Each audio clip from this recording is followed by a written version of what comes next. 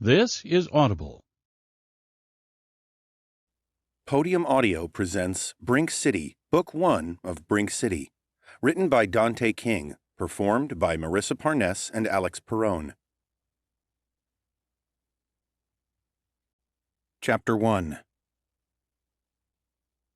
There are many sounds in this world that people consider to be soothing. The distant hum of a lawnmower on a sleepy summer afternoon, the dawn chorus of birds, and rain on a tin roof, to name but a few.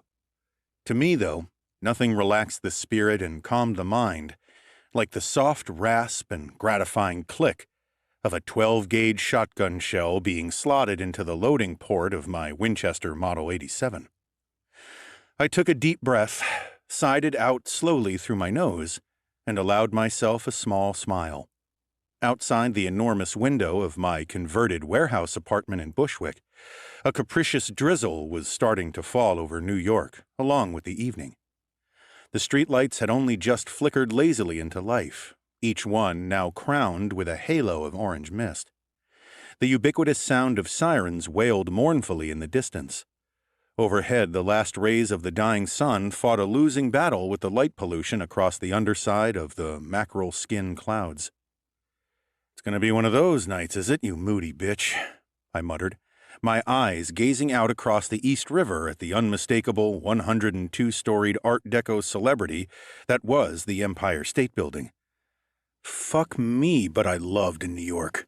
Loved the way that the glitzy, glamorous veneer of the place had almost, but not quite, eclipsed its dirty, seedy soul. The city reminded me of a jewel-encrusted Hollywood actress who has made it to the top and is now the toast of the town, her fame concealing the fact that she sucked 100 dicks and broke 100 hearts to get there. I grinned out at the night again. I chambered around with a pleasing shick-shuck of the lever action, which, as far as sounds go, is up there with the cracking open of a beer can or the extracting of a cork out of a good bottle of Merlot in terms of satisfaction, and loaded one last cartridge into the weapon. "Wowzers, Matt," said a rather high-pitched and enthusiastic voice from behind me. "When it comes to intimidating things to see when walking into a room, a man loading a shotgun and gazing pensively out into the night has got to be up there." I turned around, placing the Model 87 carefully on a side table. My foster brother, Lennox, had just walked into the room. His jet-black hair was slicked back on his head in a style that would have garnered an appreciative nod from the Fonz. A pair of thick tortoiseshell glasses perched on his long nose. He was about 4.5 feet tall and kind of swarthy, with pointed ears and avocado-green skin. He was, in short, a goblin. "Shit, Lennox. It's only just gone 6 p.m., I said. "I'm not usually used to seeing you until I got back from work." Lennox shot me a grin and walked over to the fridge. "Yes, well, if you must know, I finished work on the little invention I've been tinkering on, and I have a promising meeting with some potential investors." I raised an eyebrow at this. I had a lot of respect for my foster brother's brain, but little to no regard for his common sense. He had been somewhat of an engineering ninja during his college days, and had made a mockery of every test that he had ever sat. However, he had been ejected during grad school after one of his clean energy prototypes exploded after hours, reducing a wing of the engineering block to rubble and killing a team of janitors. After his expulsion, Lennox had called me up and said wistfully, "That's the problem about pioneering right on the edge, Matthew.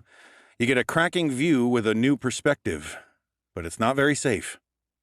He seemed quite unperturbed that his invention had claimed the lives of half a dozen innocent cleaners. "Is it something that is liable to turn my apartment into a crater?" I asked him. Lennox tapped on the end of his long green nose.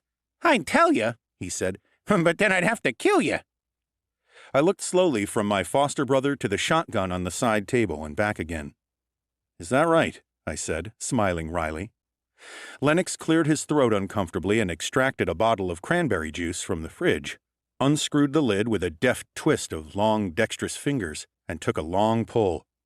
He had a real thing for cranberry juice, did Lennox. "You got yourself another UTI?" I asked as I buttoned my crisp white Armani shirt.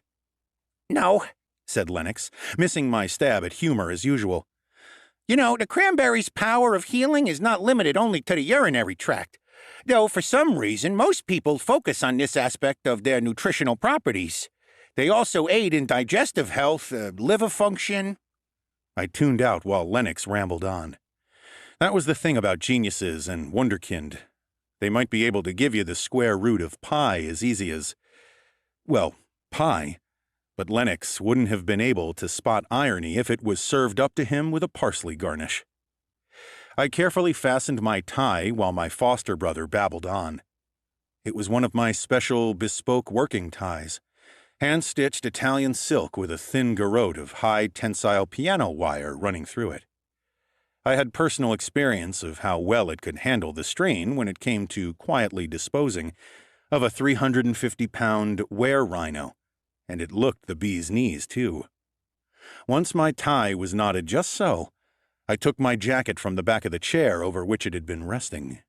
This, too, was a custom bit of gear, paid for by my generous employer, Don Balducci. I had broad shoulders and a muscular chest, but a long, trim torso.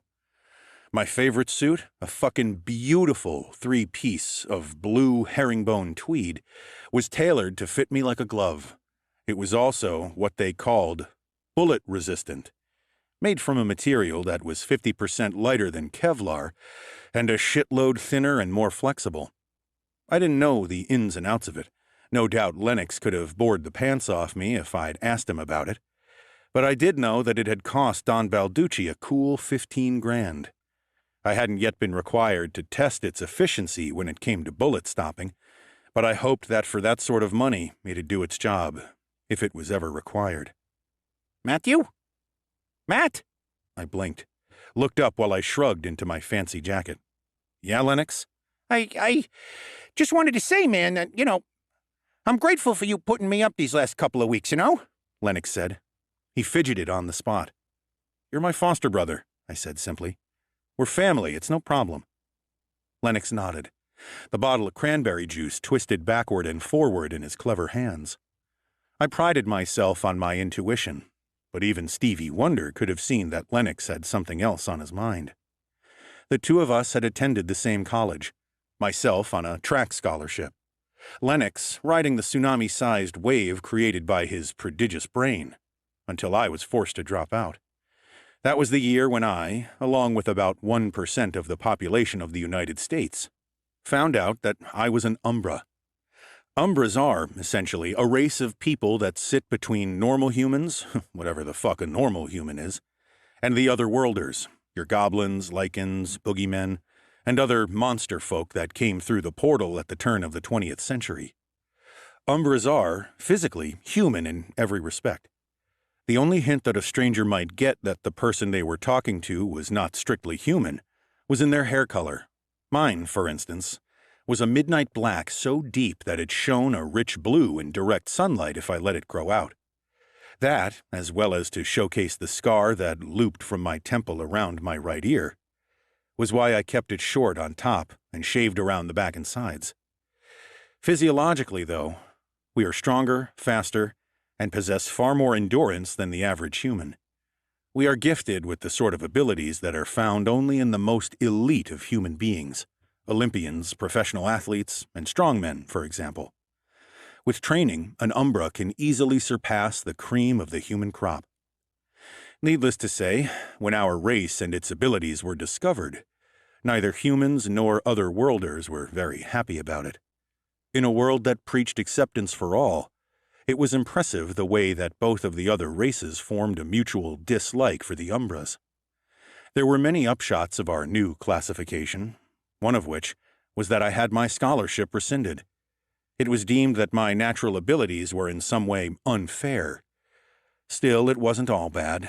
That year it was uncovered that the Philadelphia Eagles' entire offensive line was made up of Umbras, and they finished last in the Eastern Division. You gonna spit out your question, Lennox, or are you gonna chew on it a little longer? I asked, buttoning my waistcoat and smoothing my tie. I was just cogitating once more on how it was that you came to find yourself in the, racket, if that's the right word, that you're in, man, Lennox said. I told you when you turned up on my goddamn doorstep, man, it was a natural progression of circumstances, I said. Yeah. I understand that, Lennox said, pushing his spectacles up his crooked nose. but it's just so cool, you know? Like that actually took place within our little family, sort of thing. I snorted. Whatever you say, Lennox. It is what it is. I dropped out of college, took up with a bunch of people that our foster parents would have called undesirables. Tut, Matthew, Lennox scolded me mockingly. You should be ashamed of yourself, not least because you acted so stereotypically. I laughed shortly. Yeah, well, that sort of thing is a stereotype for a reason, isn't it? It's because it happens a lot. I had no other options. I needed money, ran with the wrong crowd, dabbled with the sort of pricks that put the petty in petty crime, yada yada yada. Next thing you know, I've drawn the attention of my employer. Don Balducci? Lennox asked, though he knew full well that was who I worked for. I figured he just enjoyed the little shiver of fearful respect that the Don's name conjured in people. That's right, I said. The Don heard about that particular penchant I had for being able to see surges and disturbances of magic in the real time. He figured he could make use of that, and so here I find myself. I stepped around an ebony coffee table on which a much-thumbed novel, Creation Mage, sat, and crouched down behind one of my comfortable leather sofas. I opened a cabinet, revealing a small safe, and punched a code into a number pad. There was a pause. Then a homogeneous voice issued from the safe. Poor people have it, rich people need it. If you eat it, you die. What is it? Nothing, I said. There was a whir and a solid clethunk, and the door of the safe swung open. I reached inside and pulled out a pair of Colt 1911 combat commanders and a handful of spare magazines. The matching handguns were stainless steel, shorter in the barrel than the classic 1911, so that they were easier to conceal and had walnut grips etched with a single bull's horn. The corno portafortuna was an Italian symbol for luck. The weapons had been gifted to me by Don Balducci, a little thank you for detecting the rhythmic thaumaturgical heartbeat of a timed hex mine. The device had been planted in one of his illegal distilleries where he'd been brewing murder rum, the latest synthetic magical alcoholic stimulant doing the rounds of the local college campuses. Oh, come on, Lennox cried delightedly. A gun safe that asks you riddles to gain access to it? The latest thaumaturgical model, I said. Lennox shook his head. You must be earning too much money. I snorted. Is there such a thing? Now that you mention it, Lennox said, looking around my spacious but modestly furnished apartment. What the hell do you spend your money on? All jokes aside, you must be doing tolerably well for yourself. I shrugged enigmatically. I spend a shitload on whores, drink, and guns, Lennox, and then I squander the rest. I loaded the Colts and slipped them into the double shoulder harness I wore under my jacket. I fastened the spare mags into pouches on the harness and on my belt. Look, Matthew, Lennox said, watching me with wide eyes as I went through my pre-work routine.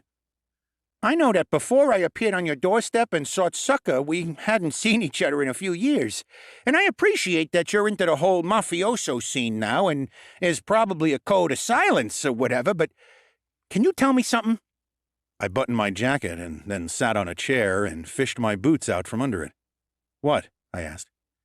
Have you ever actually, killed anyone before? I grunted noncommittedly. Oh, come on, Lennox pressed. You can tell me, we're family. Why would it matter? I asked. You fucking killed people, haven't you? Lennox waved a dismissive hand at me. Oh, please, those poor souls were sacrificed on the altar of science, he said. Besides, it's not like I meant to have that doohickey of mine explode and vaporize them, is it? I looked at the agitated goblin. Honestly, Lennox, I said, sometimes I wonder. I laced up my polished brown leather brogue boots. Loafers would have looked better with my suit, but they're a real pain in the ass if you have to administer a work-related kicking to some motherfucker or chase someone down, and walked into the open kitchen. I opened the cutlery drawer and pulled out a curved karambit combat knife. I slipped the knife into a sheath at the small of my back, walled back over to the side table, and picked up my trusty Model 87. So who the fuck are these investors you're meeting with? I said, checking the safety was off on the shotgun. It was my opinion that anyone who managed to blow their own foot off with my Model 87 just because the safety was off shouldn't have been using it in the first place. Well, they're not investors per se, Lennox said. More government representatives who may or may not be interested in my little innovation. A shark tank of sorts. I see, I said. Part of me wanted to ask what it was that my genius foster brother had whipped up in the spare room that he had turned into a laboratory, but I didn't have the time to hear his explanation. But, said Lennox, with the over-casual air of the ludicrously keen, if you were to make the introductions with your pal Don Balducci... And start an arms race? I never said it was a weapon. It's always a fucking weapon with you, Lennox. Even if you set out to build a nun's nursing home, you'd end up with a goddamn munitions factory. Lennox muttered and took another swig of cranberry juice. I sighed and looked the goblin in the eye. Look, if these government guys get your gadgets, then it won't be long until they end up on the streets. But at least they might do some good elsewhere before that happens. Lennox laughed. What a tender heart you have, he said. But to appease your skepticism, I shall divulge to you that thanks to those pesky devils in China, I've started going in for the more espionage-focused items. Is that right? I said, trying to keep the dubiousness out of my voice. Lennox snapped his fingers. In fact, he said, I got a little something for you. A thank-you present of sorts. The goblin dashed off to his room. I glanced at my Omega and saw that I only had a few minutes before I was due to be picked up. Lennox reappeared as I was shrugging on my overcoat in the hallway. He was positively vibrating with suppressed excitement. An Energizer bunny on crack would have been hard-pressed to be any more pumped up. Here you go, he said, holding out one long-fingered hand. In his palm sat an iridescent chip. It looked like little more than your average computer chip, but it moved and shimmered in the lights like something that was alive. It was what you might have got if you could have solidified mercury. I'd never seen anything like it. I'd like to think that I've seen my fair share of metals, brother, I said, squinting at the chip in Lennox's hand. I've turned more than a few incautious fences' faces into hamburger meat in the pursuit of gold, platinum, and silver, but I haven't ever seen the likes of this.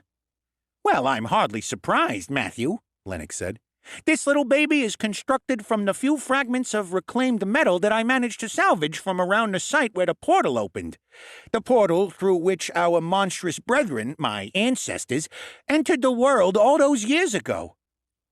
Without conscious thought, I found that I had extended my hand out to the goblin. What does it do? I asked, my voice little more than a growl and my eye fixed on the little chip. Well, as for that... Lennox tipped the chip into my hand. For a moment, the chip just sat in my palm, innocuous, ordinary. Then, with a sudden burst of intense heat, which I likened to having a cigarette stubbed out on my skin, the little metal device simply disappeared into my palm.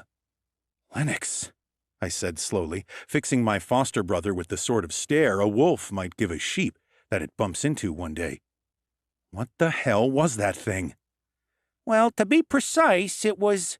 I cut him off with a sharp gesture of my hand. Just tell me it's not going to have any adverse effects, is it?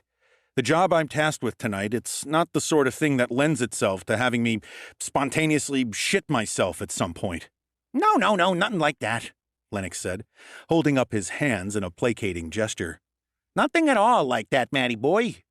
He swallowed. I mean, was I expecting it to take to you like that? No, probably not, in all honesty. I held up a finger. Lennox shut up.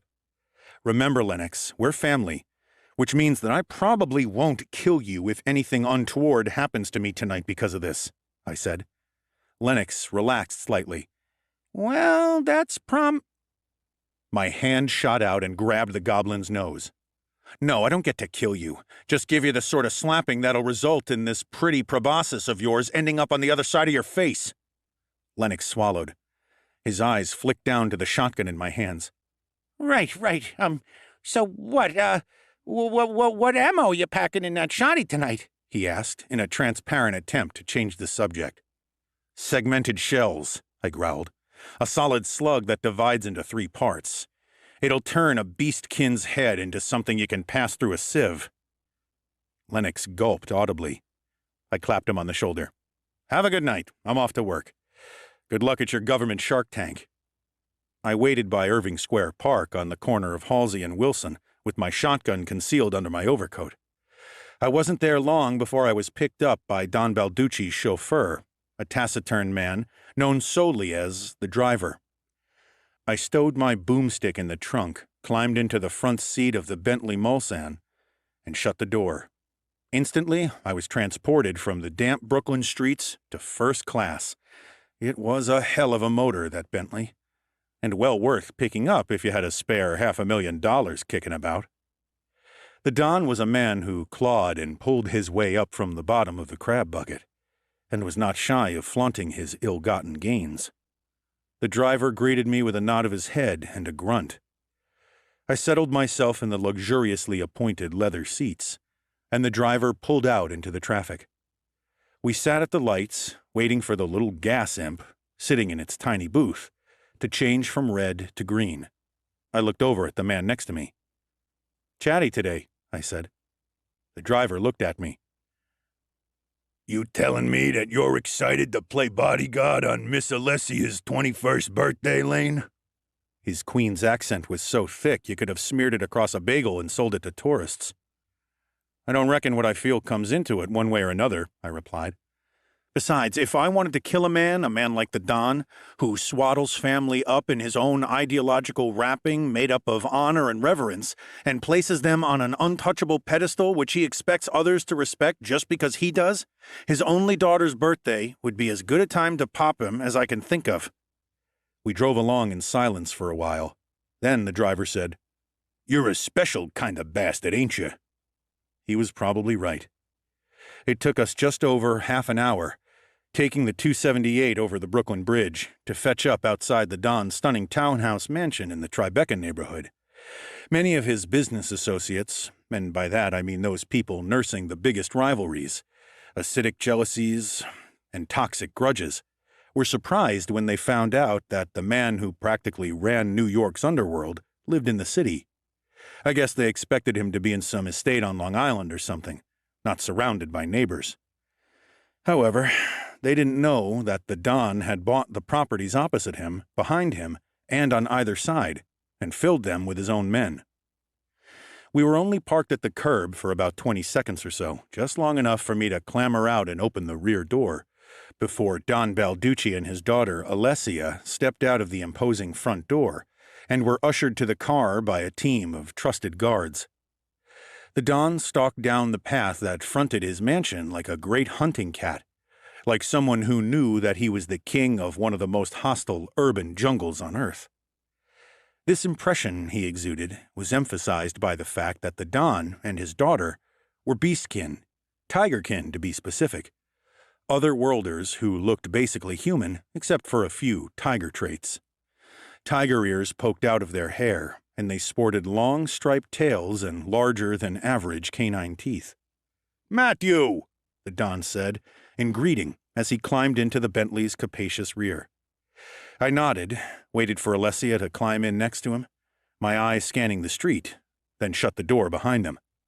The driver eased on the gas as soon as the boss and his daughter were settled, the big V8 rumbling as we took off into the night.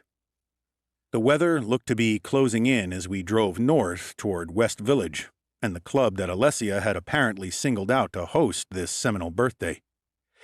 There was the occasional slow rumble of thunder, as if some heavenly entity was moving the furniture around upstairs, and rain spotted the Bentley's windscreen. The Don was imposing, a man built to command, born to be a force of nature. He and I were of a height about 6'3", but whereas I was trim and in shape, the Don looked as if he had been carved out of a block of the finest prosciutto de Parma. He was big, beefy, and square, with very little neck. His thick fingers were festooned with heavy gold rings, knuckle dusters he could wear in respectable society, as he never ceased to remind me, and his hair was almost pure white.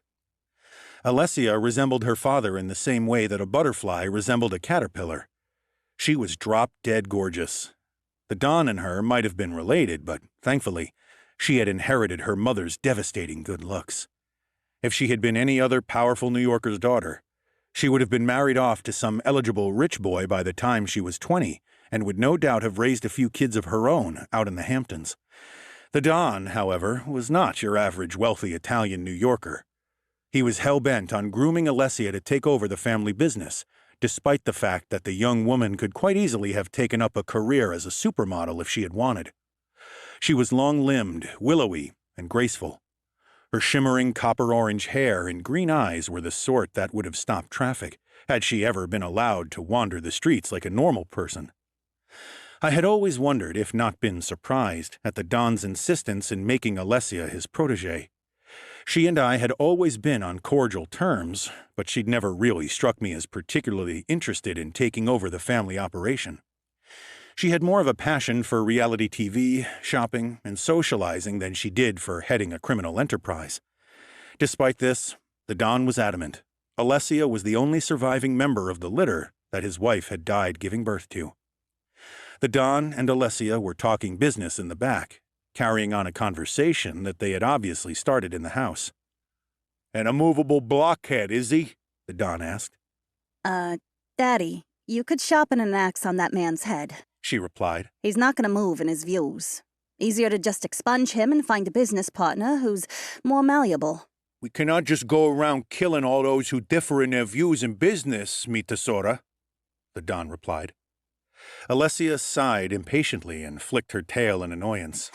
God, you're so old-fashioned. Don Balducci chuckled indulgently and poured his daughter a glass of Cristal from the wine cooler that was set between the two rear seats of the Bentley. Alessia took a swallow and then leaned forward to speak to me. "What do you think, Matthew?" she asked. Her breath was warm on my neck, and I could smell her perfume. I gave myself a little shake. "Do not let your imagination go there. Do not do that. She's a looker, no doubt about it, but she's the fucking boss's daughter. The Don is the sort of man that can wine you, dine you, and treat you like the son he never had, and still have a blade drawn across your throat for eyeing Alessia. Don't you forget it." "What do I think about what, miss?" I asked politely. If some stubborn old ass was digging his heels in about something or other, I forget what exactly, you'd just take care of him, wouldn't you? If you held my father's position in this town? Alessia asked. "What, just bump this guy off, you mean?" I asked. That's right. I refrained from casting an eye over my shoulder at Don Balducci. "I guess it would depend on the situation, Miss Balducci. Who this business partner was and how much he was going to cost the family.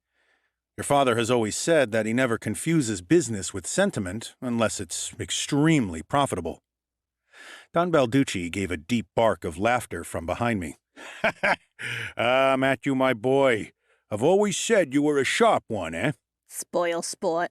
Alessia said, though I fancied I caught a smile in her tone. Pretty sharp for an umpra, though. I didn't rise to the jibe. "As you say, miss," I said, my eyes scanning the road ahead. Alessia swallowed the last of the champagne and wiggled her glass in front of her father in the universally understood sign for a refill. "Do you have to put up with much grief for being an umbra, Matthew?" she asked me. I considered the question. Not for a long time, miss. Word got around." That you worked for my father? "I suppose." What was the last thing anyone ever said to you about it?" Alessia asked. I frowned and cast my mind back a few years. "I can't remember the exact words flung in my direction, to be honest. You know the sort of original stuff that comes out of the mouths of the wrong kind of men in the wrong kind of bars." "I hope not," the Don rumbled.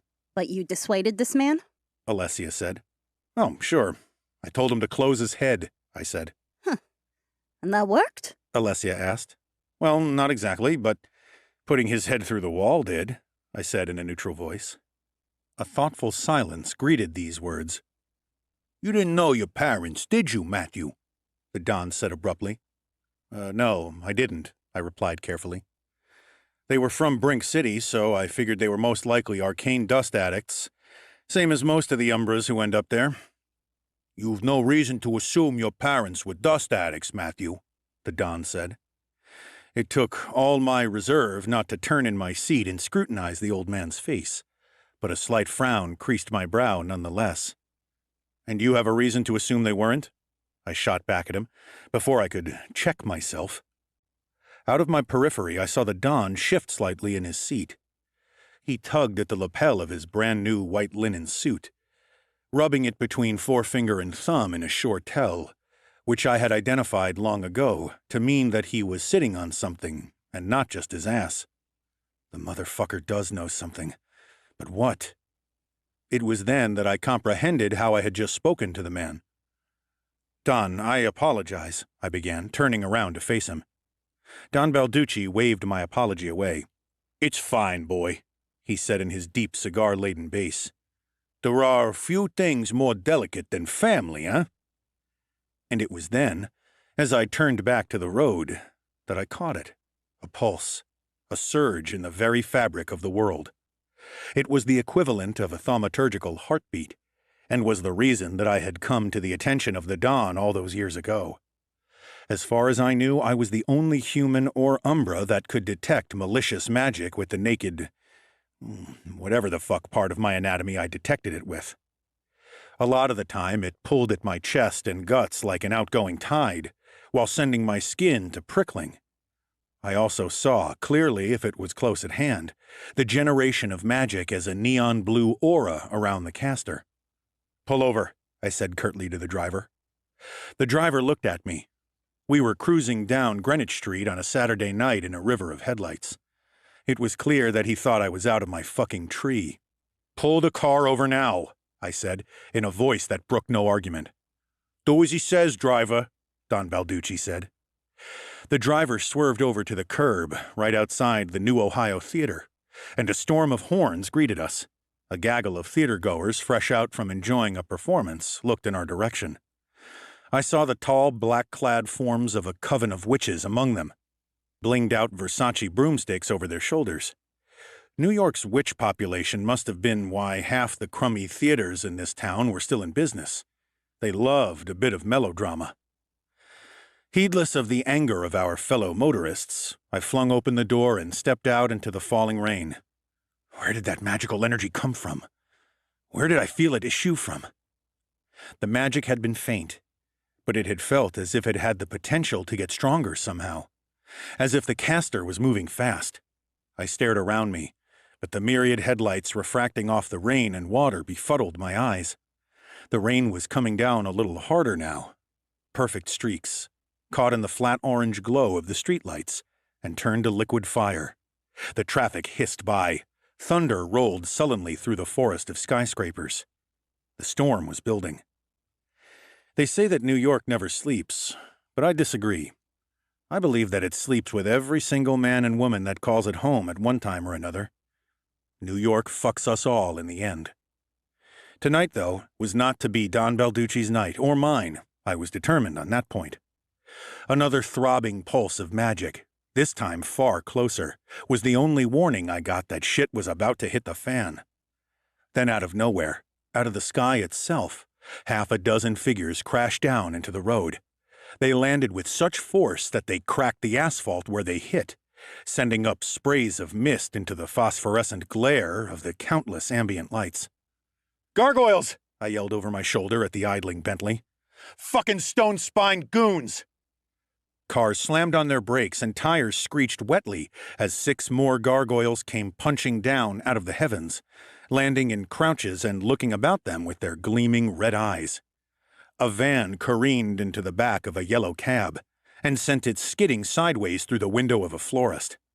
"Fucking stone-spine family," I muttered, popping open my suit jacket and whipping out my Colts in an action that was as natural to me as breathing. I fucking hate gargoyles. Chapter 2. To a casual glance, the gargoyles might just have been humans, albeit humans with leathery wings protruding from their backs, wearing dark gray military fatigues. However, on closer inspection, an observer would find that that lumpy tactical gear was, in fact, an even stony hide. On the whole, gargoyles didn't go in for guns, unless they were pulling some very high-risk caper. They preferred using knives or their wicked black claws. I was not a casual observer. I had had far more to do with the Stone Spine criminal family than I cared to remember. There were those people to whom a hard look were enough to dissuade from doing anything rash, but the Stone Spines were the other sort of people, the sort who only understood a no when it was presented to them in the barrel of a .45.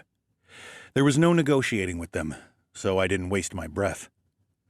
The Colts kicked in my hands as I opened fire and paced back toward the car. Shell casings fell tinkling into the wet road. The deep boom, boom, ba-boom of my weapons echoed and reverberated through Greenwich Street like cannon fire. People screamed, and the packed group of theater-goers scattered like a herd of gazelle at the appearance of a cheetah. The witches mounted up and took off screeching into the night. One round sparked off a lamppost, causing one of the gargoyles to duck. The next .45 ACP round took the fucker right in the throat and threw him backward with such force that he crashed through a glass bus stop. I grinned and unloaded on a second gargoyle as it leapt over the hood of an abandoned Toyota hatchback. 2 bullets thunked into its chest, sending what looked like stone fragments flying, and the creature fell backward with a curse. A tinkle of glass brought my head snapping around. The gargoyle that I'd nailed through the neck was getting slowly to his feet, rubbing his throat. He saw me looking and leered in my direction. Gonna have to do better than that, fucker, he spat in his gravelly voice. "God-damn stone skin," I muttered as I emptied my clip into him. The rest of the Stone Spine goons were closing on me, using crushed cars as cover as they converged on me. 3 more fell to my guns, though not fatally, before I ran dry and the slides locked. Empty. Turning, I bellowed at the driver. "Trunk, now!" I'm gonna write these guys a love letter with my Brooklyn typewriter, I thought, gritting my teeth. The Queen's native stabbed the trunk release button, launched himself out of his seat, and ran around the back of the vehicle. At the same time, Don Balducci climbed from the rear of the vehicle. His bushy Italian eyebrows were lowered like a couple of thunderheads. In his hand was a thick black club. I ejected my spent magazines with an easy flick of the wrists and laid one pistol on the hood of the Bentley while I reloaded the other swiftly, and then vice versa. I managed to squeeze off a couple more rounds before the first 2 gargoyles engaged with me. I nudged aside the thrust of the first creature's knife with my forearm before whipping around and delivering a brutal spinning back elbow strike to my other enemy, sending him reeling. I popped another round into the guts of the first gargoyle, and he fell backward with a shriek of pain. Before I could capitalize on this, the second creature had stepped in and knocked one of my pistols from my hand. We grappled with each other for a moment.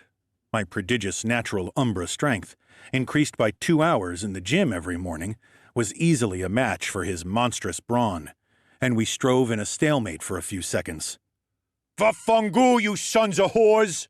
came a roar off to my right.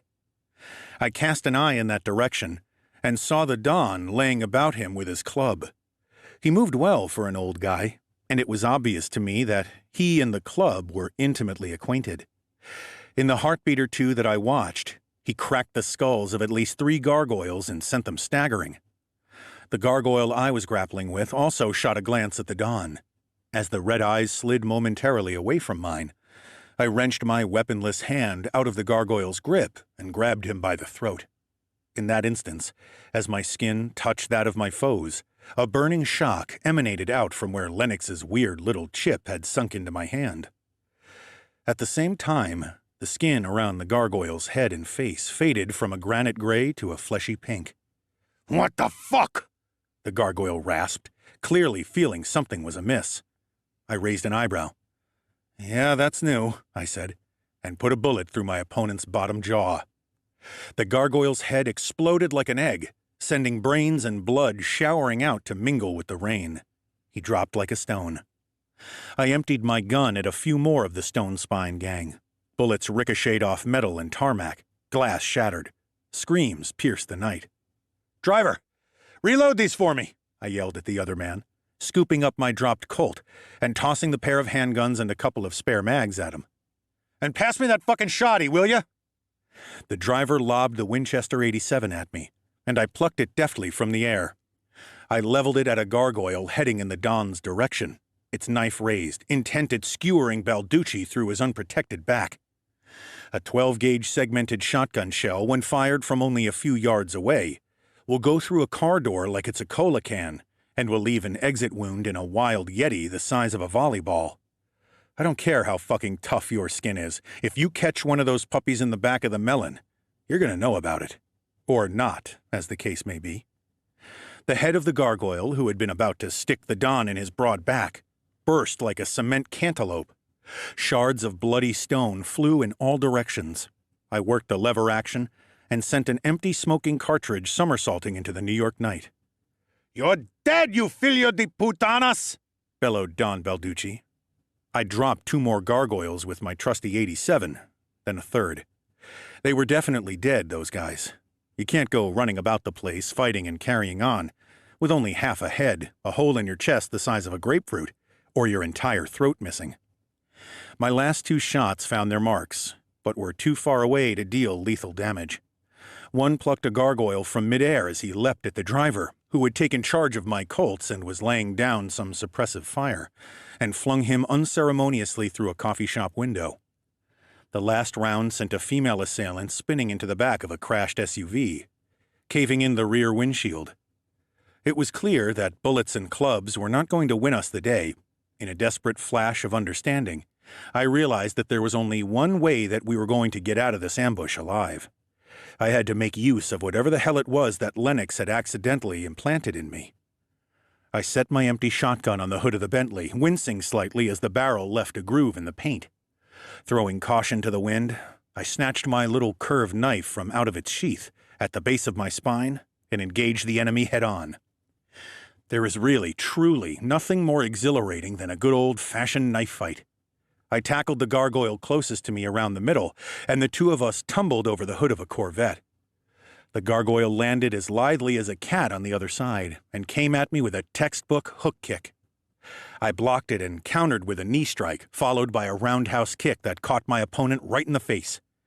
It must have rung his bell a bit because I was able to duck inside his guard and touch him lightly on the face with my chipped hand. Once again, the armored stone skin faded to pink.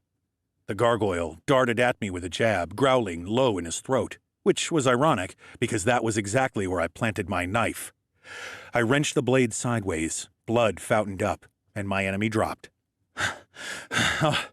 All right, I panted as another gargoyle came pelting in my direction. Handy as this is, Lennox, you may have some explaining to do if we make it out of this. Block, block, counter, lunge, block, counter.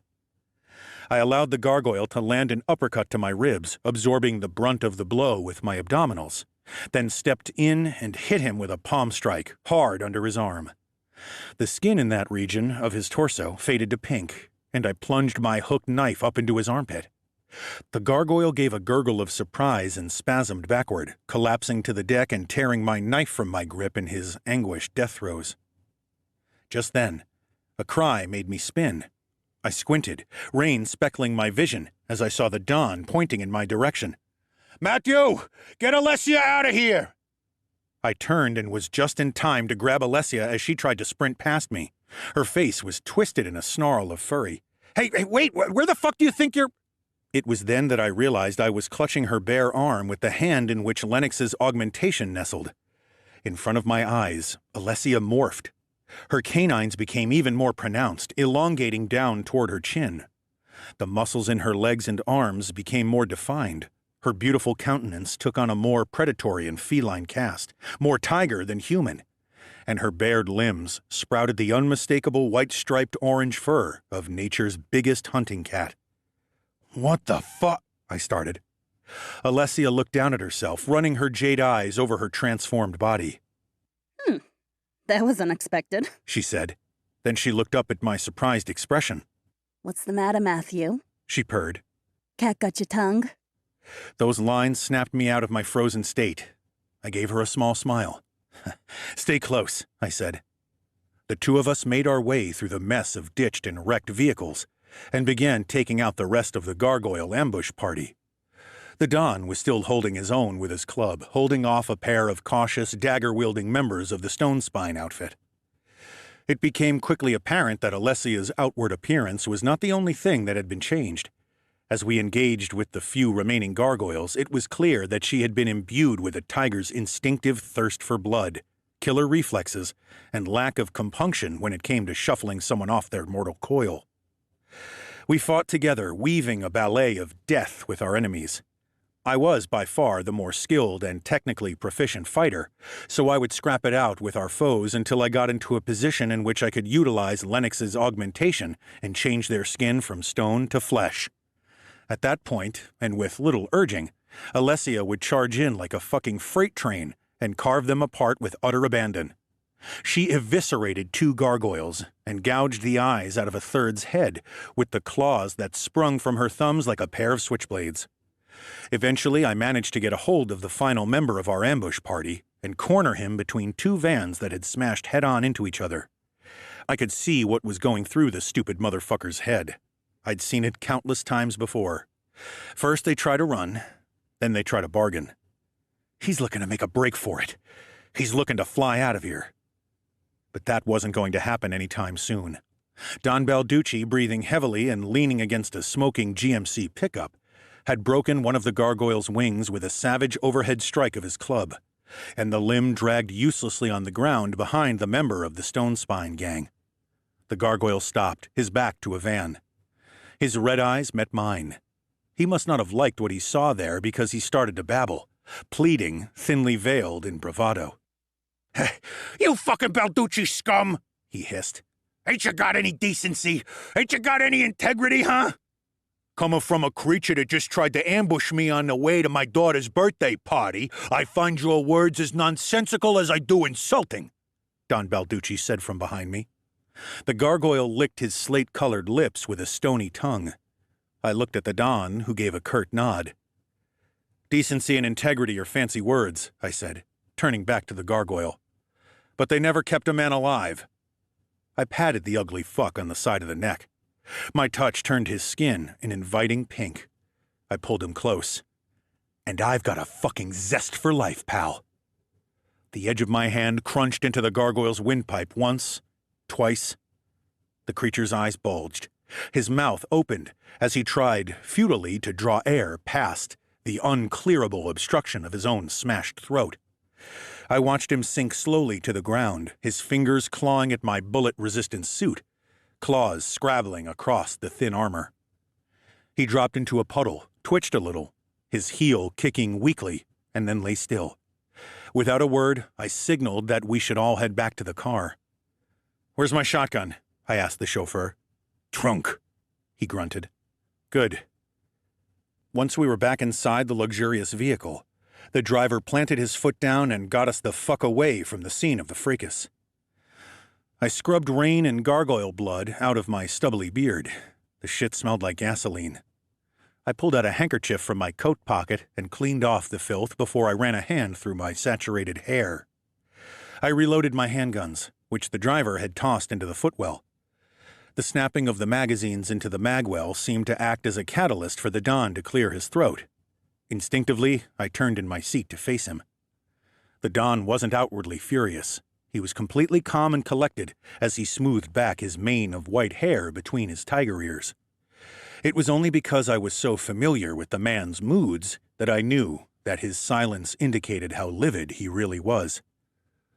"You've been hiding something from me, Matthew," he rumbled as the driver cut right down 10th Street and swung the car onto Hudson. "I knew you weren't showing me all you could do. Always knew you were special, even for an Umbra. You sucked the stone skin right off those gargoyle motherfuckers. Then you gave a boost to Alessia. That was something." It was only then that I realized that his anger wasn't directed at me for changing his daughter into some arcane tigress werebeast, but at the Stone Spine family. I was glad. I liked the old man, but I didn't like him enough to let him kill me. I chanced to glance at Alessia and saw, to my relief, that she had already morphed back into her usual beautiful shape. "Thank you, sir," I said, looking back at Don Balducci. "See, you really proved your worth to me tonight. Your loyalty." The Don regarded me through his deep-set brown eyes. All the more reason to send you on your way, I think. I frowned. You don't want my services anymore? I need them more than ever, now that the Stonespine family have shown their hand. The Coalition won't be able to get out of this now. But you won't be around to see the fallout, Matthew. I won't be? I asked. But who will watch your back? The Don gave me a cold shark smile. I have many men willing to die for me, but I have just the one that I can truly trust. You. I rubbed at my stubble again, nonplussed. Then where am I going, boss? I asked. The Don's smile grew wider, and he leaned back into the shadows of his seat. The leather creaked under his weight as he made himself comfortable. I am sending you, he said, to Brink City. Brink City? It was the fucking Wild West out there. The last frontier when it came to a criminal enterprise. A multi-tiered, cutthroat place full of monsters and junkies, thieves and whores, lichened biker gangs, silky strip joints, and underground zombie fighting pits.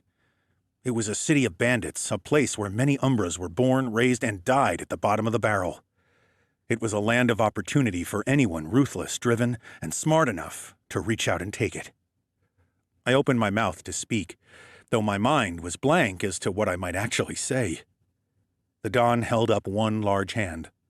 I will furnish you with gear, weapons, equipment, and so forth, and money to get you started. Started? I asked.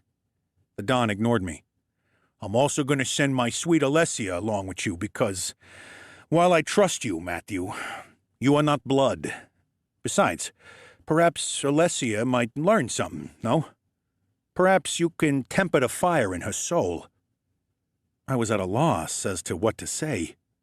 Alessia, on the other hand, flashed me a dazzling white smile and purred.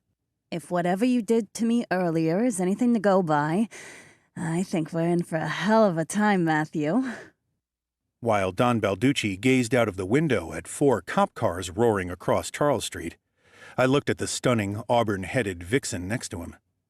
I didn't know what the fuck was going on, but if the look in those jade eyes was anything to go by, I had an inkling that I might soon find out whether the carpet matched those fiery red drapes.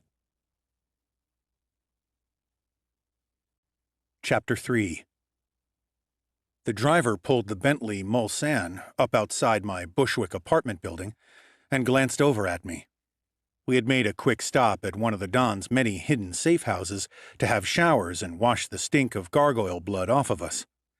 Then we'd grabbed a quick bite to eat from a diner, seeing as the party was no longer a safe option for Alessia and the Don to attend. Although he didn't utter so much as a word, it was clear in his eyes that he had had quite enough for one evening. I gave him a pat on the arm. Well, driver, if I don't see you, let me just say that I'm going to really miss our long, enlightening talks. The driver stared at me for a second longer, then turned to gaze out of the windscreen. Well, all right then, I said. I looked into the back of the car where Don Balducci and Alessia were sitting silently. Miss Alessia, I'm sorry that your evening was ruined by those Stonespine bastards. Alessia gave me a slow, lazy smile. Don't you go blaming yourself, Matthew, she said, her green eyes gleaming and white teeth glinting. Besides, that was a far more exciting way to ring in my adulthood than some dull party. Me not being at my own party will only do wonders for my already enigmatic reputation. My eyes ran over her countenance of their own accord. Red lipstick coated her full, sensuous lips. Blood spattered her face. Diamonds gleamed at her throat. Her tongue licked thoughtfully at one oversized canine. I'd never really been a gambling man. I didn't enjoy being at the mercy of the wheel or the flip of a card. I liked to have the say-so myself. There was something about Alessia Balducci, though, Don's daughter she may have been, that made me want to stake everything I had and roll the dice. She had breathtaking looks, a keener mind than I had given her credit for, and more guts than I could have imagined. I didn't doubt that she could handle a gun, too. Now that we were leaving town together, I'd have to tread carefully if she made a grab for mine. I looked at the Don and was disconcerted to see a slight smile playing over his thick lips. Sir, I said, thank you for this opportunity. I won't let you down. See. I know, my boy, the old tigerkin said. But do not thank me yet, huh? And remember, I take 30% of everything you earn. Alessia will make sure of this. The driver will pick you up in the morning and take you to the airport. I opened my door and stepped out into the street, careful to keep my shotgun concealed under my long overcoat. I caught sight of the scratch that had marred the duo-toned paint on the top of the hood, where my shotgun had scratched it. I pointed it out to the driver and shook my head. Just when you think the stone spines couldn't be any more disrespectful, I said. It might not do to speak ill of the dead, I thought, but surely you can saddle them with your boss's detailing bill. I walked around the luxury motor, heading for the door of my building. The sound of a car door opening made me turn. Alessia unfolded like a dream from the back of the Bentley. Her legs drew my eyeballs like a couple of ball bearings to a magnet. Miss Alessia, what are you— This is your place? Alessia cut across me, looking up at the converted warehouse that I called home. I nodded. Shit, Matthew. She said. We're gonna have to make sure we get you some better digs when we get to Brink, She walked coolly past me, as if she owned the joint, which, now I came to consider it, the Don might just very well do. Her perfume seemed to caress my cheek with a silk-gloved hand. It was the first time in my life that I became aware that temptation and violence had the same smell. Orange blossom. I looked back at the car, as if there might be answers for me there. To my consternation, Don Balducci's tinted window was down, and he was watching me. He looked totally at ease, but I noticed that his tiger ears were cocked forward and not moving, a sure sign that he had been listening intently to the exchange between his daughter and myself. Boss, I'm not sure— I indicated vaguely over my shoulder at Alessia, who was waiting impatiently at my door. The Don's voice was amiable, but his eyes were as cold and deadly as the beast he shared his blood with. It is her birthday, Matthew, he said. Alessia's an adult now. All I can do is guide her in her choices, not make them for her. He extracted a thick Robusto cigar from his inner jacket pocket and lit it. He took a few luxuriant puffs, and then said through the thick cloud of pungent smoke, You look after my piccolo ragazza. You're a good worker, but even the best employees can meet with accidents if they don't comport themselves like gentlemen, see? You will be traveling together tomorrow. I will make sure her luggage comes with the car. The Don's window wound up and obscured him from sight. Only the glow of his cigar was dimly visible through the tinted glass. Then the Bentley took off. Its horn blared as it crossed Hancock Street, scattering a bunch of drunken dryads who looked to be out on a bachelorette party, and it disappeared around the corner. So? Alessia said from behind me. What now? I was still cautious, even though it appeared I had the Don's blessing for whatever it was that was going to happen next. Still, it was tough work to keep a handle on the lust building inside of me. A fight to the death can do the work of 24 oysters if you're willing to give it a chance. Do you want to come in for a drink? I asked. Alessia snorted. I had my champagne in the car, she said, stepping into my sphere of personal space and fixing me with those emerald eyes of hers. What else have you got? Alessia and I stumbled out of the private elevator, which led from the lobby directly to my top-floor apartment, and crashed into the wall opposite. My coat fell to the floor, and my shotgun landed on top of it. The copper-haired woman's legs were wrapped around my waist. One of my hands was tangled in her auburn tresses. My other arm had her lifted off the ground, supporting her firm, curvaceous ass. We kissed roughly, hungrily. Tongues danced across lips and teeth, squashing and writhing against one another. Alessia bit my lip, drew blood, and laughed as I let loose an involuntary growl. Ah, She gasped. my father's hardest man turns out to be a softie after all, laid low by a lady. I pulled back from her, grinned, and licked the blood from my lip. I didn't realize I had a lady in here as well as you. Alessia gave a little laugh and slapped me playfully in the face. Then she pulled me to her, crushing her lips against mine, moaning into my open mouth, her nails leaving hot tracks at the back of my neck. Blood pounded in my ears. My breath came hurried through my nose. My hands fumbled at my jacket, and I wrestled out of it, leaving it lying on the hallway floor. You better fuck me like you fight. Alessia muttered into my ear as we spun about and crashed into a bookshelf, spilling novels across the pine floorboards. Hard and sure and without mercy. A grimoire, a memento from a mage who'd required some heavy reminding that he owed Don Balducci a bag of gold and a couple of spells, let out a loud wolf whistle as it fell open.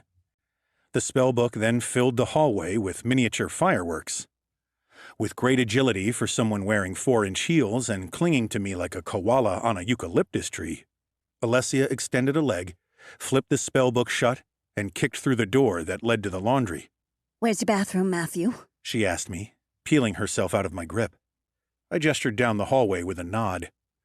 Alessia stalked off down the corridor, her heels rapping a crisp, sharp staccato rhythm against the wood. She paused halfway down the long hall. As I watched from where I leaned against the wall, she slowly hiked up her skirt to reveal a pair of the most enticing lacy red underwear that I had ever laid eyes on. She walked, still with her skirt pulled up around her waist, down the rest of the hallway, her ass and hips moving with that special female elegance. The beautiful tiger woman paused in the doorway of the bathroom and looked back at me. It was a good thing that the human body was made of 60% water. Anything less than 50, and that look would have set me aflame like a scarecrow with a methylated spirit problem. You coming? She asked in a low voice. I might have been a few months over 30, but I still had to force myself not to scamper after her like some obedient house pet. I walked after her, pulling my tie over my head as I went, and caught the door before it could shut behind her. Alessia turned, and there was a hunger on her face. Her canines gleamed in the dim light surrounding the large mirror. She was biting her lip, and her chest rose and fell. I was next to her in 2 paces. Then I surrendered to the lust and delight of surviving yet another bloody scrap, and I was gone. The bathroom became abstract colors as we kissed. The delicate lighting dimmed around us. My concentration shrank down to encapsulate our 2 writhing bodies. She bit my bottom lip and pulled on it. I picked her up, her legs wrapped around my waist once more, and sat her on the counter as we pawed at one another like a pair of ghoulish fiends. She had a handful of my short hair in a vice grip, and the pain was sharp and good. My calloused hands, crisscrossed with white scars, gripped her around her slim waist as we grunted and moaned like a pair of ravening things. I dropped my hands to her ankles, ran my hands up her silky legs, and pulled her underwear, and calling that tiny piece of cloth underwear was a touch on the generous side, there were probably fairies out there wearing bigger panties, down to her knees. My hand moved slowly up the inside of Alessia's thigh, seemingly of its own accord, and my fingers slipped inside her. She gave an animal moan, and that immature little boy that resides in the back of all male brains noted that she was scrupulously shaved. With my free hand, I started to shrug out of my shoulder holster. Alessia, though, grabbed my hand and stopped me. No. Leave your guns on. She panted. My father's always boring me silly about having safe sex. At the mention of the Dawn, I paused in my exploration of her wet sex, my thumb stopping as it circled her clit. Clearly, Alessia knew what was up with my hesitation. She grabbed my hand and forced my fingers harder and deeper into herself. Relax. Daddy approves of you. How about we let the Dawn sit this one out, huh? I said. Alessia giggled, moaned again, and fumbled with my pants. I quickly unbuttoned them and ripped off my belt. She reached into my boxers and grabbed me roughly. We played with each other as we kissed more slowly, tongues darting, hands caressing and stroking. Then, in a giddy rush of desire, I tore her delicate G-string off, rather than mess about getting it off over her shoes. And then I was inside her. I slammed her up against the mirror that backed the sinks, and she gasped. The glass cracked, and a couple of shards tinkled to the stone floor. It was that sex which is all reckless abandonment, where nothing exists but the physical connection and the primal animal need for fulfillment. We fucked against the wall, then spun, and I was holding her as she bucked down on me. Then we were up against the wall again, and there was an emphatic crash as we plowed into the towel rail and smashed it to the floor. The only sounds existing in my world were the guttural, harsh breathing of the woman I had pressed up against the cool wall tiles, and the occasional sounds of something breaking as we careened into it. After what might have been seconds or hours, Alessia's breathing started to become more ragged, more urgent. I could feel that dam inside of myself filling up too, starting to brim over. The sound of my balls slapping against Alessia's ass cheeks picked up speed. Yes! Alessia cried. Yes! Come on! Fucking fuck me!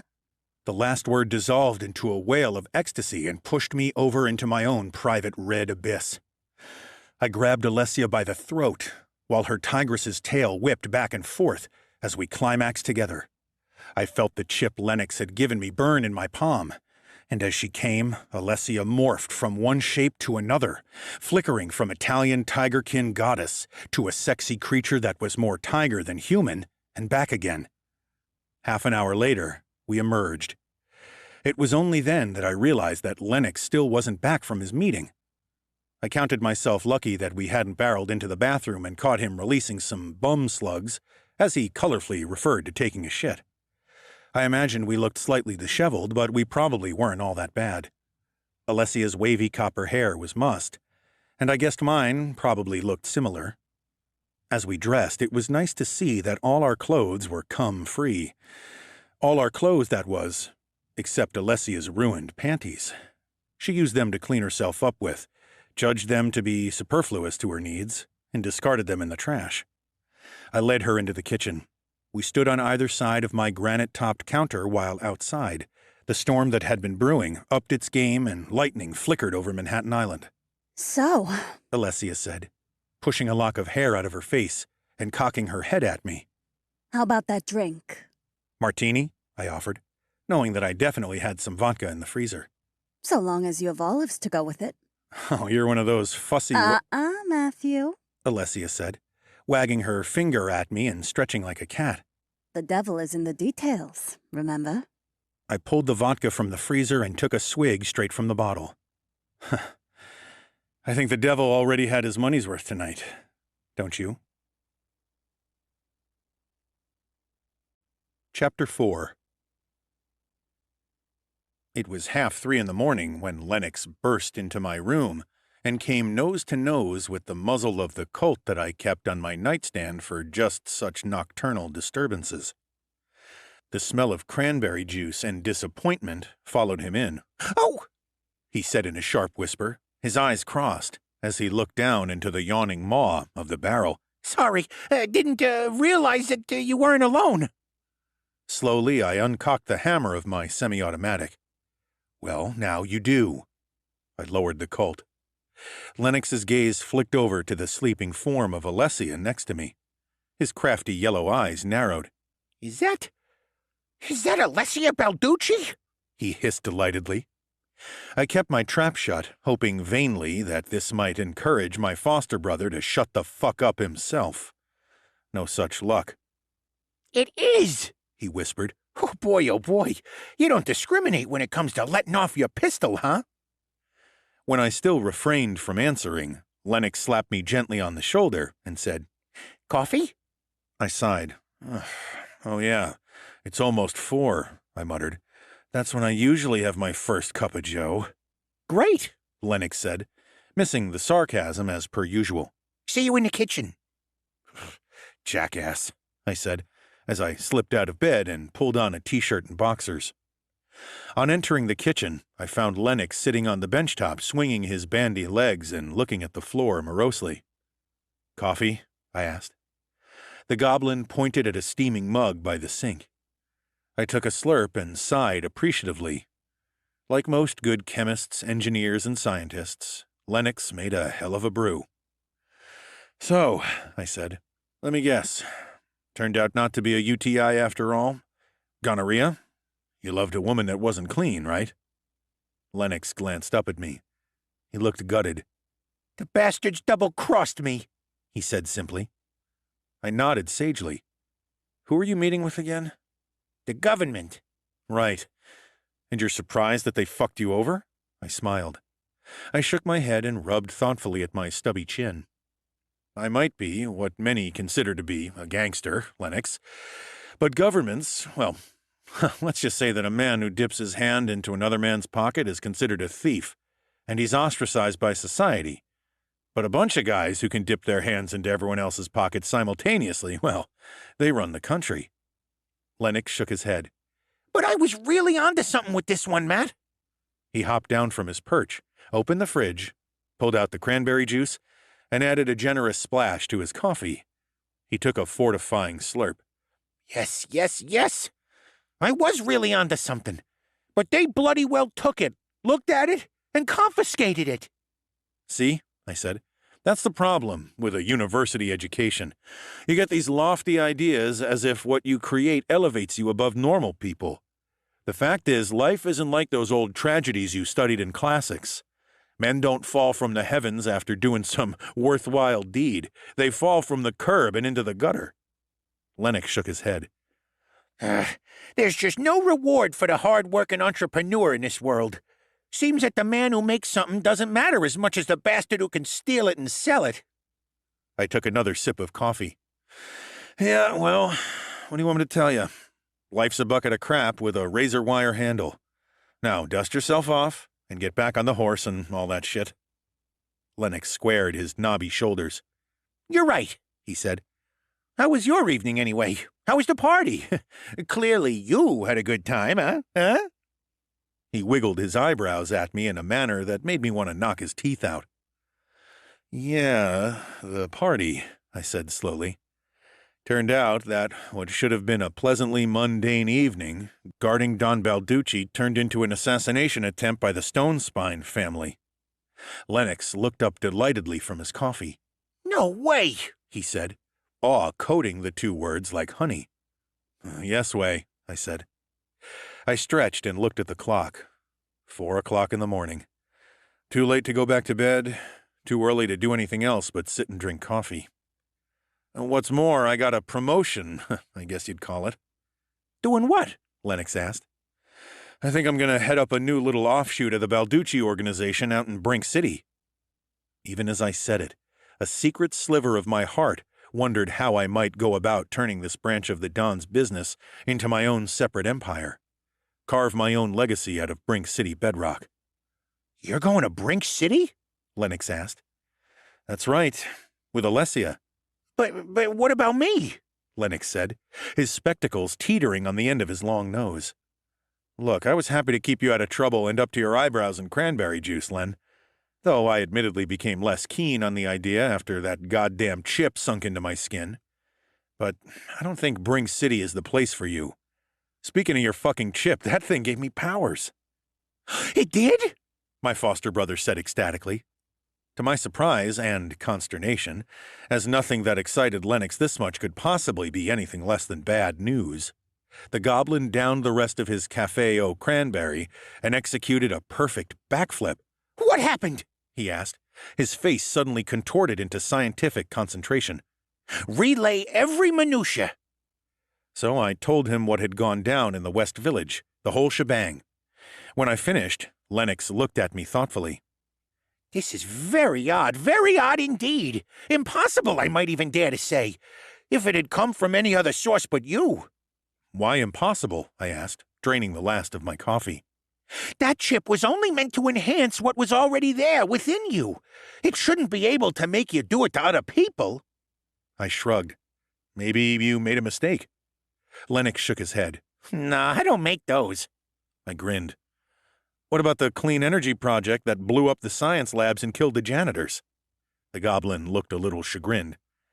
Yes, clean energy project. Well, if I'm being totally transparent with you, Matt, I might have to admit that was actually an explosive device that worked, well, quite perfectly, actually. My eyebrows threatened to disappear into my hair. You built a bomb at college? Lennox put his hands up in defense. Oh, come on! You and I both know that the clean energy thing is boring as all hell. Bombs blow up, they're far more interesting. I chose to ignore this. Hopefully the subject would never come up again. But I'm an Umbra, I said. I don't have magical abilities beyond being like a better human. Not anymore, brother, Lennox said. That chip is there to stay. You're a fucking amazing scientist, Len, but you're also a total idiot sometimes, I said. Are there going to be any more unexpected side effects to me having this thing floating about inside of me? A calculating look suffused the goblin's naturally cunning face. I sighed inwardly. That look never boded well for anyone standing within 10 feet of my foster brother. Yes, well, it's hard to say with any degree of certainty, he said. I mean, who's to know whether there might be adverse or hitherto unexpected complications that might take an expert to resolve? I sighed out through my nose. Well, I'd hope you would, Lennox, seeing as you made the fucking thing. Lennox wagged his head thoughtfully. I suppose, he said slowly, as if the thought hadn't occurred to him 5 minutes before. That I could come along too, in a technical capacity. Be a Batman to your Robin sort of thing. The look I gave him was so stony you could have used it as a breakwater. Fine, I said. You can come along, but just know that if you ever refer to me as a Robin to your Batman again, I'm going to use your eye socket to open my next bottle of beer. Lennox gave me a salute. No problemo, brother. Happy to be on board. I looked down at him, at my foster brother, and I wondered if he could tell how pumped and ready I was for this next chapter in my criminal career just by the way I stood. So, seriously, I said, a specter of a grin floating across my face. Do I have anything to worry about with this magical enhancement chip of yours? Lennox beamed and patted me on the arm. I've no clue, brother, but we shall find out together, shan't we? We sat in the lounge drinking coffee and spinning yarns for a couple more hours, until I heard Alessia get up and turn the shower on.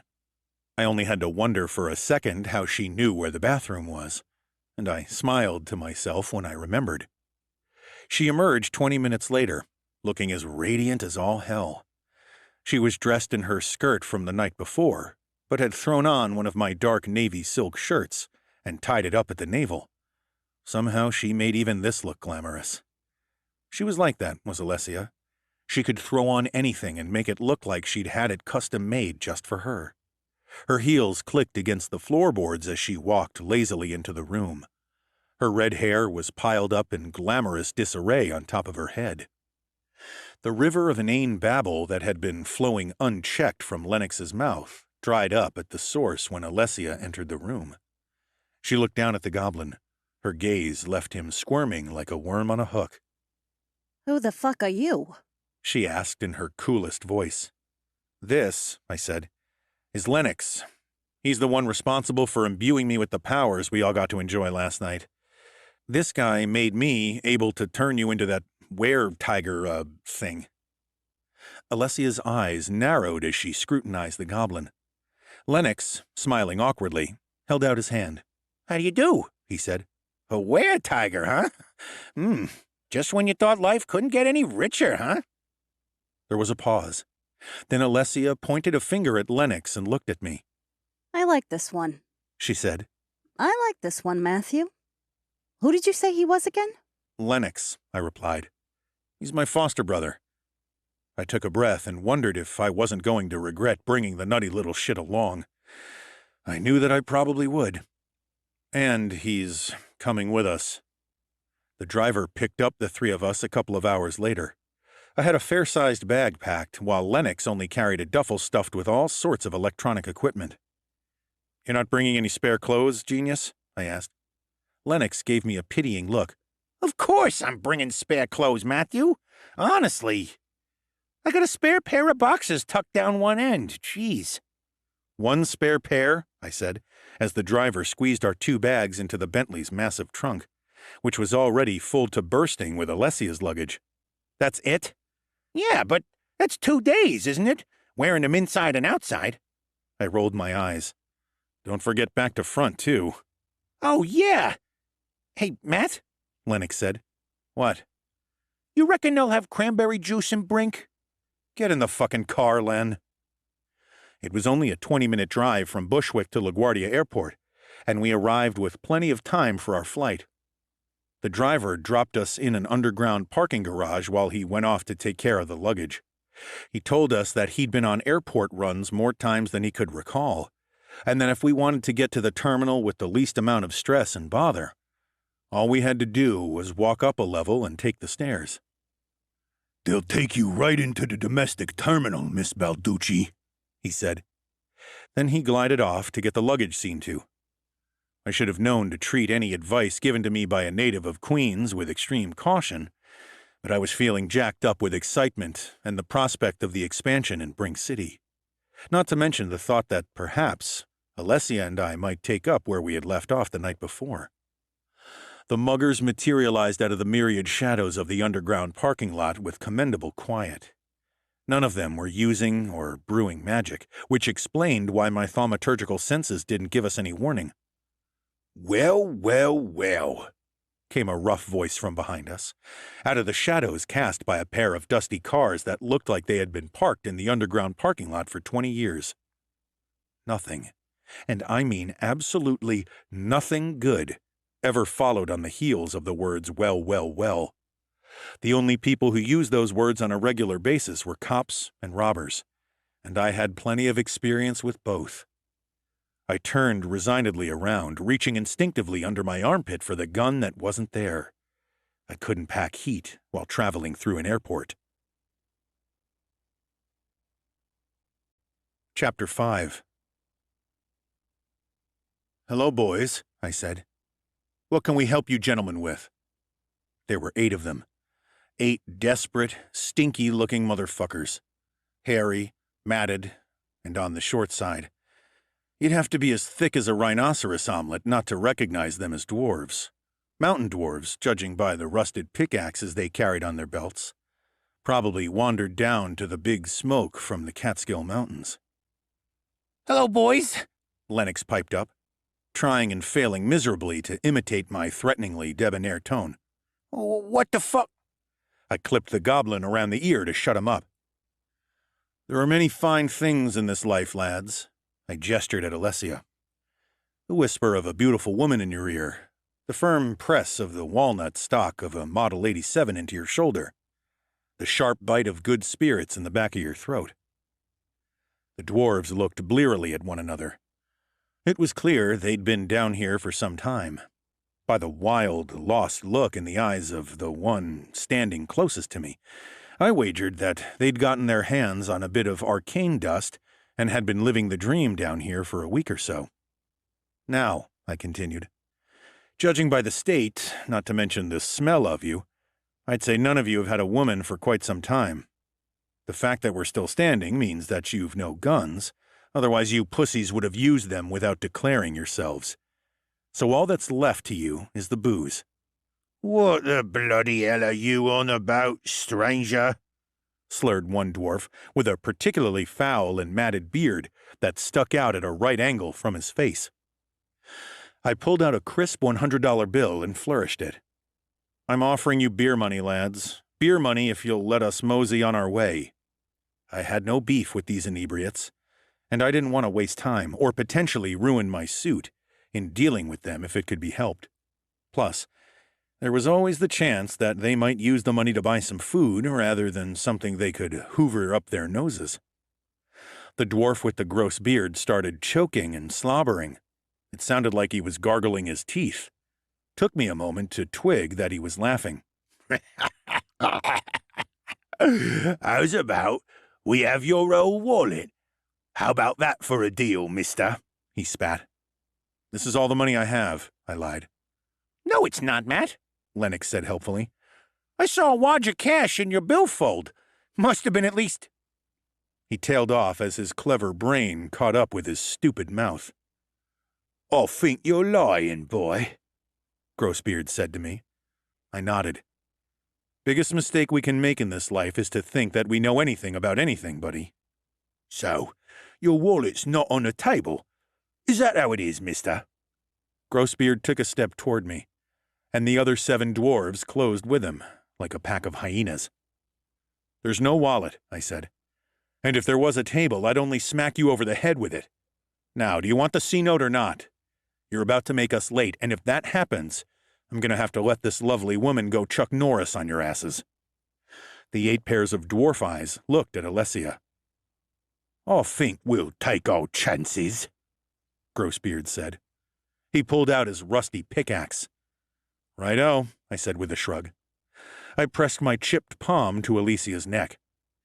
I could see Lennox where he was strategically taking cover under a parked car, goggle as Alessia transformed in front of us. "Holy Christ on a bike!" I heard my foster brother mutter, as Alessia let out a shriek of delight. The dwarves, to a man, looked as if they had all suddenly fallen down the mother of all ketamine holes. The faces behind the scruffy foul beards went the color of sour milk. "What in the name of all that's—" one began to say, but then Alessia was on him and raking him with her claws, tearing his face into grisly ribbons. Another dwarf, to his credit, immediately tried to help his friend by yanking hard on Alessia's tail. He instantly proved the old idiom right, and was rewarded by a devastating spinning hook kick, which caught him in the temple and spun him on the spot. He was unconscious well before he hit the ground. With a cry, the rest of the drug-addled dwarves drew their rusted weaponry and charged at Alessia. I grabbed one as he pelted close by me, my fingers twining through his greasy locks and almost pulling him off his feet. He roared in pain, and I took advantage of his open mouth and rammed his face into the concrete pillar I was standing beside. Yellow teeth scattered in all directions. The dwarf collapsed senseless, mouth pulped and bloody. The mountain dwarves had an inherent ability for earth magic, and it was obvious that one, at least among them, was a practitioner. I identified the rascal in question as he hammered great chunks of mortar from another concrete pillar and bewitched them to fly in our direction at terminal speed, under his guidance. The first one he aimed at Alessia, but had missed her by literally a whisker and drove into a dwarf behind her. The poor little bastard hurtled backward and was crushed into a row of motorbikes about 20 yards away. The second chunk of masonry was aimed in my direction. I feinted left, then dodged right, and it sailed harmlessly by my shoulder and exploded against the far wall, sending shrapnel flying. Lennox let loose an undignified squeal. 2 more dwarves closed on me while the magical practitioner continued to fire lumps of cement at Alessia and I. A small piece of stone actually glanced off the were-tigress's shoulder, but all it did was alert her to the location of the dwarf mage. With a snarl, Alessia bounded over a dwarf just as he swung his pickaxe at her knees. She used a parked BMW X5 as a springboard, setting the alarm to wailing, somersaulted over another flying rock that obliterated a row of strip lighting in a shower of sparks, and landed right in front of the dwarf magic user. "Please, no!" the grubby would-be mugger said in a small voice. Alessia swiped her claws across his throat, and arterial blood sprayed gleefully out in its sudden freedom. The SUV behind the dwarf was painted in gore, giving the owner an instant chore to do as soon as they got back from their vacation. I blocked an inexpert and desperate haymaker from one of the 2 dwarves in front of me, and kicked the other one in the face. Before the first dwarf could recover, I smashed my knee into his face, spreading his nose across his beard. He howled, but only for a second or two. Alessia came up behind him and wrenched his head around with a grisly snapping sound. I stepped forward and drove my heel into the throat of the dwarf I'd sent sprawling with the kick to the face, crushing his vertebrae. That left only one.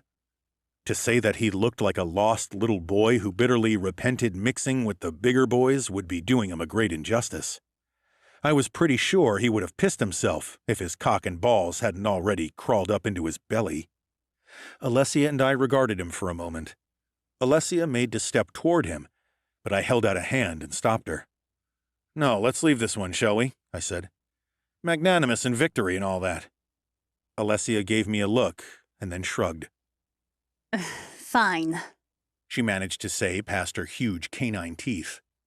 Then, just like that, she morphed back to her old self. The dwarf seemed to wilt, so relieved was he. "Thank you," he started to say. A boot came out of nowhere and smashed into his nuts from behind with a dull thwump.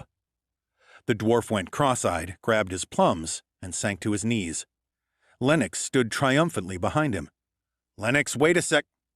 Lennox rammed one of his screwdrivers into the unlucky dwarf's ear canal and twisted. The dwarf stiffened, his eyes rolled back in his head, and he keeled over sideways, dead. I got one! I got one! Lennox said, skipping around his fallen foe and booting him every now and again. Did you see that? Alessia looked sideways at me. She brushed off her skirt and dabbed with a finger at her mascara. This shit She said, is why I usually fly private.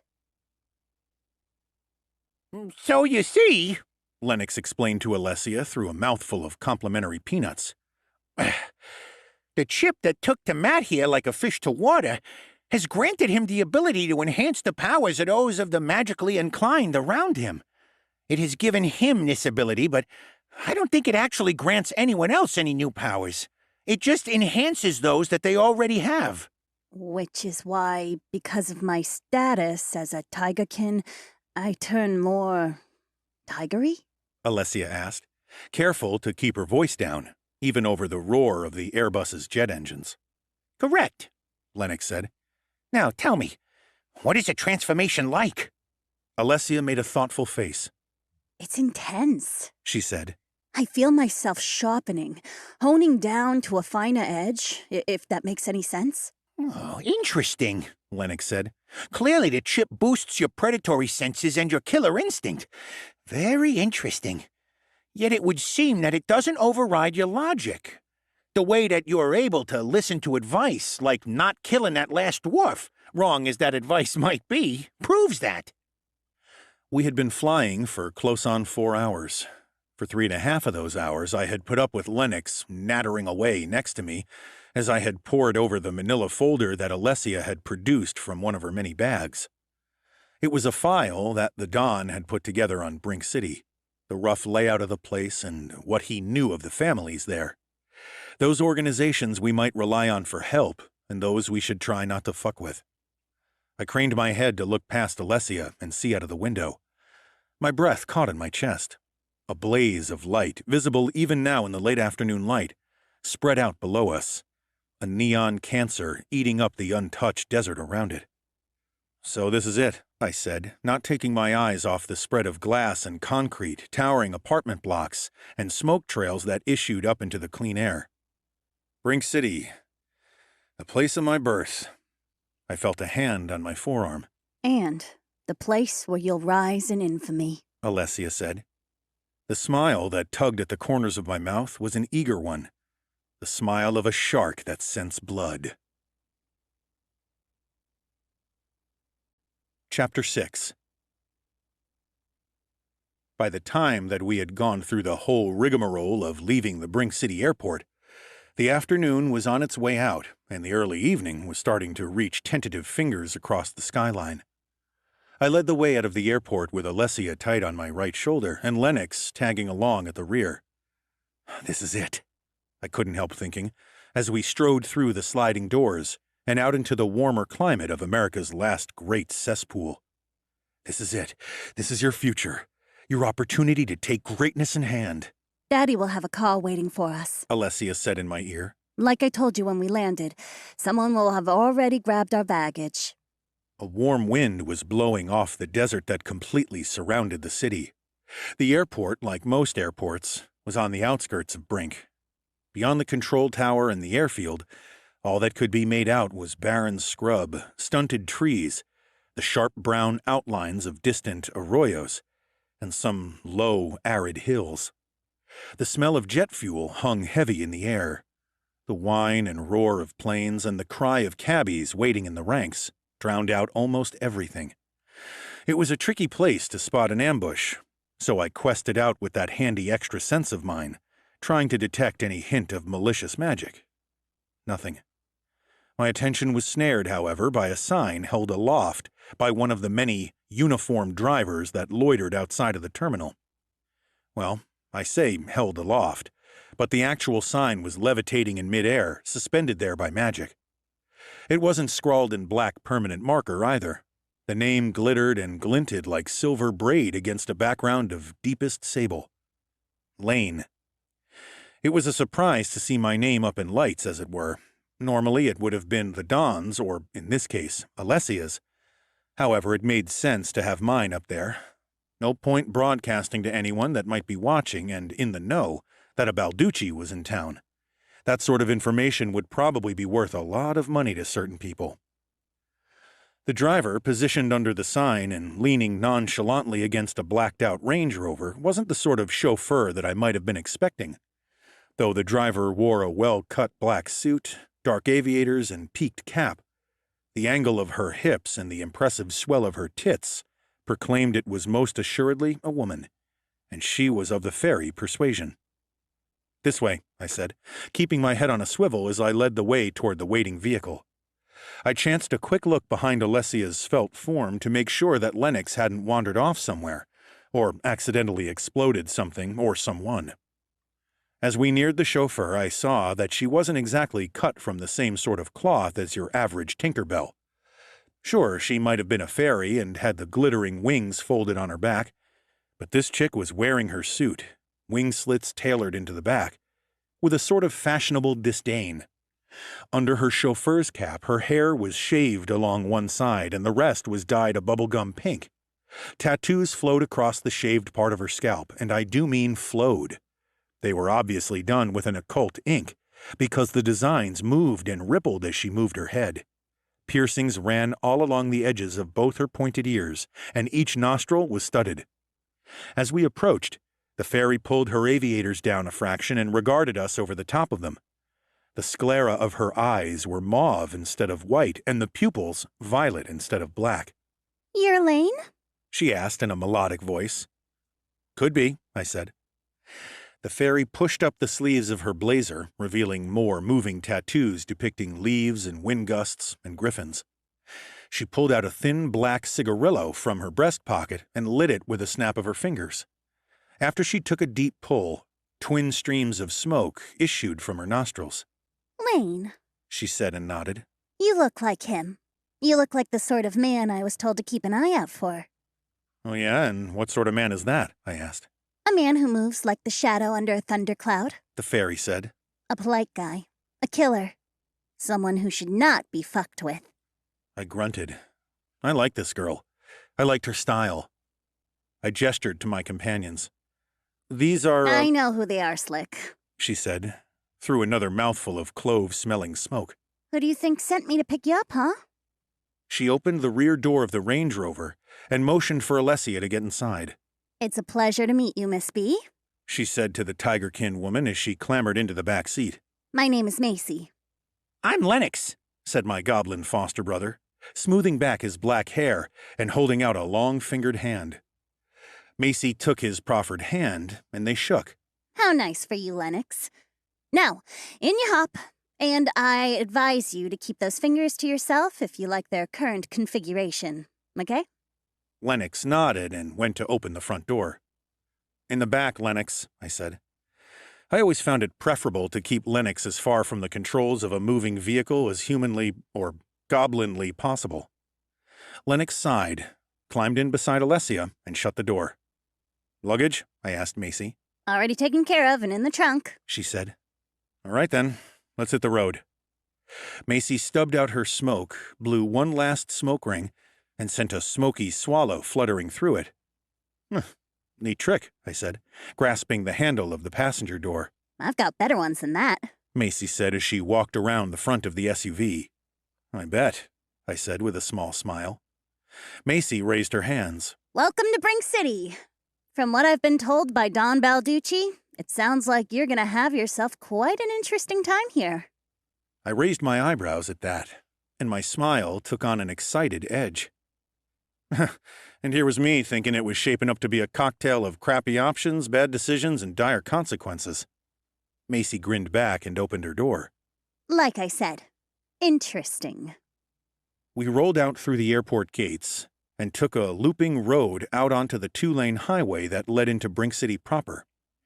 For the first 10 minutes of the trip, my attention was focused on my door mirror as I attempted to ascertain whether we were being tailed or not. All seemed clear, though, so I turned my attention back to Macy, though I glanced periodically into the mirror just to make sure all was well. She was certainly a looker, this woman, and I got the impression that only a foolish person would let themselves believe the fairy stereotype. To me, it appeared that she knew how to handle herself. She looked fit and toned, and had a sort of tension about her that reminded me of a coiled spring. She was also clearly carrying a piece, if the subtle bulge under her arm was anything to go by. "Macy," I said, "have you got any weapons for us? The Don said he'd have a little something waiting, but as a new lad in this city without a gun, I feel a little—" Naked? Macy supplied. "Right." Macy flicked her pretty purple eyes in my direction, then looked back at the road. Check under your seat, she said. I reached under the tan leather seat, and my hand closed on the handle of a small plastic case. I pulled it out. It had a 3-digit combination lock. "What's the code?" I asked. "Actually, you know what? Don't tell me." I twirled the dials. 666. "The number of the beast," I muttered. That's right. Macy said. "And you better believe me when I tell you that this town is full of those." I snapped back the catches and flipped the lid of the little case open. Inside were 3 handguns, a few boxes of bullets, and some spare magazines for each weapon. I extracted the first handgun and held it up. The pistol looked small in my big, calloused hand. Yeah, I was thinking that might be more suited to Miss Balducci. Macy said. Smith & Wesson, M&P, M2.0 subcompact. Nice and small and concealable. The fairy looked at Alessia in her rearview mirror and gave her a wink. Perfect for those outfits that are a little lacking when it comes to places to hide a firearm. "What's the stopping power like with this thing?" I asked dubiously. Does the job. Macy said. Trust me, that's a 9mm. Carries 12 in the mag and 1 in the pipe. Reliable. I handed the gun into the back seat, slapping Lennox's grasping fingers aside. "You know how to use one of these?" I asked, as Alessia took the Smith & Wesson from me. In answer, Alessia ejected the magazine, checked it was full, slapped it back into the magwell, cracked the slide to see that there was a round nestling in the chamber, and flicked on the safety. She raised a perfect eyebrow at me. I may enjoy binge-watching the Kardashians, but I'm still my father's daughter, Matthew. She said. What about me? Lennox asked, looking longingly at the subcompact handgun that Alessia stowed away in her handbag. There are 3 weapons, Macy said. I pulled out another small handgun. FN 509 compact MRD. Macy reeled off. Another 9mm with a 13-shot capacity. Packs a punch for how big it is. I handed it back to Lennox, but I caught myself at the last second.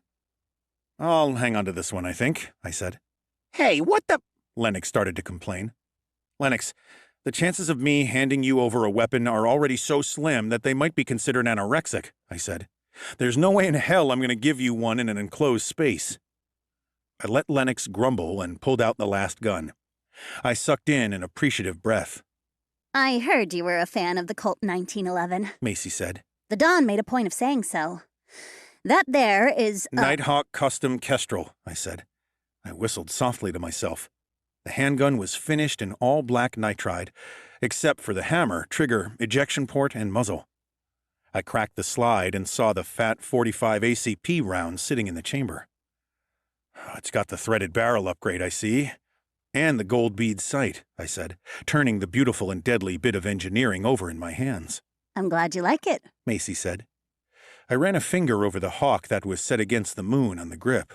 "Oh, yeah, this'll work," There's a harness in the back of the car, too. Macy said. I settled back in my seat, feeling just a little more at ease. There should be one more item in the box, Macy said. She was right. It was a knife. Simple, clean design, with a blade bearing an unfamiliar stamp. "Who made this?" I asked. The fairy tapped her pierced nose. A gal's gotta have her little secrets. She said. But that right there is made of an iron and silver alloy. "Silver?" I asked. Presumably for the types of undesirable individuals that we might find ourselves in altercations with here. Lennox supplied from the back seat, unable to resist breaking out of his sulk to impart knowledge. Vampires, lichens, the undead. Humans don't like getting stuck with it much either. Macy said with a wicked grin. Just bear in mind that it's softer than steel, but it'll find a heart or artery, no worries. Ahead of us, looming out of a fog of smog and smoke, The city of Brink drew steadily nearer and nearer. It was a forest of civilization, a jungle of towering skyscrapers that reached up into the smoggy heights. The tops of the highest buildings, those that were in the very center of the jungle of concrete and glass, scaffolding and elevated walkways, were actually lost in the grimy atmosphere where pollution met lowering neon-stained clouds. It was like a vast, collective pyramid that grew steadily taller and taller toward the middle. We're passing through the outskirts of the city proper now, Macy said, as she steered the gleaming Range Rover through the sort of ubiquitous suburban neighborhoods that lie between airports and cities all over America. I looked out at the dismal streets with a proprietorial eye. Already I was starting to view things differently, to look at them with an eye for the potential they might hold. The faces that looked up at us as we passed were accusatory, untrusting, and jealous. These were the sort of people that I could relate to. I had been one of them not too long ago. I'd counted myself as one of them before the Don had plucked me from their ranks and introduced me to his world. I turned my gaze back to the metropolis. I had a feeling that these peripheral people would play a part in my ascendancy, but it was the city center that held the real promise. I cast my eyes up at the central skyscrapers. Yeah, that's the heart, I thought. That's where the lifeblood of this place flows from and to. And the lifeblood of a city is money.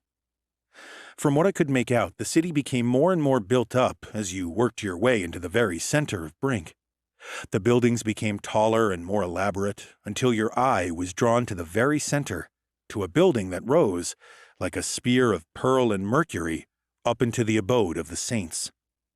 I allowed myself a dry little chuckle at this piece of imagery. If Brink City's reputation was anything to go by, saints were the last things one was likely to encounter here. I can't help but notice, said Lennox, but the scale of these buildings far surpasses those at a Big Apple. Macy smiled without mirth. Yeah, the buildings are bigger. Some of them are basically entire subcultures unto themselves. The whole of Brink is composed of countless different factions, families, races, and worlds. It's a place where ideologies, beliefs, and vendettas collide. It's a cultural melting pot, a powder keg, a fucking volcano. I nodded and continued to stare out at the city as we wormed our way further into its heart. No doubt you've already done your research on our lovely little city, so much of this won't be news to you, but I figure I'll give you the full unabridged tour. I hadn't really done any research, if I was honest. Research wasn't really my style.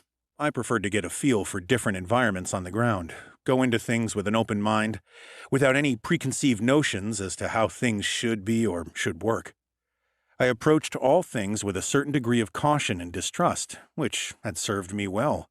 I know something of Brink, Alessia said from the back seat. but I'd appreciate a brief tour so that we can all acclimate ourselves to our new home. Macy guided the Range Rover through the city streets, pointing out certain landmarks and places of interest. I stored all the information away. It was all good, all potentially helpful. Information was second only to money when it came to easing one's way through a new habitat. The Don had always said that. Had always told me that if money was a set of teeth, then information was a set of claws. I couldn't help but observe, too, that even down here where things looked roughest, there were still some gorgeous women walking about, though they looked wary, skittish, and a little used up. Most were obviously of the magical persuasion, too. I definitely spotted a beautiful nymph slinking surreptitiously from one parked car to another, checking to see if they were unlocked. Out of the corner of my eye, I could have sworn I caught a glimpse of a Dracine in the mouth of an alley, though the half-woman, half-dragon was gone when I turned for a closer look. You'll notice how the buildings don't just get fancier and more sophisticated the closer you get to the city. They actually get cleaner and more cared for the higher up you go, too. I craned my eyes upward. Macy was right. It seemed, generally, that the slums and ghettos were at the feet of the enormous tower blocks, while poverty also became more pronounced the further you ventured from the city center. Yeah, I see that now that you mention it, I said. Basically, Macy said as she steered the luxury SUV through the dirty, trash-blown streets. you've got different gangs inhabiting different sectors of the city, just like any other big city. What makes Brink just that little bit more unique, and that little bit more dangerous, is the fact that clashing criminal factions can also segregate themselves vertically. What? I said. You've got criminal organizations, hoods and gangsters here who actually observe territories that are divided upward? Lennox asked. You mean that one crew can control a building from the basement up to, say, the 15th floor, while another crew runs things from the roof down to the 15th? Macy nodded. In layman's terms, yes. She said. What if there's a fire? Lennox asked. What? Macy said. What if there's a fire? Lennox repeated. What if there's a fire and the gang that controls the top half of a building has to make their way down through the only existing fire escape?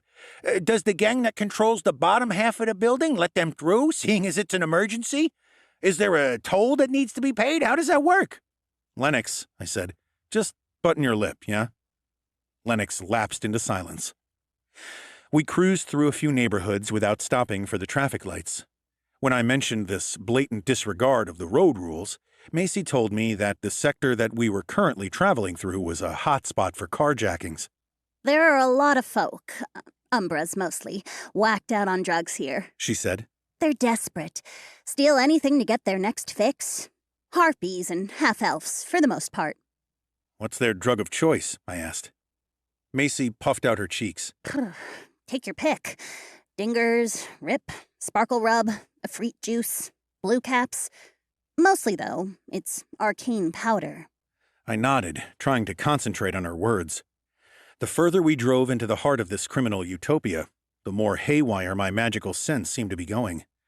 This wasn't like New York. Here, magic had been allowed to run free by the government. I assumed it was because the local police force just didn't have the resources to keep things in check. Malevolent magic was all over the place. People were using it to bribe, steal, seduce, mug, and drug. I couldn't keep up. I was feeling and seeing pulses of pernicious magic everywhere. With some difficulty, I tried to block it out. I closed my eyes, but still saw the surges of thaumaturgy blooming across the backs of my eyelids in bursts of gold and poisonous green. Who are those people? I asked, as the Range Rover rumbled past a derelict park. Of all the space in this part of the city, it was this small square that was bereft of civilians. Instead, there were only brown weeds, cracked concrete, and a pair of statues. The sculptures were of a man in a two-piece suit and a woman in a ball gown. They seemed to have either fallen down or been pulled over. An Umbra couple. Macy answered shortly. A powerful and connected husband and wife who were hunted down and murdered when the Umbras were outed. It struck me as strange that amongst all this humanity, this place only had been left alone. There weren't even any empty beer cans or cigarette butts that you might expect to find in such a place. That sight, those statues, was the world in a nutshell, to my mind at least. Came in squeaky clean and went out dirty. Before I could ask who the people had been, a sudden clapping in the back of the car made me look around. Ah, I have it. Alessia said. She was looking at Macy. It's been bugging me since we got into the car. You're a Corrigan. Macy blushed. For at least a minute we drove along in silence. The atmosphere in the car was heavy. It was charged. It was the same sort of atmosphere that you get when you're riding along with a dead body in the back. Obviously, I was the only person in this motor who was unfamiliar with what a Corrigan was. Merda Santa! You are! Alessia crowed. Tell me, Macy, can you read my future? Macy laughed. I can't just read someone's future. I have to be drawn to a person. Our fate threads have to align. She glanced across at me. It occurred to me that she was hoping to share a look, the sort of look that a driver might share with the help. However, on this occasion, as our gazes locked, her purple eyes widened. A burst of white-hot heat emanated out from the chip that sat somewhere under the skin of my left palm. Macy's mauve pupils dilated. Whoa, she said softly. The Range Rover, momentarily rudderless, swerved onto the curb. Its side mirror actually clipped some hapless delinquent as he was attempting to steal an unattended bicycle and sent him sprawling across the sidewalk. whoa, whoa, whoa, Macy said, and jerked in her seat. She blinked a couple of times and got the SUV under control again. I chuckled. You gotta be fucking kidding me, right? I said. You're some sort of psychic, and you saw something? I looked into the back at Alessia. Is this all part of some plan?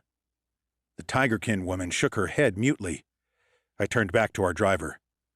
Okay, I said. I'll bite. What the fuck did you see? Macy licked her lips and touched at her bright pink hair in a distracted fashion. I saw a whirl of confusion, She said. a mixed-up maelstrom of darkness and pain. Sounds like your run-of-the-mill Saturday night, Lennox muttered from behind me. I saw you holding this darkness back, Macy said. with a host of otherworldly women at your side. Oh, it doesn't sound so bad, I thought. The women part, at least. I looked back at Alessia, thinking that I could share an eye roll with her at the very least. However, the Don's daughter looked gravely serious. That sounds ominous, She said. Macy nodded. As a learned scientist, Said Lennox in the sort of supercilious tone that would have invited a kick in the bollocks from a Buddhist monk. I've always found prognostication to be far too inaccurate to be worthy of much consideration. Privately, I agreed with my foster brother. Prophecy, to my mind, was a slippery business. Was it set in stone, or did one see what they wanted to see in a prophecy and then act in a way that brought it about? It was definitely a prophecy. Macy said earnestly. And you can take it from me. They don't lie. It seems like you have to collect one of every kind of otherworlder woman if you're to stop the end of the world. Collect? I asked, with a cool smile. Well, this sounds like something out of a comic book. Macy gave me a knowing, sidelong glance. That's the prophecy. You can either take it or leave it. But for the good of all of us, you should take it seriously. I chuckled, albeit a little uneasily. All right, lady. You've had your fun. Let's keep driving. We traveled on in silence. Outwardly, I was skeptical. The more I thought about Macy's words, though, the more I wondered about the prophecy. It might have been bogus, but then it might have been the real deal. The look in her eyes, the tone of her voice, they had dripped with sincerity, with truth. And why the fuck would she feel obliged to spin a yarn like that? I thought. Collecting one of every kind of otherworlder woman to stop some encroaching darkness? That's some impressive impromptu work, if that's what it was. It sounded like something from a fantasy story, and I hadn't read one of those for a good while. Not all the way through, at least. Sure, I'd enjoyed them a lot when I was younger, but the real world had come along in recent years and made a show of whipping out its dick and turkey slapping me in the face. There hadn't been too much time to indulge in literature. Maybe I'll get the chance to take part in my own novel, I thought distractedly, as I tried to blank out the little visual aura that heralded someone on the side of the road using a weak stunner spell to steal someone else's wallet. Chapter 7. Macy steered the car off the main road and into a side street.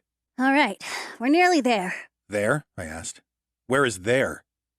We'd cut right off the main thoroughfare, and were now cruising down a more industrialized section of this borough of Brink.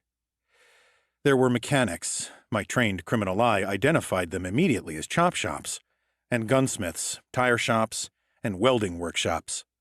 A few bars, the sort of places where you could guarantee a fight every night, punctuated the warehouses and depots. It was a rough neighborhood, a dangerous and dirty neighborhood. I smiled coldly to myself. It was just the sort of place a man like me could feel right at home in. There are a lot of killers around here, I said to Macy, watching a group of scarred-up, muscle-bound, and tattooed cyclops eyeing the Range Rover as we rolled by. Macy laughed. Yeah, you could say that. There are some mean motherfuckers in this part of town.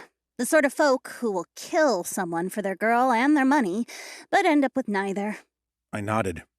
So why have you brought us to this sunny and delightful spot? Don Balducci asked me to set you up with a local gang, a low-level crew who could act as an inn for you guys. The ferry driver explained. You're not an inn for us? I asked. I'd have helped you out myself, but I'm not all that well connected. More of a freelancer than anything. You want guns? I can kit you out. A ride someplace where you won't be followed? I'm your girl.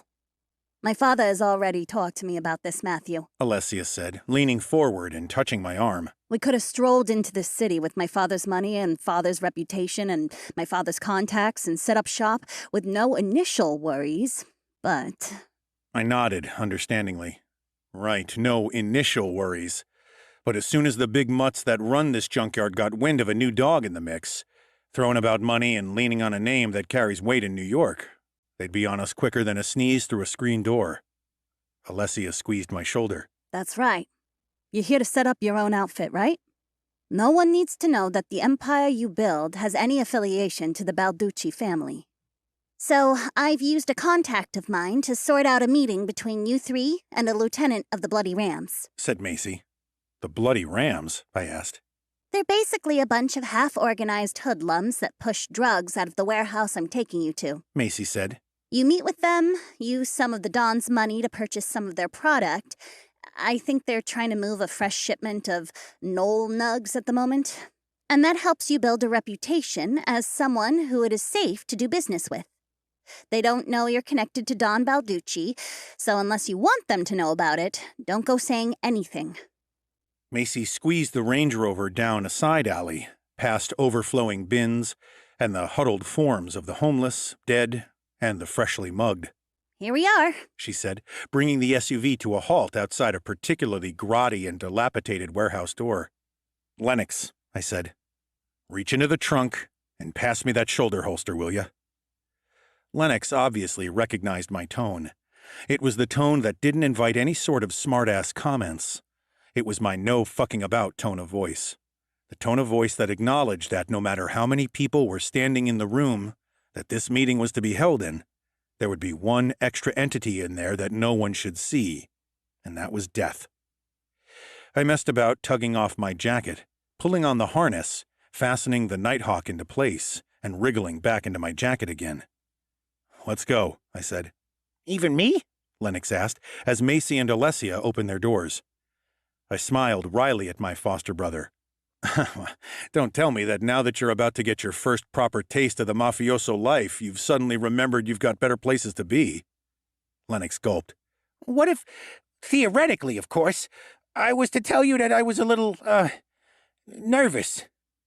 I'd tell you that we're all fucking nervous, man. Didn't you know that? I grinned my carnivore's grin. You've just got to act braver than the other motherfucker, and if you can't act braver, then acting crazier than them is a good secondary option. Crazy, got it, the goblin said. Lennox, I said, I also implore you to keep your mouth closed during the negotiations. Drug deals are nervy affairs. There's no trust. Each party is looking for a reason and an opening to fuck the other over most of the time. So keep it zipped, okay? Okay. Remember, you're a rabbit, and these assholes are rattlesnakes. Respect that. Okay. Hey, Matt, if I'm a rabbit and they're rattlesnakes, what does that make you? I felt the comforting press of the Nighthawk kestrel under my arm. I suppose I'd be a bird of prey, Lennox. I turned away and walked to the warehouse door. Truthfully, I wasn't afraid, not in the slightest. This sort of shit, walking the line between profit and bloody disaster, was when I felt most alive. I raised my eyebrow inquisitively at the nondescript duffel bag that Macy had just retrieved from the trunk of the SUV. The cash, she said. I nodded. Keep a tight hold of that. You got any idea how many of these bloody rams we can expect to show? Macy shrugged. This warehouse is one of their minor distribution centers, not their main digs. There shouldn't be too many of them. Through a rusted steel door, down a corridor that smelled strongly of goat's piss, through another door sealed with a combination pixie lock, out into the unflattering glare of industrial floodlights. Boys, I said, before I could even see who the hell I was doing business with. How the fuck are you? Let's not beat around the bush. I've the money, you've the drugs. Let's get this deal done. There was a crunching sound from out of the darkness, beyond the dazzle of the harsh lights shining down from the rafters. It sounded like someone chowing down on a crisp Granny Smith. So, a lilting male Irish voice answered me. You want to do business, do you? A figure walked jerkily out of the gloom. The owner of the voice stepped out into the light. He was a fawn, any dumbass could see that, due to legs like that of a white-tailed deer and a human torso, with a thick thatch of ginger hair on his head, a freckled face, and piercingly blue eyes. He was wearing a bowler hat and a waistcoat over a bare and hairy chest, and was chewing on a— "Is that a potato?" I asked. The fawn cast a baleful look at me. Oi, it's a friggin' spud. What's it to you? I managed to keep a straight face. Fucking amateurs indeed, I thought. I closed one eye, then the other, subtly letting my eyesight acclimatize to the new surroundings. After only a few seconds, I could make out all that I needed to see in the dim light. Half a dozen fawns were spread in a nice, even semicircle around the warehouse. The goatmen were dressed in an eclectic hodgepodge of gear.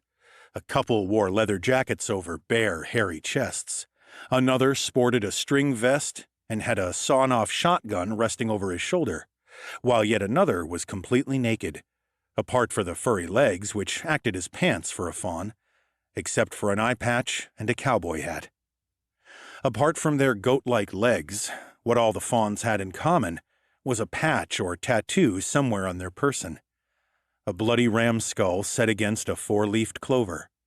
I imagined that they thought they looked organized and intimidating, but what they really afforded me was a nice uniform view. If I'd had a submachine gun, I could have roasted all of them in one arc of fire. Thinking of submachine guns, it looked as if there were only small arms on display. There was the fawn with the double-barreled sawn-off, a good choice of weapon for such close quarters, though he only had 2 shots, and the rest had a collection of pistols. The potato eater had an Uzi slung across his back. That more than anything told me that this lot were probably all mouth and no trousers. What the fuck good was a submachine gun if you couldn't get to it within 2 seconds? Once my eyes had adjusted to the light, I could see that the warehouse itself was run down, but surprisingly tidy. Now that I was in the belly of the beast, on hostile ground, my gaze had turned tactical. I noticed a collection of oil drums against one wall, noted the fresh black oxidized stain down one that told me that there was gasoline in them. They could be handy if things went south. That much gas in one place would go off like a bomb if you could get a flame to it. In terms of cover, there were a bunch of miscellaneous crates stacked about the place, and a forklift parked nearby. There was also a Chevrolet Express van within diving distance, the ticking of its cooling engine telling me that it had been used only a little while ago. There was also a row of cars parked up against one wall and covered in dust sheets. I guess they were probably stolen and waiting to be moved to a chop shop.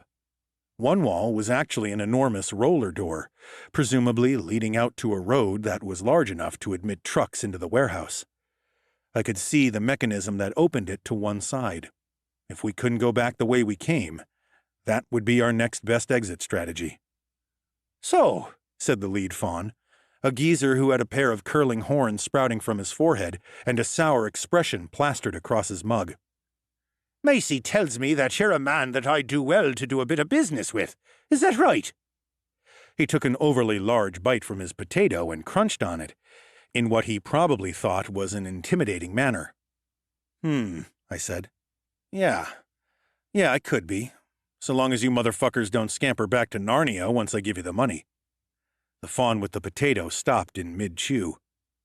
What was that, boyo? He asked. Never mind, I said, scratched at my stubble. Look, shall we just get this over and done with?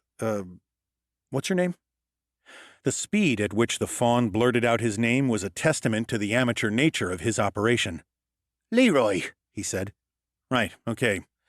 Leroy, you have some nugs for me. My associate has the money. I indicated Macy, who was standing by with the leather duffel. Let's make a nice even trade, yeah?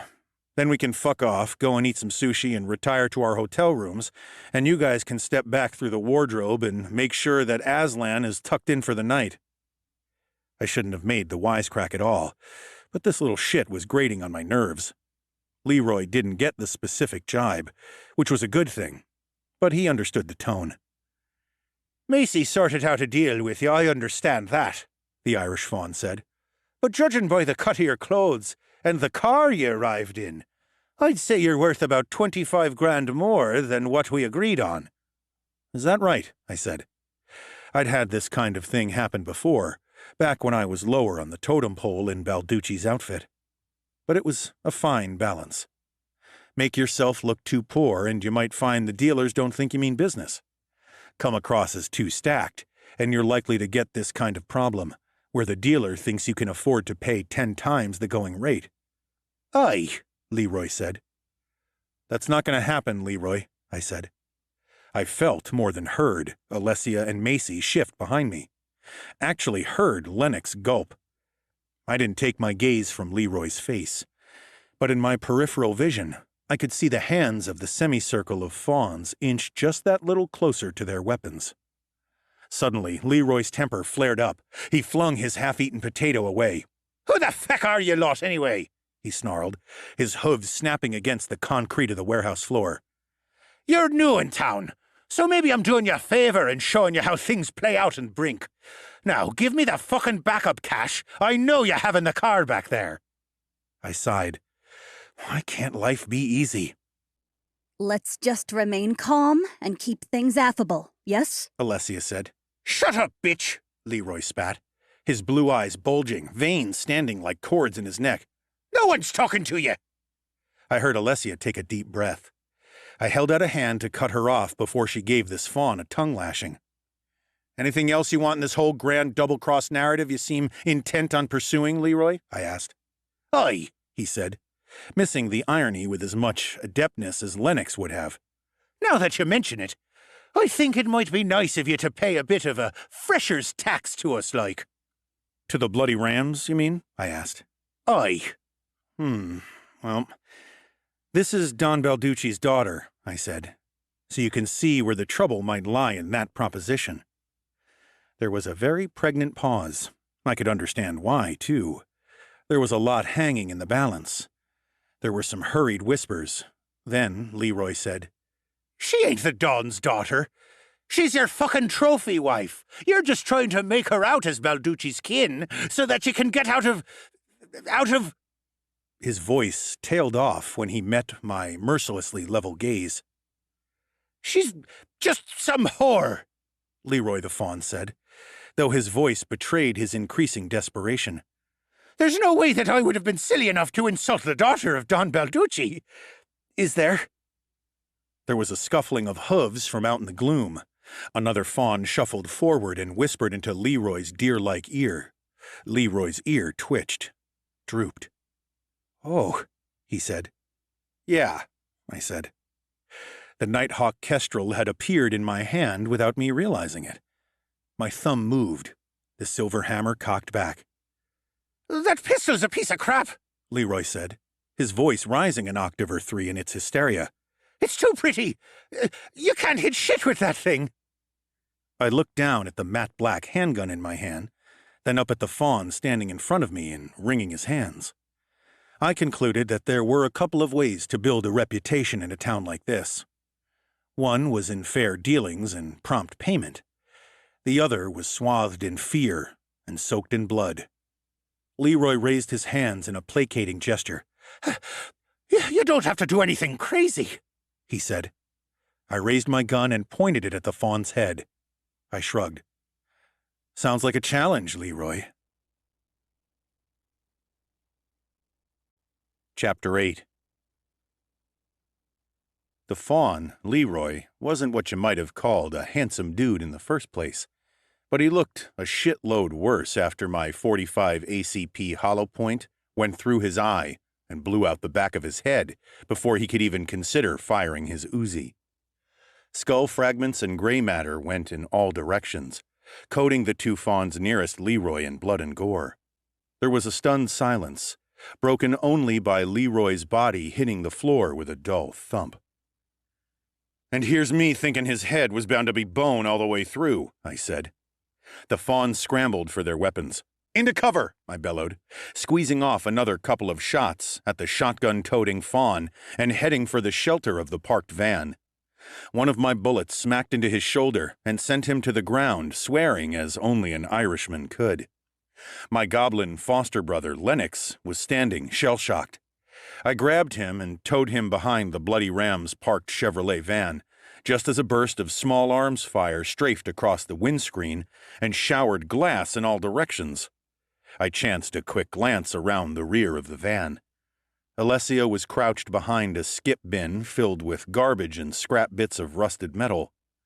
She had her subcompact pistol in her hand and a determined look on her face. Macy had rolled behind one of the heavy wooden crates that were dotted about the warehouse and was peppering the scattering fawns with shots from a Glock 19C. One of the little assholes is blocking our exit! Alessia yelled, firing back at the doorway through which we had entered as if to emphasize her point. Another burst of pistol fire sent me ducking back into cover, narrowing my eyes as one of the van's taillights exploded like a red plastic bubble. I returned fire, switching between targets, driving a fawn back into the cover of a crate, my bullets chewing splinters out of the dense wood. "Here, take this," I said to Lennox. I reached to the small of my back and pulled out the FN 509 pistol that I hadn't allowed him to have earlier. I shoved it into his hands. Well, what am I supposed to do with this?" The goblin stammered. I dropped flat on my back, aiming under the van, and blew the ankle out from the fawn with the eye patch. His spindly deer leg snapped clean in half under the onslaught of my bullets, and he fell screaming, until I silenced him with a round through the chest. Sitting behind the wheel of a van, I looked up at Lennox. "You fucking shoot the assholes who are trying to shoot you, Lennox!" Lennox stood like a stunned mullet, looking from me to the gun in his hands and back again. Shoot! "Shoot the fawns!" I yelled. Lennox jumped, the loudness of my voice, combined with the snap of a stray bullet flattening against the side of the van, jerking him back to reality. The gun went off in his hand as he flinched. The round whistled past the end of his nose, ricocheted off an overhanging light, and buried itself in the neck of one of the fawns wearing a leather jacket who had been trying to sneak up on Alessia. The fawn gurgled and dropped to the ground, blood pooling around his head as his hooves beat out a rhythm to his death. "That's the stuff, Len," I said. I did it! I did! I pulled Lennox closer to the van as the fawn with the sawn-off shotgun, his perforated arm held limply at his side, let loose with both barrels in our direction. One of the side mirrors was reduced to smithereens, and the front grille rang as lead shots smashed into it. I fired back, but the fawn pressed himself into cover behind the forklift, my bullets sparking and whining as they pinged off the solid metal. Fucking drug deals, I thought. So many more wouldn't end up in blood and murder if both parties agreed to meet somewhere like a food court or a Starbucks, rather than these goddamn decrepit warehouses. I thumped a fist against the Chevy van that Lennox and I were hiding behind, and a light bulb went on in my head. I turned and ripped open the sliding side door of the van, which happened to be on the side that we were on. "Bingo," I said. There were 5 gym bags sitting in the cargo space of the Chevy. Hurrying, not forgetting that we were in the middle of a gunfight, I wrenched one open. It was full of tightly cellophaned bricks of what looked like regular weed, except that instead of green, it was dark red. Null nugs. I grabbed a couple of bags and pulled them out. Lennox looked up and grinned at me as I dumped one at his feet and looped the strap of the other over my neck and slung it across my back. "So, this shit show won't have been in vain?" the goblin asked, chucking the second bag over his shoulder. I nodded. "May as well make sure we didn't waste all these nice bullets for nothing." Give it up, fellas! Macy yelled as she popped out from behind a crate and squeezed off a couple of 9mm rounds. You already lost 2 of your pals, and it's starting to smell a lot like last chances in here. I lost 2. But if you think there are only the 4 of us left, you're shit out of luck, darling, came a reply. That doesn't sound promising, I thought, as I ejected a spent magazine and slotted in a fresh one. I patted my jacket pockets. I only had 1 more spare mag and a pocket full of loose bullets. There was the distinctive sound of a door crashing open toward the rear of the warehouse, then the clatter of a lot more cloven hooves running into the open space. I chanced a glance around the van. About a dozen more fawns had just arrived on the scene, and they looked pissed. Over behind her crate, Macy spread her glittering fairy wings and crouched down. I'll draw their fire, She said to Alessia and myself. Her wings hummed instantly into life, so that they were nothing more than a shimmering blur. Oh, cool, Lennox said. Then Macy launched herself into the air. Her chauffeur's hat whipped off her head in her speed, and she shot upward like a pink-haired rocket, up amongst the rusted girders that crisscrossed the high ceiling. The response was immediate. There was the crackle of submachine gun fire, and the flickering glare of multiple muzzle flares lit the dim interior of the warehouse. Macy flew with the agility of a dragonfly, zipping around the girders, pressing herself against them, dropping down to fire at the fawns below. She spun and dodged while bullets flew in all directions, punching into the grimy windows lining the top of the warehouse, sending glass down in a lacerating rain. While the fawns did their best to pluck Macy out of the sky, I snatched Lennox's gun out of his hand and called out to Alessia. Time to go! Get over here, I'll cover you!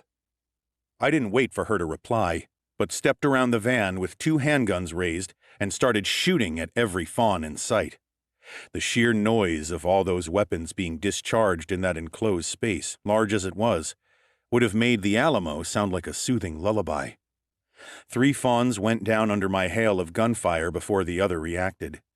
By that time, Alessia was behind the van with Lennox, peeking out and taking potshots of her own.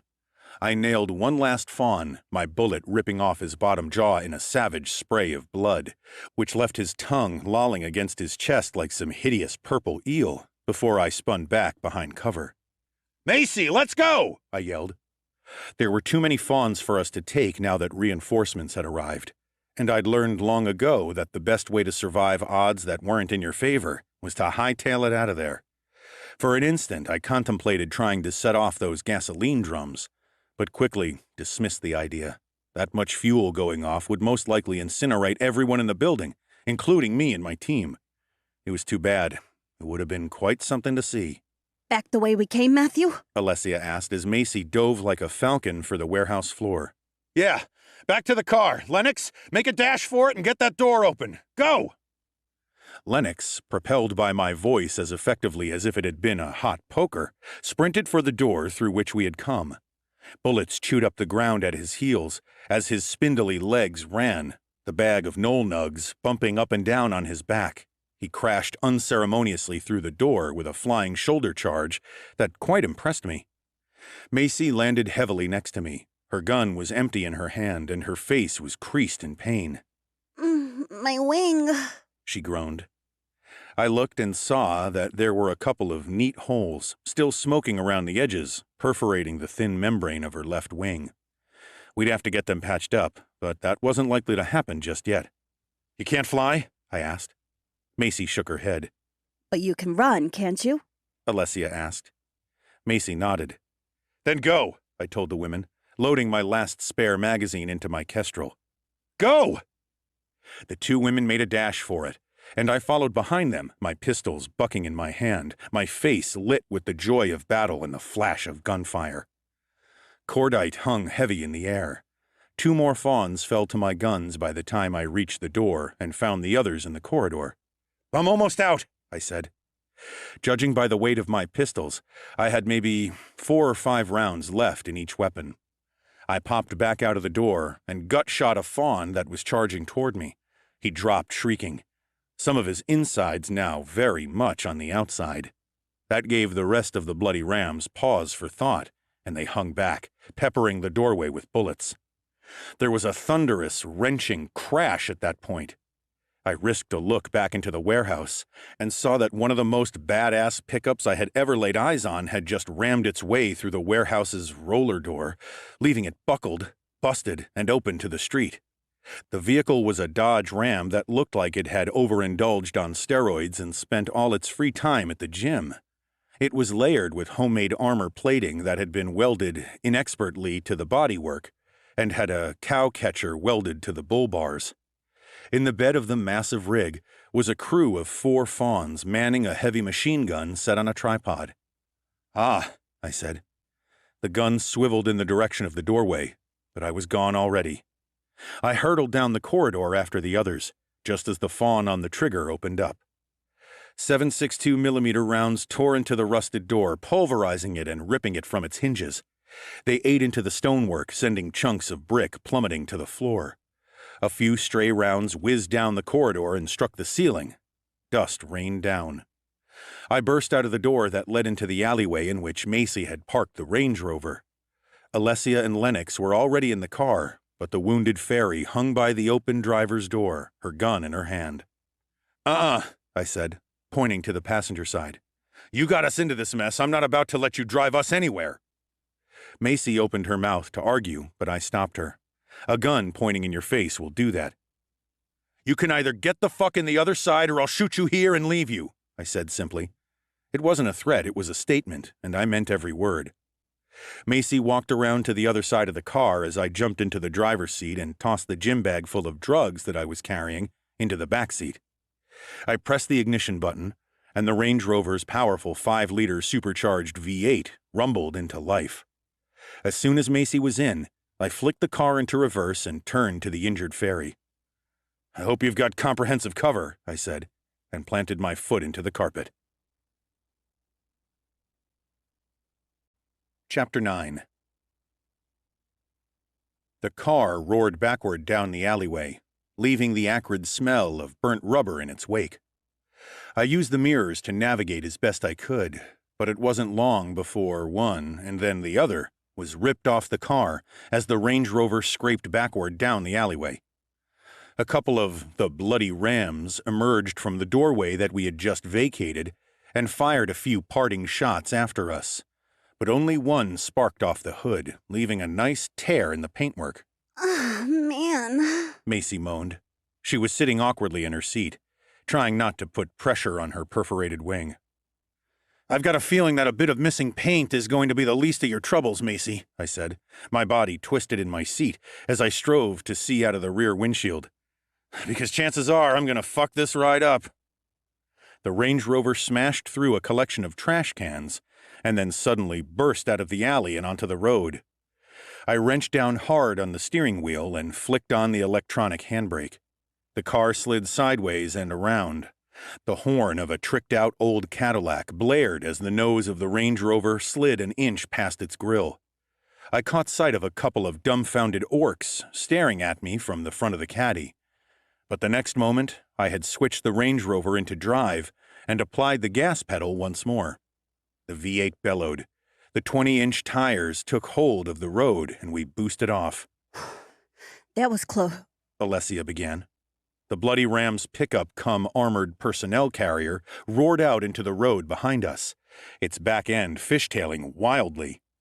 Even with all that weight of armor and that big-ass gun on the back, the vehicle could still move like a bat out of hell. Briefly, I wondered what the hell kind of enchantment the Irish Fawn gang had put on the engine to get that sort of pull out of it. Behind it, a black Honda Accord followed, a fawn leaning out of each back window toting rifles of some description. In the rearview mirror, I saw the muzzle of the machine gun on the back of the armored pickup light up and heard its deadly chatter, even over the roar of the Range Rover's engine. I swerved left into oncoming traffic. The bullets that had been meant for us ripped into a hatchback that had been beetling along in front of us. Rear bumper, brake lights, and windshield disintegrated under the barrage of lead. The poor bastard driving the little car was pulped in his seat, his blood splashing across the inside of the front windshield. Jesus! Alessia exclaimed, as the now driverless car careened left, no doubt due to the corpse having sagged on the steering wheel. The pickup, following not far behind, hit the hatchback head-on. The cowcatcher went under the little car and flipped it up and over the bloody Ram's vehicle and sent it smashing down, upside down, on the road behind. "I don't think Jesus is sitting in for this one," I said. I weaved the blacked-out SUV through the oncoming traffic, hoping that the bloody Ram's vehicle wouldn't be as nimble and able to maneuver through the onrushing cars. However, whatever fawn was driving the rig, they were doing a fine job of getting it through about 98% of the traffic. The other 2% of the cars he simply smashed into, allowing the cowcatcher to do its work and fling them from the pickup's path. "Reload whatever weapons we have left," I said. "We won't be able to take out that armored thing, but we can maybe pick off the Honda." I flung the car back into the correct lane and slid sideways down a side street. The move worked as I'd hoped. The bigger, heavier pickup missed the turn and had to continue straight. The smaller, unarmored vehicle was left on its own on our tail. "Get those windows down and light that thing up," I said, as I maneuvered the Range Rover up onto the sidewalk to avoid a traffic jam up ahead. Pedestrians scattered like pigeons from our path. Alessia and Macy were firing from their windows as we went, trading bullets with the two fawns in the back of the Accord. In my rearview mirror, I saw the Accord's windscreen spiderweb as one of Alessia's bullets hit home. Almost instantly, though, one of the rifle-carrying fawns managed to strafe the driver's side flank and catch our Range Rover with a burst of automatic fire. I ducked my head just in time, and glass from my window cascaded into my lap. I veered off the sidewalk and back onto the road, narrowly avoiding a trio of occubikes, expensive magically infused motorcycles enchanted to float rather than drive in the traditional sense, that were sat idling at a red light. The Accord followed me and plowed into one of the occubikes, flinging the rider across the road and into the path of an oncoming semi, which ran over him and left bloody tire tracks in its wake. The damaged occubike sparked fitfully, the magic that imbued it uncoiling from wherever the manufacturers had stored it to be harnessed for power. With a dull badumph, the magical vehicle exploded in an expanding ball of bright yellow plasma and twisted metal. All the windows and glass in a 20-yard radius shattered. Pedestrians were knocked stunned to the ground if they were lucky, and ripped to tattered chunks if they weren't. It was at that point that two things happened. The first was that the armored Dodge Ram pickup reappeared on the scene, swerving out of a side street. It crashed through a graffitied phone box, crushed an unfortunate gnome under its churning tires, then took up position in the rear of the Accord. The second thing that happened was Lennox. He had been leaning over the back of his seat and rummaging around in the trunk. As the Bloody Ram's machine gun accessorized pickup rejoined the party, Lennox emerged from his excavations holding what I thought at first was a bottle of something. Hey, guys, he said, scrutinizing the object with a scientist's interest and turning it over in his long green fingers. What do you suppose this little doohickey is? Unsurprisingly, Alessia, Macy, and myself were all slightly preoccupied, what with trying to keep the suicidally determined Bloody Rams from catching up with us. A burst of machine gun fire just missed us and punctured the fuel tank of a parked car, and it exploded not 5 yards away as we roared along.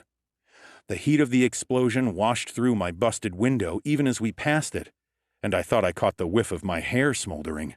Shit! They're using incendiary rounds! Macy yelled as she ducked back inside the car to reload.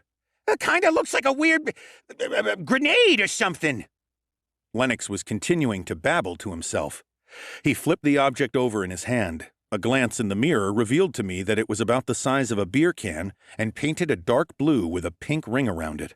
Hey, what are you doing with— Macy said, pausing in the act of leaning back out of the window. Oh, look! Lennox said, his eyes narrowed behind the thick lenses of his tortoiseshell glasses. It even has a little pin thing. And he pulled it out and held it up to his face for inspection. You fuckwit! That's a goddamn hex grenade! Macy screamed. Lennox stared at the thing in his hands for a long, long moment, and then, like someone with a hot potato, gave a little squeak and tossed it sideways out of the window. In my rearview mirror, I saw the object bounce off the road, strike a parked car, and roll back into the middle of the road, just as the Accord, with its two psychotically angry rifle-wielding Irish fawns in the back, drove over it. There was a flash of bright white light, and the Accord simply burst apart.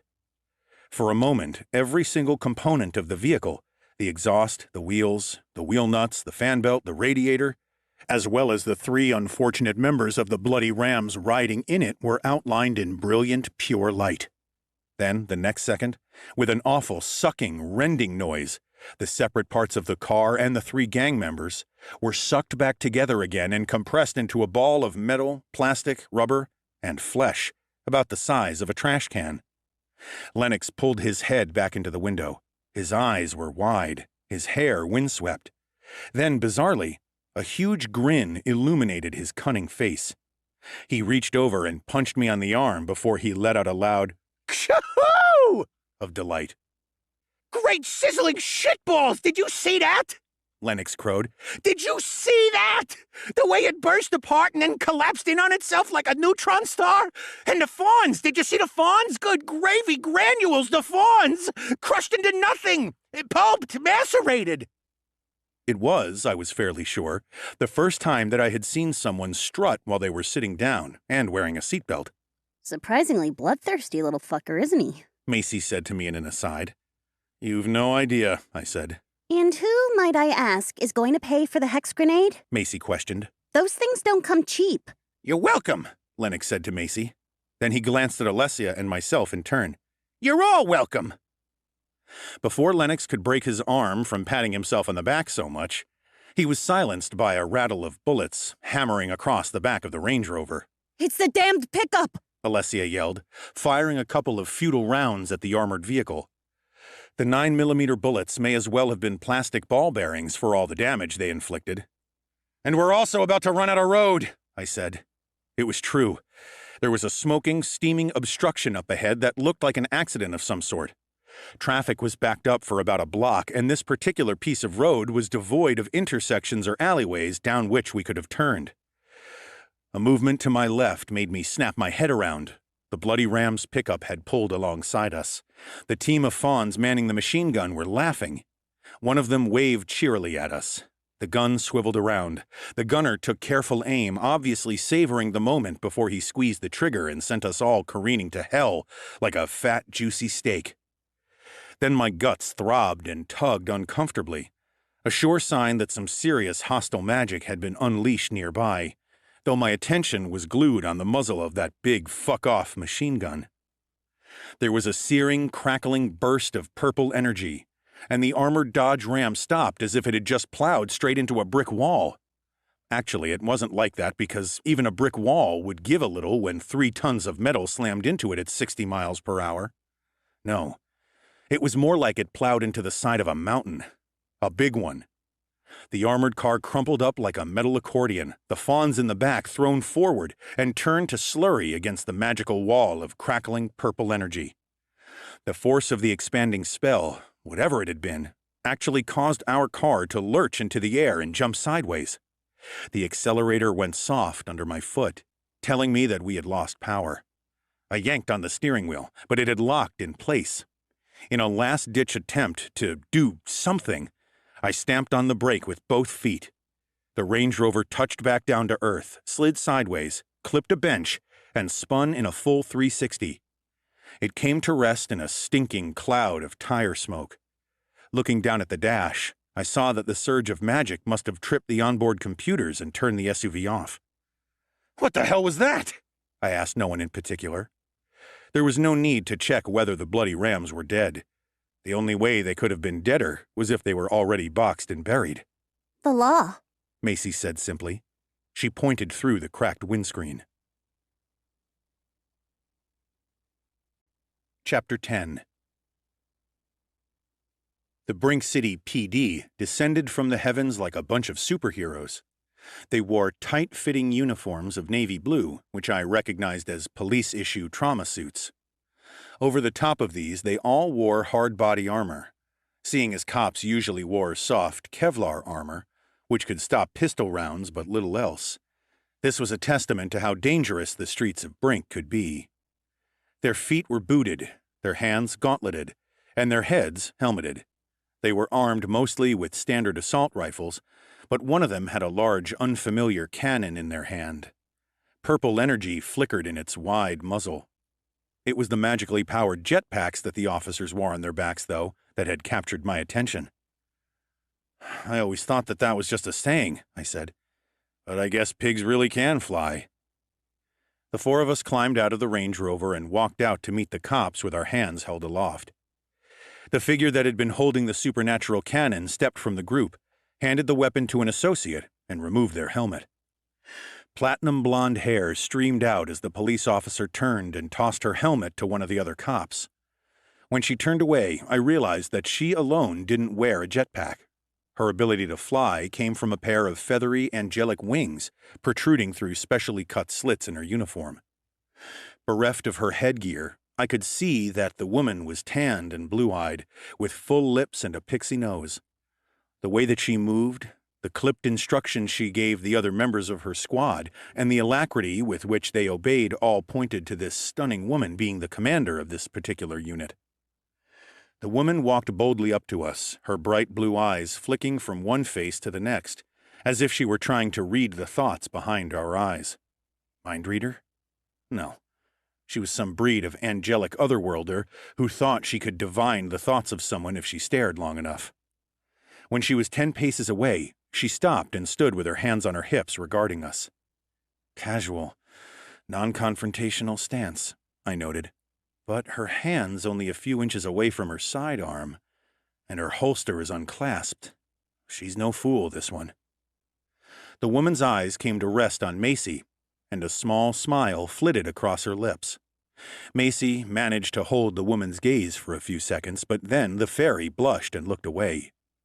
Nice to see that you're running with a different crowd these days, Macy, the female cop said. I'm glad you took my advice about untangling yourself from those tri-edged psychos at Onyx Heights. For a while there, I thought the BCPD were bound to find you washed up somewhere with all your fingertips cut off and your teeth pulled out. You've kept your head down for so long, I was beginning to think that you were done with Brink City. Although, all the scum I talk to in this line of work always tell me that no one is ever finished with Brink until Brink is finished with them. Macy said nothing. It seemed that she had decided to adopt the old criminal standby of not responding to anything an officer of the law might say, unless it was posed as a direct question. You didn't get out of this one unscathed, though, huh? The platinum blonde beauty said, looking over Macy's shoulder at her wounded wing. Tut-tut. Allow me to speculate. You tripped and fell on top of a couple of .40 caliber bullets that someone had carelessly left lying about? Macy remained silent. The cop shook her elegant head, then barked over her shoulder. Bosco, get over here. Bring the lesion epoxy. Bosco turned out to be a medic, and a highly attractive female one at that. Her skin, when she removed her helmet, was the color of silver birch bark, and her close-cropped hair reminded me of the leaves of a bonsai tree. She stood to attention just behind her commanding officer's shoulder when she arrived, but a playful smile was on her lips and her eyes bored boldly into mine. Is she eye-fucking me right now? I thought, returning the stare with interest. Officer Bosco's dark eyes narrowed, and she licked her lips in a way that could only be described as lascivious. One of those cops who likes to get her hands dirty in more ways than one. Interesting. Yes, Captain? Bosco said, giving me the speediest of winks. The winged blonde said, Use your epoxy to patch up Macy's wing, will you? She's had herself an accident. While Bosco patched Macy's wing with some sort of healing spray, the platinum-haired cop switched her gaze to Lennox, Alessia, and myself. I stared blankly back. The truth was, it wasn't a bravado thing. I just couldn't stop looking at the woman, cop though she was. She seemed to be getting lovelier the longer I looked at her. I noticed the faintest lines in the corners of her eyes and mouth, and I guessed that she was closer to 40 than 30, though she looked fucking amazing. She also had a very thin, very telling scar running right across her throat, though I could only see that because we were within spitting distance of each other. My name, She said. is Captain Shepard. Captain Caretha Shepard. She paused to see if anything there was going to be anything forthcoming from us. There wasn't. Not even Lennox opened his mouth, though I could feel him shifting restlessly next to me. You can put your arms down now. Captain Shepard told us. I lowered mine slowly. The last thing I wanted to do was give the 5-0 a reason to pop us, after we'd gone through all that shit back there with the bloody rams. I don't recognize your faces, Captain Shepard said. which leads me to believe that you are new to town. She looked pointedly over my shoulder at the crumpled wreck that was all that remained of the bloody Rams's custom pickup. I see you've been ingratiating yourselves with the locals. She said sarcastically. Any left alive aren't going to be happy if they find out what happened here. Still, we said nothing. You're a long way from New York. Shepard said, turning her shrewd gaze on Alessia. She ran her eyes over Alessia from the crown of her head to her toes, taking in her tiger's tail and ears. How does she... Lennox started to whisper, but I gave him a surreptitious boot in the shin.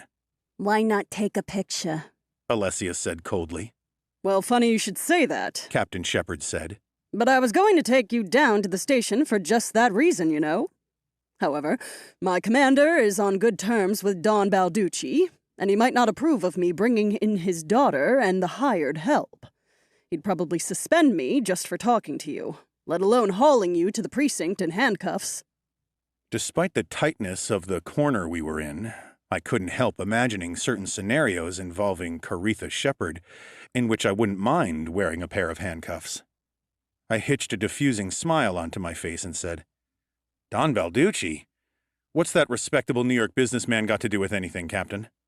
We had the Bloody Ram's warehouse side-tapped, The captain explained with a frigid stare in my direction. I don't know what you or Don Balducci's daughter are planning here, but if it's vacation, you sure picked some shitty companions to drop in and visit. Oh, what can I say? I said. I asked Macy here to take us to the best venison joint in town, and we ended up at that warehouse. We must have got our wires crossed. I thought that I detected a subtle thawing in Captain Shepard's demeanor, although she didn't go so far as to smile. She cocked her head at me and bit her lip thoughtfully. Then she asked, Who are you? Come on, I shouldn't have to do your job for you, I said with another small smile. Besides, if I just told you, it'd rob me of all my mystery, wouldn't it?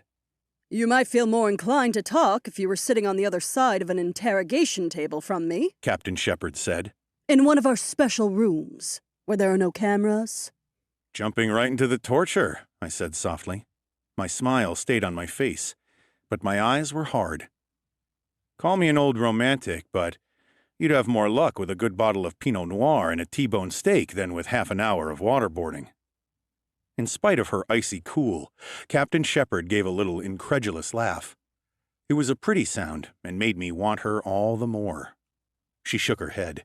If you're planning on causing trouble or starting up some satellite of the Balducci family, you'll find it isn't so easy. The Brink City PD has a reputation for being corrupt, but I'm making it a personal mission of mine to clean it up. You can try, I thought. But Don Balducci has deep pockets, and money talks. And when the cash is talking, ethics go walking. Very commendable, Captain, Said Alessia, who was probably thinking the exact same thing that I was, with only a hint of irony in her voice. Captain Shepard's gorgeous baby blues shifted from Alessia to Lennox. Her brow crinkled. And who is this? She asked me. It rankles me that people always ask that, Lennox said huffily. He pushed his spectacles up his nose and eyed the police captain in an unfriendly fashion. I mean, it's not as if I didn't just blow up a car carrying 3 thugs who were all armed to the teeth or anything.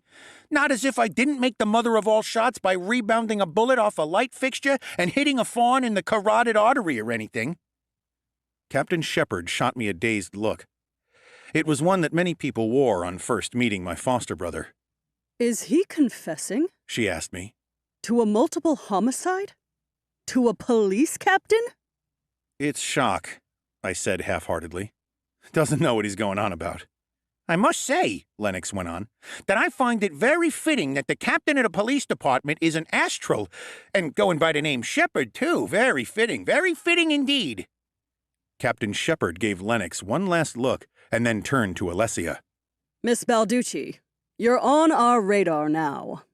Might I suggest that you, Macy, and your charmingly enigmatic friend keep your noses out of trouble? She jerked her head at Lennox. And that goes for this goblin, too. The gods know that he'd be better suited to a padded cell than a cold one in the precinct. Remember, my squad and I might not be around to save you next time. Your car would have been knocked out by the thaumaturgical surge of our anti-auto cannon. But it should be fine to drive now. With a curt nod, Captain Shepard turned on her heel and marched away. She conferred briefly with her squad, and then, as one, the team of cops took once more to the air. I shielded my eyes with my hand as they took off, the downdraft of their packs blowing rubbish and debris all over the street. I followed the sexy police captain with my eyes until she zipped behind an apartment building and disappeared from view. Let's get away from here. Alessia said, leading the way back to the Range Rover, which was looking very worse for wear. I don't think dealer warranty covers bullet holes. Macy tried to quip, running her eyes along the pockmarked SUV. I wasn't in the joking mood right then. I needed answers to one pressing question now that we were out of immediate danger, and I meant to have it. Get in and drive, I said shortly. I thought you wanted to drive. She said. We're not driving anywhere specific right now, I said. And what I chiefly want at the moment is to be able to keep my eyes on your hands. There are few better ways to do that than have them on a steering wheel. Now, get in and drive. Once we were back on our way, Macy glanced at me. You don't trust me. How astute, I said, my voice as chill as an Arctic breeze. Tell me, Macy, did you fuck us over back there with the bloody rams? Macy's eyes widened. What? No! No, I swear! Her eyes glanced toward me again. They widened a fraction when she spotted the kestrel that I'd taken out and had sitting pretentiously on my thigh. Oh, you swear. Okay, I'm convinced, I said acidly. Look, man, I promise you. I never thought the bloody rams would be stupid enough to double-cross you. Macy sighed exasperately. Those fucking hopeless sons of bitches. They had to go and get greedy. Shit! She slammed her hand on the steering wheel. They were my main connection, and now that's fucked. They were my last good source of income. Shit!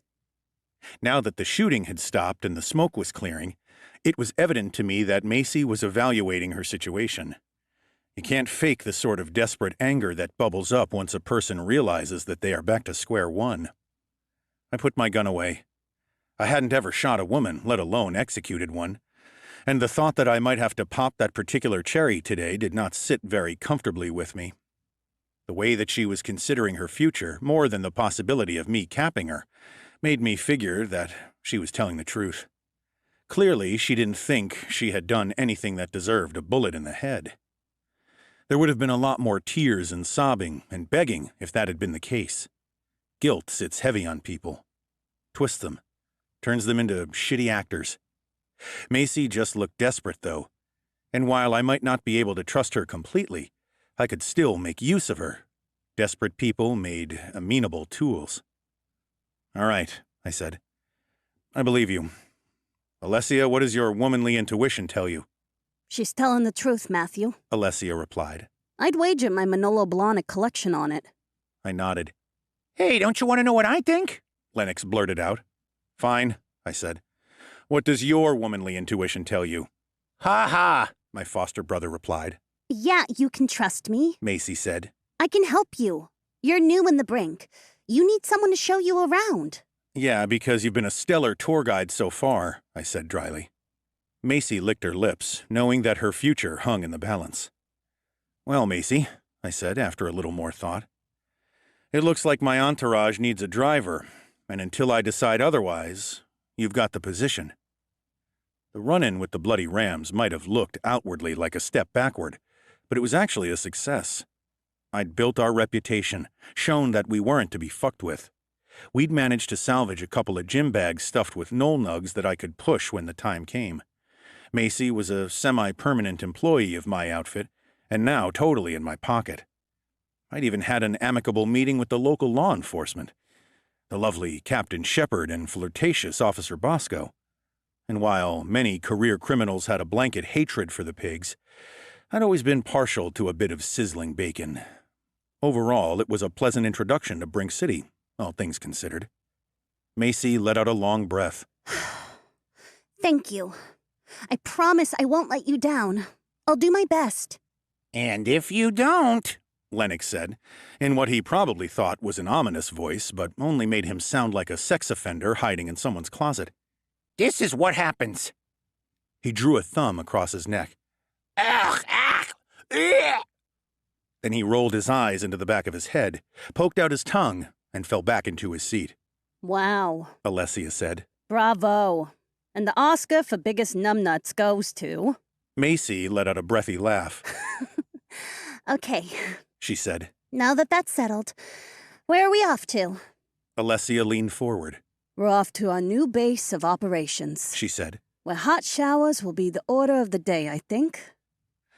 I gave her half a glance out of the corner of my eye and saw her smile. Obviously, we were both recalling the last time that we walked into a bathroom together. Yes, our new base. Alessia said and passed me a slip of paper. Type that address into the GPS. I grinned and did as she asked. Alessia squeezed my arm gently, then sat back in her seat. I felt a shiver of anticipation pass from my stomach down to my crotch. They say that desire has its own secret language. Now, I might not have been fluent, but I certainly knew enough to get by. Chapter 11. Holy shit, I said, looking up out of the cracked windscreen and gazing at the aristocratic mountain of stone spires, towers, elaborate guttering, slate roofs, and arching Gothic windows. Are you sure this is the right address? Macy pointed at the GPS screen on the Range Rover's center console. We're at our destination, unless you put in the wrong address. The address is fine. The address is correct, Alessia said with certainty. My father isn't the sort of man to mix up his 2s with his 5s or anything like that. One doesn't make it to the pinnacle of New York's thriving organized crime scene without being meticulous in every detail. Besides, this is the only house set in this parkland, or whatever you call the desert equivalent. Lennox cleared his throat. I'm thinking that isn't so much public parkland as private property. We had followed the GPS out into a swath of untouched desert filled with stunted trees, ubiquitous cacti, and scattered boulders past the outskirts of the city. The evening proper had started to drape its purple and gold cloak over the landscape. We'd bumped our way down a dusty and seemingly unfrequented road, marked by a rusted sign that read B-L-V-E-R-E Way. I looked at the sign, trying to piece it together, but it held no meaning to me. I observed that there were no recent tire tracks, no discarded beer cans or other garbage to show that this route was ever really traveled. This road from the highway had turned into a definite driveway of sorts, which had been punctuated by pairs of statues, manticores, dragons, rocks, and gorgons, to name a few. Eventually, we had fetched up outside a pair of enormous wrought-iron gates, 15 feet high, topped with vicious-looking spikes and flanked by a pair of carved sphinxes. And, most definitely, locked. I got out of the car and approached the gates. I looked carefully at the lock set smack bang in the middle of the two gates, illuminated by the busted-up Range Rover's headlights. I prided myself on knowing a fair bit about locks, having played my part in more than a few robberies since joining the Balducci crime syndicate. But I had never seen the likes of these before. I don't suppose the Don gave you a key along with that address, did he? I called to Alessia. The Don's daughter craned her head out of the car. No, he didn't. I sighed. My temper was beginning to fray at the edges.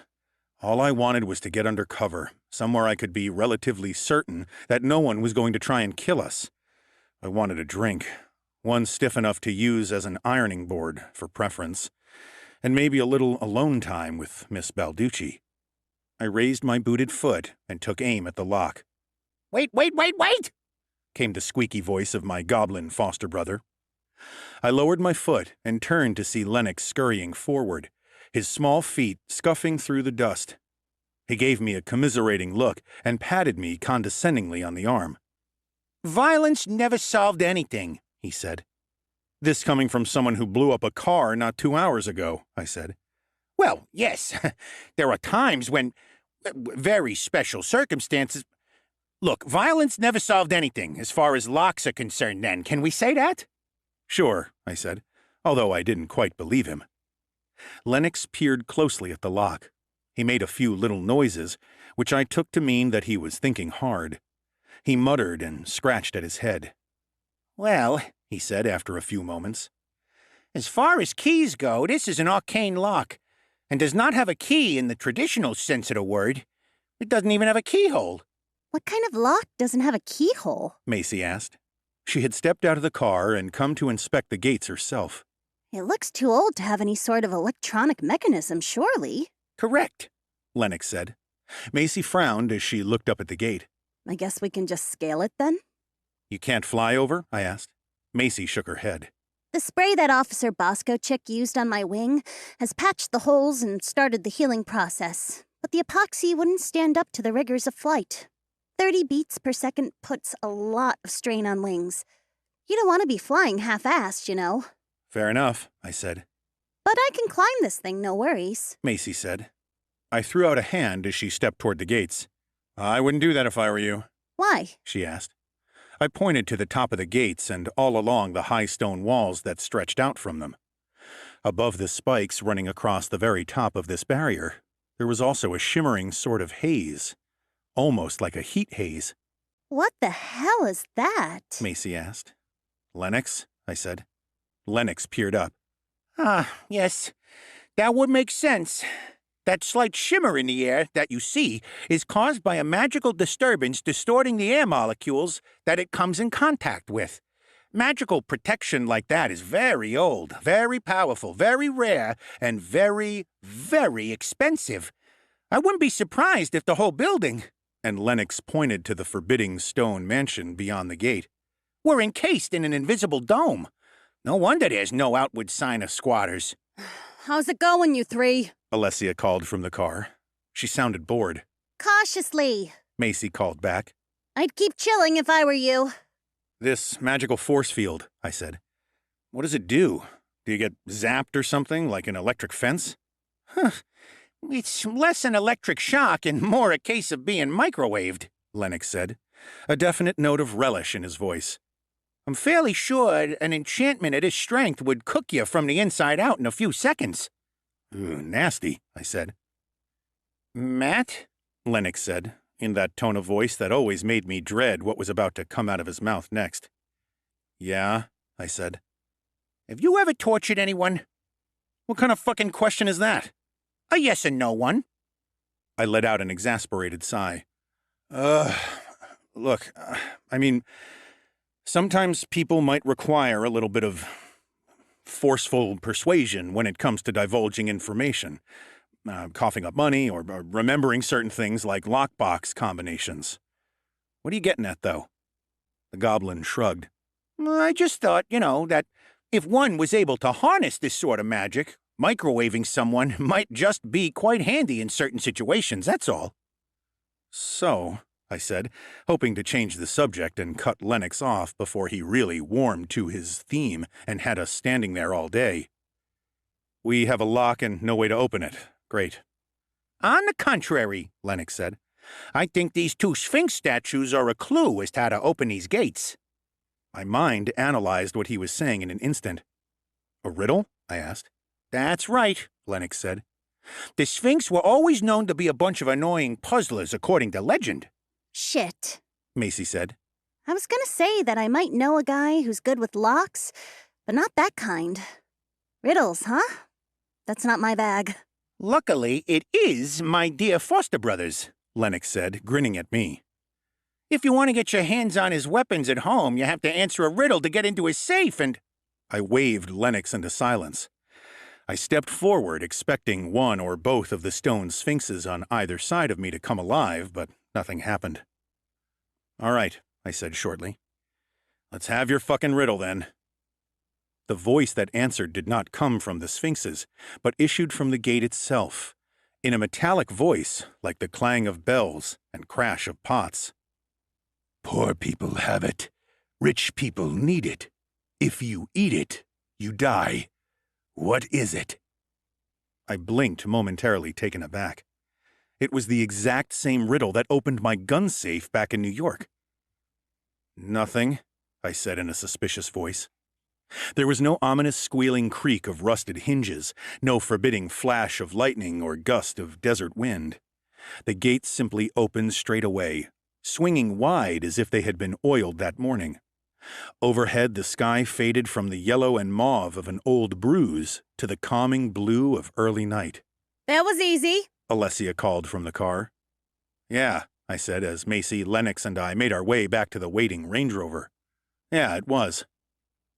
It was the kind of riddle with a widely known answer, so I suspected that this lock had some kind of magical voice-reading capabilities, which meant that whoever had armed it had also logged my voice signature. Had the Don set this up? I let the thought slide as we drove through the gates and up the meandering, crushed gravel driveway.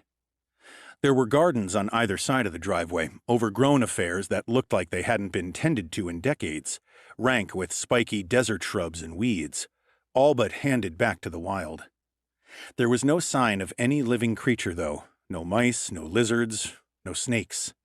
Clearly, the protection that had encapsulated the mansion grounds might let in seeds and the like, but nothing that had a heartbeat. We followed the drive up to a massive circular parking area that flowed around an ornate but long, dry fountain, which fronted the enormous mansion. A few cars that would have been absolute beauties in their day sat in the parking area in front of the stately home. A 1967 Plymouth Barracuda, 1964 Pontiac Tempest Le Mans GTO, 69 Buick Riviera, Ford Mustang GT, and an AMC Eagle wagon from the late 70s. As we parked up outside the gigantic front doors of the looming mansion, I looked over at the row of classic American automobiles and shook my head. "I've pulled a lot of shit in my time," I said, "but leaving those things out for the desert to cover in dust, that's a real crime." I got out of the car and looked up at the brooding facade of the manor house. The windows were dark, but not boarded up as I thought they might have been.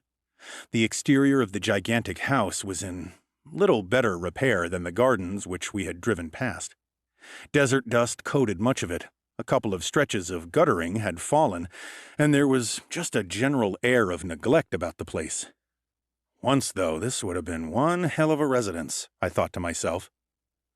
"Any idea how your father came across this place?" I asked Alessia, as the four of us walked up to the enormous wooden front doors. Alessia shook her head. Her tiger tail whipped from one side to another in a vaguely disquieting manner. No, he just told me that it was a safe place, despite its looks. Unequivocally safe. Like the gates, the massive oaken doors swung open as if they had been freshly greased that very day. As they did so, soft light bloomed throughout the cavernous entrance hall that was suddenly revealed. I guessed that there were hidden occult light globes floating about the atrium, to supplement the light given off by the ornate chandelier that hung from the ceiling, and they had been activated when the doors had opened. Wow, Macy breathed as the light grew. The gloom of the falling night was pushed back and the immense space was revealed. Wow just about covered it. The modest three-bedroom house in which Lennox and I had been raised by our foster parents could have probably just squeezed inside the entrance hall. It was dominated by a grand, sweeping wooden staircase with enough timber for a three-masted galleon. Enormous paintings hung on the walls, along with enough ancient weaponry to stock a fair-sized arsenal. There was also, hanging over one doorway, a bull's head that was so enormous and monstrous in its proportions that I was inclined to think that it must have been sliced off a minotaur. Whereas the outside of the mansion looked as if it had not been touched for many, many years, the inside looked almost lived in. Is it just me, or does this place look like it's inhabited? I gazed at the gleaming chandelier, the waxed and polished balustrade on the staircase, and the spotless Persian rugs covering most of the marble floor. I'm more inclined to think we'd just broken into someone's full-time residence than lucked our way into an abandoned house, Lennox said. I agree, said Macy, looking around in wonder at the sparkling splendor of the place. Yeah, it's what one might be tempted to call an interesting dichotomy of a building, Lennox said. Deserted on the outside, warm and homely on the inside? Alessia said. Sounds like a commercial for a sort of domestic chocolate bar. I ignored the quip. The Don didn't make any mention of us meeting anyone here, did he? Not to me, Alessia replied. And you don't know who the previous owners of this place were? I asked. Alessia shook her head. I believe I may be of assistance as far as the matter of previous owners goes, sir, said a crisply efficient British voice from on the balcony above, which was accessed by the magnificent staircase. And allow me to welcome you back to the manor once more, young Master Belvedere. I whirled about, kestrel in my hand and hammer cocked, eyes questing for a target. Chapter 12. A serene figure was gliding across the balcony, heading for the top of the staircase. He was an old man with a high forehead, pencil-thin mustache, and pure white hair. He seemed quite unruffled by the fact that he had a gun, 3 guns, what with Macy and Alessia having pointed their weapons up at him too, aimed in his direction. He was dressed in the black and white livery of a head butler or footman, with black shoes polished to a mirror sheen, and a white bow tie so exactly placed that it would have perfectly balanced a spirit level. I had not detected any malicious magic, nothing at all that would have warned me that this polite, unassuming butler had been lurking in the shadows above. So far as I could tell, the man didn't mean to harm us. Not using any magical method, at least. "You don't look surprised to see 4 strangers in a house they clearly have little business in being in," I said. I kept my gun leveled between the butler's sanguine eyes as he descended the stairs, but my finger loosened a little on the kestrel's trigger. "Why would I be surprised to see you here, Master Belvedere?" the old butler asked, genuine curiosity shading his words. I frowned. There was that name again. And suddenly I recalled the busted signpost that had pointed us up this road in the first place. B-L-V-E-R-E Way. Belvedere Way. "I think you've got me confused with someone else, old-timer," I said. "My last name is Lane." "Matthew Lane, sir?" the butler asked. My eyes narrowed, and I shot a glance at Alessia. "That's right," I said slowly. The old man's eyes crinkled as he smiled a knowing smile. What the hell is an old British dude doing all the way out here in a deserted mansion that I've never even heard about on the outskirts of Brink City? Macy burst out. The old butler turned to her. "Ah, miss, I am in actual fact not British. I am not, in fact, of any nationality at all. This accent was deemed to be the one that my makers thought most likely to appeal to those with financial means enough to purchase me." And I'm lost, said Alessia, her gun hand dropping to her side. "Holy fucking shit!" Macy burst out, her all-purple eyes wide as dinner plates in her pretty face. She ran a hand through her pink hair and stared up at the butler. "You can't be. Are you a—" "He's a friggin' arcane automaton," Lennox said in a hushed voice. "I thought those things were all destroyed decades ago," Macy said. The old butler smiled benignly at Macy and Lennox, seemingly quite at ease at having them discuss who or what he was right in front of his nose. Excuse me, Alessia said, slipping her gun into her handbag. but what in the blue fuck is an arcane automaton, was it? Lennox walked unabashedly up to the old manservant and tugged on his tailcoat. Then, with typical Lennox disregard, he poked the venerable old geezer in the stomach. "The arcane automatons were, to do some utterly mind-boggling concept simplification, servants in which technology and magic were blended. The sole intent of the makers of these guys was to manufacture the most realistic and efficient servants that had ever been created. However, due to how stunningly real they appeared and acted, various lobbyists and conspiracy theorists ended up killing any hopes of them going into mass production. In fact, bands of technophobic vigilantes made it their mission to track down and obliterate the few arcane automatons that made it out of the factory." I looked at the old man, who looked back at me with watery blue eyes. "He's a robot? A cyborg?" I asked. Lennox gave me a patient look, or as close to a patient look as someone as impatient and intelligent as Lennox could get to a patient look. "That's a bit like calling the Atlantic Ocean and everything in it a bit of water, brother. But yes, I suppose calling our friend here a cyborg wouldn't be too inaccurate." The goblin looked up at the old man, who stood about a foot taller than him. "What's your name, by the way, automaton?" "My name is Benedict, sir. Benedict Frobisher. At least, that was the name I was given by my manufacturers on the date I was made sentient. I would, of course, be happy to change it to any other name you selected." A wicked grin lit my foster brother's face. "Even Stinky McButthole?" "Lennox," I said warningly. "If I may, perhaps clarify your explanation of my origins, sir," Benedict Frobisher said. "Whereas a cyborg is traditionally a being constructed from both organic and biomechatronic body parts, I would say that we, that is to say, arcane automatons, were also constructed with magic. Magic, as it were, was the binding agent that made us so successful, as far as emulating human beings went. I ran my eyes over Benedict's face, taking in every crease and wrinkle, every liver spot and wayward eyebrow. So you don't age? I asked. No, sir. This was the skin that I was constructed with over 60 years ago. It's pretty damned convincing, isn't it? Alessia said. The tigerkin had come up for a closer look at the arcane automaton. Thank you, Miss Balducci, Benedict said. How do you know who I am? Alessia asked sharply.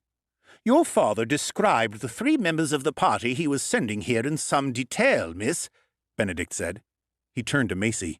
I regret that I am not acquainted with your name, though, Miss... Macy. Macy said. You can call me Macy. Hold the miss. Macy, Benedict said. I shall commit the name to my memory bank.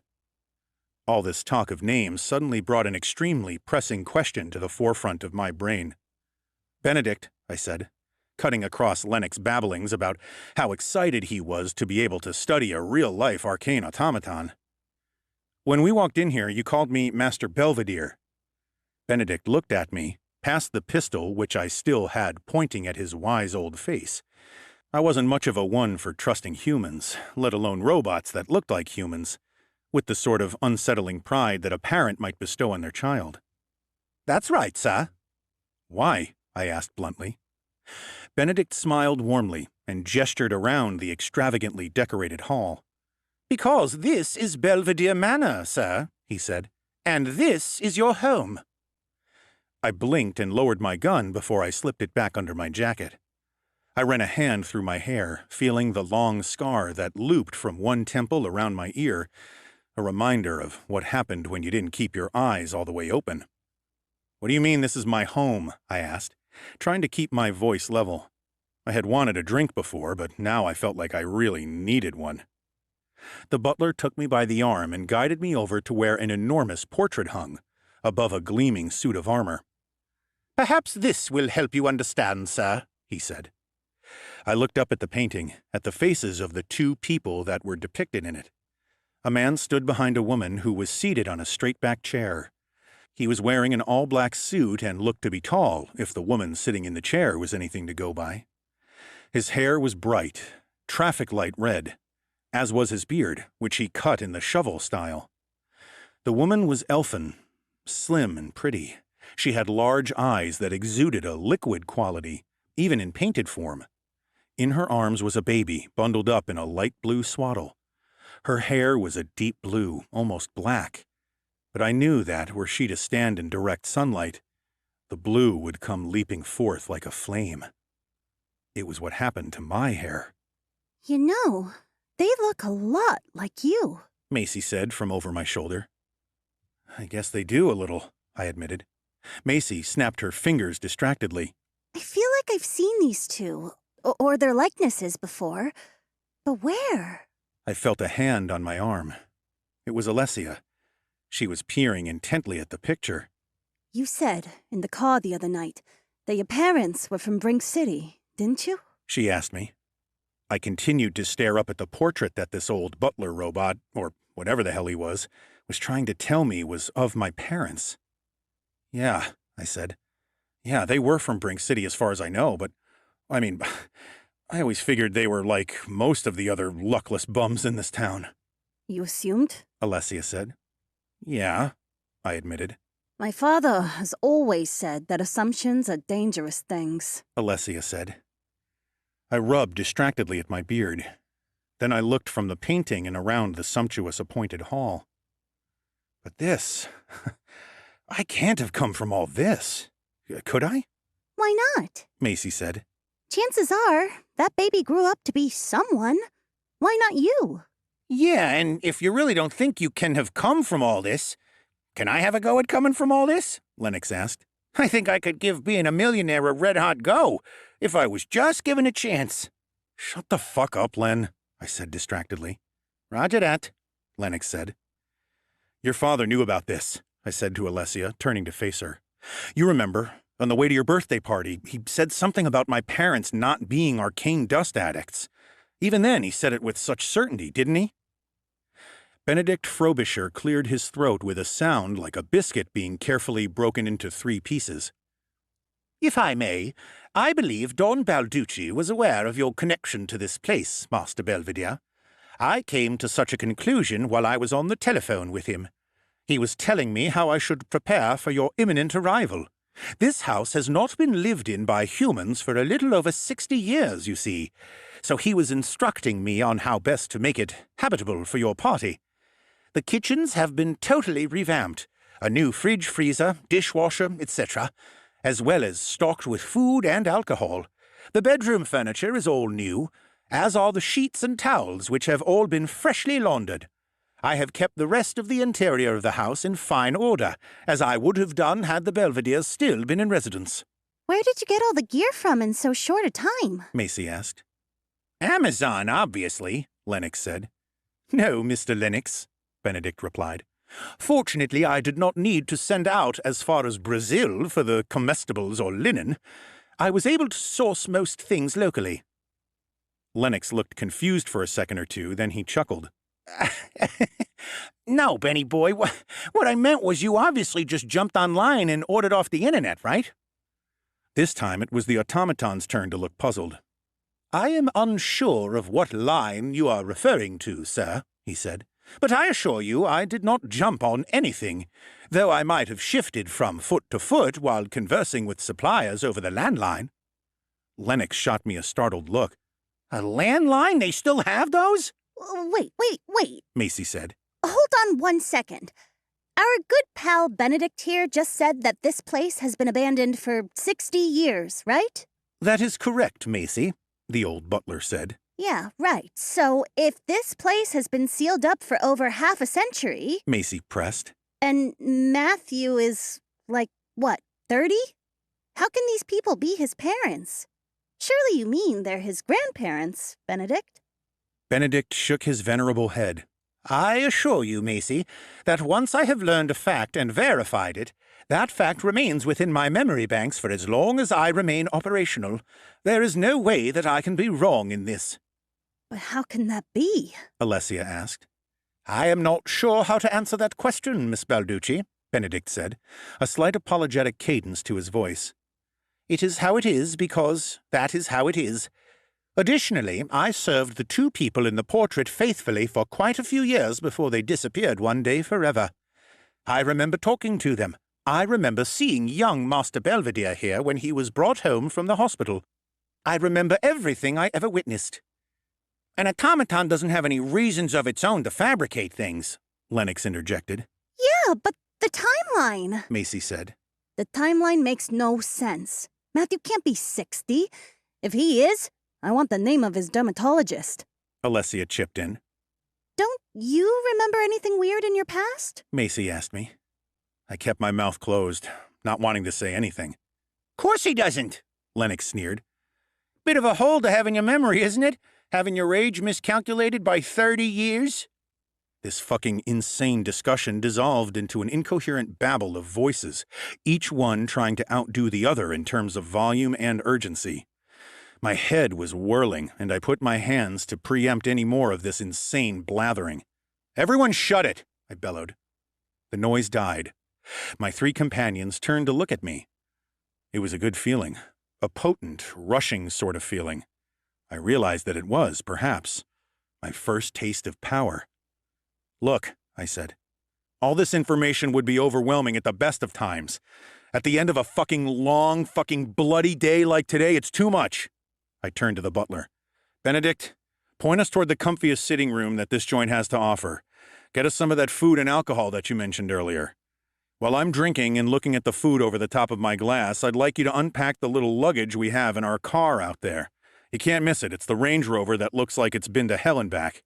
Only then shall we even think about discussing all this shit." Benedict bowed his head. He was smiling slightly, and I had an eerie feeling that I was reminding him of someone. "Very good, Master Belvedere," he said. "Great." I clapped a hand on my foster brother's shoulder. "I don't know about you, but I could murder a goddamn beer." Sometimes the only way to find clarity was to look at the world through the bottom of a bottle. "It'd be about the only thing you haven't murdered today," Lennox said. Lennox, none of what happened today was murder. It was aggressive self-defense. Lennox nodded. Fuck the beer, I said. Benedict, I think we're going to need something a little stronger. I have just the thing, sir, he said. And maybe some showers first, too, I added. The butler nodded, and with great solemnity and much ushering, conducted us from the room and through one of the doors that led off from the main hall of Belvedere Manor, through the passages and rooms that made up, if Benedict was to be believed, the stately home that now belonged to me. Chapter 13. Now this is a fucking lounge, isn't it? Lennox said, gazing happily about the enormous room Benedict had led us to. It was one hell of a space, that was for sure. Lennox, Macy, Alessia, and I sat about a large square table on comfortable sofas. We were warmed by a roaring log fire so big that we could have just tossed the fucked-up Range Rover into it to get rid of it. Apart from the fire, the room was lit by masses of tall wax tapers that glowed with a cozy yellow light. In one corner of the lounge was an enormous stuffed beast that Lennox assured me was an abominable snowman. It certainly looked like one, but I was taking whatever my foster brother told me at that point with a handful of salt. Lennox was a small dude, and he had the alcohol tolerance to match. It hadn't taken too much of the smooth cognac that Benedict had placed on the table before the overzealous little idiot was practically speaking in tongues. The only way that his words would be worth anything now was if they were somehow stapled to a $20 bill. Look here, man, Lennox was saying to me, squinting out of one eye while his brain tried to catch up with his lips. Look. What I'm saying is, right, that sure, our foster parents might not have had as much, money as these Belvederes, but they were still damn fine parents, you know? Remember, that value is not the same as worth. Yes, value is not the same as worth. Or it might be the other way around. My point is that... shit. What the hell was I talking about again? I poured Lennox and myself another measure of the warming liquor. There, drink that. I feel like if you get more hammered, you might start coming it sober from the other side.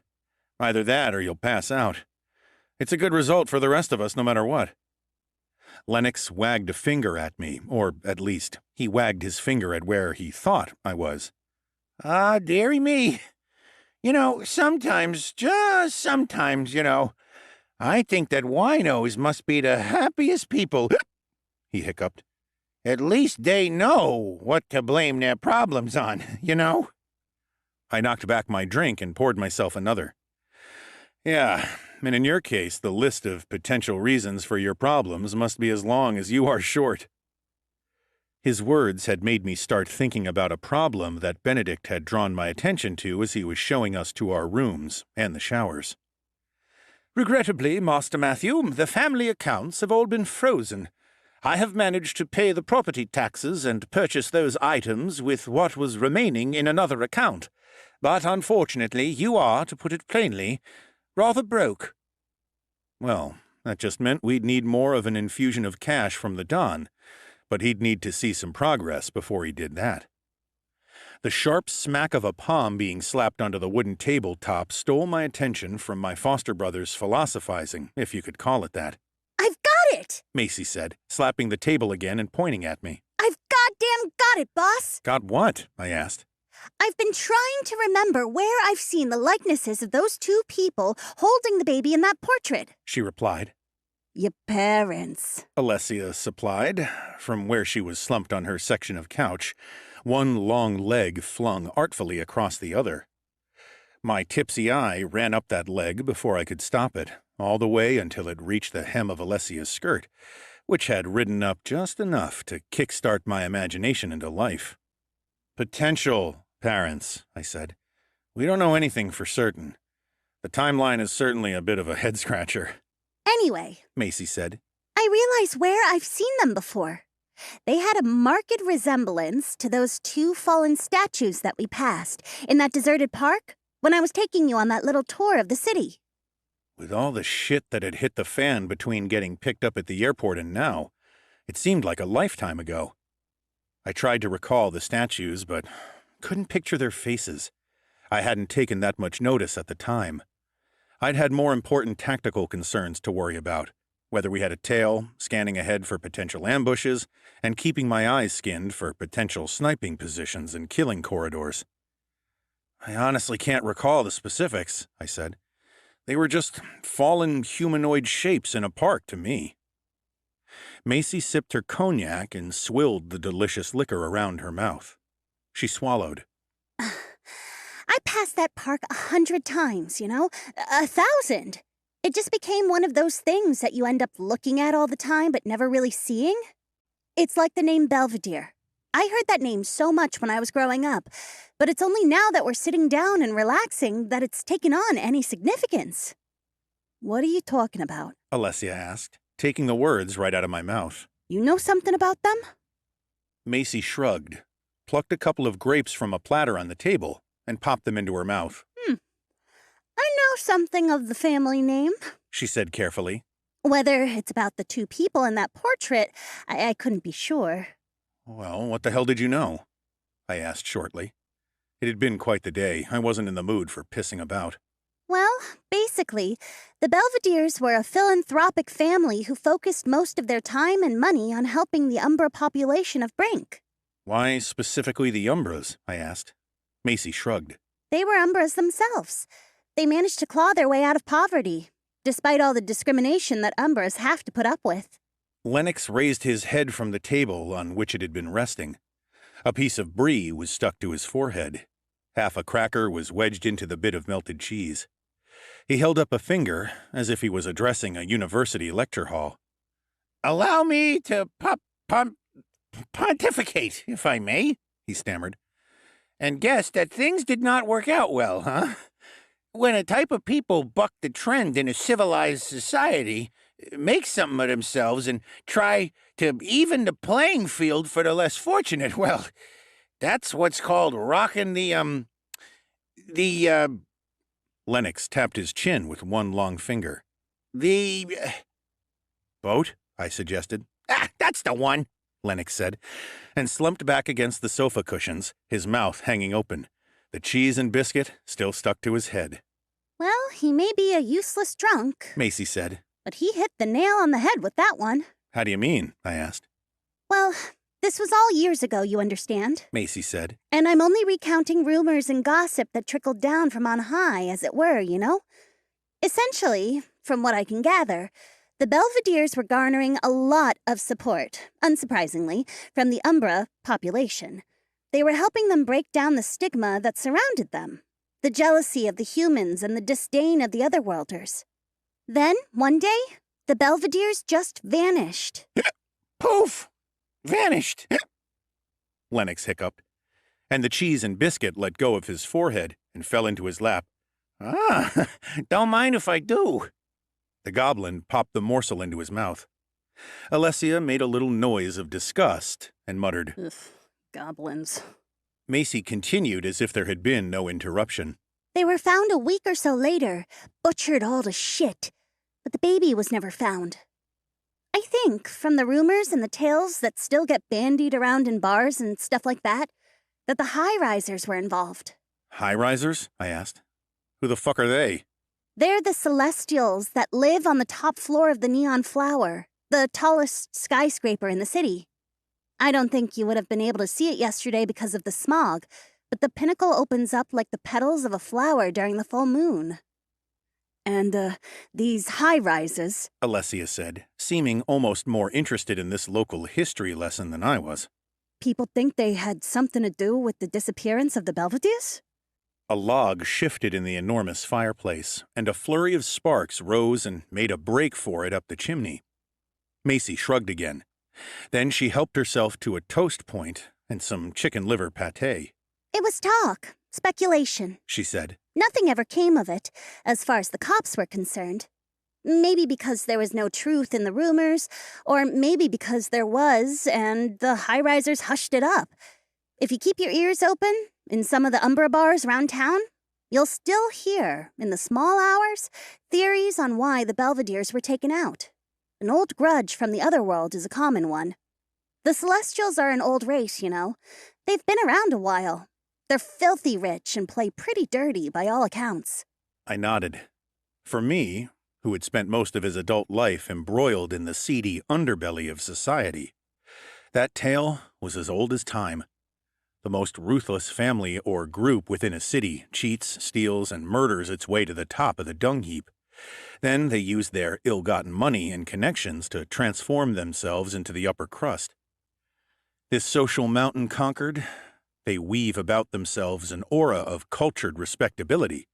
However, it only takes an outsider to come along and start upsetting things with new ideas and fresh policies for those merciless tendencies of the upper crust to come to the fore once again. I had seen it firsthand with Don Balducci. The exterior of the rich, respectable businessman merely concealed the remorseless and savage pit bull underneath, like a chocolate-covered razor blade. "So this kid," I said, "he wasn't found with the parents?" Macy shook her head. Nope. He disappeared, presumed dead by the BCPD. Alessia glazed levelly over her glass at me. She took a long swallow of the amber liquid, and I watched the muscles in her throat move. How the hell can a woman have sexy throat muscles, I thought. Is that normal? Have I just been missing that until right now? Matthew, She said. I'd say that all the evidence is pointing to you being this missing Belvedere kid. I nodded slowly. There could be no denying it. It sure was, looking that way. But there was still this unexplained gap in time. They'd been dead almost 60 years, but I was only 30. At least from what I could remember. Hell, magic existed, which meant that stranger things had happened. Look, that might be the case, I said, the words sounding alien in my own ears. But the fact remains that we came here for a reason, right? We came here to set up a satellite family for Don Balducci. That hasn't changed. That is what we're going to do. That dry little cough, which announced that Benedict had something he would like to slip into the conversation, sounded from out of the shadows behind us. "Fuck me running, Benedict," I said. "You move on slippered feet, don't you?" "I try my best not to intrude on discussions, sir," the old butler said. "But you have something to say now, I presume. That's why you're making that sound like a dog with a chicken bone in its throat?" Benedict gave me an apologetic smile. He stepped over to a sideboard on which an old-fashioned radio sat. The size of the enormous lounge room disguised what a behemoth that radio was. But it was a monster. Benedict started twiddling the dials on it, and the sound of static blended with the crackling and spitting of the fire. "It's just that I overheard you speaking of Mr. Balducci, sir, and I thought it incumbent on me to draw your attention to the fact that that gentleman was currently the focus of some media coverage." Alessia sat up straighter on her couch. What are you talking about, Benedict? She asked, shedding the look of sleepy languor like a shawl. Instead of answering, the butler gave the tuning knob a final tweak, and a news bulletin filled the quiet of the lounge room. The businessman was well loved by many who knew him in boroughs ranging from Brooklyn to Chelsea, but was also suspected of having ties to some of New York's most infamous crime syndicates, said a male reporter. Although he was revered as a philanthropist and supporter of local businesses, the New York native's name was also connected to his very own crime family, perhaps the most prevalent on the streets of the Big Apple. Alessia gasped and covered her mouth with her hand. Her jade eyes were wide, and for the first time that I had known her, I saw her frightened. Her striped tiger's tail drooped over her shoulder. The voice on the radio continued. Luciano Balducci was found dead in his home in Hudson Yards only a few hours ago by his chauffeur, along with a number of his closest associates, also dead. Details at this stage are scant and unverified, but there are also rumors circulating that they were killed during a dinner party. These same rumors state that bodies of a few federal investigators were also among the slain. While the reporter continued for a few seconds more, talking of suspected enmity between the Don and other New York gangs, as well as the Don's charitable work in and around New York, I watched Alessia. It seemed to me that the woman, so brash and headstrong and sure of herself, had dissolved before my eyes. She had lost that surety, had her foundations washed out from under her in an instant. She looked like any other frightened 21-year-old. From what the reporter had said, it appeared that the Don was killed during a dinner party with federal investigators. The reporter continued to expound upon the current theories, the primary one being that business of associates of Luciano Balducci had discovered that he was having amicable meetings with the law, and that this massacre might have been some kind of underworld punishment. Which meant the media was painting Don Balducci as a snitch. Whether or not it was true, this changed everything. Chapter 14. This asshole reporter had just outed the Don as some kind of rat, which may or may not have been true. I doubted Don Balducci would ever turn traitor, but crazier things had happened. "Fucking deficiente," I said, using one of the Don's favorite lines. Macy withered at my words. Lennox remained passed out with his head on the table. Alessia's eyes met mine. The luster had faded from her emerald gaze. It was now dull and broken. Her face was pale and drawn. Moron? She said thickly, as if she was having trouble controlling her lips. Who are you calling a moron? My father or the reporter?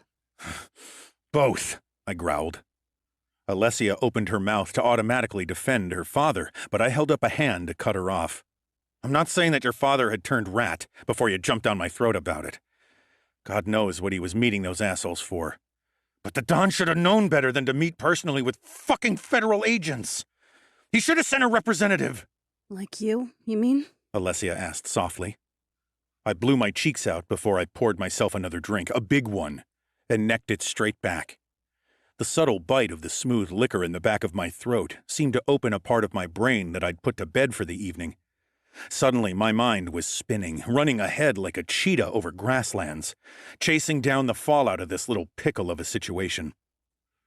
"That goddamn reporter," I said through gritted teeth. "He might just be doing his fucking job, but him saying it like he did.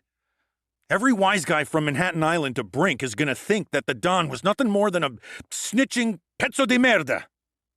A part of my brain was surprised at just how much Italian I had picked up during my time with the Don. Who would have thought my skills for bilingualism would come out when the man who had been essentially my mentor was laid out on the mortician's block?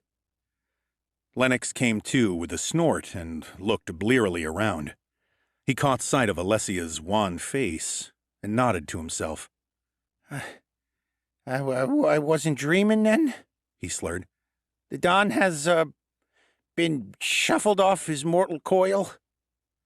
I shot him a look that said he better choose his words really carefully, seeing as the Don's daughter was sitting not a yard from him.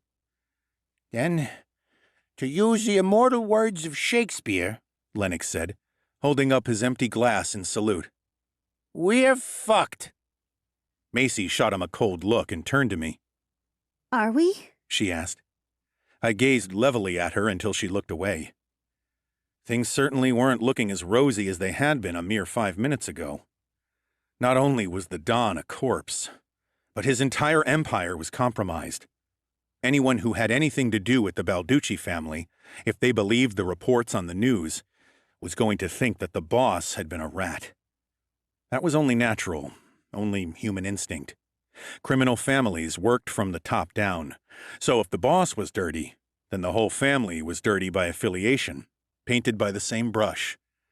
Sure, some low-level employees, the mules and fingermen, the whores and the pushers, might be able to find work with other gangs with which the Balduccis had had a relationship, but they'd always be the object of suspicion. The main problem, though, was that the Balducci name now commanded no respect. And without respect, there can be no fear. The NYPD, alongside the FBI and DEA, are currently investigating what we can only assume was mob-executed justice, or a revenge killing of some kind. The reporter, a different one this time, said. There were confirmed reports from neighbors of black clouds forming above Balducci's home shortly before the chauffeur called the police, and signs of what appeared to be the presence of summoned demons and dark magic. Satanic magic? Lennox's large goblin ears pricked up at the mention of demons. I don't think gargoyles are into that, so it's not the stone spines. If it was Satanists, and Balducci is probably painted all over the damn house. Blood makes for excellent summoning circles, or so I hear. In a flurry of skirts, Alessia got up from the sofa and ran from the room. She knocked the table as she went, sending crystal glasses and food all over the gleaming wooden floor. I shot a cold look at Lennox, but Macy did the honors of giving him a hearty punch in his spindly arm. Ow! What was that for? Lennox asked. It's for being about as tactful as a sledgehammer to the dick, Macy said, and she punched him again. I sighed and got to my feet. Now that the Don was dead, we were all in the shit, buried good and deep. But Alessia had just lost her father. I might not have known my biological parents, if I really was the kid from the portrait, but I remembered what it had been like to bury my foster parents. It hadn't exactly been a barrel of laughs, and the least I could do was try and be there for Alessia. I left the other two by the fire, grabbed a fresh bottle of cognac from the drinks trolley, and walked out of the room. I pulled the cork from the bottle with my teeth as I went. It made a satisfying thwop sound as it came free. I grinned bitterly, spat it away, took a huge swallow. I had been hoping for a bit more satisfaction than that to top off the evening, but it looked like that might have to wait. "Benedict!" I barked. The butler was at my side in an instant. Yes, sir. "I need you to point me in the direction that Alessia just went." Of course, sir. The young lady will be in the quarters that I set aside for her. They are not as comfortable as the master suite. That I reserved for your good self, of course. But they are more than adequate, I'm sure. "Benedict," I said, trying to keep a hold of my rapidly slipping forbearance. "Alessia's old man just traded in his fedora for a harp. I'm pretty sure that the only thing she's going to want from her room is a shower and a bed. Now where the hell is it?" Benedict guided me soundlessly to the outside of a large door, which was covered in a moving, swirling pattern of gold gilt. She's just in here, sir, Benedict said. With a little bow, the arcane automaton departed. I waited until I was sure he was out of sight, then knocked on the door. From inside, Alessia called. "What? Who is it?" Her voice sounded slightly muffled, as though she were speaking through a pillow. "It's me," I said. There was no answer. Now that it came to it, I wasn't sure if I was the guy for this sort of delicate work. I was pretty good at manufacturing grieving family members, but had little experience when it came to consoling them. I had liked the Don, of course. I had respected him, and I had learned as much from him as I could. However, I had also never kidded myself as to what kind of man he was. He was a gangster, a top mob boss in New York City. As far as concrete jungles went, that was up there. Despite the $2,000 suits, the Thanksgiving turkeys he supplied to the poorer Brooklyn neighborhoods, and the amiability that a lot of power and a lot of money gives a man, the Don had been the fattest dog in a dog-eat-dog town. When they performed the autopsy, they'd find a double backbone and the word villain running all the way through him like seaside rock. I knocked again and repeated myself. "It's me, it's Matthew. Look, I'm not much good at this sort of thing, but if you need a shoulder or whatever, you can have mine." Still no answer. I tapped the fresh bottle of liquor against the door. "I'll, leave this outside your door. There's a reason that getting shit-faced at times like this is a cliché, you know. It's because it's the only thing that works." I took another swallow from the bottle. Except revenge. The door was wrenched open from the inside. Alessia stood in the doorway, silhouetted by a fire burning in a hearth behind her. She held on to either side of the doorframe, and her head hung down, her face obscured by the thick red curtain of her hair. "You know," she said thickly, pain etching every word as they slipped between her luscious lips. "I always entertained the notion that, my father being the man he was, I might see him die one day. I didn't say anything. There wasn't anything to say. But I never thought that he'd go out like this," Alessia said. I noticed her fingers tighten on the doorframe. Never with dark magic. Good, I thought. She's full of rage rather than grief. I should have known that a tigerkin's initial reaction to something like this would be fury. This was probably the only way the Don would have left this world. He'd been heading down this road his whole life. Mutely, I held the bottle of cognac out to the grieving heir of the Balducci crime empire. Alessia looked up, and, despite the fact that the fire was smoldering and crackling in the hearth behind her, I saw flames licking at the insides of those furious jade eyes. She took the bottle from me, tipped her face to heaven, where Don Balducci most certainly wouldn't be watching from, and took a few deep swallows. Some of the liquor spilled from her lips, and I watched a few drops roll down her chin, down the smooth line of her neck, and disappear into the depths of her cleavage. It might just have been one of the sexiest things that I had ever seen, and while I might have been an asshole, I wasn't asshole enough to let that thought linger. This was a grieving woman. The last thing I should have been doing was eye-fucking her. I tore my gaze away and saw that Alessia had stopped drinking. She was regarding me with cat-like concentration. What do we do now? She asked, and I knew that she was talking business, not pleasure. We turn our minds to winter, I said. We stay cold and logical. Then, when the time is right, we'll find out who did this and we'll make them pay. And the sons of bitches are going to pay, and then some. And while they're paying up, you can stand over them and laugh your perfect ass off. She ran her tongue over her lips, sucked the spilled cognac off them with a sucking sound that plucked at my libido like a harp string. I was trying my best not to be an asshole, but this beautiful tigerkin woman was making it damn hard. Fuck it. I was an asshole through and through, and taking Alessia's mind off her father's death could even be considered a good deed. At least that was my excuse if God ever asked me about it at the pearly gates. But there's something we're going to do before that, I said. The firelight reflected in my eyes, shone in my dark blue umbra hair. Alessia pushed the door open wide. Yeah?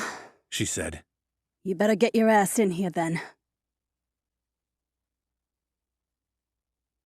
Chapter 15. Alessia pulled me into her bedroom, and I kicked the door shut behind me. Colored paper lamps floated about the room, supported by what I assumed was an intrinsic magic within the mansion.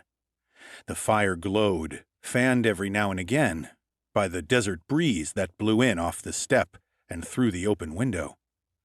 The wind smelled like the smoke from the city and the dust from the desert. Alessia dragged me into the center of the room, in front of the fire. She pulled me close, aggressively, her white-knuckled hands gripping the lapels of my bullet-resistant jacket. You know what you said about finding the people responsible for what's happened? She asked. Yeah, I said, gazing down into her face and noting the tears that sparkled in the corners of her eyes. I also noted the snarl that curled the corners of her mouth. I'm gonna hold you to that, Matthew, Alessia said. Her larger-than-normal canines gleamed hard and white in the sporadic light of the fire. You won't have to hold me to it, Alessia, I said. I'll make sure we find these motherfuckers. It'll be my pleasure. Speaking of pleasure... Alessia's hands slipped down the front of my jacket, made their way inside, and ended up at my belt. Right now, I need something to take my mind off my father. She unbuckled my belt with a nimble flip of her hand. And that means I want you to fuck me. She spat into her palm. And fuck me hard. She unzipped my fly and reached boldly into the front of my pants, into my boxers, and found my cock rising to meet her. And don't you fucking dare stop fucking me until I tell you to. Before she could get the next word past her lips, I was upon her, pressing her backward, crushing my mouth against hers, my stubbly chin spiky against her smooth chin. There was a dull thump as we collided with a chair sitting in front of an ornate dressing table and knocked it over. That's it. Alessia growled into my mouth, nipping at my lips with those damned canines of hers, and stoking my lust to newer heights. That's it. Start as you mean to go on. Treat me rough. I can handle it. I kissed her hard, pushing my tongue between her lips and running around the inside of her mouth while she moaned. She tasted like cognac, certainly, But there was something else on her breath, something that had an edge of tobacco to it. It took me only a few seconds to realize that it was the unique herbal tang of Knoll Nugs. Oh, she must have secreted a little bit out of the stash, I thought, smoked a little to dull the pain of her father's passing. Well, I suppose that little bit shouldn't cut into our profits too much. I pressed my big frame roughly against her, pushing her further back up against the dressing table. There was a clatter as a bottle of perfume landed on the glass-top table. I heard Alessia gasp involuntarily at this coarse treatment. But the smoldering embers of sexual yearning in her heart and head and sex seemed suddenly to burst into flame. I could tell that she wanted me more almost than anything else. I grinned. It was a good feeling, and I meant to use that knowledge to tease her to the point of climax a few times before I let her come. I pulled off my jacket, breaking our kissing so that I could toss it over the back of a couch sitting by the open window. This slight delay obviously didn't sit well with Alessia because she pulled her skirt off and kicked it across the room, then pulled her underwear to one side and started playing with herself. Come on, She said. Didn't I say I wanted you to fuck me? Then do it! I came to her again, picked her up as easily as I might a sack of potatoes, my hands clamped under her buttocks. I sat her on top of the dressing table, sweeping her makeup aside as we continued to kiss and tongue each other hungrily. I pulled her legs apart, and Alessia gasped with delight. My hand went straight up to her crotch and started to knead roughly at the front of her underwear. It was callous and unrefined groping, as if I was in a mad rush to have her naked flesh under me, which I was. I felt Alessia respond, bucking against my hand as I rubbed at her soaking wet sex. She pushed herself up on her hands so that I could pull her panties down, and I heard the glass top of the dressing table crack. My fingers probed and squelched at her wetness. Occasionally in my haste and lust, I would run my fingers across her asshole and feel Alessia tense up and quiver with building ecstasy. Once or twice, one of my fingers probed into it, fingering her ass for a few moments while she bucked against me and panted. Finger fuck me. Come on. Please, finger fuck me. I'm close. Oh God, I'm close. Alessia said, not even trying to keep her voice down. I grinned. The Knoll Nugs sure did heighten a chick's sensitivity. I like to pride myself on having a touch with the ladies, but this had to be a new PB for me. I obeyed, my fingers pummeling into Alessia's sex. 2, then 3, and then 4, stretching her lips to their limit, while I leaned forward to suck and bite her erect nipples, which she had freed from her top. Choke me! Alessia said suddenly in a high, breathy voice. Choke me, or I'll fucking scream this place down! In a great flood of sudden womanly relief, Alessia suddenly came. I clutched her by the throat, firm and tight, and this only seemed to add to the intensity of her climax. My fingers still blurred in and out of her as she orgasmed. All of a sudden, a wash of lady juice sprayed down Alessia's legs and onto her high heels, which I just realized she was still wearing. Show me that fucking cock, Alessia demanded, her voice raspy with passion. I want to taste it. I want it in my mouth. Down my dirty fucking throat. Shit, I didn't need telling twice. My fingers now twined through the hair of the tigerkin woman. I pushed her down so that she was kneeling on the thick cream-colored carpet. Then I pushed my pants down so that they were around my knees and tilted my head back as Alessia hungrily went to work on my cock. As good as the blowjob was, it wasn't long before I needed more. I had a visceral urge to be inside of Alessia Balducci. I pulled her to her feet, turned her around, and made her stick out her ass to me while she clutched the dressing table. I reached forward and hooked one index finger into the corner of her mouth like a fishhook, forcing her head sideways so that she had to look at me. I stared coolly back at her as I started to fuck her, ruthlessly penetrating her as deeply as I could. Alessia let out some lewd cries as my nuts slapped with every thrust onto her clit. Alessia said she wanted it rough, and so I gave it to her rough. I fucked her as selfishly as I ever had anyone before. I edged her closer to another orgasm before pulling back and letting her recover. Then I brought her to the brink again and once again stopped before starting all over. Eventually, however, I thought that enough was enough. With her face pressed hard against the cracked glass of the dressing table, I pistoned into her. As soon as I felt her climax, I emptied myself into her. I jerked spasmodically as I came, my world turning to shades of red and pink. That I heard Alessia say from seemingly far away. was just what the doctor ordered. We collapsed backward onto the bed, peeling off the rest of our clothes until we were both naked. Then we covered ourselves in the fresh duvets. Matthew, Alessia said after a while. Yes, I'm not gonna push down my grief. I've decided. Alessia said, her tone strong and matter-of-fact. Nor am I gonna wallow in it. I'm going to channel it. We need to find someone to channel it at first, I said. Remember what I said about keeping a cool head. Alessia made a little noise in her throat. It might have been a growl. Not at those who killed my daddy. Not yet.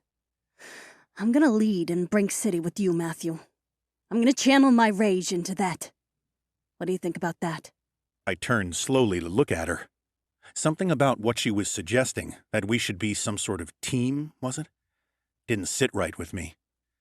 Maybe it was the fog of post-sex relaxation that made it hard to think. But I couldn't agree with her. I wasn't going to lead alongside someone. Not now that the Don was dead and gone. We locked gazes, and something passed between us then. It was as if a battle was fought with our eyes. A primal struggle for supremacy that was more animal somehow than the intense fuck we had just shared. Alessia, after a good 20 seconds or so, sighed and looked away. Fine, She said with a grudging smile. I'll be your right hand here then. But only until New York is safe for me to return to. Then I'll pick up where Daddy left off. Sure, I said with a roguish grin. But you never know. You might just like being on my right hand so much that you decide to stick around. You were sure enjoying riding it just then. Alessia smiled sleepily and wriggled in close to me. You're trouble, Matthew. She mumbled. Before long, Brink City is going to know just how big a trouble you are. I lay awake a little while later, while Alessia slept nestled into my shoulder. The girl had the spirit of a tiger, the animal she called her kin. But she felt quite small and delicate, lying naked against me, her slim body huddled against my brawny frame. While I floated in that pleasant post-coital zone that separated climaxing from sleep, I did some thinking.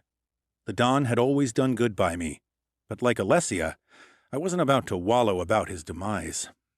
He'd lived by the metaphorical sword his whole life, and now he had died by it. That was, perhaps, one of the oldest laws of the concrete jungle. The king of the jungle is only as effective as he is vigilant, as he is feared, as he keeps his heart a stone and his self-importance in check.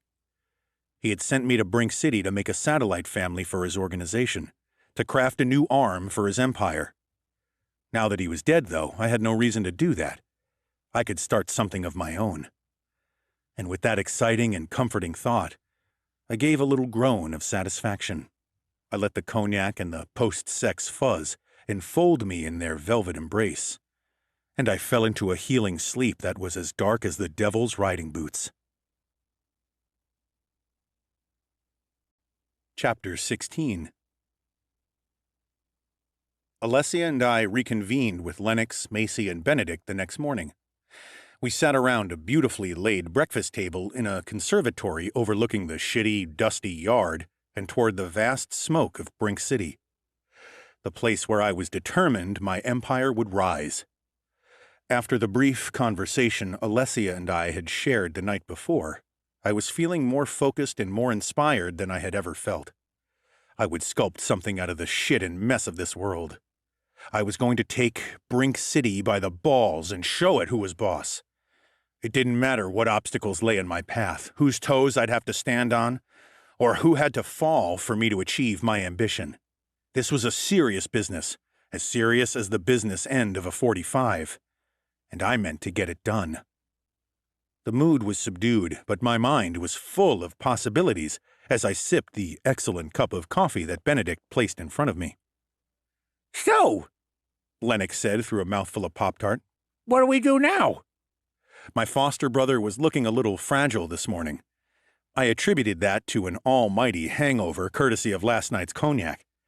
To test my theory, I set my coffee cup loudly on its saucer and gave it an experimental rattle. Lennox winced, as if I'd rung a gong next to his earhole. God, would you keep it down? He moaned. Have you no respect for a dying man? He realized what he had said and looked guiltily over at Alessia. The tigress paid his comment no heed, however. Instead, she said, The plan has changed a little, Lennox. It has? Macy asked. In what way? We're not trying to further your family's ambitions out here? Alessia opened her mouth to field the question, but I spoke over her. This, I felt, was as good a time as any to set the new ground rules and let everyone know where they stood. The Don is dead, I said bluntly. He no longer has any concerns with the living, which means that we no longer have to concern ourselves with his wishes. This is my outfit now, understand? This is my house. This is my base of operations. I paused, allowing a few seconds to elapse. A few seconds in which anyone could voice any objections. Predictably, Lennox chimed in. Does that mean I'm second in command? He asked. You know, what with me being a family and all? Are we going to have a little bit of a... If you say anything about Batman and Robin, Lennox, I said warningly. I was going to use Tony Montana and his cousin Manny as an example, Lennox said enthusiastically. I gave my foster brother a bemused look. You remember what Tony does to Manny and Scarface, don't you? Lennox paused in mid-chew. Oh, yeah, he said. This isn't a democracy, I said. If I learned one thing from Don Balducci, it's that this all works top-down. I'm effectively a dictator. I tell any of you to do something and you better fucking do it, or you risk everything that we have. Get that into your heads right now. It starts here. I gave Macy a stare that she could have bent a horseshoe around. It starts with loyalty. Now, the Balducci name is pretty much fucked, so we'll have to work it all out for ourselves and start from the ground up. Alessia, you're going to have to keep your head down for a while. Work out some way to make yourself unrecognizable as a Balducci.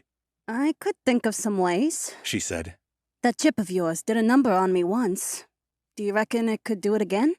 I looked at Lennox. You think it could make a change that was almost permanent? I asked him. Lennox looked thoughtfully at me.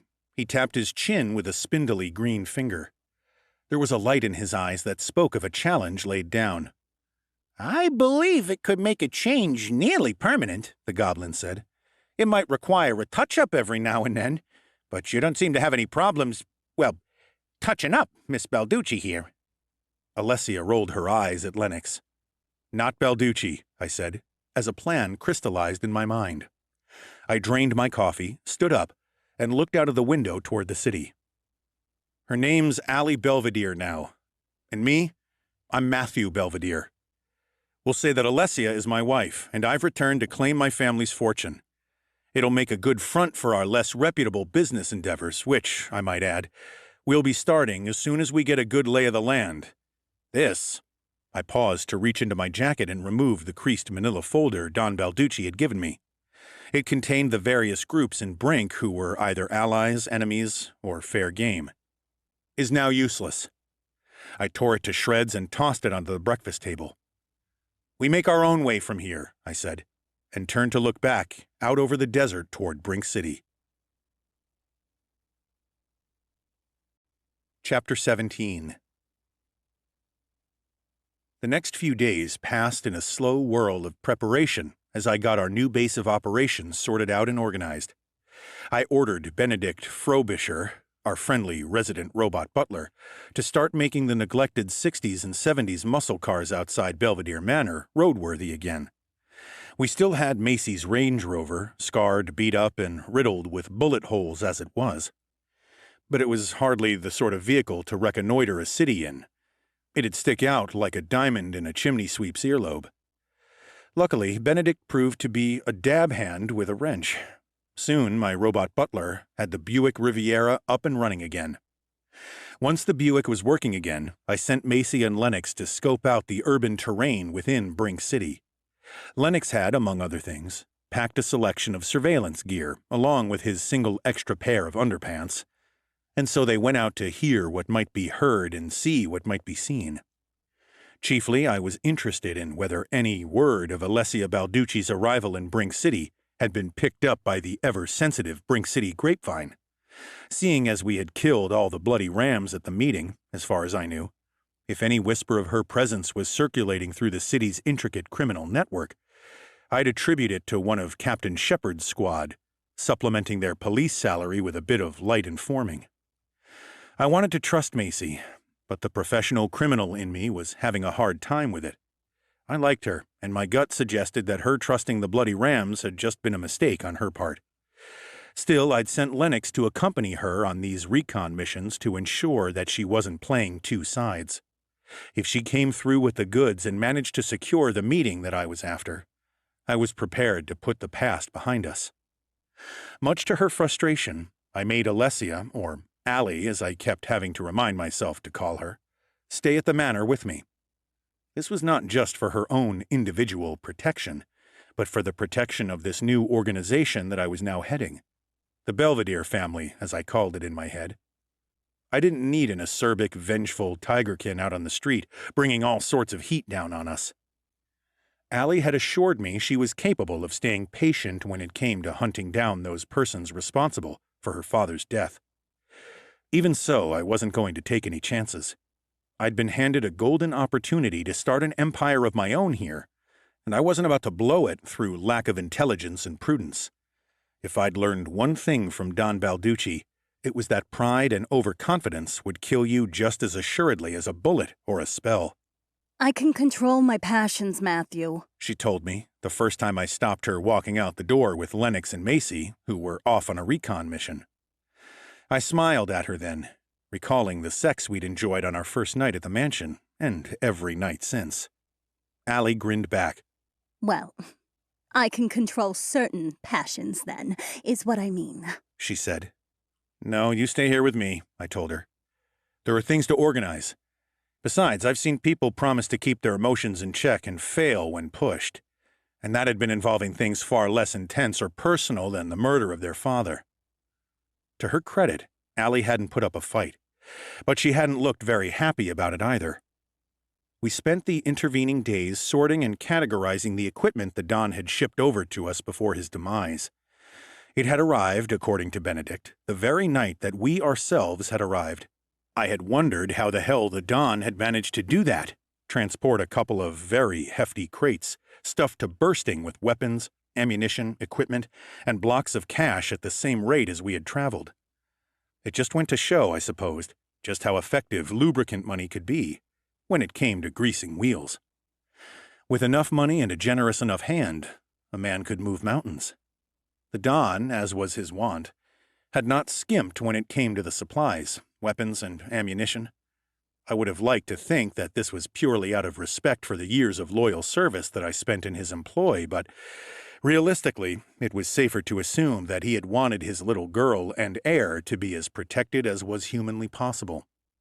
When you're walking through the valley of the shadow of death, it always pays to have a bigger staff than the other guys if you can.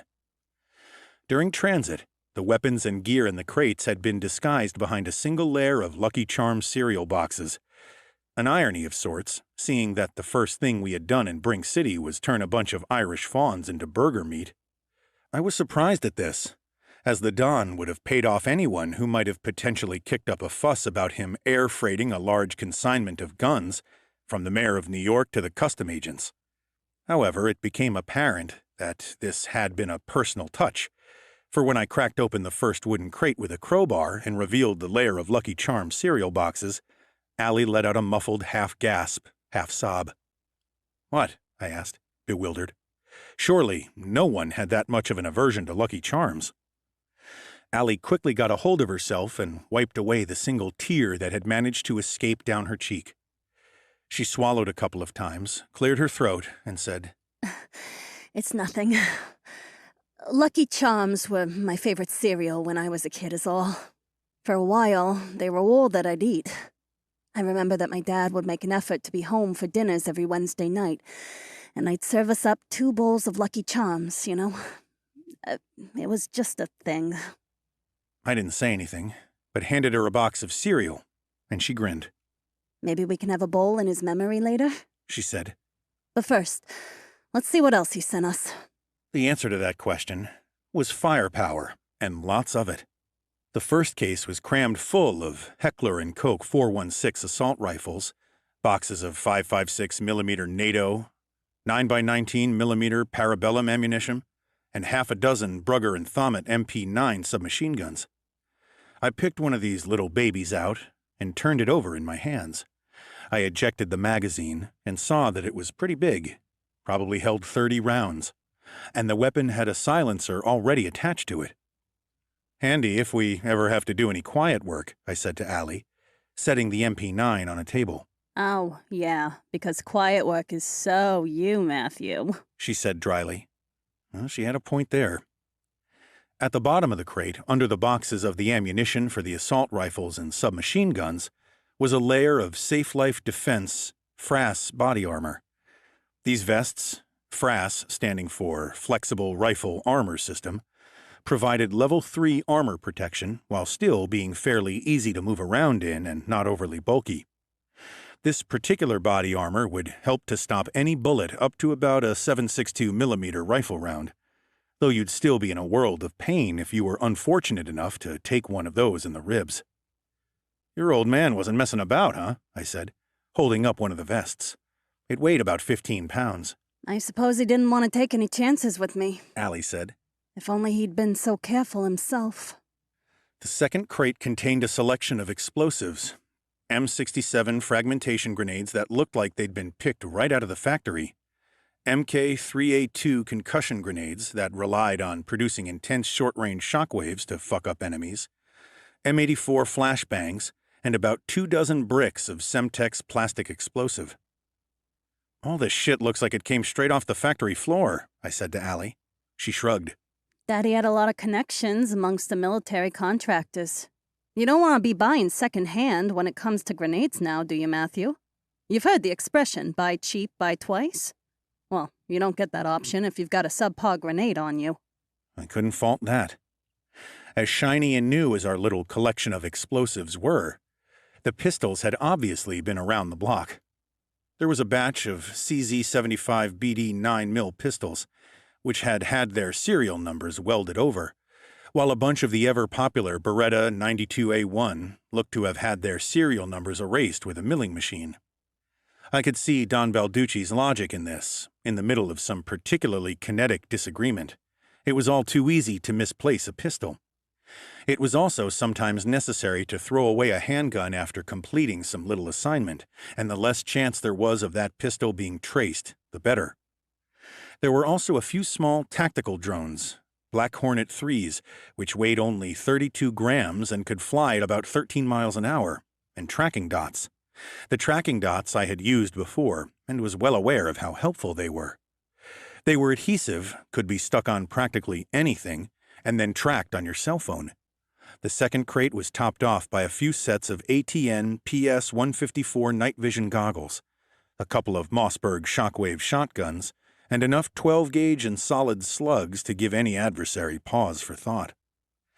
All in all, it was a damn good haul, and would doubtless prove to come in extremely useful if our opening confrontation with the Bloody Rams had been anything to go by.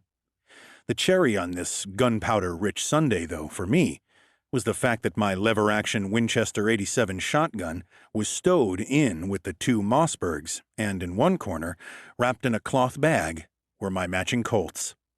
"Well, hey there, my little troublemakers," I said, as I pulled them in their shoulder harness out of the bag. "I've missed you too."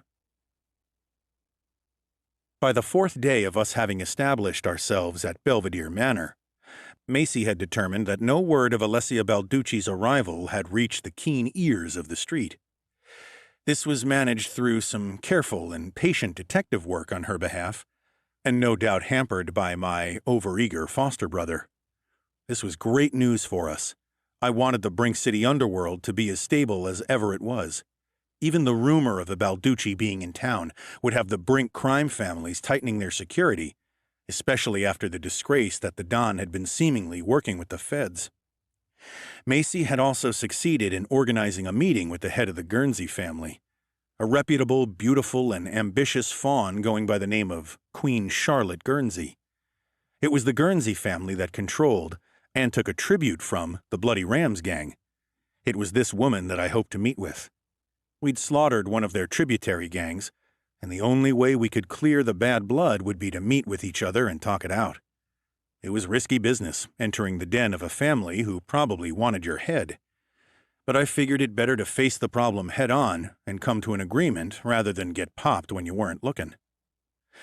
When Macy and Lennox arrived back at the mansion that evening, she recounted the news while Allie and I sat in the lavish drawing room.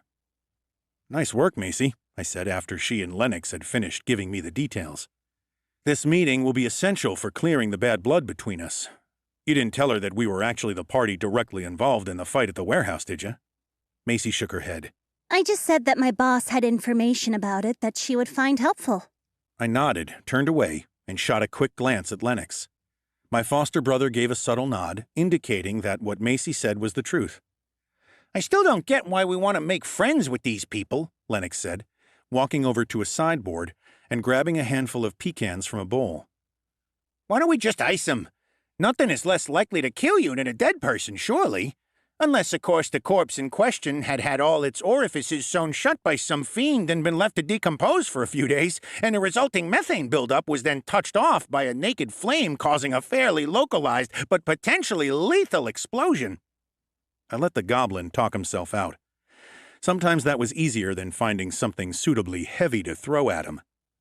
"We're not going to ice them," I said, "because we don't want to look like we're setting up a competing family. Since it'll be in the best interest of all the other families to take us out and retain the status quo that already exists here." Lennox started choking on a nut, which gave Macy the perfect opportunity to step forward and crack him across the back.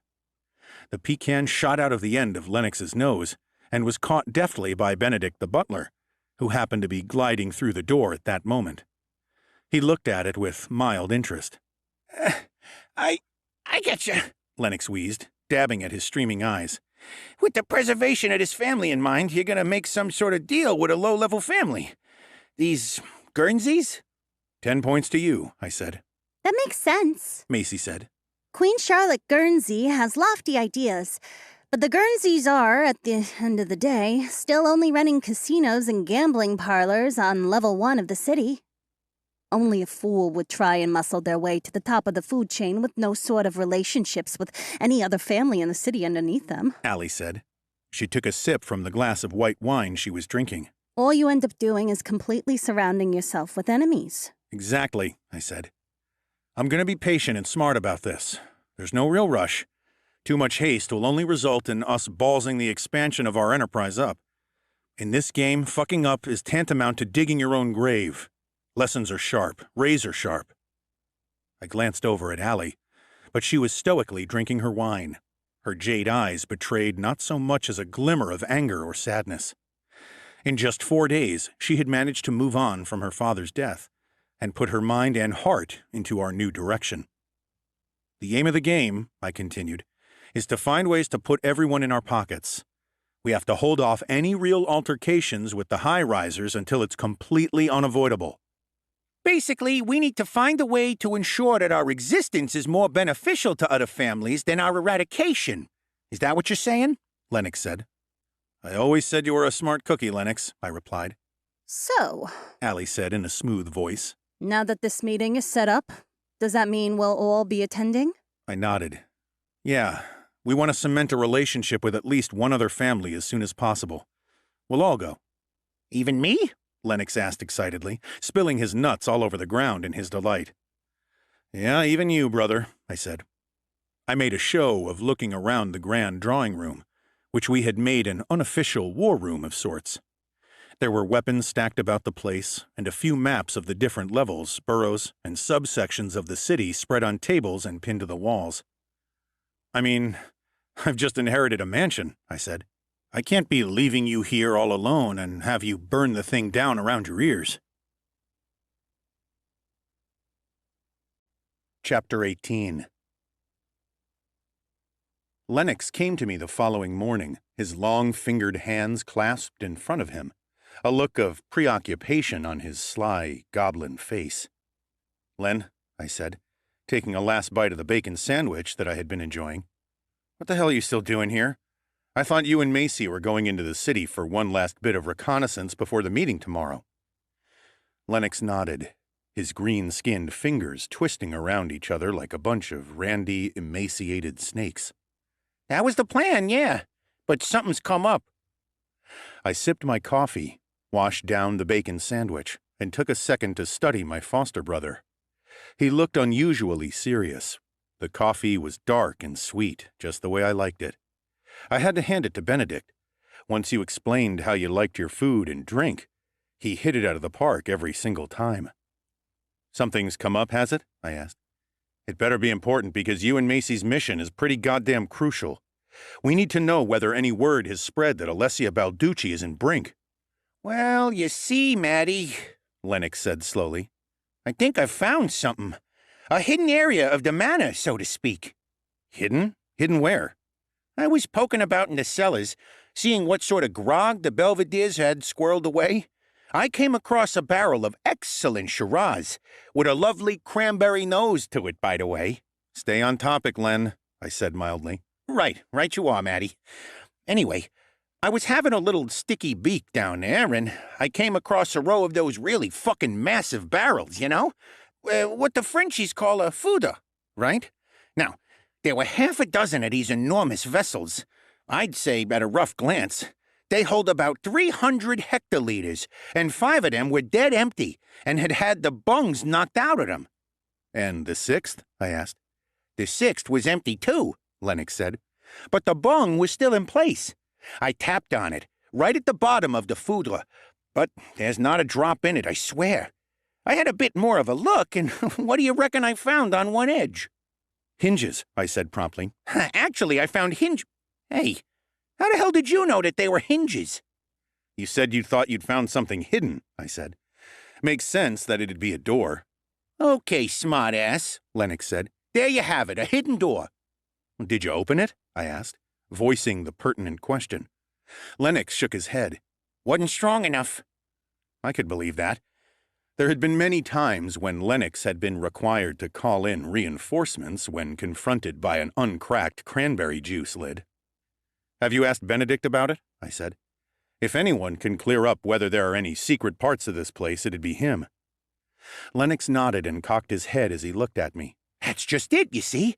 I asked our dear old automaton, but he got very cagey indeed. In fact, I'd go so far as to surmise that he blew me off somewhat." "What makes you think that?" I said. "He told me, rather stiffly, that his programming required that he only answer such questions when asked by the master of the house. You." I looked around in my seat. Benedict had been standing at statuesque attention while I breakfasted, attentively pouring more coffee for me whenever my mug was running low. Now, though, he had vanished. I wiped my mouth with a napkin and got to my feet. I patted myself under my arm and found that I wasn't carrying my Colt Combat Commanders. I'd left them up in my room on the bedside table. "All right, Lennox, you've piqued my interest, man," I said. "You run off and grab one of those CZ-75 BDs and a Mossberg shoddy just in case. And I'll meet you at the head of the cellar stairs in 5. "Where are you going?" Lennox asked. "I'm just off to build a log cabin," I replied. "I'll meet you by the cellar." It was actually 10 minutes later that I walked through the kitchen and found Lennox sitting on an upturned bucket. He was twirling the CZ pistol around one long forefinger, the muzzle zipping past the end of his nose with every revolution. He looked like a small green cowboy. He glanced up at my approach. "Geez Louise, brother," he said. "What kept you? Was it coming out sideways or something?" I whipped the twirling handgun out of Lennox's hand and checked it. "You're aware that this is loaded, yeah?" I asked. "Duh," Lennox said, channeling his inner 13-year-old girl with unerring accuracy. "What good's a gun if it's not loaded?" And you know that the safety was off and that these pistols have very light triggers? I said. Lennox paled a little. I thought the safety was on. Yeah, well, it wasn't. Without me having to ask, Lennox handed over the Mossberg. Good call, Duke, I said.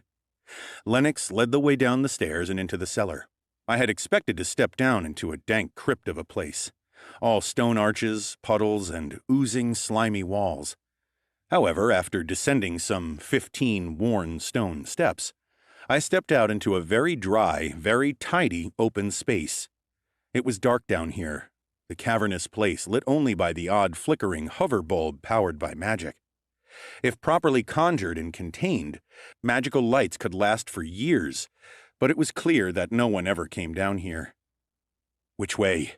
I asked Lennox, my voice automatically dropping to the level reserved for hospitals, libraries, and banks. Follow me, Maddie, Lennox said in his usual high and piercing voice, which reverberated off the stone and bounced away into the darkness. Goblins were good in the dark, and had an excellent sense of direction when underground. I had always found this an ironic fact because Lennox, after 4 days of being in the house, still struggled to find his way from his bedroom to the breakfast table each morning. On 2 occasions, I'd had to send Benedict out to locate him. How fucking big is this place? I asked. We were making our way through a maze of old shelves. They must have held enough bottles of vintage wine and port to get a decent-sized army absolutely rat-shit drunk for a week. There was also a lot of furniture down there, hidden under dust sheets and wrapped in plastic. Boxes of books and scrolls were stuffed into a row of cabinets, and I wondered what secrets they held. If I took the time to go through all that paper and parchment, would I find records of the Belvederes? Would there be something in there that would explain the whole mystery about how I was 30 but had, apparently, been born 60 years ago? Were there documents and accounts that might hint at why my parents had been taken out and by whom?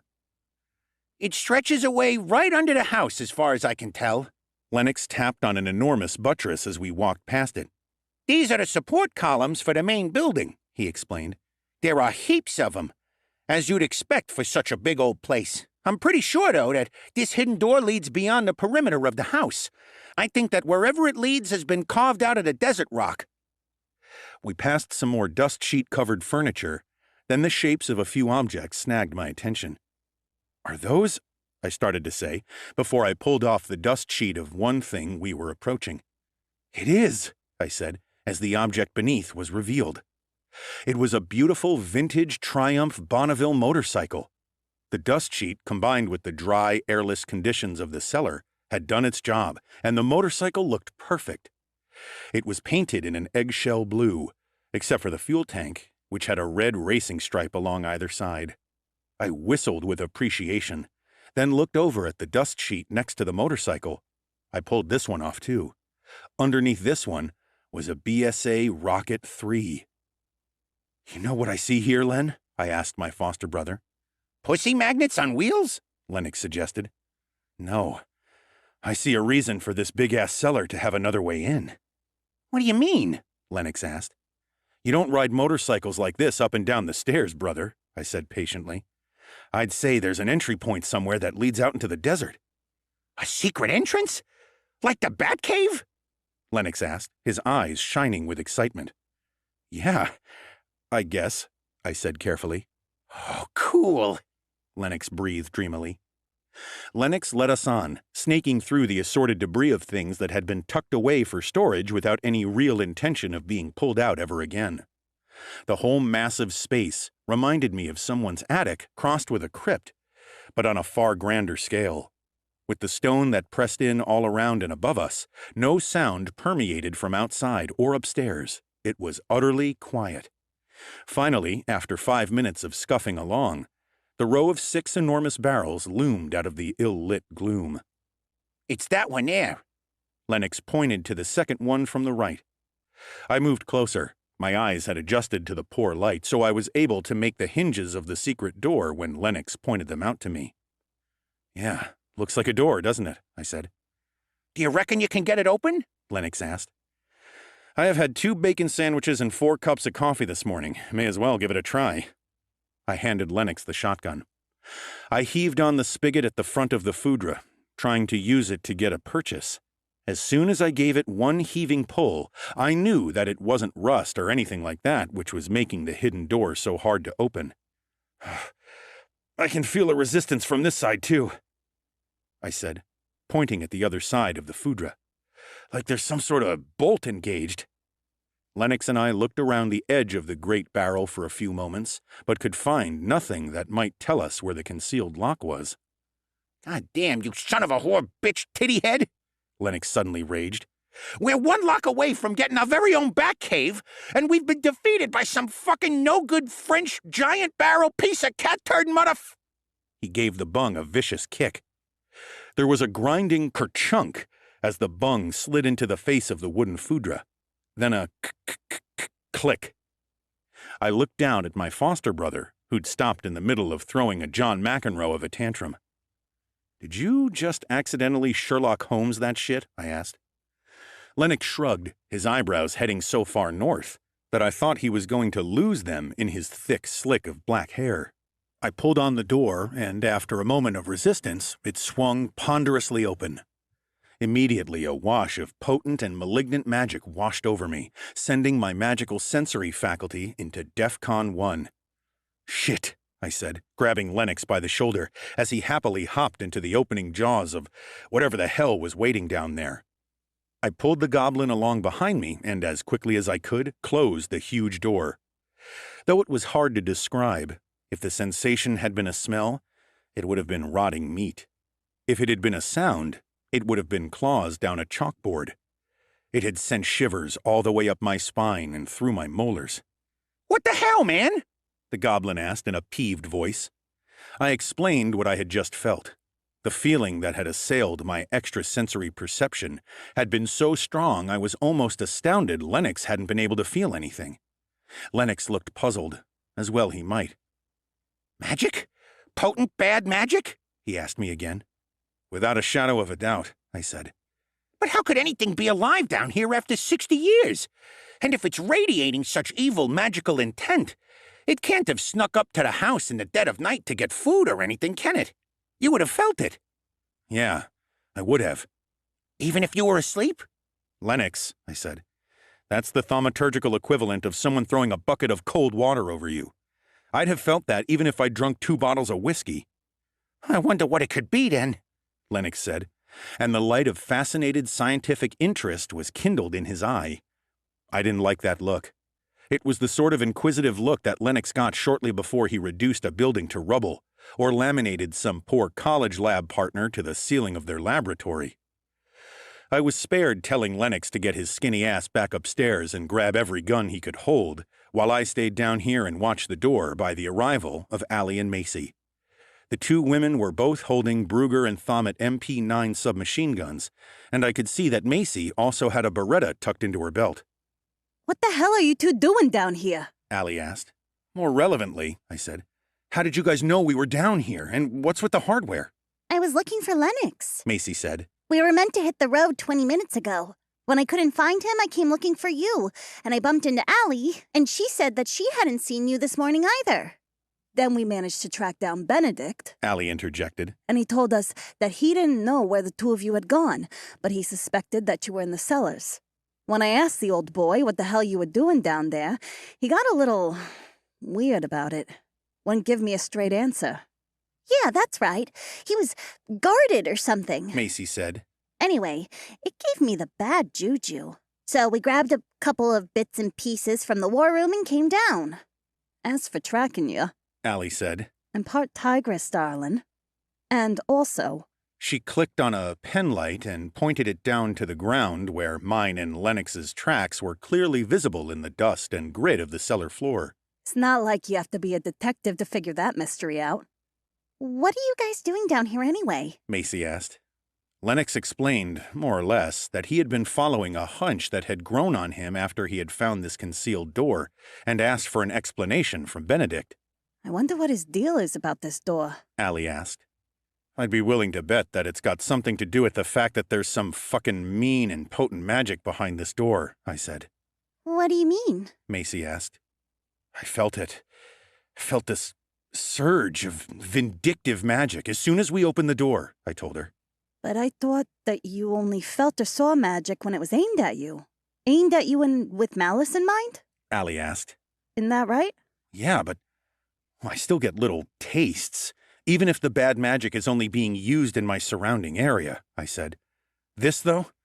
This was like a slap in the face, only... I paused, trying to articulate the feeling. Only, it was directionless, you know? Wherever that magic was emanating from, it wasn't aimed at me or Lennox or anything specific, I don't think. I looked at the trio standing around me. I became aware that they were waiting on me to make a decision. These guys would follow me, whatever I decided to do. This was a key moment for me to showcase that the Belvedere family didn't fuck about, especially in their own base of operations. This is my goddamn house, I said simply. I don't like the feel of what's through here. What I like even less is that there might be some magical asshole freeloading on my property. Let's go evict the son of a bitch.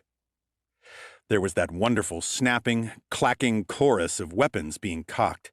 It was the only answer that I required. I heaved the heavy door open once again.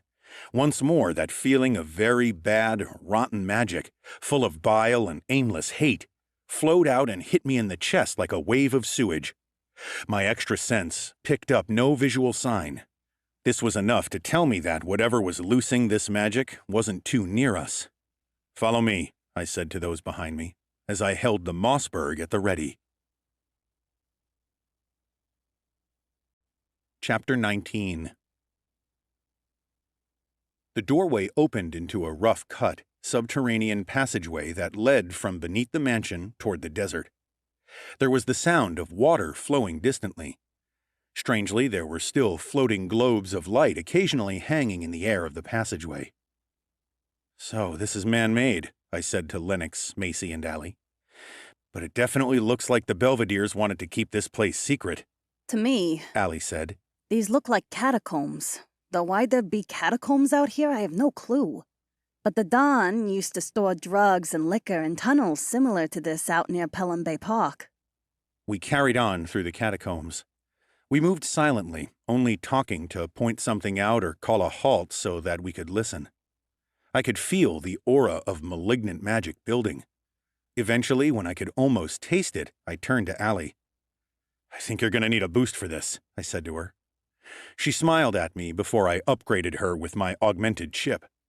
Her form became more monstrous, her limbs more toned, red fur sprouting along her exposed forearms, and her legs becoming more like those of a tiger. I noticed that while her nails had turned into claws, her hands hadn't grown all that larger, so she wouldn't have any trouble pulling the trigger of her MP9. How about me? Macy asked. I shook my head. "I'm not desperate enough to boost your powers. Besides, the last time all you did was have a vision of me collecting monster girls. I can't imagine another of those would be much help at the moment. And if it's something different, let's just say you haven't earned it." And if I were being honest, I wasn't entirely sure I trusted Macy completely just yet. All right, boss. The fairy replied. Lennox began to gibber and mutter under his breath. "What?" I asked, but I felt like I already knew what he wanted. I think that you should maybe, use that chip I made on me," the goblin stammered. "I don't know if that's a good idea, Len," I said.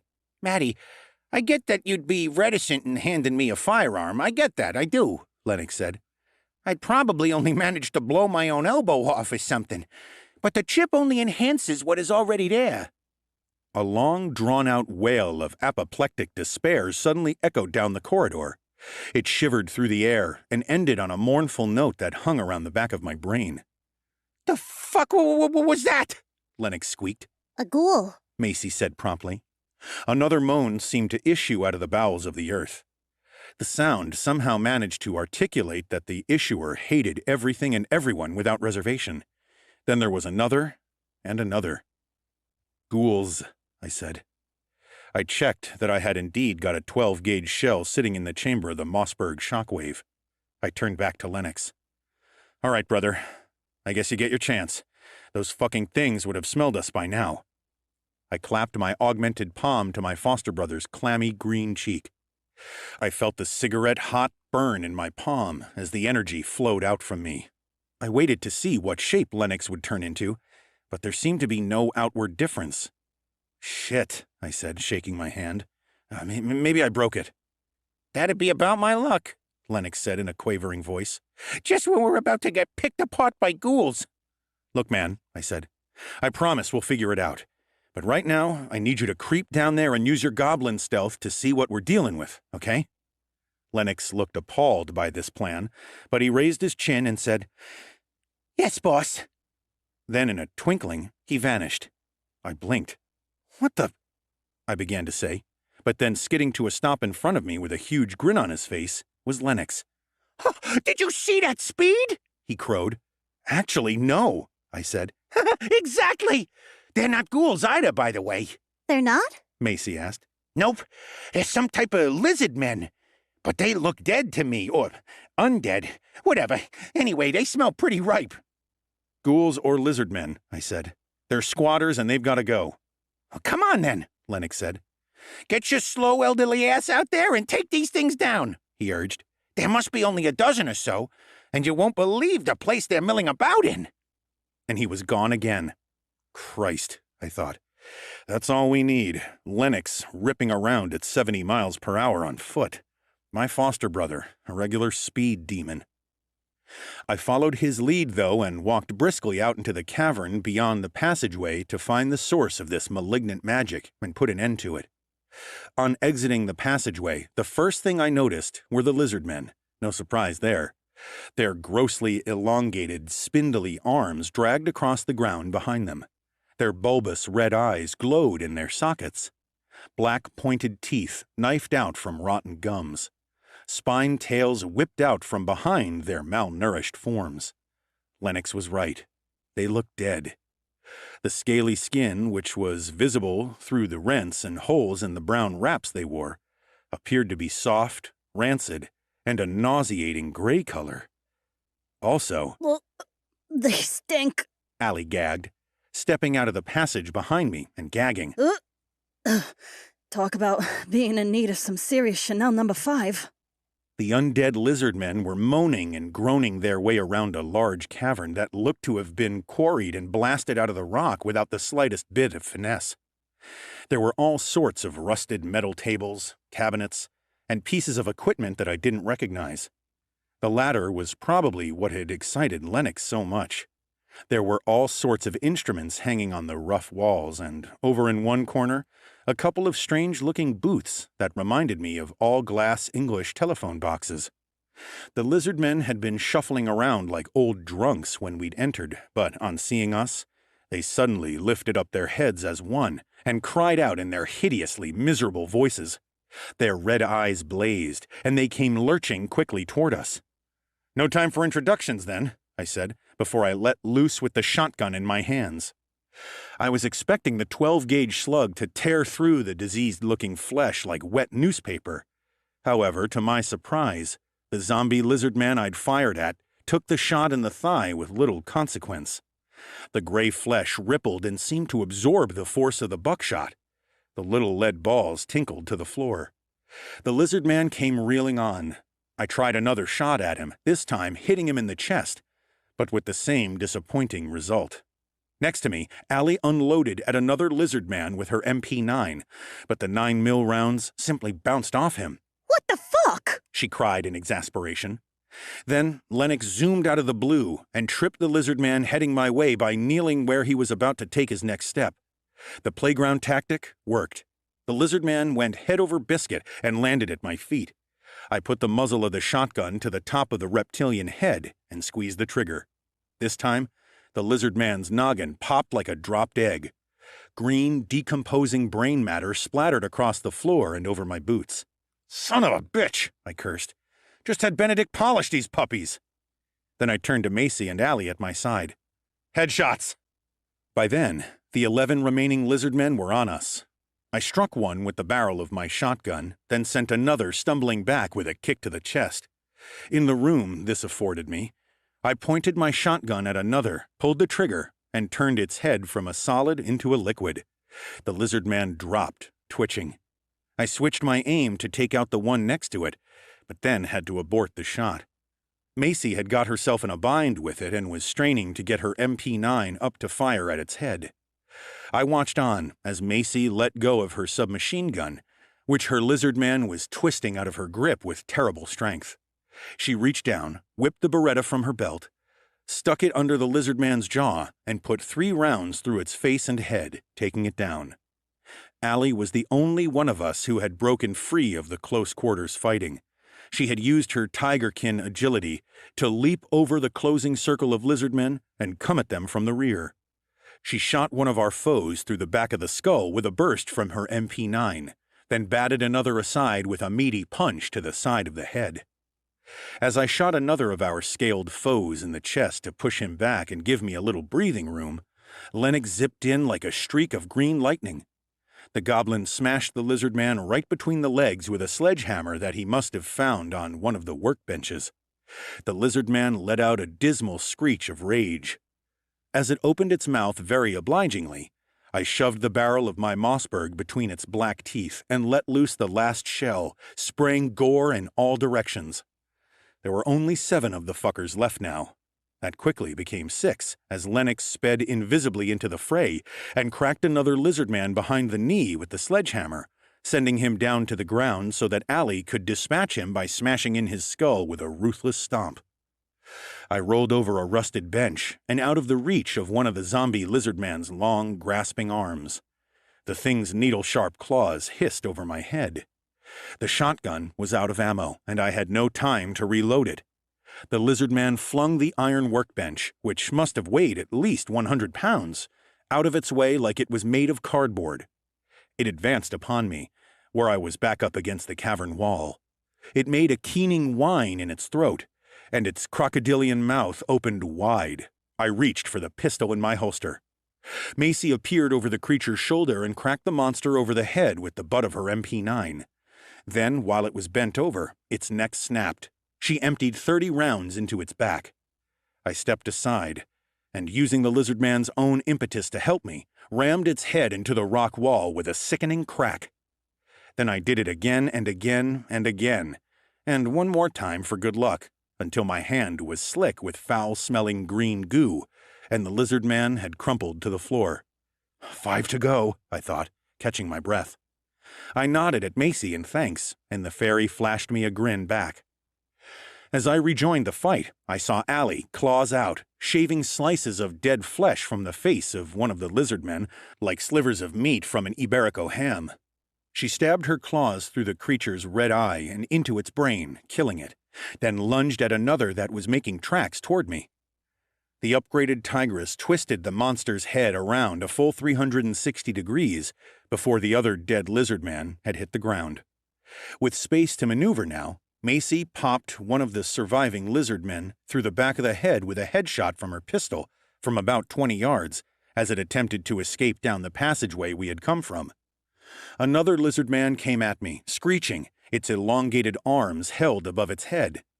I drew my pistol and, thinking of my favorite pair of soiled boots, put a bullet through each of its eyes, sending it crashing to the dirt. There was a yell from my left. Despite having gained superhuman speed, Lennox had been caught by the clutching claws of the last lizard man. Our final enemy was pulling the goblin inexorably toward itself, its mouth open, with drool hanging from its fangs. I raised my gun, but before I could get the shot off, Macy was at the monster's back and had an arm around its throat. She gave a roar as she pulled the creature's head back, inch by inch, away from Lennox. Then, quick as a snake, she pulled out a stiletto from where it was sheathed in her boot and stuck it into the earhole of the lizard man. The creature shrieked, but the shriek was cut off when Macy twisted the knife, then punched it further into her enemy's head. The lizard man stiffened, gave a last little croak, and collapsed dead. Thanks, Lennox said in a shaky voice, rubbing his wrist where the lizard man had been gripping him. You're welcome. Macy said with a little smile. She slapped Lennox on the arm. Any fucking faster and you'd catch up to yesterday. But you still almost got killed, huh? Only you can manage that. I'm impressed. Allie laughed, and Lennox cracked a grin. The fight was over, and the malicious magical aura was wiped out along with the lizard men. Now we had a chance to look around the room. To my untrained eye, it looked like an old science lab. It contained a bunch of equipment, benches, and a stack of what looked like cauldrons in one corner. But it was the telephone box-looking booths that captured my gaze. I had no clue as to what they were, but my eyes kept returning to them. Lennox wandered over and stood beside me as I looked thoughtfully at them. He cleared his throat and said, Well, I guess we know how you might be 60 years old now. "What? How?" I asked. Lennox nodded at the all-glass booths. I'll need some time to study them, but unless I miss my guess, they're some kind of cryo-sleep time capsule device. I looked at him. "Get the fuck out of here, Len," I said. Lennox raised his eyebrows. I'm serious, man. Let me look into it, but I'm pretty sure that's what they are. I shrugged. "Whatever tickles your pickle." This place? Can I have it? "I don't know if I want you hanging around down here. You're already weird enough as it is. You stay down here, you might start growing moss on your elbows and getting up to even crazier shit than you normally do." Lennox looked at me aghast. Oh, come on, he whined. This place is fucking perfect for me. I could use this as the workshop of my dreams. I looked around at the bare rock walls. Shit. I couldn't think of a reason why not. There was all the natural soundproofing you could wish, and we'd always know where to go when we needed to find the goblin. "Sure, Len," I said.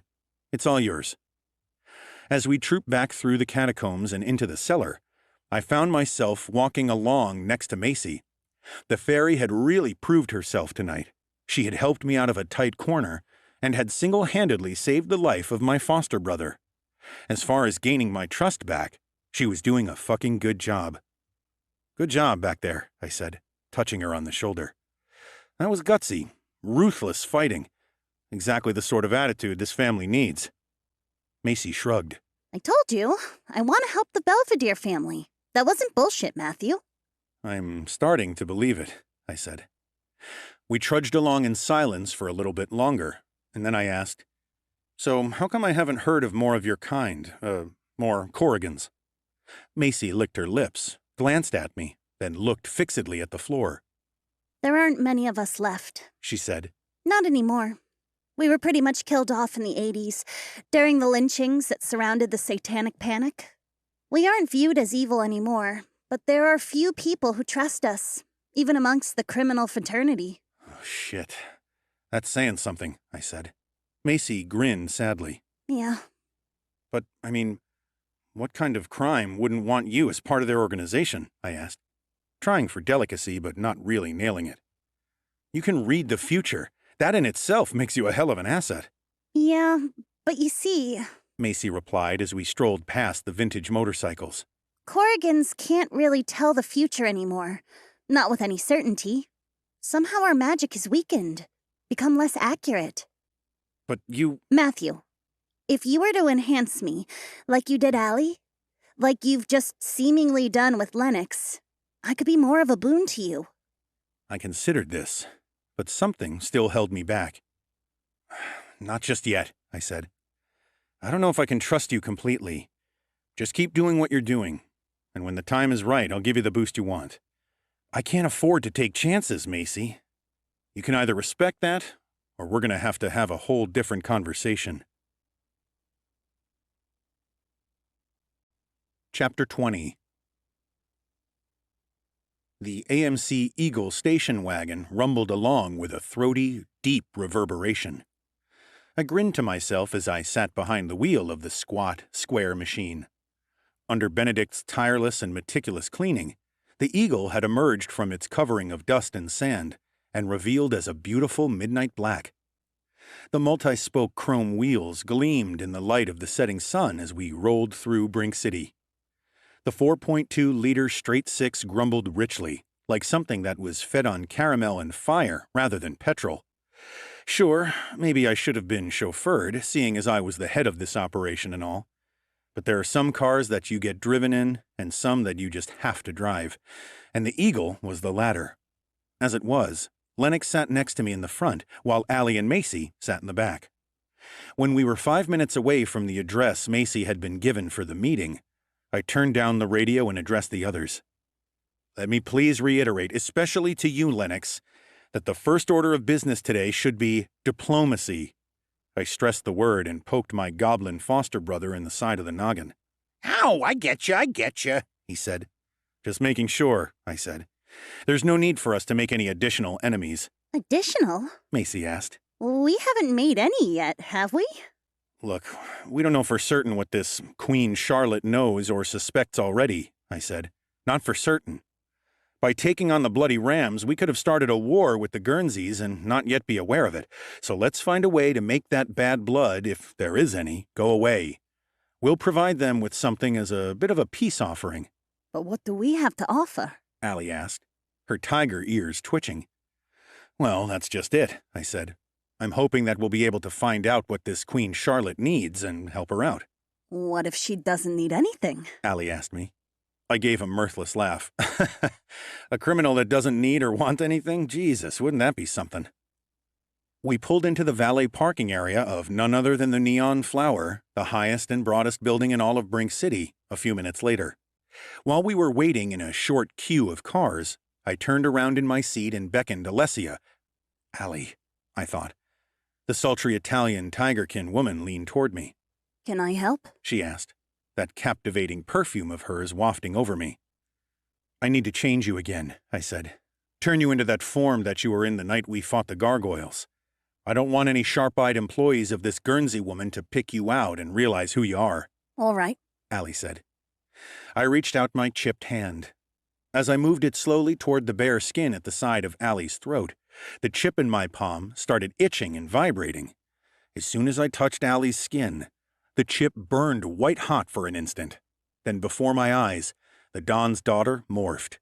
She became fiercer, more predatory, more a tigress with womanly traits than a woman with the traits of a tigress. Within a couple of seconds, the transformation was complete. How do I look? Allie asked. The thing was, as scary as she might first appear, Miss Balducci was still a hot piece of ass in her tigress form. No one will recognize you, I said. Allie winked at me. I thought you said that the Guernsey family was pretty low level. What are they doing in the Neon Flower? I asked Macy in a quiet voice, as the valet gave me a ticket and climbed into the Eagle. That's right. The fairy said to me. They're small fry. Level 1 is the bottom rung of this particularly exclusive ladder. What really matters, and tells you a lot, is how high they are above the street, and not just metaphorically. I nodded. After living in New York, where territories were very much dictated by regular geography, streets, rivers, and highways acting as obvious physical territory lines, the whole vertical hierarchy thing in Brink took some getting used to. We made for a set of revolving doors leading into one of the atriums of the Neon Flower. And remember, Macy said to everyone as we approached, the Guernsey family specialize in casinos. They'll have cameras, spy bots, and privacy jinxes set everywhere. There might even be some taps from the BCPD. The moment we step into this building, you may as well assume that your every move is being watched by someone.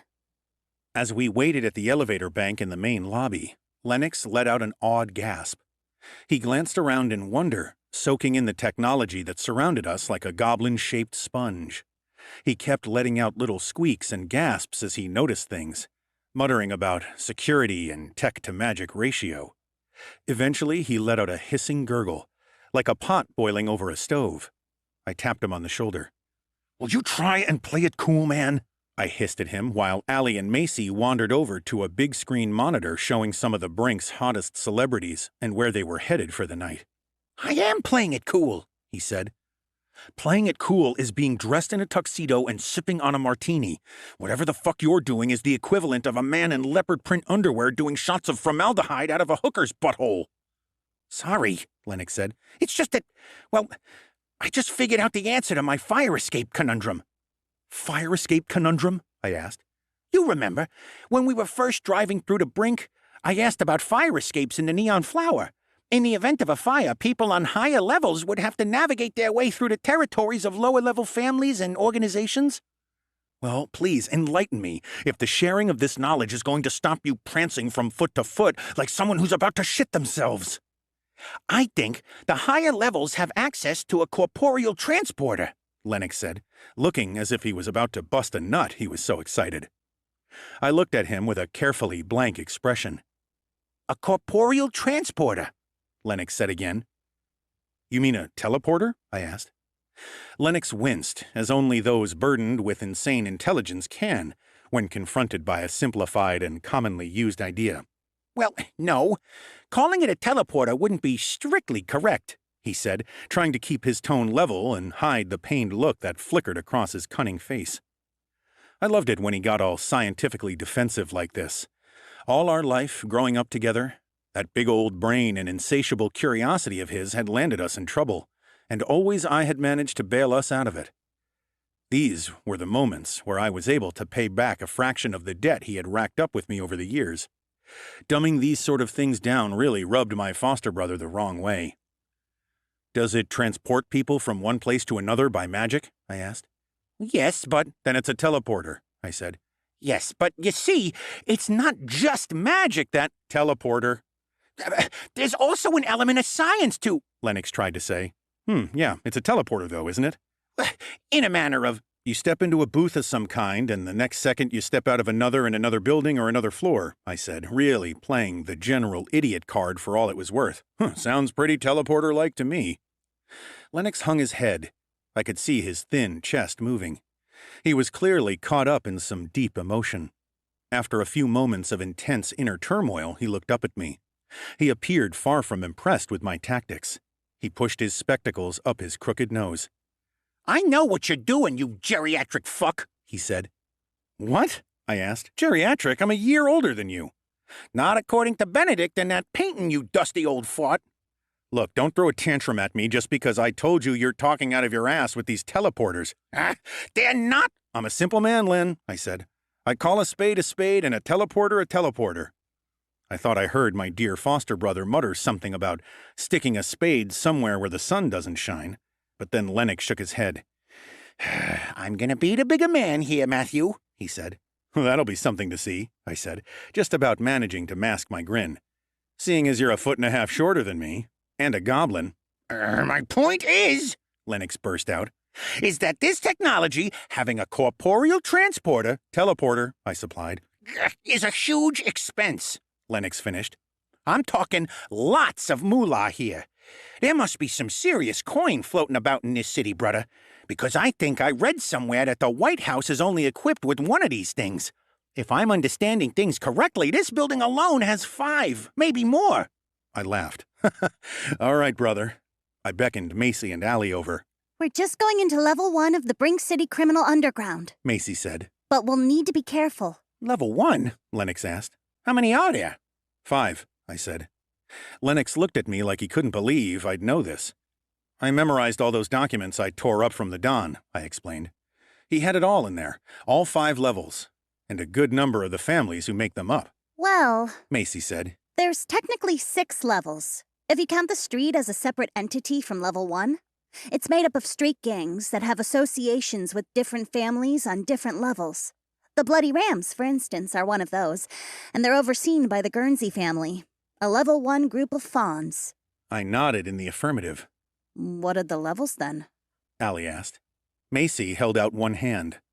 The occult tattoos that were just visible on the back of her hands crawled in the harsh light of the lobby.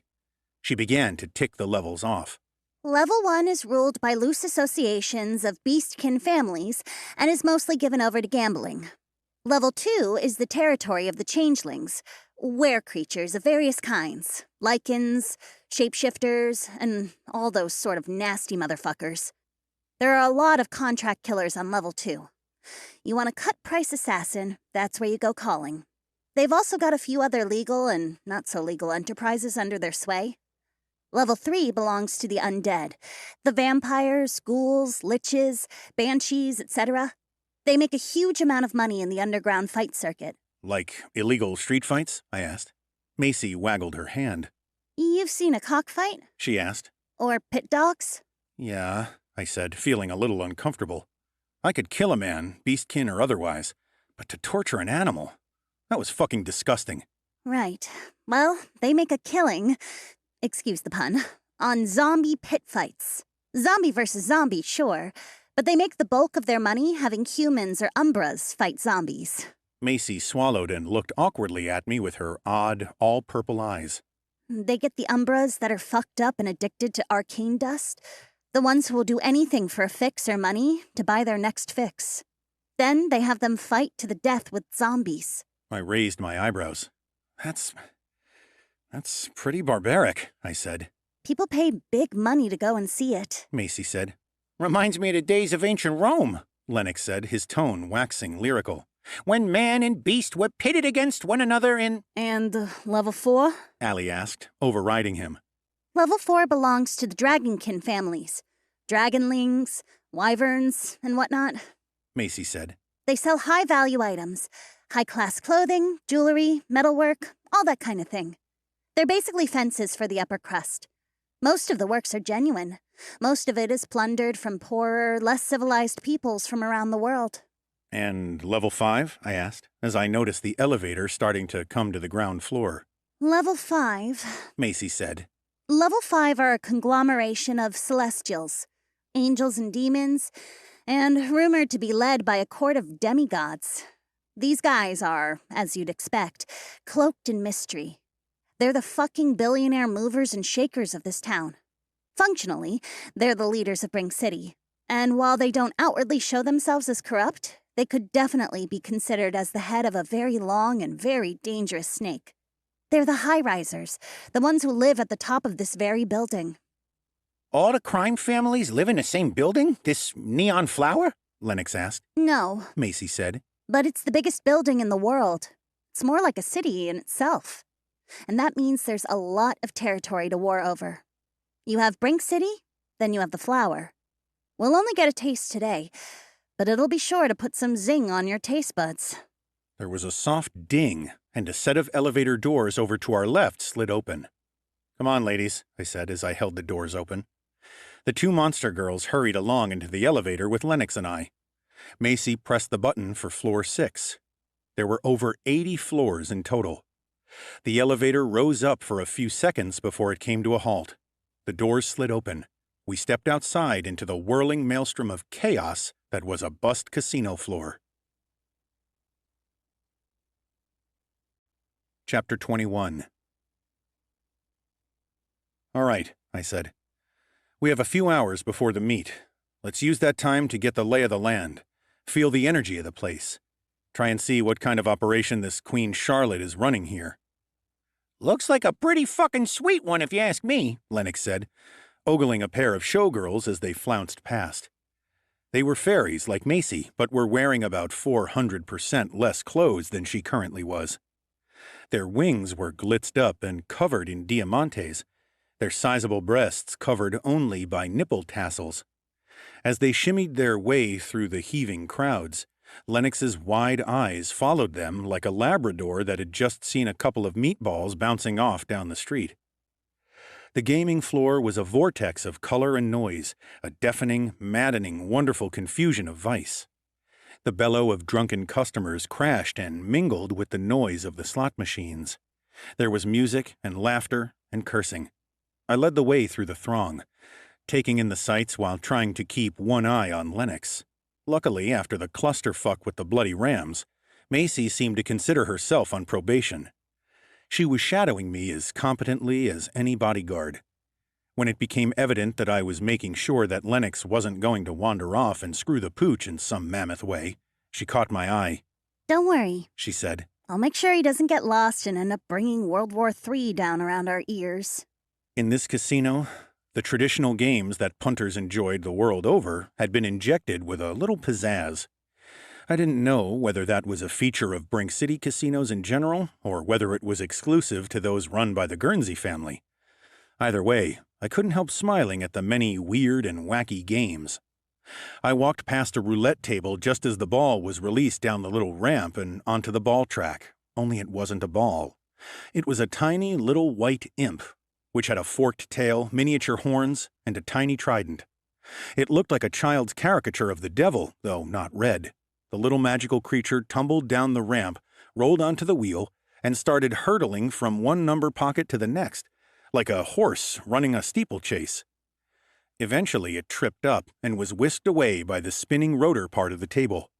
It tumbled about the place, letting out little cries of pain and annoyance as it was flipped and buffeted around the wheel until, eventually, the rotor slowed enough to allow it to collapse into a pocket. It lay there, breathing hard and looking dizzy. Black 8!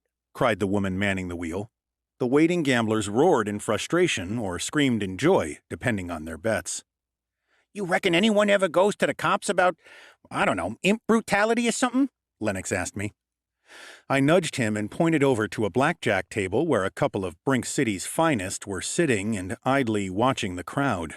Even as Lennox and I watched them, one of the cops leaned forward and sucked a thick line of sulfur yellow powder up his nose with a rolled-up $20 bill.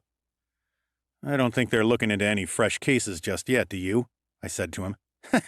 Not unless it's a case of beer, Lennox chuckled. Clearly, there was more lawlessness here than you'd find back in the Big Apple. More flagrant flouting of the rule of law.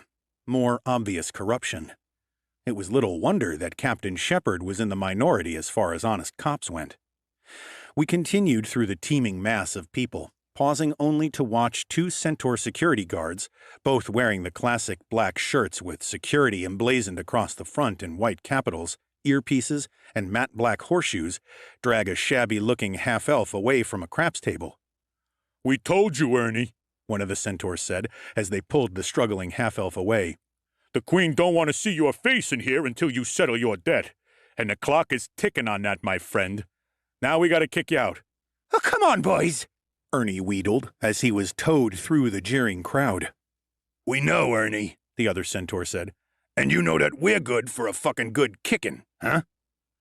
I didn't envy the hapless Ernie. I'd fought a few Centaurs in my time, and one thing was for sure. They knew how to kick. My eyes were drawn on more than one occasion to the many women strolling around the casino. While the showgirls had been wearing next to nothing, it seemed skimpy outfits were par for the course as far as female attire went. The amount of scantily clad ass around the place was a sight for sore eyes. Women of all races, sizes, and species moved around the casino floor. They wore outfits that looked like they might have been crafted from tooth floss, PVC, fishnet, and, in the case of a voluptuous dark elf, whipped cream. I thought Lennox was going to snap his own neck. His head was going back and forth so fast. Oh my God. Oh my God, oh my God, oh my God, the goblin said, his eyes fixed on something across the room. What? I said. Lennox pulled off his spectacles, gave them a quick polish, and put them back on. It is, he squeaked. Pleasure boxes! And they look like they're the latest version, too! Pleasure boxes were full-body VR immersion cubicles, the latest incarnation of the booth in which lonely guys would pay their 10 spot, sit inside, then jack off to whatever female excrescence appeared from behind the curtain. These new contraptions allowed the paying punter to choose from a plethora of porn stars, actresses, athletes, and other famous people with which to simulate any sort of sexual fantasy they desired, then immersed them so deeply in the illusion that they actually felt that they were fucking these people. This was morally reprehensible, of course, not to mention illegal, but I had already formed my conclusion about Brink City and illegality, namely that so long as you weren't actively murdering someone in public, you could get away with a good deal before the police stirred themselves to deal with you. Morally reprehensible and perverted was, naturally, Lennox's middle name. "All right, little fella," I said, handing my foster brother a small sheaf of bills. "Try not to pull that asparagus stalk of yours out at the root while you're in there, okay? It won't grow back." Lennox snatched the money out of my hand. Thanks, Pops, he said, grinning cheekily up at me. Come and grab me when you're done getting your prostate examined, or whatever the hell you're gonna do. Already got prostates on your mind, eh? I said. In that case, I want you to make me a promise that we will never discuss your time in the pleasure box. Ever. I don't want to know who or what is involved in your sordid fantasies. Lennox's eye flicked quickly over to Macy. The fairy did not miss the furtive glance. She shook her pink-haired head. Christ, would you get the fuck out of here already? The goblin saluted and grinned again. Yes, ma'am. He cackled and hurried away. Right, I said, once dear old Lennox had disappeared into one of the booths. What do you guys fancy doing? A little blackjack? A little baccarat? I think, Allie said. pointing one clawed finger in the direction of flashing lights that could only herald an arcade. That we should head in there and take a look. I'm with Allie. Macy said. I already feel that we're gambling with our lives just coming here. I don't think I need to wager a few bucks on the fall of a dice to get my kicks. The arcade, though? I asked skeptically. I looked over at the floating holographics that glided around and over the arch marking the entrance to the arcade. Macy grinned and slipped her hand through my arm, while Allie did the same on the other side. Yeah? The fairy said in my ear. But it's a Brink City arcade. We ended up, to my delight, at a shooting gallery, though this wasn't like any shooting gallery that you would find outside of Brink, I was sure. Rather than the pathetic air rifles that a shooting range in an arcade like this would usually have, this gallery was packing the sort of worn-looking AK-47s that you might expect to find in the back of a Serbian drug dealer's Mercedes. Oh, well now, what do we have here? The florid fellow manning the stall said. He had the crusted, deep umber skin of the golems and wore a top hat cocked over one eye. Couple of lush ladies and a spunky fellow to match. Can I tempt you in a round or two with one of my pop guns here? He slapped a beefy hand onto the stock of one of the assault rifles lying on the counter. I slapped down a few bills on the counter. 2, I grunted.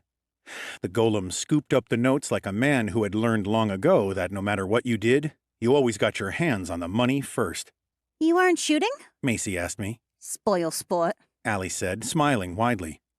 You gals duke it out, I said. Then in a lower voice I added, I better keep an eye out. The truth was, the hairs on the back of my neck had just stood up in response to some external stimulus, and, on looking about, I had spotted a couple of suspicious-looking lichens staring in our direction. As soon as they saw me looking at them, the 2 muscular werewolves wearing matching leather vests turned and disappeared into the crowd. What the fuck were those guys looking at? I wondered, before turning back to the shooting gallery. The targets were set about 25 yards away and were about the size of dodgeballs.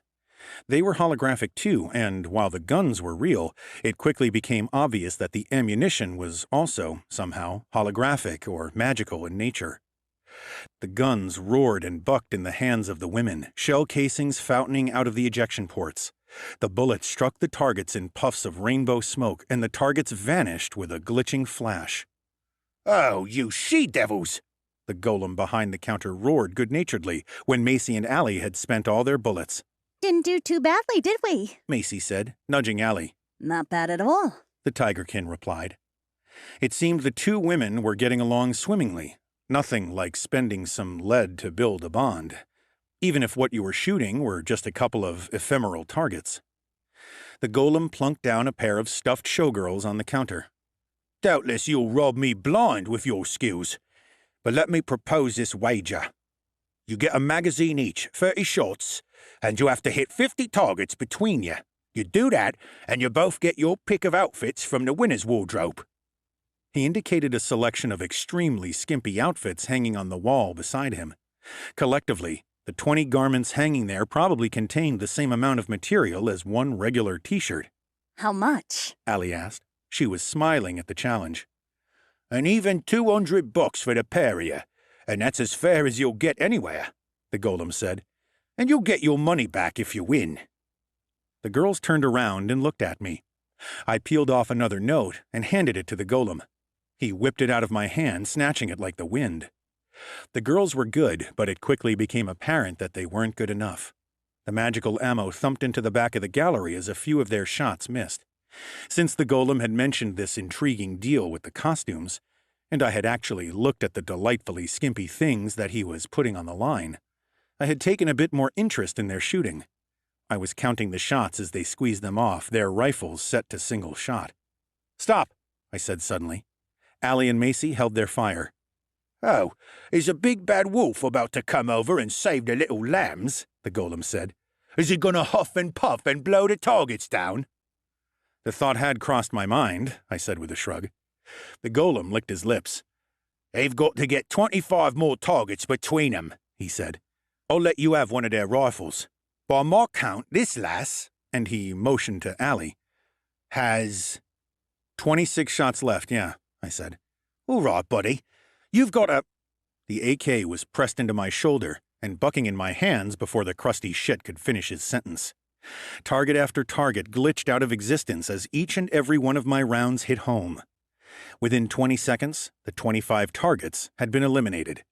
The golem looked at me dumbfounded. His mouth was hanging slightly ajar. I pointed the AK at him and fired. The hollow round whacked him in the chest and burst like a puff of rainbow against him. He gave a little yelp. "Beginner's luck," I said, tossing the rifle down on the counter. "Girls, make sure you pick out something nice, huh?" The two women gave me a knowing look before exchanging flirtatious glances with each other. Then, in a miraculously short time, considering how long it usually takes women to pick out clothing, they both pointed out a couple of outfits. The clothing basically amounted to shoestring lingerie. It was right up my alley. "Too bad you can't try it on here and now," I said, peering around at all the half-naked women that were strutting about the place. "You'd probably blend in more than you do now." Well, we have time for a private catwalk, don't we? Allie said. Her tail swished lazily around behind her in a way that I found quite transfixing. And I saw one of those pay-by-the-hour room rentals back the way we came. Macy fluttered her wings excitedly. We'd be killing time and staying behind closed doors. She said. Tactically sound. I grinned a wolfish grin.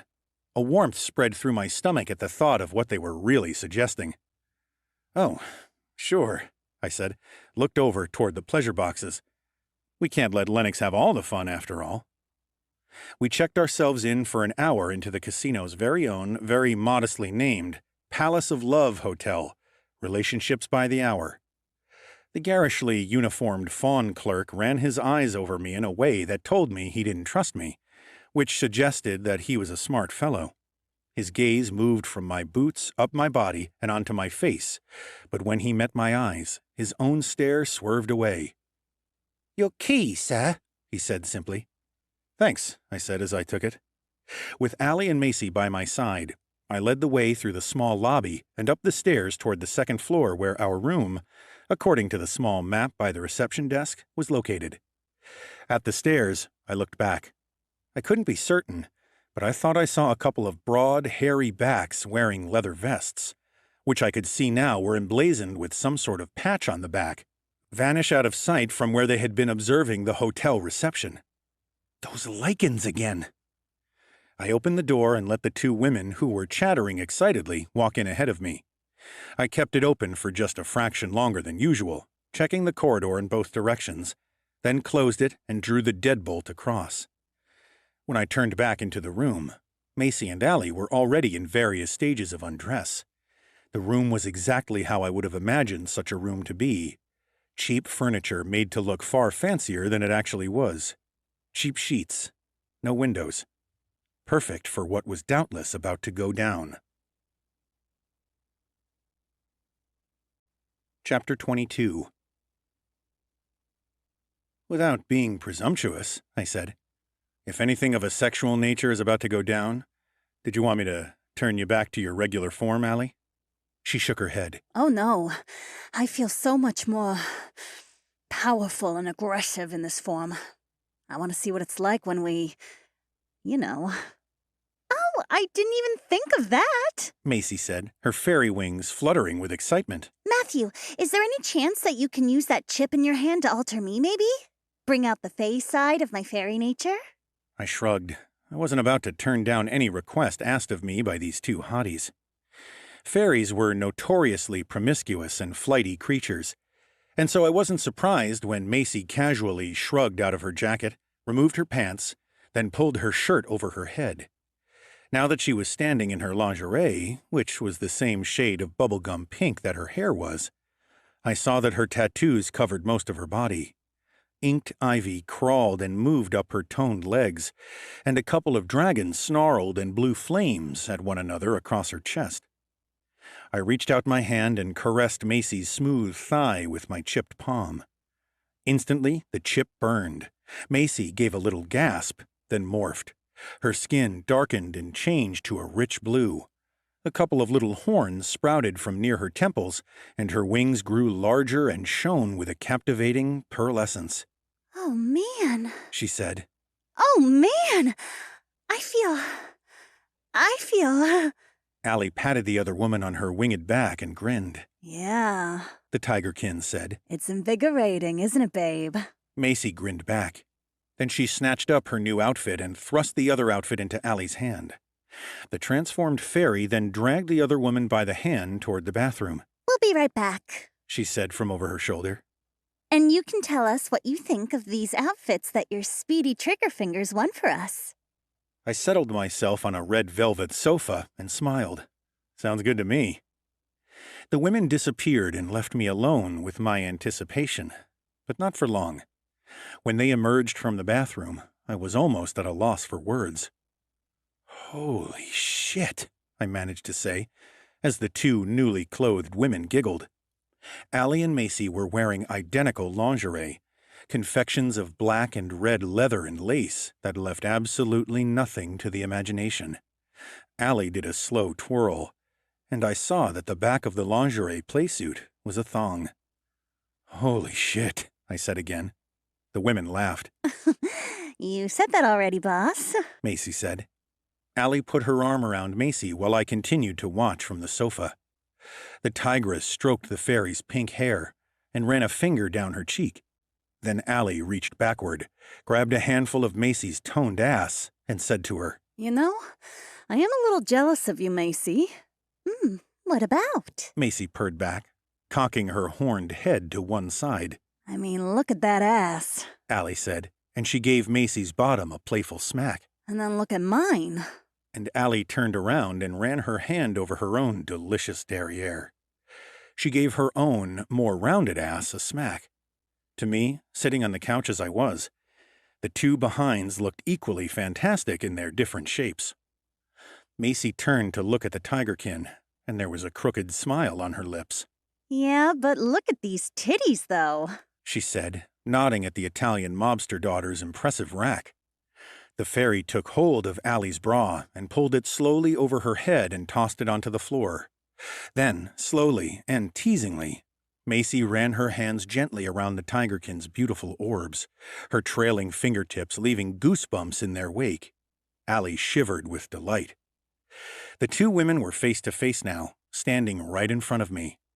Allie reached around behind Macy and unhooked the delicate bra that she wore and pulled it off the fairy's shoulders.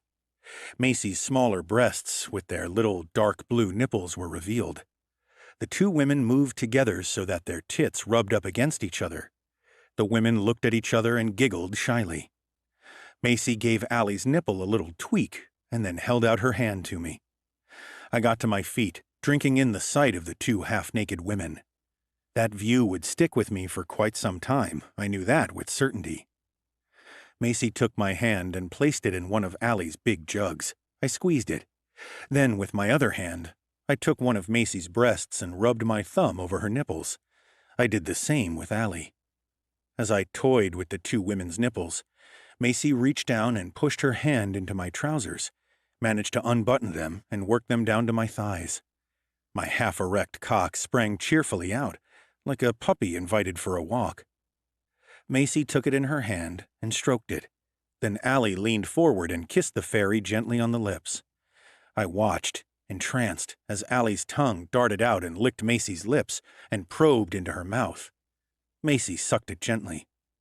Meanwhile, and with no conscious thought, I stuck a hand down Macy's new thong-backed panties and ran my finger around her sex. I slid my finger inside her and felt that she was already wet and ready. The two women broke apart, smiling at each other as if they were sharing in some guilty secret.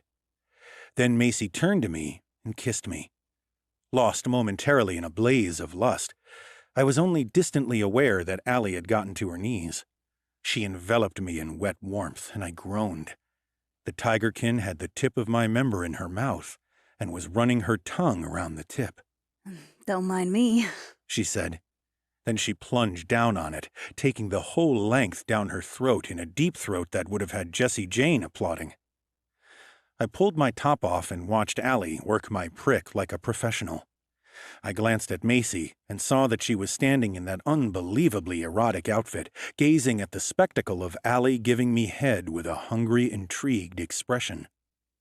I stood in the middle of the lounge-cum-bedroom as Allie gave me one of the best blowjobs of my life, slurping and sucking on my cock like a woman who didn't need to breathe.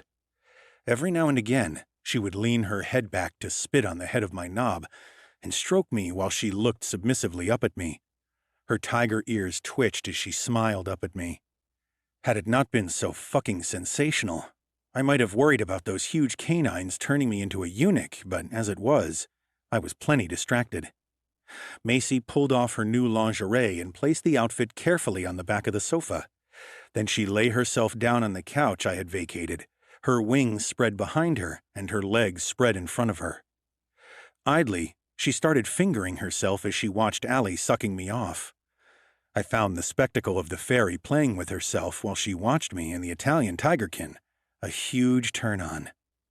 I pulled Allie to her feet and kissed her, my slippery cock twitching eagerly as it rubbed up the inside of her thighs. Then I turned her around and pushed her down so that she lay between Macy's legs. Allie was a smart cookie and instantly began lapping at Macy's box, causing the pink-haired fairy to groan and stretch her arms over her head. As the tigerkin licked and slurped at Macy's wet pussy, Allie ran her fingernails up the fairy's stomach and twisted at the dark nipples. Allie's tongue danced over Macy's clit, and I watched the way that Macy gasped and squirmed when Allie sucked on it. Seized by a visceral need to be as dirty and primitive as I could, I knelt beside the sofa and spat directly onto Allie's exposed sex. The tigerkin woman gasped, then gave a little moan of longing. Without even a moment's hesitation, I pressed my tongue into Allie's tight fuckhole. Allie groaned long and loud into Macy's sex. Holy fuck! This is the best fucking business trip ever! Macy said. I sucked my own finger for a moment, then slipped it into Allie's vagina, as far as it would go. Allie gave a little scream and growled. Fuck yes. That's it, Matthew. He's got his finger inside me, Macy. Do you want me to do the same to you, you naughty little fay? Macy moaned in the affirmative, and Allie slid 2 digits into her. Macy gave a ragged cry, and her wings fluttered, the fairy equivalent, it looked to me, of a human's toes curling with pleasure. My cock felt so hard that it might shatter. It felt as if it was vibrating with the need to shag something. I pulled my finger out of Allie's sex, then, without a warning, I lined my cock up with her glistening slot and plunged my dick into her. Allie screamed with pleasure, her eyes screwed shut, and her forehead leaning against Macy's pubic bone. She paused in her fingering, so Macy started to rub furiously at her own clit, watching me as I thrust into Allie as hard as she thought she could take. Yes. Oh, that feels so fucking good. Fuck that pussy, Matthew. Show Macy what you're gonna do to her. I thrust away, watching Macy watching me. Suddenly, I pulled out of Allie, leaving her gasping in horny frustration. I want to fuck you, Macy, I told the fairy. Sit up. Yes, boss. Macy said obediently. Allie swung her fantastically long legs out of the way, her striped tail caressing my face as she moved aside. I grabbed Macy by the thighs and maneuvered her so that her ass hung off the edge of the sofa. I spread her thighs and started to slowly and teasingly run the tip of my rod up and down the quivering opening of her sex, spreading her lips with my bell end. Macy groaned, and her groans only intensified the longer that I teased her. She tried to grab my hips and pull me into her, but I was too strong and wouldn't let her. While I baited Macy, edging her closer and closer to climax, Allie sat on the headrest of the sofa directly over Macy's upturned face. The tigerkin grinned at the fairy below her, and with teeth like hers, it was one hell of a grin, then slid down, smushing her box into Macy's face. As I watched this ridiculously erotic performance, I eased my prick into the unfamiliar tightness of Macy's vagina. As much as she was able to, with Allie sitting on her face, Macy gave a long moan of satisfaction, spreading her graceful fairy's legs as wide as they would go. At first it seemed that Macy was too tight to take me, but soon the fairy's sex opened for me, her lips squeezing me as my entire length was swallowed up. I fucked Macy while she ate out Allie, pulling my cock out of Macy's dripping sex every now and then, so that the tigerkin could suck the fairy girl's juice off the end of my cock.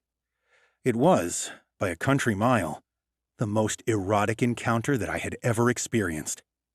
Watching the girl-on-girl action taking place in front of me, feeling the tight wetness of Macy's sex as I thrust into it, smelling the sweet aroma of sex, listening to the sound of the two women grunting and moaning like a pair of wild beasts.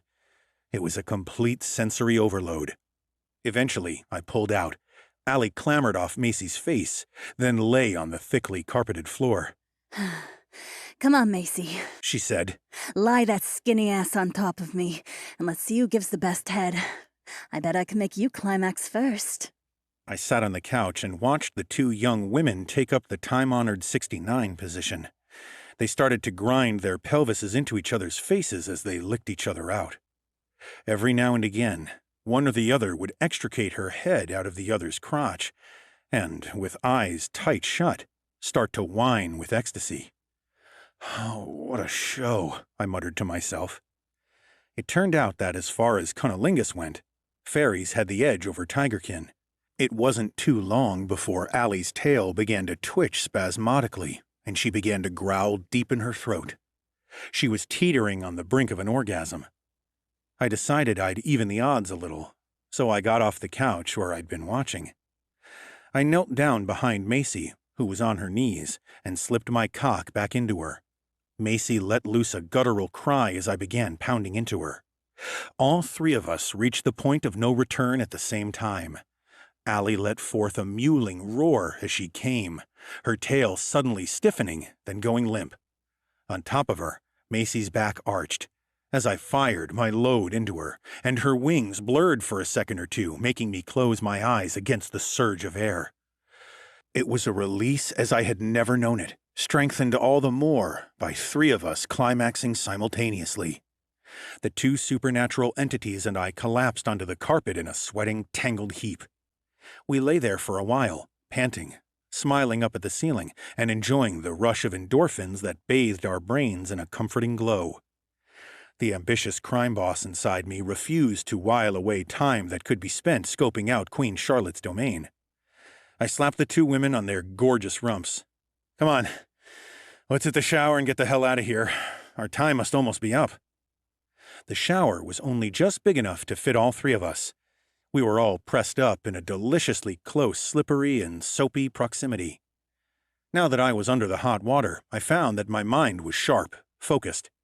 That special mood was upon me, that mood where I felt perfectly ready to walk out the door and face the world. Face it and kick its fucking head in if I had to. Lightning was in my veins, and purpose in my bones. All I wanted was to meet with the head of the Guernsey family and begin my ascendancy to the top of this city's underworld. Matthew? Macy asked from behind me. Yeah, I said. Seeing as you now have two monster girls as part of your entourage, have you given any more thought to the whole prophecy thing? You know, you and a horde of other-worlder women holding back a swirling, hungry darkness that seems to be coming from the magical realm? I could feel the slight scratching sensation of Macy's piercings on my back as she lay her head against me. I've had a little bit of a think about it off and on, yeah. I ran my hands idly up Allie's sides as she washed herself in front of me. I figure I can make some connections, seek out some other non-human women who can join our little entourage. I won't bring just anyone on board, though. They actually have to provide some worth to the Belvedere family. I'm not going to lie to you. I'm not 100% sold on the whole prophecy thing, but I'm open-minded enough to cover my ass. I'd hate to be caught with trousers down when it comes to an encroaching darkness. After our shower, the two women got dressed back into their skimpily provocative outfits. You're keeping those on? I asked, my approval of this evident in my tone. Allie winked at me, her tail drooping over one of her own shoulders like some sort of mink scarf. Don't you think it's better to blend in with the crowd, Matthew? She purred. Well, you have a point, I conceded. Besides, Macy said, smacking her ass playfully. it'll give you something to look at while you're watching our backs, won't it? I was laughing to myself as we left the room. We entered the corridor leading to the staircase that would take us down to the lobby. My eyes were primed and ready to spot anything that might be a threat. In spite of the fantastic 57 minutes the three of us had just passed, I had not forgotten about those glimpses of the leather vest-wearing lichens. Seeing them once might have been coincidence, but twice? I didn't think so. Macy and Allie were getting some extremely hot and heavy glances thrown their way from the males milling about the casino floor, not to mention a good few of the females, too. I smiled to myself as I saw the ogling eyes and the slack mouths that followed my two associates through the cavernous space. It was good to surround yourself with beauty, with things that others wanted. It heightened people's respect for the man who walked with them. Sure, it meant that you occasionally had to fend off those who were keen to take the nice, pretty away from you. But that afforded you an opportunity, the kind of opportunity where you got to showcase exactly how you dealt with such people. "Ladies," I said, "let's swing by the pleasure boxes and pick up whatever remains of my dear foster brother, shall we?" I'd never enjoyed watching two people walk as much as I did Allie and Macy as we strolled across the casino floor. The sight of those two asses moving along in front of me, well, I could have walked to Australia and back and probably not gotten sick of that view. Chapter 23. We found Lennox sitting on a bench just outside the roped-off area that marked where the pleasure boxes were. He looked both drained and content, replete and exhausted. He looked very much like a goblin who had just run a marathon and then dined well at a banquet in his honor. It was a mark of how relaxed and full of good cheer he was that he only stared openly at the sight of Allie and Macy in their lingerie playsuits. "Shit," I said. "You must have taken yourself to the limit. Two half-naked women standing right next to you and you're not even drooling." Lennox managed a tranquil grin and took a slurp from a bright blue electrolyte drink. How about we, find somewhere to sit down for an hour or so, huh?" he asked, his voice weak and sleepy. "You are sitting down," I pointed out. "Yeah," he replied. "But, maybe we could sit somewhere a bit more comfortable. Have a drink, one with lots of ice." "Is that so you can ice your balls with it?" I asked. Lennox gave me a little chuckle, which made me think I'd just pinned the tail on the donkey. Hey, what's going on over there? Macy asked. She was pointing her tattooed arm in the direction of a set of tacky golden doors at the far end of the huge space.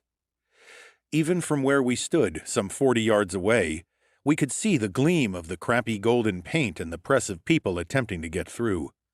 I squinted. Over the doors, more holographic advertisements were floating. They flashed quickly between a selection of different humanoids systematically battering the shit out of one another. A troll laying out an elf with a haymaker, a naga performing a butterfly kick on a dwarf, and a Jotun being smoked by a well-placed stomp to the face by a half-orc. These images abruptly cleared, and huge 3D letters took their place, spelling out, "Fight Night This Way, Cage Battles, Potential Wild Card Brawl." "I think I've found out how we're going to pass an hour," I said, hauling my goblin foster brother to his feet, "and find you a place to sit down." The golden doors led up to another floor of the casino, a huge space that reminded me of an old theater, one that had been neglected and allowed to fall into slight disrepair. It was packed with people, the scent of excitement and the unmistakable yet indefinable buzz of a crowd baying for blood. In the middle of the large room was a large fighting cage, square, about 15 or 20 yards on each side. The cage wasn't exactly what you'd expect to see in a legitimate fighting arena. The floor of it was bare earth, not a mat, and the actual cage itself was rusted and had a definite jagged quality to it. Using a large wad of Don Balducci's money as an incentive, we managed to snare ourselves a table near the edge of the fighting floor, one table back from cage side. You reckon Queen Charlotte will be here? Macy asked, leaning across the table so that she could be heard over the din of the crowd. I shrugged and looked around. "Seems like the sort of place that she might show her face," I said. "I know that Don Balducci thought it was important to make sure that he was seen at certain things, certain gatherings and parties and race meetings, that sort of thing. This looks like the sort of thing that a low-level family leader in this town might rock up to." Macy nodded. That's some powerful deductive reasoning, Matthew. Allie said. She too leaned forward, and her breasts pressed together in a very distracting manner. I shrugged again. Hey, look, even if she doesn't show, at least we'll get a bit of entertainment out of this, right? I sat back in my seat and looked casually at the surroundings. The crowd, I noticed, could be divided into 3 categories: those spectators who'd probably paid the least money and were standing, then those seated at the tables around the cage, like myself, and finally those seated up on a balcony running around the theater hall. That upper tier is where she'll be, this Queen Charlotte of the Guernseys, I thought. I scanned along the rows of seating up there, looking for a face that might stand out. However, there was a whole smorgasbord of wealthy, smug, and entitled-looking people sitting on the balcony, and I had no idea what this Queen Charlotte even looked like.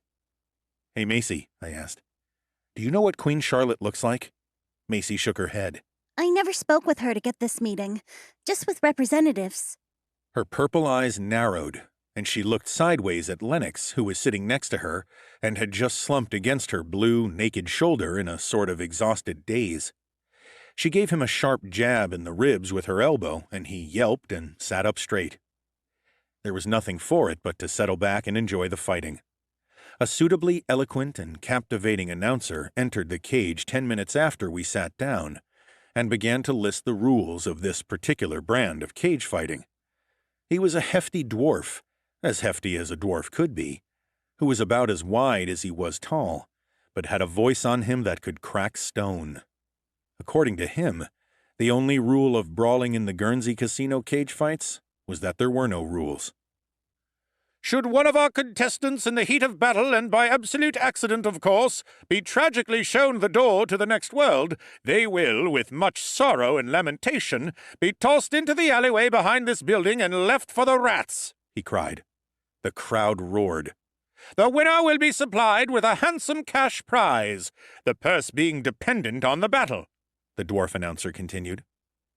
The audience cheered again, their bloodlust stoked up to boiling point now. It was an intoxicating sound that set my pupils dilating, and a prickle of anticipation running down my spine. "Without further ado, then," the dwarf cried, "let's get ready to rumble!" The crowd erupted, and I cheered along with them. With impeccable timing, a rather saucy female water nymph flounced up to our table and deposited an ice bucket containing a bottle of champagne and 4 glasses in front of us. With the compliments of the house, sir, said the water nymph, her ethereal and very short green dress floating about her like seaweed caught in a swell. "Who sent it?" I tried to ask, but my voice was drowned by the screaming of the crowd as the first 2 fighters walked out to the ring. The water nymph smiled, as if she had known exactly what I had asked, despite the noise, and slipped away. I peered around at the tables nearest us, hoping to see someone of the female persuasion watching us knowingly, but everyone was focused on the fighters, who were now entering the cage. The competitors began going through the usual pre-fight routines, which apparently consisted of leering at one another and making throat-slitting gestures. I looked up at the eager punters on the upper balcony. Most were leaning forward, caught up in the thrill of the opening fight, eager as anyone else to see the first drop of blood spilled. It occurred to me, looking up at that balcony, that there were 2 kinds of people that rose to the top of this world: the cream and the scum. I wonder what camp I fall into, I thought. Then I gave myself a little shake and turned back to the fight. I guess it didn't matter. I was going to make it to the top of the pile no matter what, come hell or high water. The ring of the bell cut through the noise of the crowd, and the first one-on-one combat commenced. The first battle was between a wood elf and a dark elf. Both combatants were agile and lithe and dangerous. The wood elf was dressed in a figure-hugging battlesuit that looked as if it had been crafted out of leaves sewn cunningly together. She had a hard face with merciless eyes of amber. The dark elf wore clothing fashioned out of a material I had never seen before. It looked like she was robed in shadow more than traditional clothing. This fight had the makings of a real humdinger, and it started off like a hurricane. The female elves flew at each other like a pair of furious hawks, trading blows that almost bewildered the eye, they were so fast. Then they would break apart, circle, and go at each other again. If I had been a betting man, my money would have been on the wood elf. She looked so focused that I didn't think she blinked once the whole time that I watched her. However, if I had been a betting man, I would have been a poorer man too. The dark elf stepped in, ducked a vicious, twisting kick from the wood elf, and flowed around a follow-up toe kick.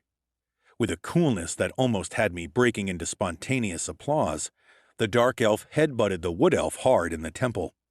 She must have known her stuff, her anatomy, because the wood elf crumpled up like she had just been taken out by a sniper round. 1 second she was upright, the next lying in the dirt. The crowd erupted. Cheers, boos, and wolf whistles filled the theater. The next fight was between a troll and a much smaller but quicker orc. The orc was a bandy-legged fellow with a face that looked like it had already been used as a punching bag. The troll came rolling out of his corner like a slowly building storm and lumbered toward his more nimble opponent. "I think the orc might underestimate the big guy," I said, leaning in to speak in Allie's ear. I was right this time. The orc had the moves and the speed, but the troll was patient. It wasn't long before he caught hold of the orc by the back of the neck as the ugly bastard came in for an eye gouge, a good tactic against any opponent, I supposed. With a fluidity and speed that spoke of a creature that had planned it all along, the troll swung the orc's head into the bars of the cage and completely pulverized it. Black blood sprayed in all directions. The troll roared as it threw the limp body of the orc away, but the crowd roared louder still. Shit. Macy said. That announcer wasn't kidding, huh? The fights unrolled before us. Some were short, but many wore on for 10 minutes or more. Blood lay wet and dark on the dirt floor of the battle arena. I was so enraptured in the fights that I barely thought about our meeting with the Guernsey Queen. Still, as the fights proceeded, I kept one eye out for a fawn woman that might be Queen Charlotte. By the 6th battle, the crowd had settled down a little. Many were eating and drinking and chatting among themselves. The noise, though, was still impressive. When the 6th loser, a minotaur that had not lived up to the hype of his kind and had had both his horns ripped off by an ogre, had been dragged unconscious from the cage, the announcer appeared once again. "Ladies and gentlefolk," he bellowed, "as you all know, there is a wild card fight scheduled here this evening. In fact, this battle will take place next." There was much cheering at this. Clearly, this was the part of the evening's entertainment that many enjoyed the most. "Yes, 2 lucky contestants will be selected from our crowd here this evening," the dwarf continued, "and pitted against a tried and tested team we have waiting in the wings. If these 2 random contestants, thrown together by fate and chance, manage to beat this team, they will go on to battle our 2 reigning house champions, the one and only team of Ergo the Naga and your favorite Selkie, Russell." I wouldn't have been surprised to see dust fall from the ceiling. Such was the reception of these 2 names. This Naga, Ergo, and his Selkie partner, Russell, must have been quite the fighters to garner such adulation. "And now, the selection of our lucky contestants will begin. This is, of course, totally random." The way he said it made me think it would be anything but random.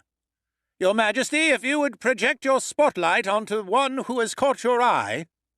Your Majesty, I thought. Does he mean Queen Charlotte? Suddenly, my world turned all to light. I blinked, unable to see a fucking thing because of the eye-searing spotlight pointing straight at me.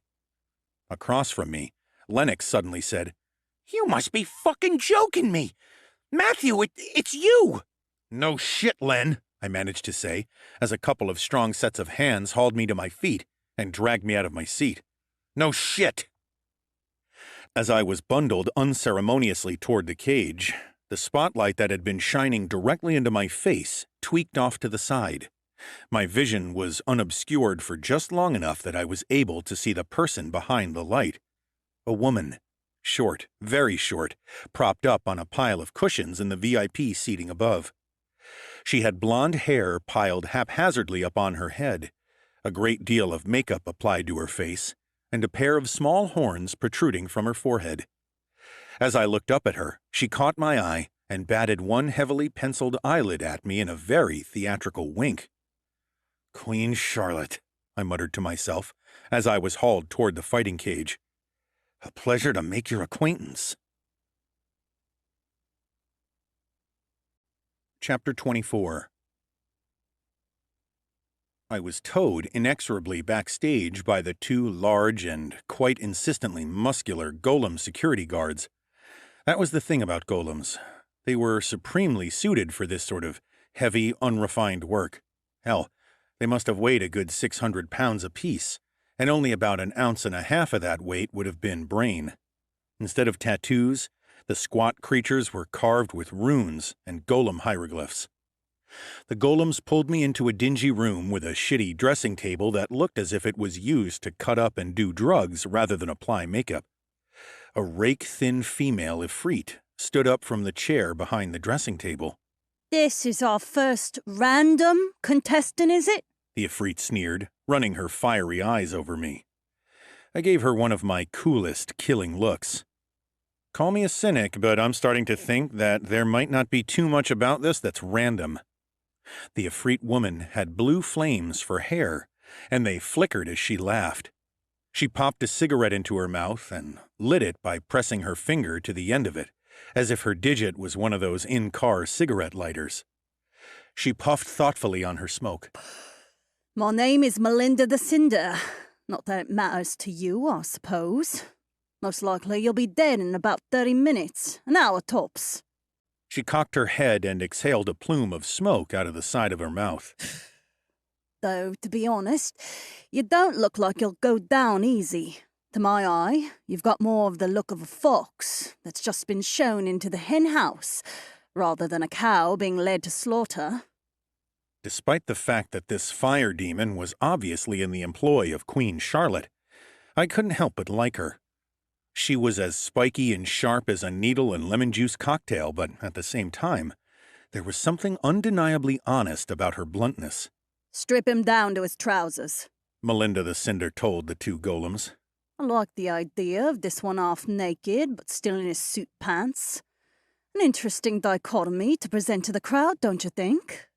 The golems looked like the sort of individuals who struggled with most single-syllable words, let alone dichotomy. But they grunted and began pulling my bullet-resistant jacket off with clumsy, thick fingers. The jacket could deflect bullets, but I wasn't certain that it was golem-proof. I held up my hands and said, "Whoa, whoa, whoa, fellas, do you mind? This is a fucking expensive suit." Melinda the Cinder chuckled. The sound was like the shifting of popping coals in a brazier. "I'll lose the jacket and the shirt," I told her. "Just don't let Pinky and the Brain here undress me, huh?" The golems rumbled threateningly and cracked knuckles the size of avocado stones behind me. Calm down, boys, calm down, The Ifrit said to the golems. She took another drag on her smoke and exhaled. She nodded. Go on, then, she said to me. I pulled off my jacket, then unbuttoned my shirt and took that off too.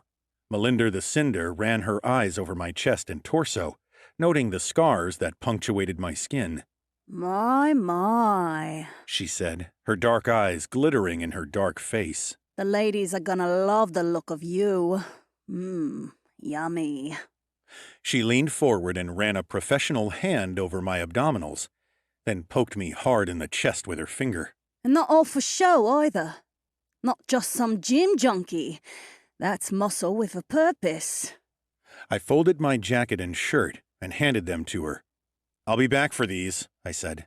Melinda the Cinder nodded. I've a feeling you very well might be. Then she added, And lose the shoes, big boy. I pulled off my boots and kicked them under the dressing table.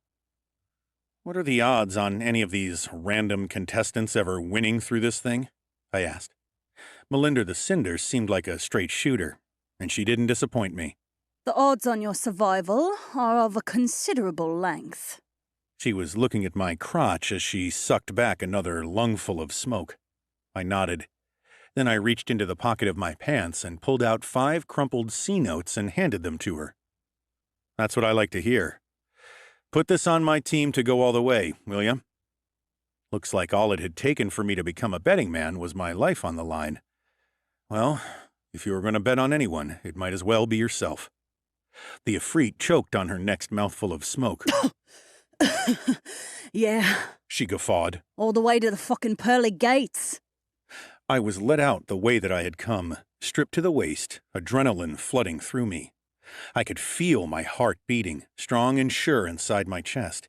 Could feel the air being sucked in and out of my lungs. My nostrils flared as I was marched out by the golem guards, back out under the harsh, bright lights of the theater. I kept my eyes lowered as I was escorted to the cage and pushed roughly through the door so that my vision wouldn't be impaired by the blinding spotlights. Who could say how this little impromptu match would start, or when? However it kicked off, being able to see was a distinct advantage over fighting blind. I wonder if they know that I'm an Umbra, or whether they think they've just gotten their hands on some poor schmuck of a human being, a man who has stuck his neck out a little too fast and a little too far.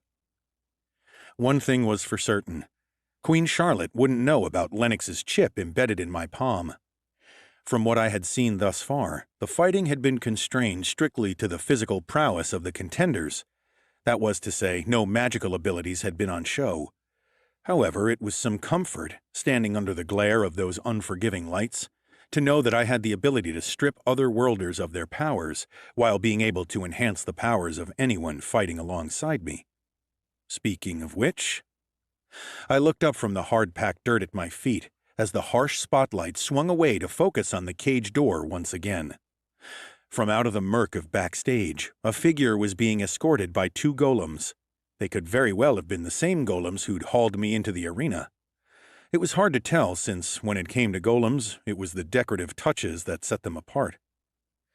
The figure was female and was walking with a slight limp, as if she had gone a couple of rounds with someone that didn't like her very much already. She was shoved hard through the cage door and almost fell. Instinctively, I held out a hand and caught her before she went ass over tit. I saw that Melinda the Cinder had had her stripped down to her underwear. The woman looked up at me, and I found myself staring into the extremely attractive face of none other than Officer Bosco. Her close-cropped, bonsai-like hair was disheveled. Her dark brown eyes were large and apprehensive in her silver-skinned face, but they lit up when she recognized me. The mystery man from the Bloody Ram's car wreck. She said, straightening up. Of all the people I thought I might see here, I never thought... Yeah, what a delight, I said, surfing across her. My eyes were glued to the corridor that led from backstage, waiting to see who or what would come strolling down it. How about we save the pleasantries for if we get out of this alive? What the hell are you doing here anyway? Me getting entangled in this sort of situation is one thing, but a cop? I ran my eyes over her face, taking in the cut lip, grazed chin, and eye that looked to have been freshly blacked. You look like you've been in the wars. Bosco gave me a wry smile. Yeah, you could say that. I was part of an undercover op, focusing on rooting out corrupt police that were a part of Queen Charlotte's payroll. It was the perfect gig, seeing as I counted myself among them. I raised an eyebrow at this and leaned forward so that my words wouldn't be overheard, as if they could be amidst the din of the fight theater. "You're dirty?" I asked. Bosco gave me a knowing look. Bit of a personal question, mystery man, but yeah, you could say that I'm somewhat biased as far as looking the other way where the Guernsey family is concerned. The dwarf announcer was standing outside the cage. He looked as if he was receiving some instructions from a runner that had just come down from the top deck of seating. "What the fuck did you do to end up in here, then?" I asked Bosco. She shrugged. I got a little greedy, you know. Racked up a few debts with the wrong people, and had to ask Queen Charlotte for more money. Bosco spat onto the dirt floor. The saliva was tinged pink with blood. Turns out that she's a tight bitch and doesn't like being squeezed, even by us cops. So here I am. Doubtless she's keen to see me laminated to these cage bars in the name of sport. Then I'll be dumped out back for the rats, and that'll be that. "You seem remarkably calm about it," I said, watching the dwarf announcer step through the cage door and stump over to us. Well, it ain't over yet, Bosco said. Ladies and gentlefolk, The dwarf announcer cried as he reached us. He was holding one of those old-school metal microphones in one hand. would you give a hearty round of applause for our randomly selected and quite willing contenders? A chorus of jeers and boos emanated out from the spectators. I thought I might have heard Lennox's high-pitched voice, coming from somewhere out beyond the blaze of light, say, "Go for the balls, Maddie. Go for the fucking gonads." Now, before they can move on to face our reigning team champions, the dwarf said in his deep voice, they must prove themselves against a couple of fighters that we here at the Guernsey Paradise Hotel and Casino know you're familiar with. They've recently been on a bit of a training quest to the depths of the desert in which our fine city of Brink resides. Now, for your pleasure, they are here tonight in fine form, and simply spoiling for a chance to show off their newly honed skills to their home crowd. The crowd let loose a collective throaty roar of delight. Can I get some noise for our very own elemental barbarian brothers, Rat and Bremkis? The dwarf shouted into his microphone. The crowd did as requested, once more shaking the interior of the theater with their cries and whistles. As they cheered, two men appeared from out of the tunnel that led backstage. One was grossly fat, the other thin as a whip, with a pointed face and rodent-like eyes. "Who do you reckon is Rat?" I asked Bosco under my breath. The two barbarians entered the cage, the door left open behind them so that the dwarf announcer could exit. The pair raised their hands above their heads and beamed around at the crowd. They looked the part, I was willing to give them that much. Dressed in brown, all-leather fighting gear, they reminded me of a combination of medieval executioners and an 80s glam rock band. Somehow they were managing to strike a balance between intimidating thugs and professional wrestlers. For a man like me, who had always fought in the streets and for the highest of stakes against the most desperate of opponents, they held about as much fear as the plate of scrambled eggs I'd had for breakfast that morning. You reckon we can get out of here? Bosco asked me out of the corner of her mouth. I gave her a no-bullshit, appraising look. "They've already given you a little working over, huh?" I asked.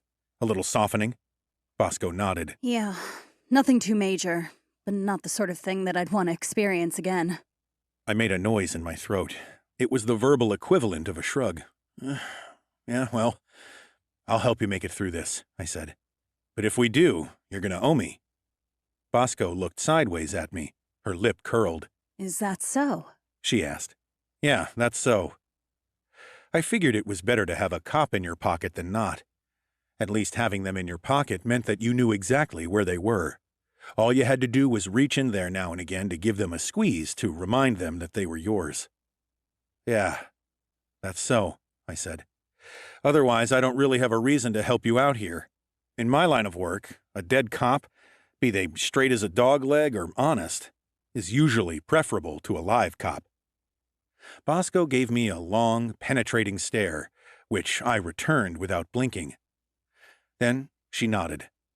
Thank you, ladies and gentlemen, thank you, the dwarf said, as the cheers for the two barbarian elementals died down. Now, before we get into what has all the makings of a real teeth-rattler of a fight, let's hear from one of our brave random selections. The dwarf swaggered over to me on his short legs, a shit-eating grin plastered over his bearded face. Now, sir, he said, you're a fine, fit-looking lad, aren't you?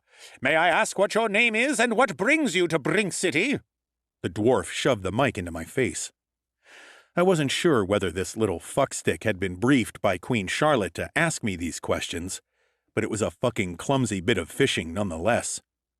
He knew that I wasn't from Brink City, which might have been a guess, but I figured that this little bit of information had come from above, and that meant Queen Charlotte probably knew a whole lot more than I wanted her to know. Still, I had to keep my head in the game and concentrate on the present moment. I grinned down at the announcer and said, "Sure, you can ask," I said. I snatched the microphone out of the dwarf's hand before he knew what the hell was going on. Then, in one swift move, I smashed the metal mic once, twice into his agog mouth. The crunch of breaking teeth filled the room, and the dwarf keeled over backward, his mouth a bloody mess, drool and white shards of teeth festooning his beard. The whine of the microphone filled the suddenly silent theater. I'd always wanted to do a mic drop, and the sound of the microphone thudding to the dirt and then cutting out was like music to my ears. I looked over at the two elemental barbarians and pointed at them. They looked a little stunned, as if that hadn't been the introduction they had been expecting. "Right," I said. "Which one of you pricks wants to take a nap first?" As one giant entity, The crowd roared into life like a smoldering fire that had found its way into a hayloft. Bremkis, the big fat fucker, who was as wide across as a couple of axe handles and looked as if he'd subsisted on a diet of beer and cheese, bared his teeth at me. "All right, Butterhog," I said. "I'll start with you." Chapter 25. There really is only one thing that matters when it comes to fighting for your life in a cage. Make sure that you discard everything that you thought was important or essential in being a valued member of society. I'm talking about morals, care for your fellow man, woman, or other worlder, mercy, distasted violence, and compunction of any kind. Replace these with simply surviving. It doesn't matter how you do it, but the alternative is not worth bothering with, in my opinion. Briefly, as I darted forward to engage with Bremkis, I wondered what sort of elementals these guys were. My gut feeling was that they had some connection with earth magic. They certainly looked as if they would have been right at home in some underground warren or cave somewhere, especially the smaller one, Rat. In the end, though, it wasn't likely to matter. There seemed to be a no-magic rule, and that was just fine and dandy with me. I hit Bremkis with a punch to the gut that would have knocked the stuffing out of a smaller man, yet hardly moved the big man. He had a soft gut, but I figured I could make it a deal softer if I punched it enough, and so I set to work. The fat bastard was obviously not one of the world's big thinkers. More the type of dumb motherfucker that couldn't hit the floor if he fell out of bed, but he was clearly tough. He was a head taller than me, and he laughed down into my face, misting my cheek with stinking spittle, as I spun and struck him with a rear elbow strike. Where my elbow connected with the underside of his stomach, wavelets spread out under his leather jerkin like ripples on a big fat pond. Bremkis retaliated with an unsophisticated haymaker that I ducked easily. I cracked him another few sharp jabs in the kidneys, then danced away and was smashed into from the side by Rat. The smaller barbarian might have been thin, but as he grabbed me, I could feel the muscles under his skin, like knots in a rope. Off balance as I was, Rat drove me staggering into the cage with a crash, his arms wrapped about my waist, his head tucked in by my side. The wind was knocked momentarily out of me, and I felt the rough abrasiveness of the rusted metal bars tear at my back as we wrestled. I attempted to use the chip in my hand to suck out the magic from my opponent, but came up empty. I glanced up at the cage and saw the light in a metal box flicker. There were runes along the front of the box, and I figured it was a magic disabler of some kind, which meant I couldn't use my chip for as long as that thing was operational. It also meant that I'd have to use my head and my fists to get out of this mess, not Lennox's backyard magic tech. Whatever the tech was, it didn't seem to be having the same effect on these earth elemental assholes. Over Rat's bent back, I saw Bremkis lumbering toward Bosco. The Dryad cop feinted left, then sprinted right, briefly wrong-footing the fat giant. She gained enough room to climb the 15-foot-high side of the cage before she launched herself at him. She landed on his shoulders with the accuracy of a stinging wasp. With commendable alacrity and stability, Bosco balanced on the man's meaty shoulders and chopped downward with the edge of her hand, right where his shoulder met his neck. Bremkis roared in pain and flailed like a bear that someone had shaved for shits and giggles. Bosco slapped his hands away and smacked her cupped hands down onto his ears. There was a collective "ooh" from the crowd as Bremkis sagged. However, a moment later, they were cheering with elation. Bremkis managed to get his sausage-like fingers around one of Bosco's ankles, and he flung her from him like a rag doll. Bosco performed a full cartwheel in the air and plowed face first into the dirt in a spray of soil. Her momentum carried her on, and she rolled and slammed into the metal bars of the cage. The crowd screamed its approval. Channeling every ounce of my natural Umbra strength, I cracked my elbow down hard into Rat's ribcage. Had it not been for the fact that he was an earth elemental, I would have shattered at least 2 of his ribs like porcelain. The wiry guy grunted, and his grip around my middle slackened somewhat. I reached down, hooked my own arms under his chest, and lifted him with a roar of exertion. He might have been a delicate-looking flower, but that was the thing about earth elementals. They're goddamn dense.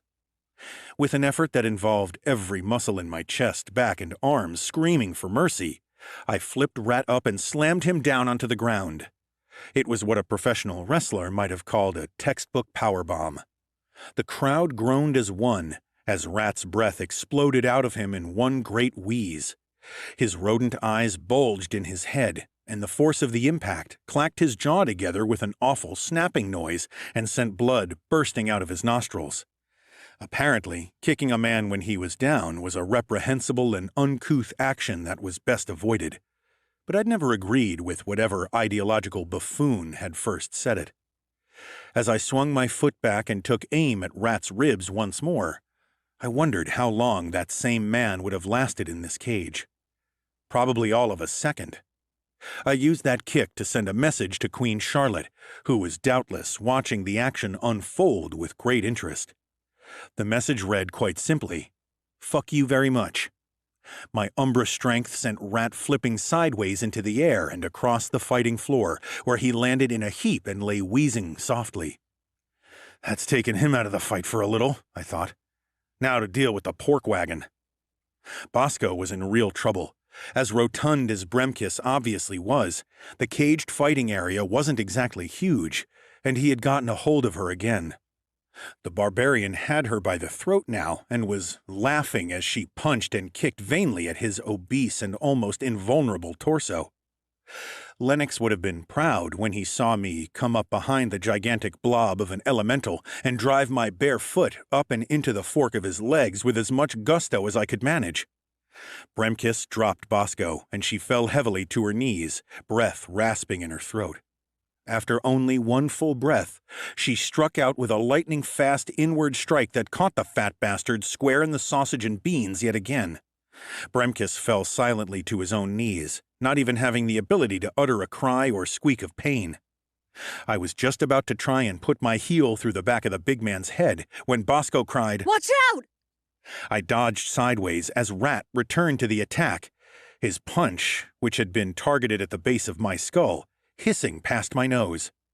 The smaller barbarian looked as rough as old dog's tits after our brief altercation moments ago, but I couldn't fault his persistence. He stumbled past me, and his striking arm went through the bars of the cage. With a predator's instinct, I delivered a hand blade strike, right to the elemental's exposed elbow joint. When the crack of breaking bone echoed around the theater like a gunshot, Rat screamed, his face contorted in a grimace of undisguised torment. Never one to pass up an advantage, I stepped back, pivoted, and struck out with a back snap kick, once more targeting Rat's busted elbow. Cartilage and tendons were pulverized out of place, and Rat's arm bent in the complete opposite direction as a spike of bone, probably the radius, jutted through his skin. No! Bremkin said through tears of pain that the double bollock smashing had brought to his piggy eyes. Rat! He screamed. Afraid so, big boy, I said. Bosco clocked him with a doozy of a side snap kick, and my elbow strike connected with the other side of Bremkiss's head a second after. The effect of two blows coming from opposite directions was to essentially knock the kneeling man out cold without sending him falling either way. It was quite impressive, really, the way he stayed perfectly upright while his mouth hung slack and his eyes remained open. Is he dead? Bosco asked me. I poked Bremkiss in the forehead, and he keeled slowly over backward right on top of the announcer, who had just begun to stir from where I'd laid him out with the microphone.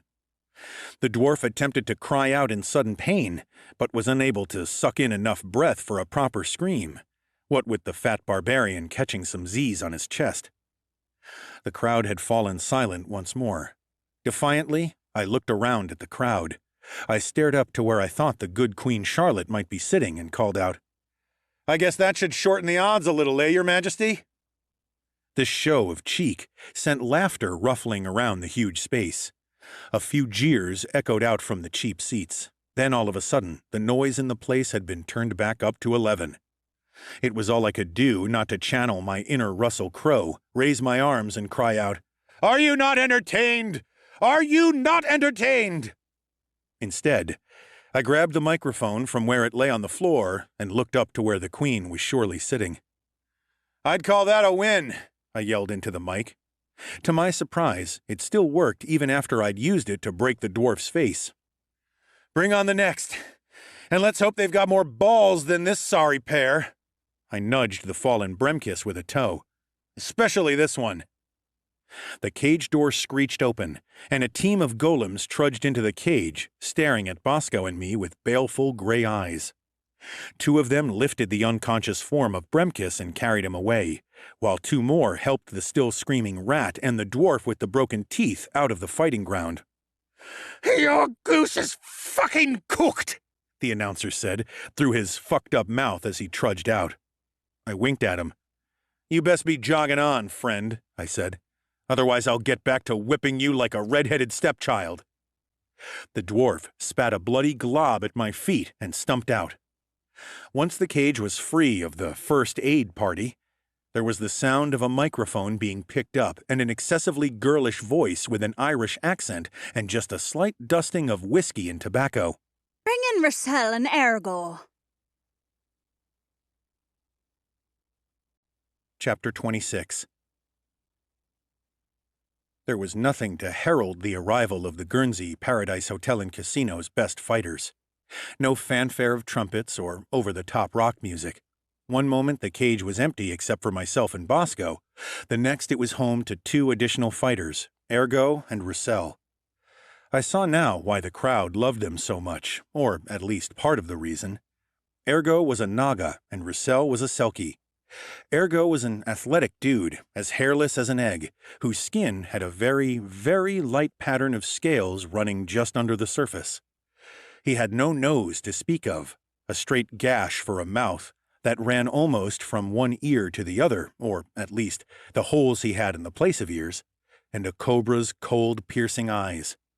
As a Naga, he'd also been as fucking fast as a diamondback, and strong as a Burmese python. The Naga were believed, by humans who didn't know any better, to be semi-divine beings that were half human and half cobra. What they really were, of course, were otherworlders who had been warped and changed by time, environment, and thaumaturgical exposure into beings that were basically beastkin, like Allie was. Rochelle was, as I had already identified, of the Selkie persuasion. The Selkie were shape-shifting otherworlders who could alternate between human and seal forms. There was a belief that they had actually come through a different portal hundreds of years before the portal through which most of the otherworlders had fled into our world at the turn of the 20th century, though this had been neither confirmed nor denied by the Selkies themselves. They were a taciturn and secretive race, renowned for being hot-blooded and good fighters, though it was also said that they carried around their brains in their back pockets, they were so impressively dumb. While Ergo looked more like a man crossed with a snake, Rochelle, although humanoid in shape, was mostly seal on the outside. His hide was slick brown fur, his hands were large and oddly flat, and his head was round and hard-looking. He gazed at me with his big brown liquid eyes, and smiled a cold little smile. A bell sounded, and the fight began. The first flurry of attacks from Ergo drove me backward at such a pace that it was all I could do to keep my balance and defend myself. The Naga moved sinuously, twisting around and away from my occasional counterpunch as if the very air was oil. Nearby, Bosco was in similar straits. She was pinned against one of the walls of the cage by the Selkie, Rochelle, his powerfully muscular arms raining body punches in at her like a tireless bar brawler. Left, right, left, right, left, right. His strange sealskin hide gleamed in the harsh lights of the theater. The noise of the crowd was like a tangible force, like a current. It buffeted us, rising and swelling, and playing along with the fight as the combat progressed. They were a sporting crowd in ecstasy. They had seen, as far as they knew, 2 random strangers come together as a pair of underdogs and defeat more established opponents. They howled and bayed at us like a massive pack of bloodhounds that had scented the foxes. Yes, they would have enjoyed seeing us defeat the 2 barbarian brothers, because who didn't like to see the fall guy rise? But the crowd had satisfied that particular urge and were now looking forward to Bosco and I having our craniums smashed in. The only questions were how long would it take and in what creative way would we be dispatched. I managed to block a curving side thrust kick from Ergo, then catch the cockily telegraphed lunge punch that followed it in my hand. For a moment, the two of us were locked together, not 5 inches apart. Then I nailed the Naga with a headbutt that sent him staggering.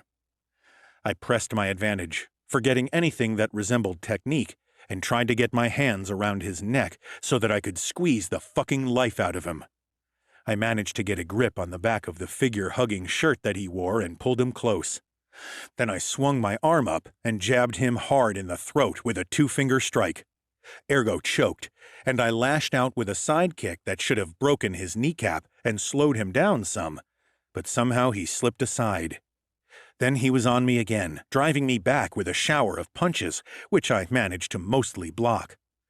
As I was driven backward, I tripped over something that was lying in the middle of the fighting floor. I went over backward, but managed to collect myself and turn the fall into a neat backward roll. When I regained my feet, I saw that the thing I had fallen over was Bosco. She had been floored by Russell and was on her hands and knees trying to collect herself. I knew that the Selkie had to be right behind me, so I sprang forward, feeling his foot whisper past the back of my scarred head, and launched myself off Bosco's back like a springboard. I landed in the arms of the unsuspecting Ergo, who was coming after me, and we both went to the floor. I managed to land a couple of meaty punches to the bald Naga's dome before a strong, furry forearm that smelled strongly of haddock grasped me around the throat and hauled me off of him. Fuck you, man! I growled, and struck out backward with an elbow. I connected satisfactorily, but Russell maintained his grip and continued squeezing. Despite everything I could do, my vision began to narrow as the Selkie began to constrict my windpipe. Abruptly, Russell's grip loosened, and I felt him jerk a couple of times. Ergo chose that moment to charge forward again, and I lashed out with my foot and caught him right in the stomach, stopping him in his tracks. Taking advantage of Russell's loosened grip and Ergo's position, I used the Naga to launch myself up and over Russell's head, breaking his grip as I flipped backward over him. Landing behind the Selkie, I kicked him hard in the back of the knee and then booted him, Spartan style, right between the shoulder blades. He was propelled forward and crashed into his teammate, and the two of them landed in a heap. I turned around and saw Bosco behind me. There was a trickle of blood coming from the corner of her mouth, and, unthinkingly, I reached up and wiped it away with my thumb. This action was met by a host of wolf whistles and yells from the crowd. "Look," I said quickly, "do you trust me?" Bosco looked as surprised as if I'd just asked her to marry me. What? No! She said. "Yeah, well, we're in a tight spot," I said, "so that'll have to do." The Selkie and Naga charged at Bosco. It appeared that they were going to try and take out the Dryad, who was clearly more fatigued than myself. Get rid of the injured opponent, half the enemy number, and then double-team me. I sprinted right, hoping that it looked like I was hightailing it out of the way. I was only planning on being away from the action for a few moments. Hopefully, Bosco would be able to hold up under the double onslaught for that long. At a flat run, I used the bars of the cage as stepping stones and ran up the wall, above which the little rune-covered box glowed with its eerie light. When I reached the top of the cage, I swung my leg around in a flying roundhouse kick.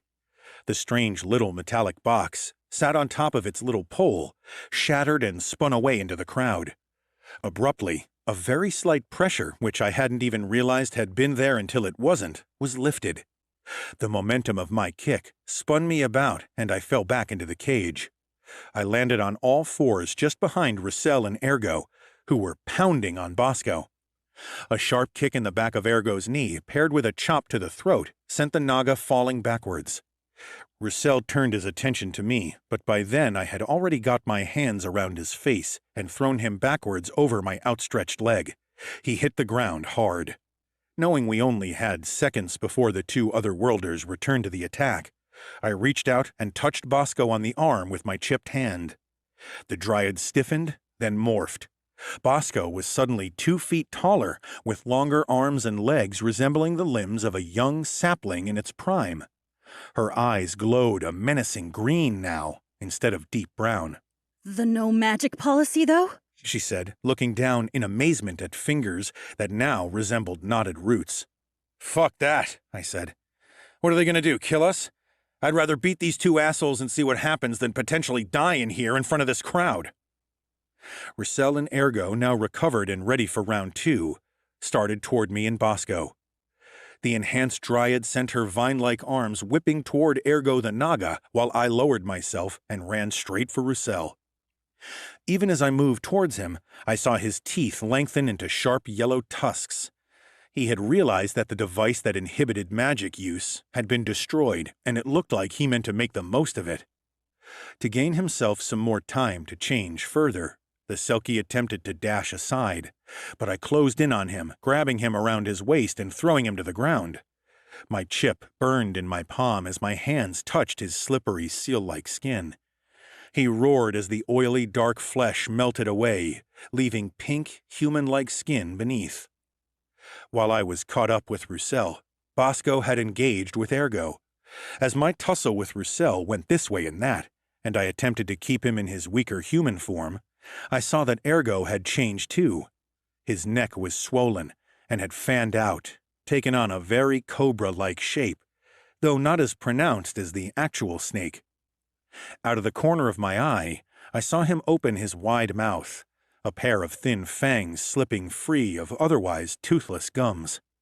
With a jerk of his head, the Naga sprayed venom in Bosco's direction, but she dodged aside.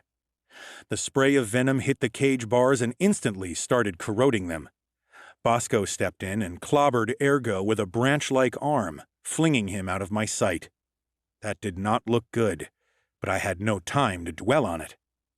Roussel and I rolled and thrashed, throwing punches and clawing at one another.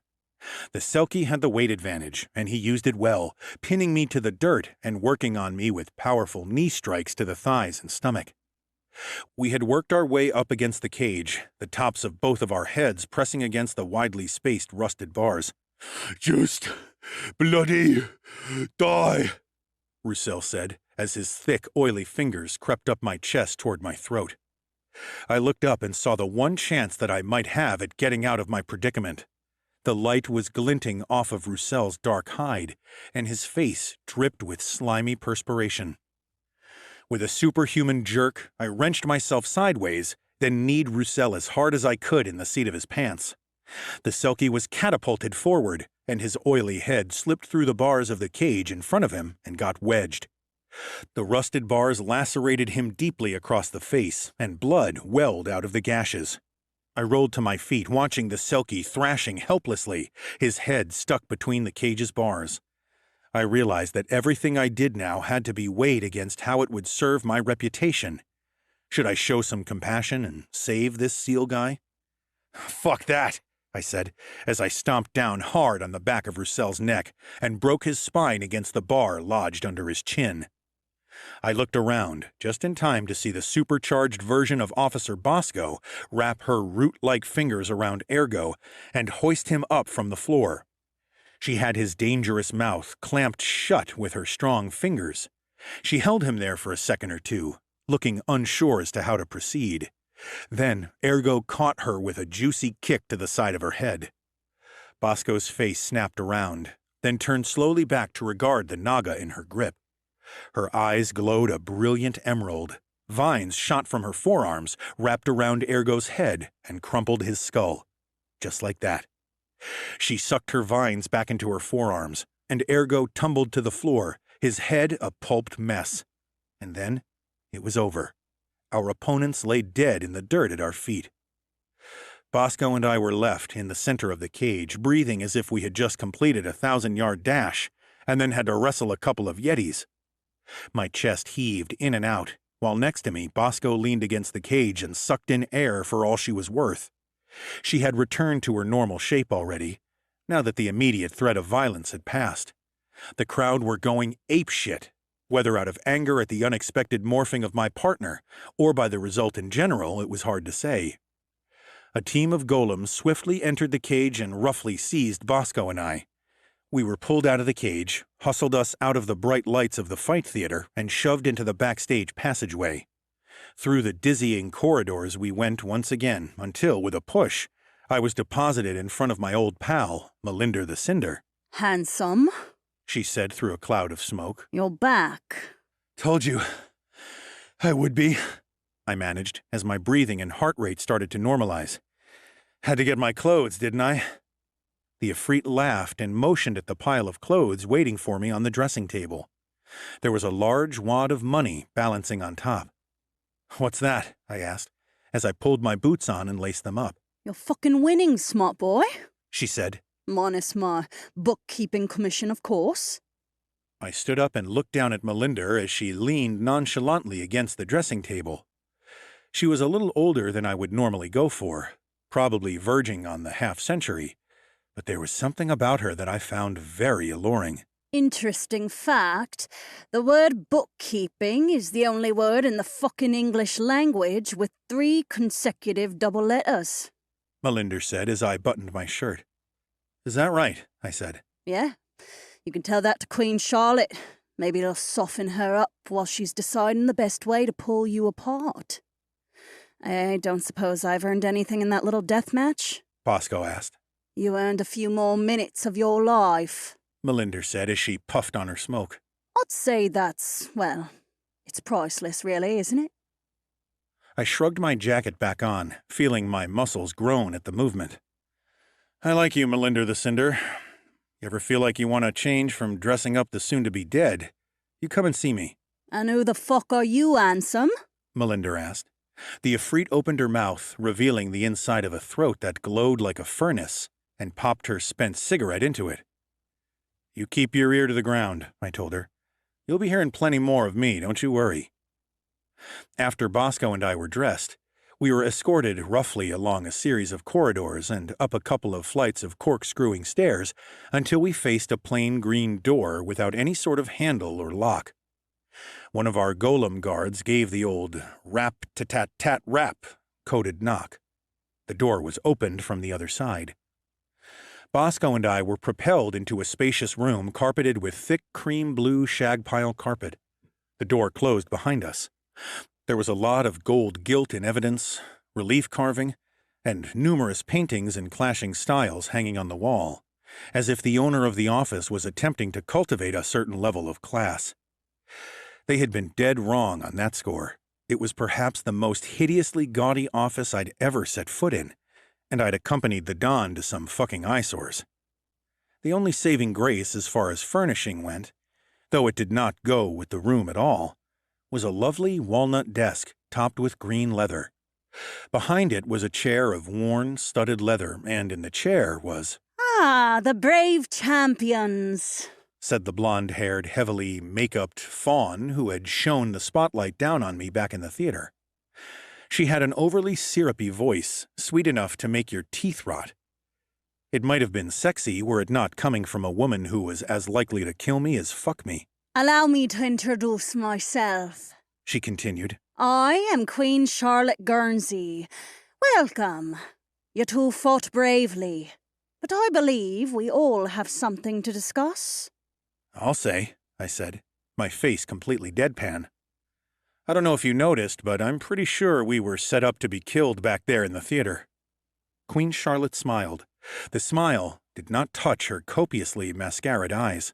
I was thinking more along the lines of something that took place a few days ago, she said. A little mishap in a warehouse. Chapter 27. Queen Charlotte sat across from Officer Bosco and me and waited for us to speak.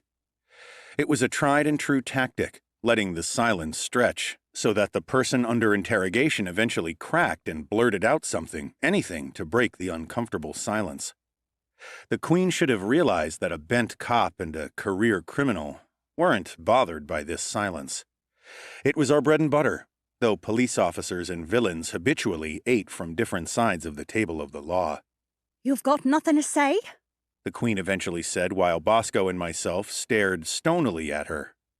I could tell she was pissy that her tactic hadn't worked. Nothing about the fiasco at the warehouse? My warehouse, I'll add. Why don't we be totally transparent with each other? I've always wondered about that, I said. A slight frown creased the foundation covering Queen Charlotte's forehead. She might have been pushing mid-40s, but she was still a sight to behold. She wore heavy makeup, but rather than make her look tacky, it only served to highlight her natural beauty. Wondered about what? She asked. The idea of being transparent with someone, especially in this business, I replied. I mean, you're either telling someone something that they can see straight through, or telling them something that they can't see at all. I thought this might rile the head of the Guernsey family up a little. I wouldn't have minded that, as people often show you who they really are if you annoy them enough. Instead, Queen Charlotte gave a breathy little chuckle. Oh, me, oh my. She said in her soft Irish accent. It's not often that I get a chancer such as yourself sitting in front of me and to find out that he's somewhat of an intellectual. I don't know about that, I said, keeping my eyes on Queen Charlotte. But I do make it my business to be observant. For instance, since being in this room, I've observed the 2 fawn guards behind your shoulders. They wouldn't be able to get to you before I did if I were to leap over this desktop and stab you with that lovely gold fountain pen you have there, which has a very pointy nib on it, by the way. Queen Charlotte smiled icily at me. Ah, but could you be faster than their bullets? Their guns are holstered under their armpits and both of them have their jackets buttoned, I said, my gaze still fastened on her face. If I were suicidal and didn't have plans that would be ruined by being gunned down by them, you'd be dead either way. Charlotte raised her thickly penciled eyebrow. I also observed that Reynolds portrait that you've got hanging by the security door that we just came through, I said, jerking my thumb over my shoulder. Queen Charlotte's fixed smile actually genuinely brightened a touch at that, as she interrupted me. Ah, an art lover, she said.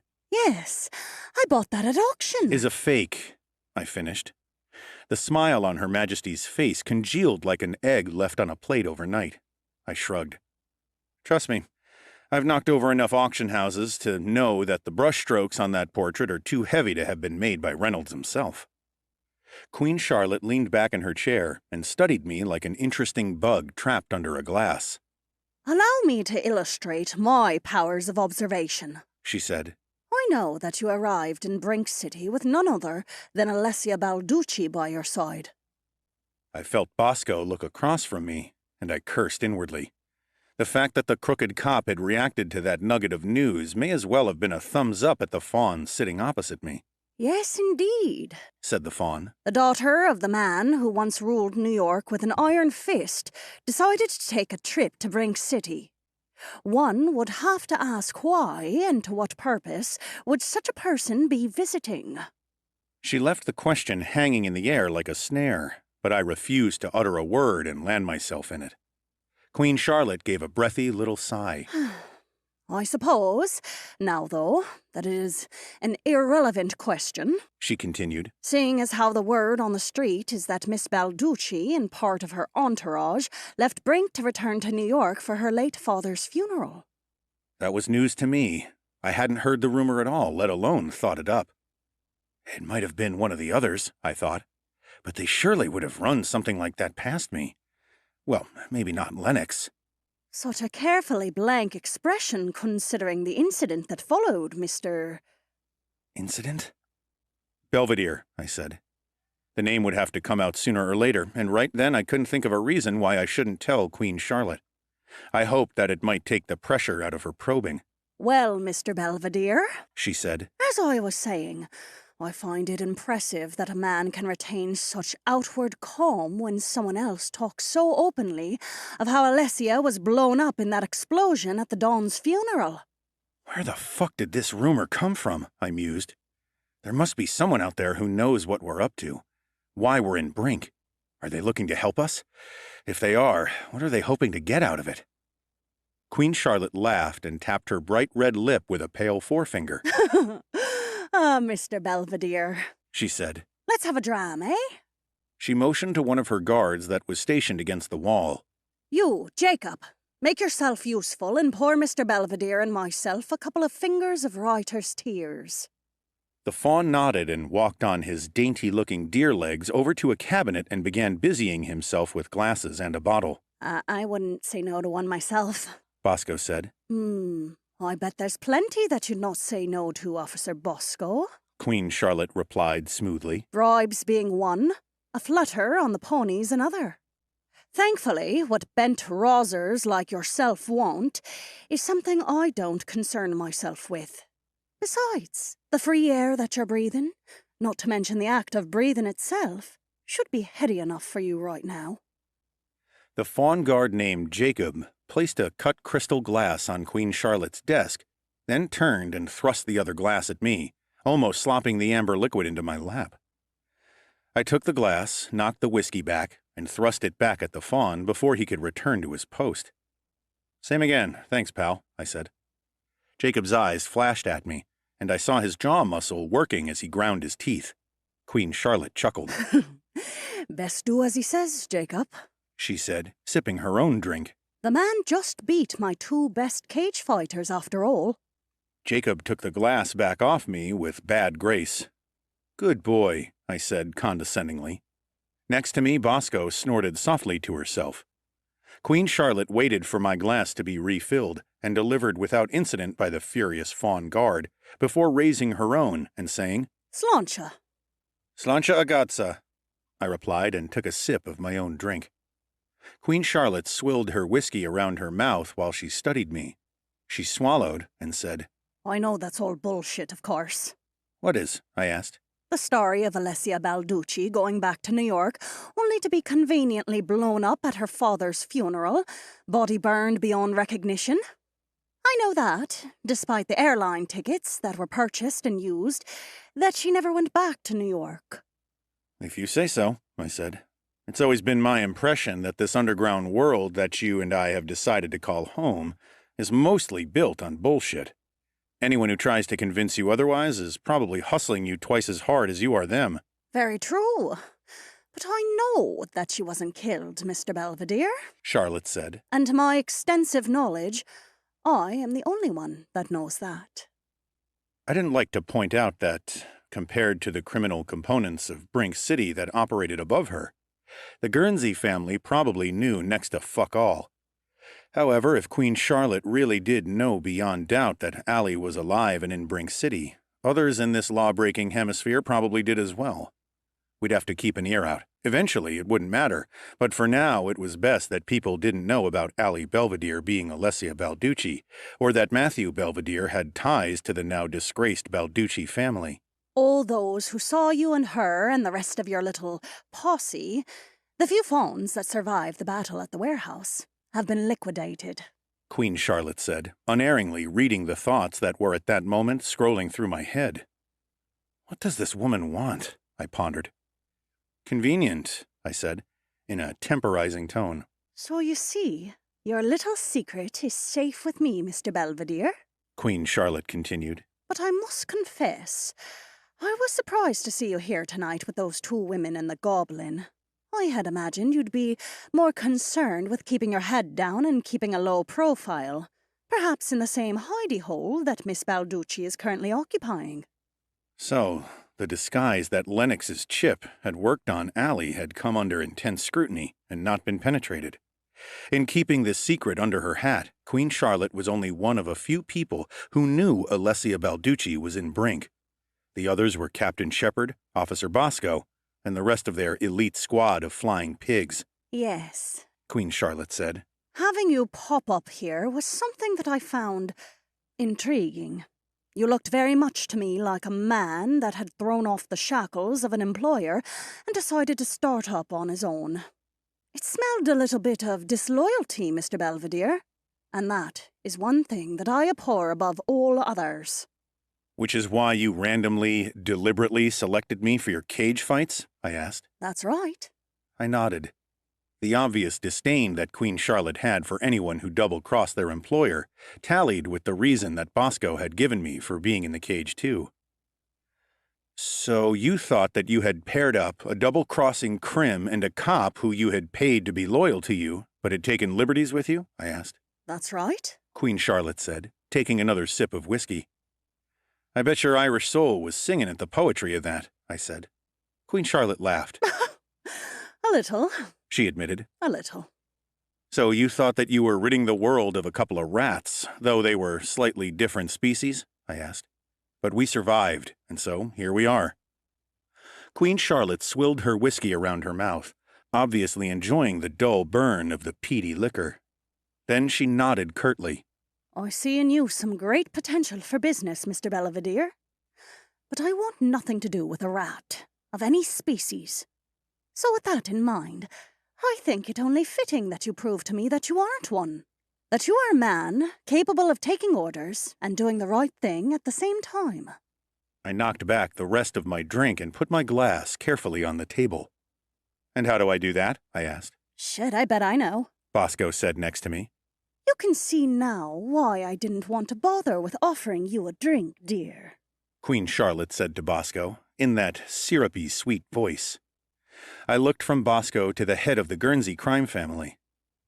You want me to shoot Officer Bosco here? I asked. No! Queen Charlotte said. Do not be absurd, Mr. Belvedere. This cream shag pile is only a month old. No, I want you to strangle Officer Bosco. Bosco looked at me. I could tell by the look in her eyes that she knew exactly what sort of man I was. No wonder she looked so fucking scared. As important as it was that I connected with a low-level Brink City crime family, I couldn't help but think that a cop who owed me her life was an asset. And one who owes me her life twice. Oh, shit. The favors that she'd owe me would be worth their weight in gold, surely. I stood up slowly. I noticed the way that the half-dozen fawn guards stationed around the office shifted their postures slightly. The two that I had pointed out earlier casually unbuttoned their jackets so that they could more easily get to the pistols they had stowed in their shoulder holsters. Easy, fellas, I said. If I was going to try and make a move on Her Majesty here, I would have done it without so much chin-wagging. I stepped round to the back of Bosco, who seemed to have quit breathing for the time being. The tread of my boots was muffled by the thick carpet as I settled myself into a comfortable stance behind her. From this distance, I could smell the stale sweat from the cage fight on her, could see the pulse beating hard and fast in her neck. There were a few pinheads of perspiration at her temple, standing out like mercury against the pale silver skin and green hair. She flinched as I put my hands on her shoulders. Your Majesty, I said. Normally, nothing would give me greater pleasure than offing one of our esteemed officers of the peace, even if this dryad can scrap with the best of them. Queen Charlotte cocked her head. How disappointing. I was not expecting a butt to show its face in your answer. My hands moved up from Bosco's shoulders to her neck. I needed her to be scared, needed her face to show Queen Charlotte that she and I weren't in league, needed her to convince the head of the Guernsey family that I really might just kill her. Unfortunately, in this instance, I need Officer Bosco, I said. My future plans depend on her involvement to some degree. I was thinking on the fly, but hoped that these generalities would appease Queen Charlotte for now. Future plans? She asked. What future plans? A shrewd light had kindled in her eyes. I shook my head mutely at her and indicated with my eyes that I couldn't say anything in front of Bosco. Queen Charlotte gave me a calculating look. Then she swallowed the last of her whiskey and nodded at me. I released my hands from around Bosco's neck, much to the officer's relief. Queen Charlotte pulled out an old-fashioned tobacco pipe from her desk drawer. She filled the pipe, slowly and carefully, while she continued to think.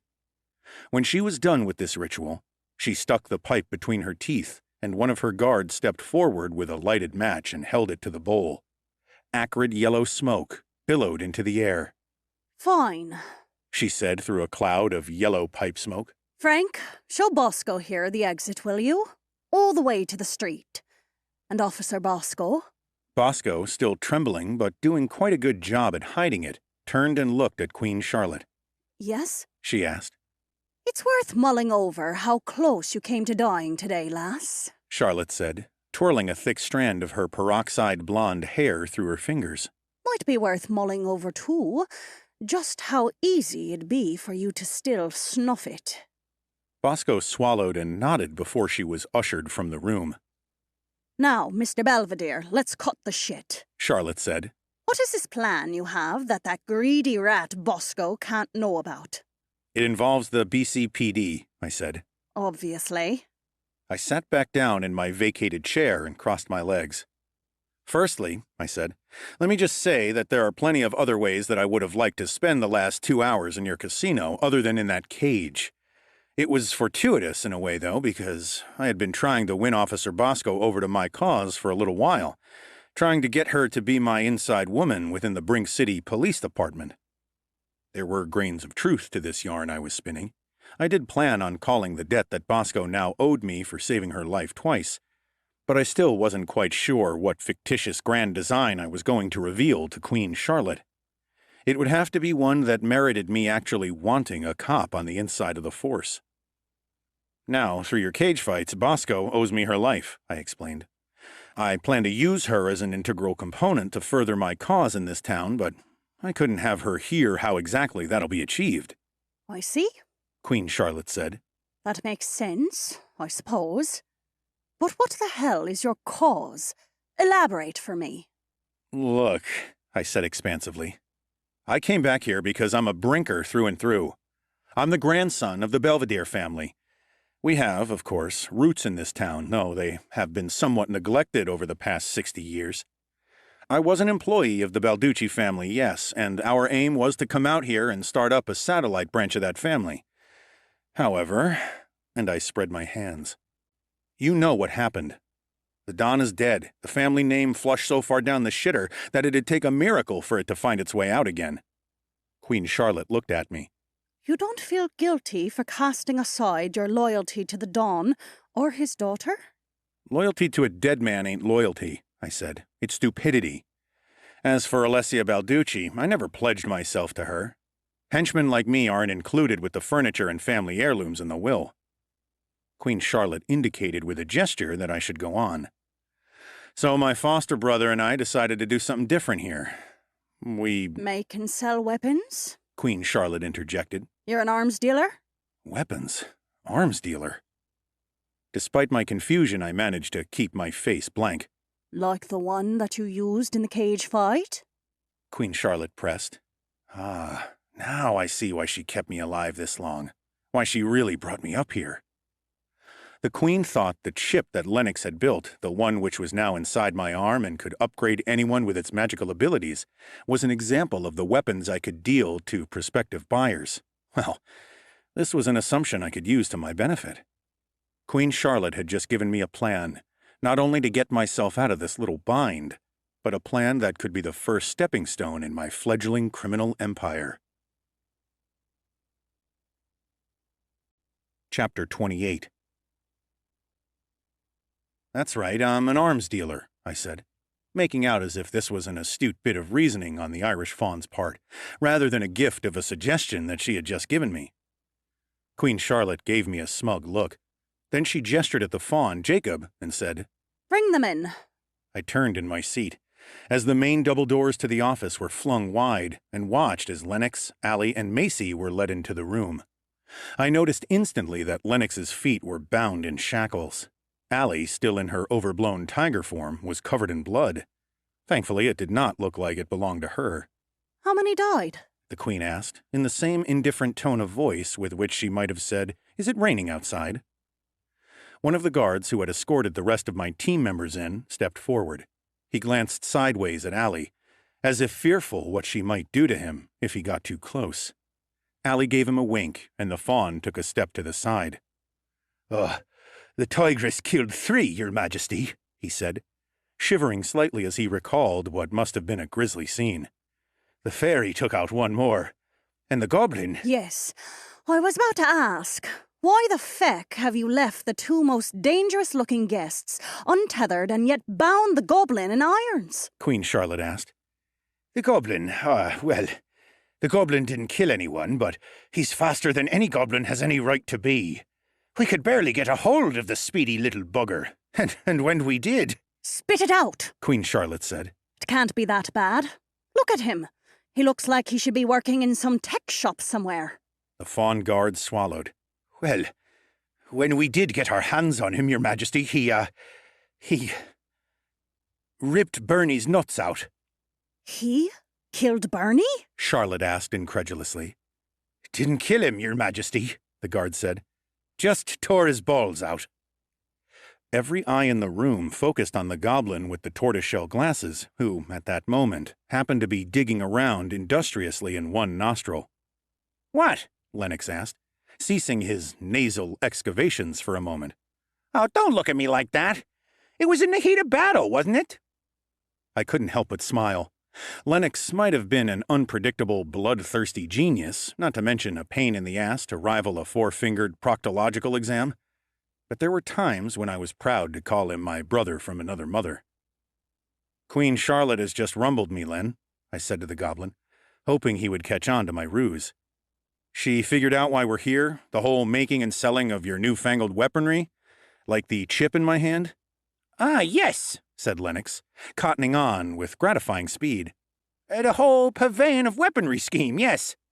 So you're really manufacturing these weapons? Queen Charlotte asked, leaning forward. Try as she might, she couldn't disguise the avarice that shone in the depths of her eyes like pennies at the bottom of a well.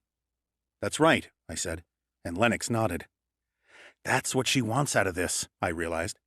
She thinks that she can strike a bargain with us and get her gang some weapons that'll further their ambitions in Brink.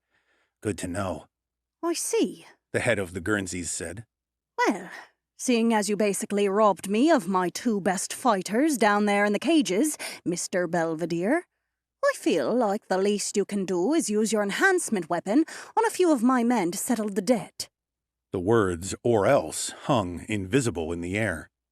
If I didn't do as I was asked, we would undoubtedly go through all the rigmarole of cocking hammers, pointing pistols, and threatening. And that'd be a little hard since all my firepower was currently in my AMC Eagle sitting in the parking lot. I got to my feet and approached the guard who had brought in my friends. He looked nervously up at me. He was wearing a tight gray long-sleeved top and a combat vest, and rings of sweat were visible under his arms. Your Majesty, he said, looking at Queen Charlotte. Queen Charlotte opened a desk drawer and pulled forth a predictably flashy, over-the-top and tacky gold-plated Smith & Wesson J-frame revolver. She pointed it at the guard. Come on now, man, she said. Let Mr. Belvedere demonstrate his magitech on you. She cocked the revolver. Or you're fired. The guard swallowed, then stood very still. He was only 4 feet tall, this lad, and the easiest way for me to touch him was to pat him patronizingly on his curly ginger head. I did this and stepped back as the fawn suddenly bulked out and morphed into a 6-foot-tall, red-eyed, goat-legged minotaur. He burst out of his shirt, revealing the sort of musculature that Da Vinci would have been proud to draw, and his stubby horns grew and twisted out of his head in impressive spirals. Wow, Queen Charlotte breathed. She stared with wide eyes at the fawn guard, who was looking down at his newly muscular forearms and flexing his massive biceps with complete astonishment. And just like that, I have a more powerful and dangerous guard than I had mere moments ago. Yeah, it's really something, isn't it? I said. And this item, it's not just a physical change, is it? Not just on the outside, I mean? Carson, he'll be stronger too, yes? It depends, Lennox said, unable to resist informing someone, even if that someone had, to all intents and purposes, taken him prisoner. It depends on the subject. But yes, in most cases, the chip enhances what is already there. Strength, of course, is something that all species have to some degree. I see, Queen Charlotte said thoughtfully. She turned to the newly bulked-up faunator. Carson, show me what you've got. On him. And she pointed to where Jacob was standing against one wall. Carson moved swiftly to where Jacob stood dumbstruck and grabbed him by the back of his shirt and lifted him from the floor. Hey, Your Majesty, why? What have I done? Jacob croaked. I hear you've been speaking to the Sapphire Cutlasses down on 58th Street, Jacob. Queen Charlotte said. Chattering away like a sparrow to them for a few extra coins every week. Tut-tut. You know how I feel about loyalty. But, Your Majesty, Jacob tried to say. Carson? Queen Charlotte said. Off with his head. With one violent jerk, Carson the Faunator ripped the smaller fawn's head clean off his body. The upgraded fawn was so strong and had such a crushing grip that he actually pulled the other fawn's spine clean out of his body with an awful ripping sound. Blood fountained up, the arterial spray coming within an inch of the ceiling before it spattered down all over the disgusting shag pile carpet. There was a stunned silence. Yes, Lennox said, wiping blood from the lenses of his spectacles. so, as you can see, quite a bit more powerful, in fact. Queen Charlotte turned from the grisly sight of the still twitching headless corpse in Carson's hand back to me. Her face was lit with a glow of quite worrying delight. The carpet, unfortunately, is now stained. But it was a cost I was willing to pay to see your tech in action, Mr. Belvedere. And it is some remarkable magitech you have at your fingertips. And I do believe I want it. Excellent. I'm sure that we could come to some sort of arrangement, I said smoothly. Once my foster brother and myself have conferred, we'll see about selling you some. But why would I need to purchase it when I have you right here? Tell me that.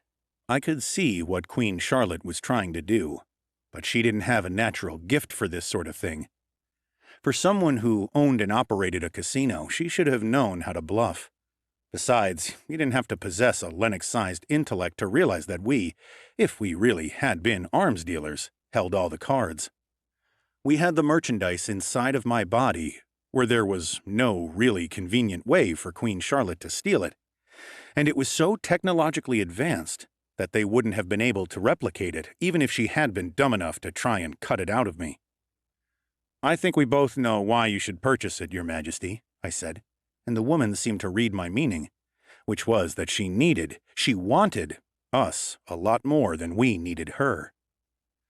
How about you and your entourage here have our car brought around and walk us to the exit? While we're doing that, you and I can talk business, and as a show of good faith, I will transform every one of your guards that we come across on the way. Bless her, but Queen Charlotte really did make a show of pretending like she was considering what to do. I suppose that she was doing it more for the benefit of her contingent of fawn guards than for us. She obviously didn't want to act like an eager, grabby teenager that had just been offered the latest iPhone in front of her subordinates. After a few seconds, she reached for the phone on her desk and dialed a number. Have the AMC Eagle brought around to the front of the casino. Yes, now. Queen Charlotte got to her feet and smiled. Mr. Belvedere and Associates, please follow me. And someone release the goblin.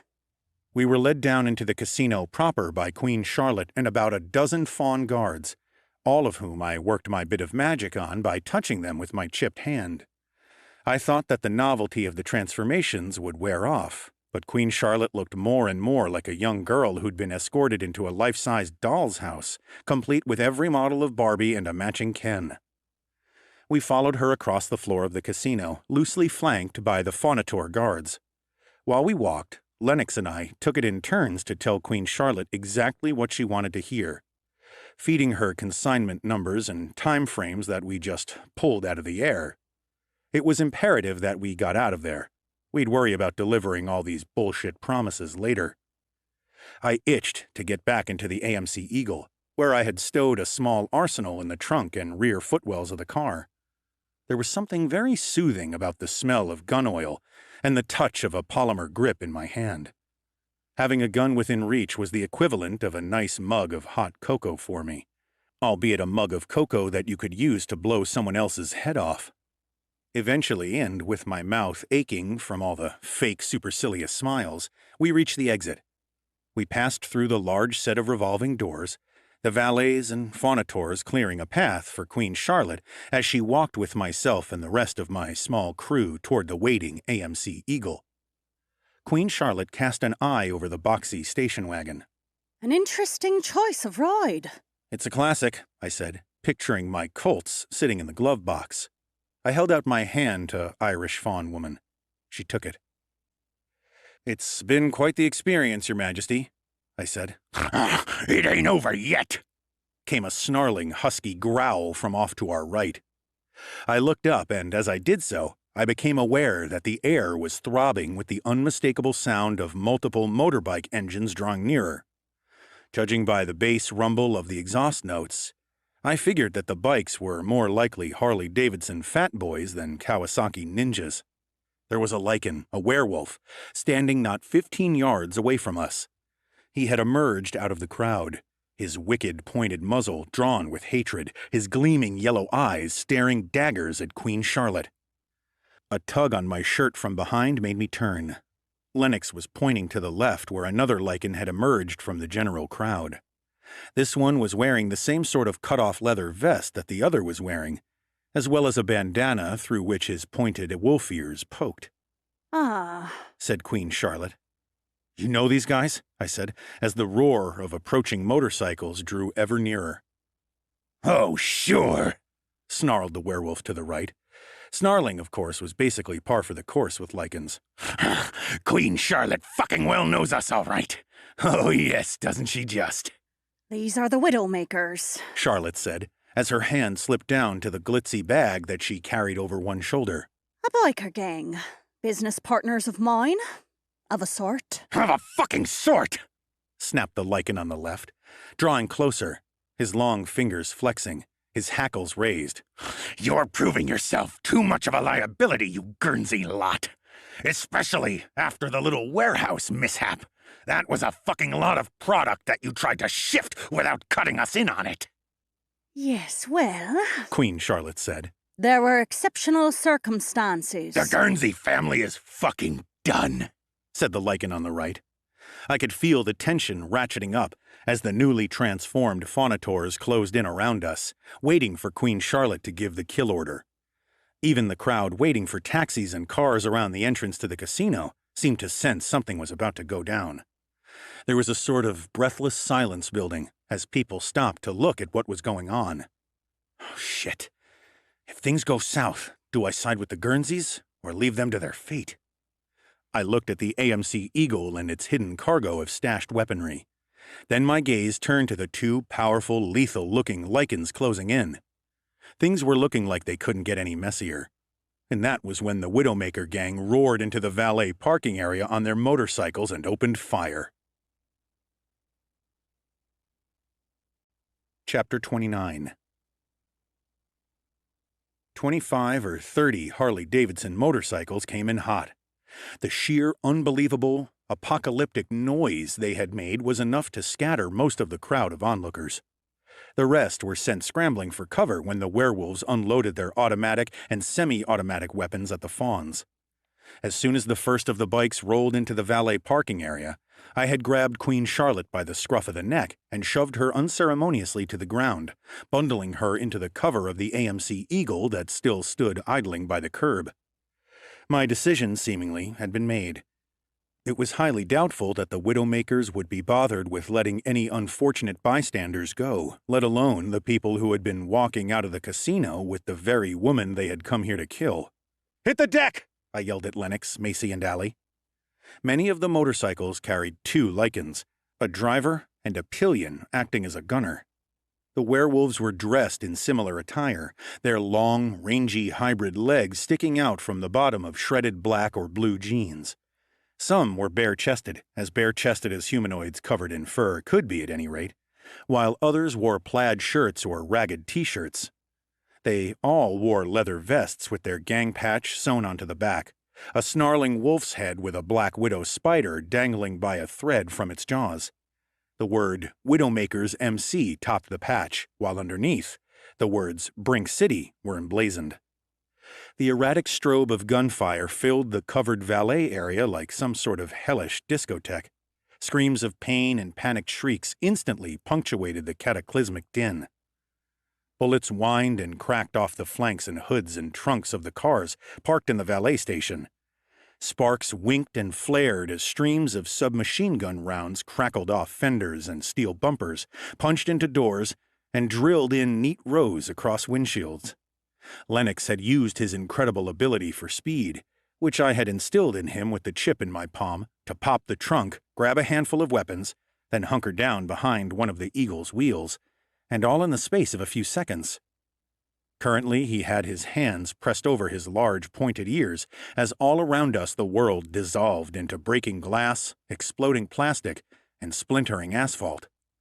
I still had Queen Charlotte pressed tight down beside me, kissing the tarmac underneath us as I said to Lennox, "Len, what did you manage to get?" Lennox held up 2 Beretta handguns and one of the Mossberg shotguns. That's it? I said incredulously. I put 2 of those H&K assault rifles in that trunk. I saw 'em, Lennox retorted.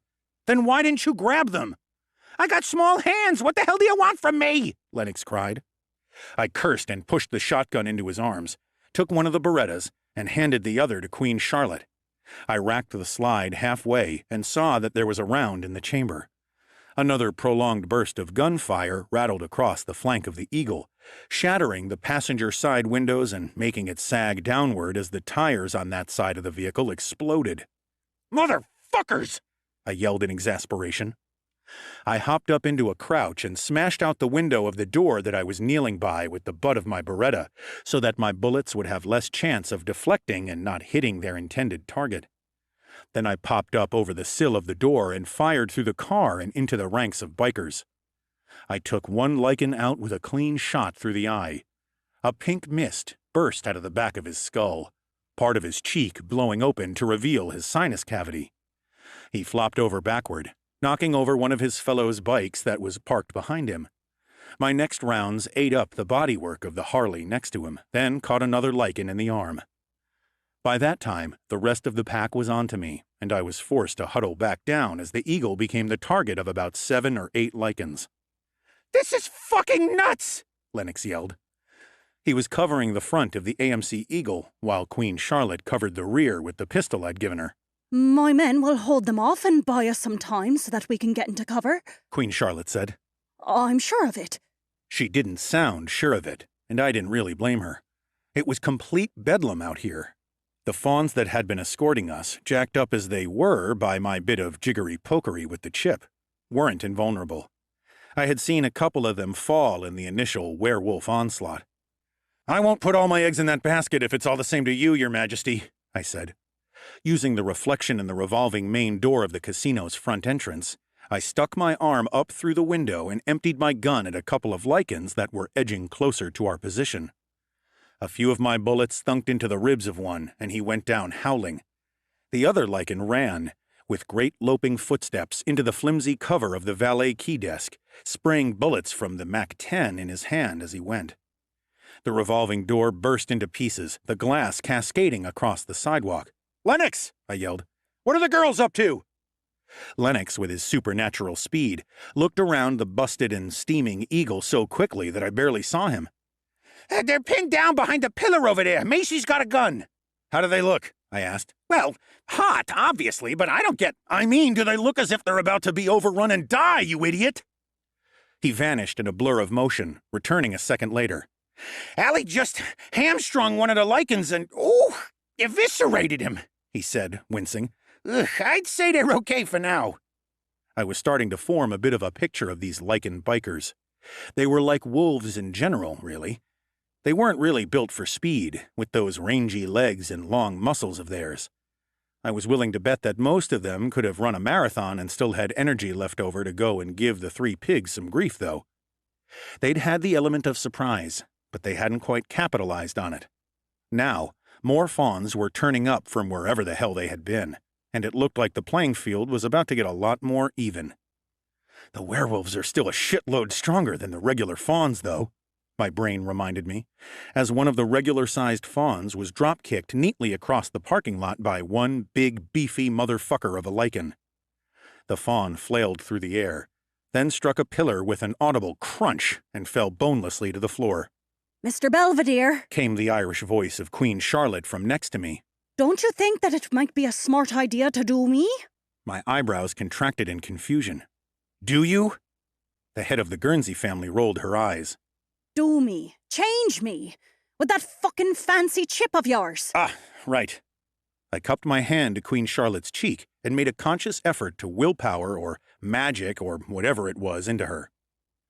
I didn't really pay much heed to the way that her form flowed and altered slightly.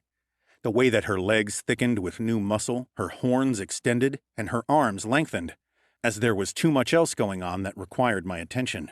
I did notice, however, the way that she let out a very unladylike bellow once the transformation was complete and bounded away like some sort of mad goat monster on heat. Queen Charlotte charged straight at two Lycans, catching the pair, who were focused on suppressing a collection of fawns huddling in a service door with their submachine guns, quite unawares. She gored one of the werewolves right through the throat with an enlarged horn, twitched her head sideways, and tore out his windpipe. The other Lycan managed to bring his gun to bear on Queen Charlotte and squeeze off a shot. The bullet winged her, cutting a line across one of her newly augmented biceps. The goat monster gave an affronted shriek, as if the Lycan had had the audacity to smear mud over that fucking hideous shag pile carpet of hers. With the speed of a spring uncoiling, she turned and struck out with her powerful leg. The blow caught the Lycan in the hip and sent him spinning backward. With a yelp, he plowed into the rear door of a parked Honda, and it caved in as easily as if it had been made of aluminum foil. I turned my attention back to my immediate surroundings with difficulty and said, "Keep your eyes peeled, Lennox. If I get bitten and turned by a Lycan today, or killed in any way, you won't have anyone to look out for you." I wrenched open the back door of the Eagle and felt around under the seat for the goodies that I had stowed there. I pulled out my Colts, quickly shrugged out of my jacket, and put on the shoulder harness. Then I slipped back into my jacket and snatched my trusty Winchester 87 out from under the driver's seat. At that moment, I was forced to drop into the rear footwell as some bastard with an Uzi strafed the Eagle with a hail of 9mm bullets, reducing the vintage leather headrests to confetti. While I was down, my face pressed to the cool leather of the back seat, I spied something spherical and oh so familiar under the seat. I grabbed it, pulled the pin, and tossed it through the window. There was a brief cessation in that constant hammering of automatic weapons, and someone, with a voice that sounded like they gargled with broken glass, said, "Oh, fuck!" The concussion grenade went off with a dull fadoomf. I couldn't resist taking a peek out of the wrecked rear window of the Eagle. I was rewarded with the singular sight of a 500-pound motorcycle flipping slowly into the air. Lycans were running from the scene of the explosion, one limping heavily with a piece of metal embedded in his thigh. As I watched, Macy spun out from behind a pillar and let loose a barrage of 5 shots that caught the limping figure in the guts and upper thighs. The wounded Lycan roared and staggered back a pace, but he was a tough-looking bastard, and he didn't go down. Macy squeezed the trigger again, but her firearm only produced the dead man's click. She was empty. The Lycan grinned, blood drooling from his fangs. Yeah, he might have been hard as a coffin nail, that dude, taking 5 bullets in the abdomen and still looking to take the fairy who shot him down. Unfortunately for him, he wasn't hard enough to stop that Harley-Davidson crushing him into the asphalt like a dropped jar of cranberry jelly. The rending, clanking crash and the grisly demise of one of their pack seemed to stun the Lycans for a moment. They looked around frozen, noses twitching, tails stiff as wire brushes, like a real pack of wolves might when they heard the sound of the hidden poacher's gun. It was the only opening that we might get to grab ourselves some better cover, and I meant to take it. Shoving a few grenades into my jacket pockets, I cast about for any immediate threats, but saw only a couple of faunators that had just finished pulling apart an errant Lycan. Then I grabbed Lennox by the back of his shirt collar and lifted him bodily from the floor. "Hey, what the hell are you?" he started to say. "Shut the fuck up and shoot at anything that looks like it's going to shoot at us," I yelled, making for the destroyed revolving door. With my 87 in one hand and Lennox dangling from the other, I dashed into the lobby. The faux marble flooring was eaten up around me as I dodged behind some pillars rendered in cheap plaster. The pillars burst apart as machine gun rounds pummeled into them. I still had Lennox swinging in one hand as we took cover behind the shoddily constructed ornamental columns. Parts of the ceiling rained down as more rounds thunked into it. A light fixture exploded in a shower of crystal fragments. A fresh batch of unadulterated fawns burst into the lobby at that moment, charging through a set of twin doors that led in from the lower gaming floor. This redirected the Lycan gunfire for a few seconds. The hapless fawns were scythed down like wheat before the reaper, The walls chewed apart around them. Blood burst from the bodies of the smaller creatures, gobbets of flesh spinning away as bullets tore into them. One fawn opened his mouth to scream as a round caught him in the shoulder, but before the sound could escape his throat, his face was turned to a grayish-red pulp by 2 more rounds that hit him in quick succession. I ran, with Lennox still in hand, across the lobby, past the vacant reception desk. Looking everywhere as I was, the only reason that I didn't see the crouching lichen was because the prick was busy pulling out the liver of a fawn that was dying on the floor. The first I knew of it was when Lennox let loose with the Mossberg shotgun that he still carried. No warning, no nothing. The Mossberg was loaded with solids, and from only a few yards away, it took the front of the werewolf's face off as easy as pie. It didn't kill the creature, mark you, just took its snout and eyes off so that it collapsed sideways, gurgling hideously and kicking pitiably as blood leaked from the disgusting mess that had been its face. The recoil of the weapon drove Lennox into my stomach and sent me staggering sideways. I crashed through another set of twin doors, and the pair of us went sprawling across the gaming floor. My 87 was knocked from my hand as I tumbled to the carpeted floor, bouncing a couple of feet away as I landed on my front. I knew enough to flip over onto my back ASAP, so I did, which was nice because I was just in time to see 3 werewolves burst through the door that Lennox and I had just fallen through. A couple of them were holding scorpion submachine guns, while the third had no weapon that I could see, save for claws that were a good deal longer than those of his compatriots and were dripping with blood. It seemed to me that this trio had managed to break through the fawn ranks and had set their eyes on looting while the coast was fairly clear. "Is that a fucking fawn ear attached to your claw there, pal?" I asked the lichen with no gun, as I got to my feet. The big brute looked nonchalantly down and grunted, raised the claw to his face, and popped the ear into his mouth. He chewed slowly, as if he had been enjoying a nice bit of jerky. I considered whether I'd be able to get my Colts clear before the lichens with the submachine guns cut me to ribbons. I didn't think it too likely, but that was better than ending up as an ear on the other bloke's fingernail. I readied myself, noting that Lennox had already zipped out of sight with his super speed and saved himself. Cheeky little shit, I thought. The lichens raised their scorpions and... The doors behind them burst open yet again, and Allie crashed into one of the gun-toting guards, sending him flying. He must have squeezed the trigger as the tigerkin, already taking layers of skin and flesh off his back with her claws, bowled into him. I rolled out of the way as bullets tore up the floor where I had just been lying. Macy came flying through the doors a second behind Allie, literally flying. Her freshly healed wings were a blur as she shot through the open doors and grabbed the other scorpion-wielding lichen by the back of his biker vest. Barely slowing, she flew across the room at what might have been 40 miles per hour and released the screaming lichen so that he smashed through the wheel of fortune. That only left claws to deal with. The two of us locked eyes for the time that, if I'd been a religious man, it might have taken to send up a silent prayer. Then we went at each other. The impact of the two of us coming together set my teeth to rattling in my head. I had the big werewolf by the collar of the shirt that he wore under his biker vest, and was using this purchase to stop him from tearing my face off with his bare teeth. It was only my Umbra strength that held him at bay. If I'd been a human, he'd have torn me to pieces. His yellowed fangs snapped an inch from the end of my nose, and his breath smelled as if he'd been a little too assiduous in licking his own asshole clean. I grunted as he squeezed my arms in his supernatural grip. Thankfully, my bullet-resistant jacket seemed to have been worth its $15,000 price tag, because the big bastard's claws were failing to penetrate its fibers. Knowing this, I reached up and clapped one hand around the lichen face, with the sole intent of prizing out one of his yellow eyes with my thumb. As it happened, as my palm met his skin, the chip in my hand burned white-hot. Suddenly, the strength faded out of the lichen's grip. The creature's musculature diminished. He grew shorter, less broad. I shoved the suddenly very human person off me.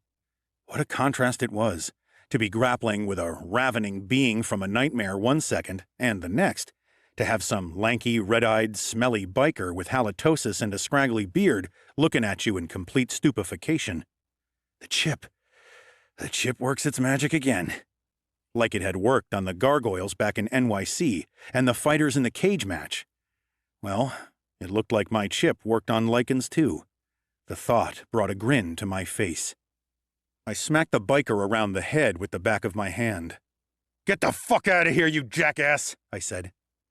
The man gave a quite canine yelp of pain, looked over at the other lichen that was currently being flayed by Allie, and decided that I presented a compelling argument for a premature exit. He dashed off, no doubt heading for an exit that didn't involve running through a live firefight.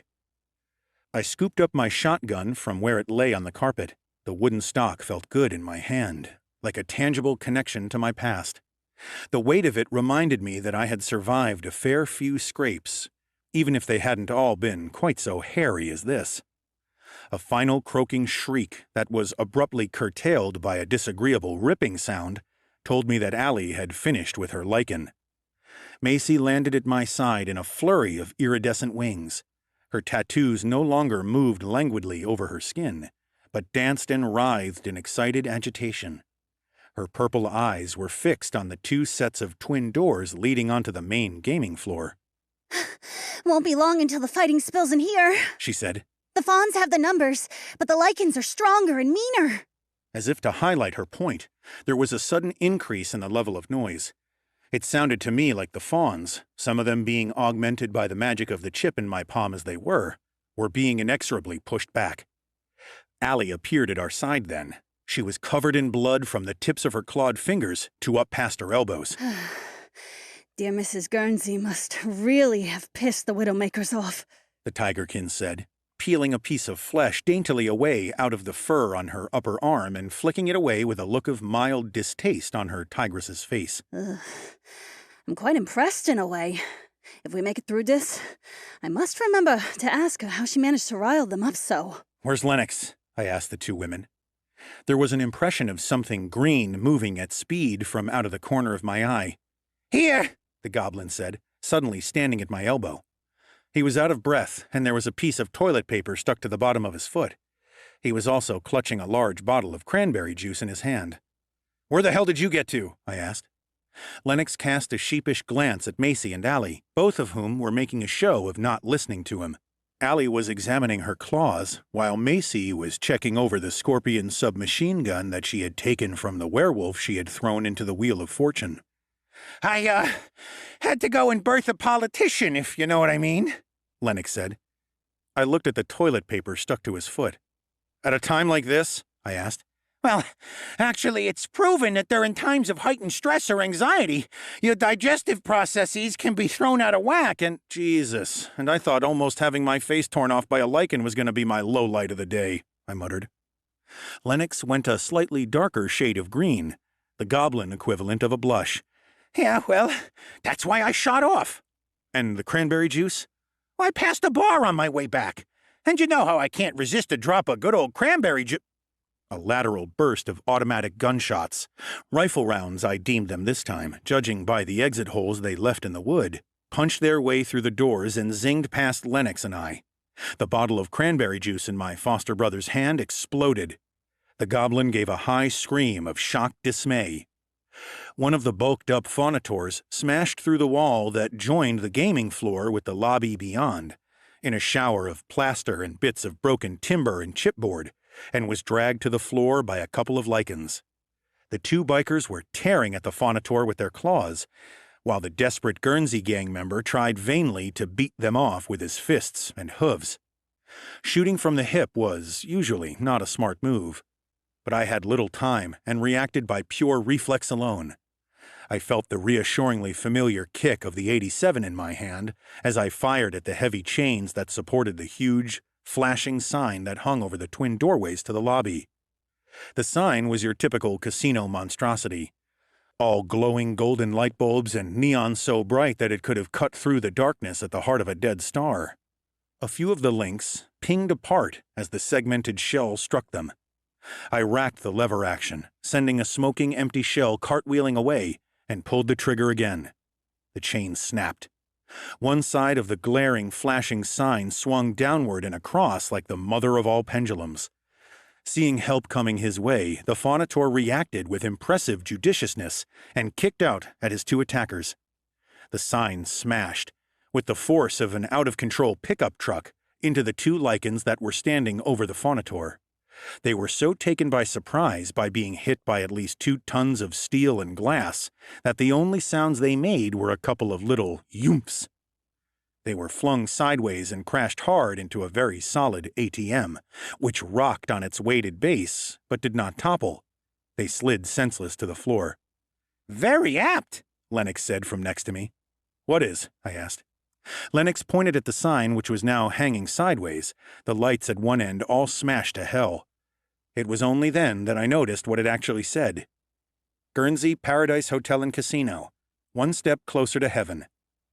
I couldn't help but grin at that little irony.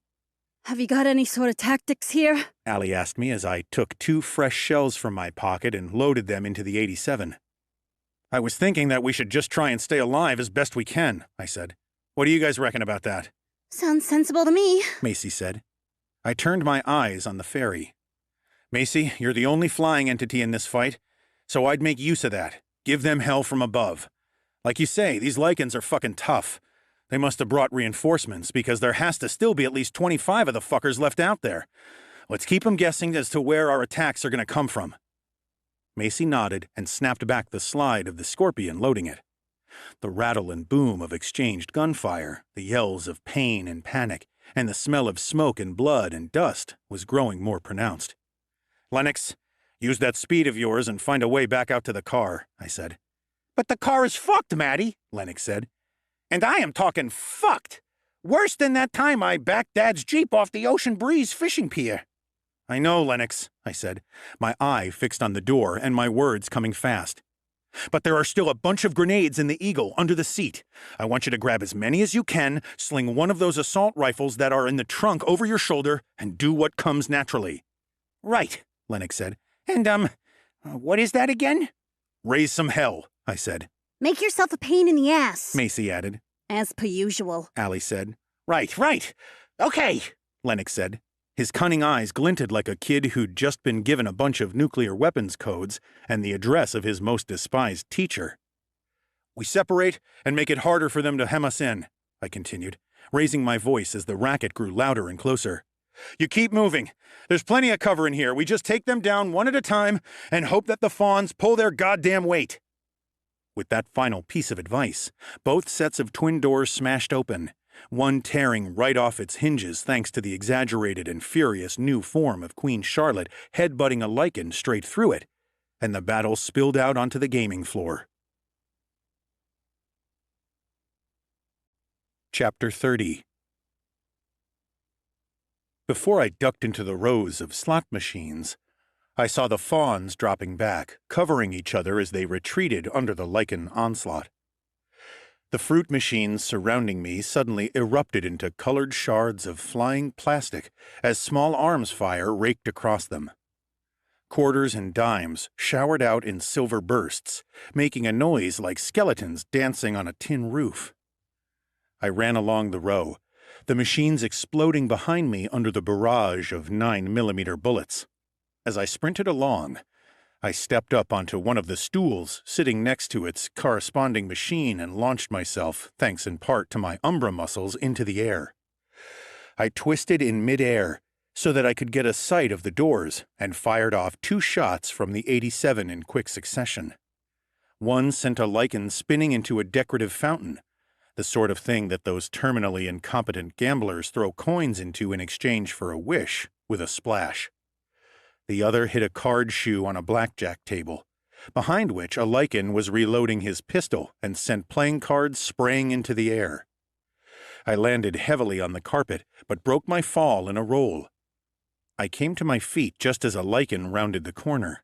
He was brandishing an AK-103 assault rifle and wore a pair of sunglasses. I couldn't stand people who wore sunglasses inside. Never understood it. Never would. My intolerance for this sort of people was matched only by the disdain I felt for the sort of folks that wore headphones when they were walking along and talking to someone else next to them. From only a few feet away, my segmented slug took the lichen's leg off at mid-thigh, snapping his femur in half like it was nothing more than a dry branch, and sending his limb pinwheeling away. As the maimed werewolf fell howling, I spotted another of his fellow bikers not too far away. This werewolf was laying about him, using his empty shotgun as a club against a group of fawns.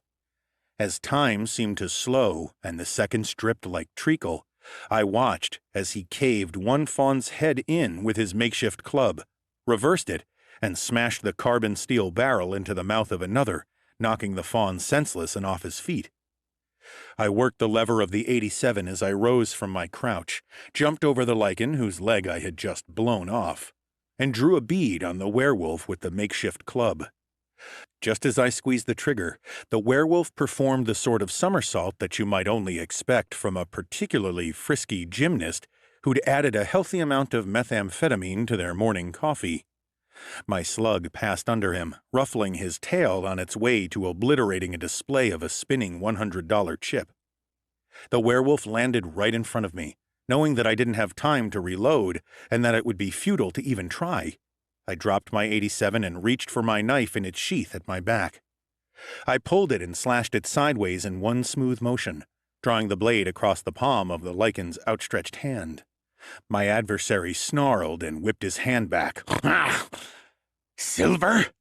He said in a voice that radiated barely controlled bloodlust. I shrugged.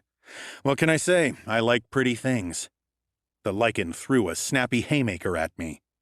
It was the sort of punch that would have left me with a nose that I would have to blow in installments. Happily, I stepped back from the swing just in time. I lunged in, grabbing the collar of the biker's vest and cracking my forehead hard into his long snout. I thrust at him again with my knife, but the bastard caught the blade on his claws and wrenched it from my grip. The knife spun out of view. I kicked out with a twisting kick, not giving the lichen time to recover. I grabbed him hard by the ears with both hands. Instantly, I felt the tug of the chip in my palm. This time I channeled my concentration into draining the magic out of the lichen as swiftly and thoroughly as I was able to. For the first time, as I grasped the shape-changing creature's hairy ears, I felt the tug of the magic that I was withdrawing. I was aware of it in the same way that you could tell the direction of a fire in a room. Even with your eyes closed, I focused my mind on this thaumaturgical current and, instead of simply taking it and throwing it to the ether, I channeled it into my own body. The lichen struggled for a second or two, but I quickly reduced him to his far weaker human form. I could take most pure humans easily, thanks to my Umbra blood, but I now felt stronger and meaner and more capable of violence than I ever had in my life. Dimly, through the haze of red fury that seemed to have fallen across my vision, my brain supplied me with the idea that perhaps this was the lichen magic flowing through my sinews and wrapping my muscles.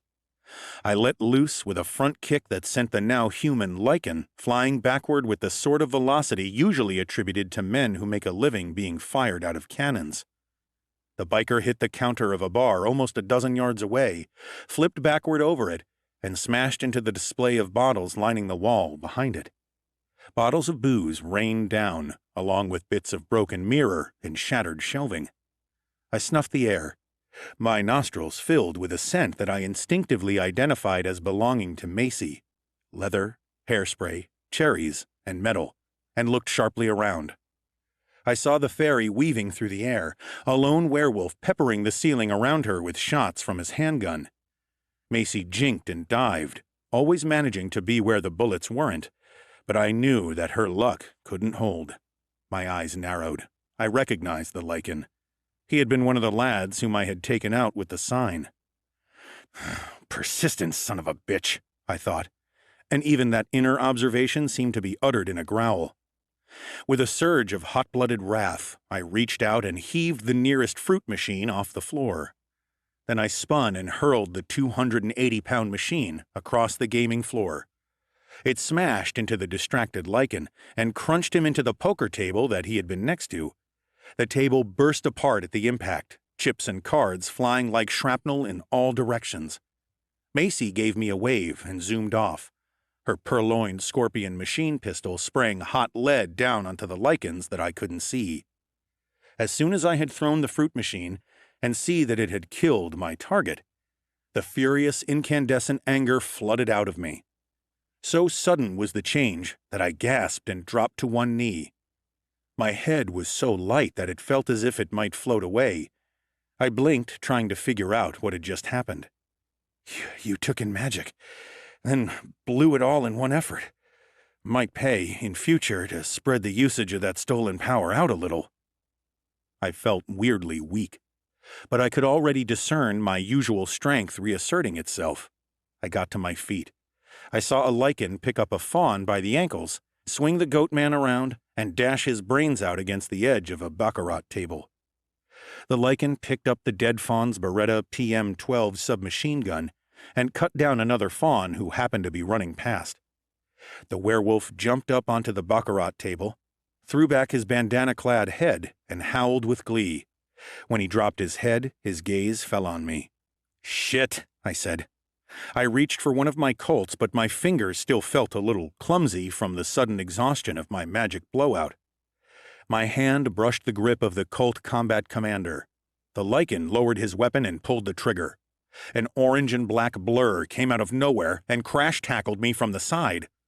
I was rolled clear out of the way of the lichen's gunfire and came to rest behind the cover of another bank of slot machines.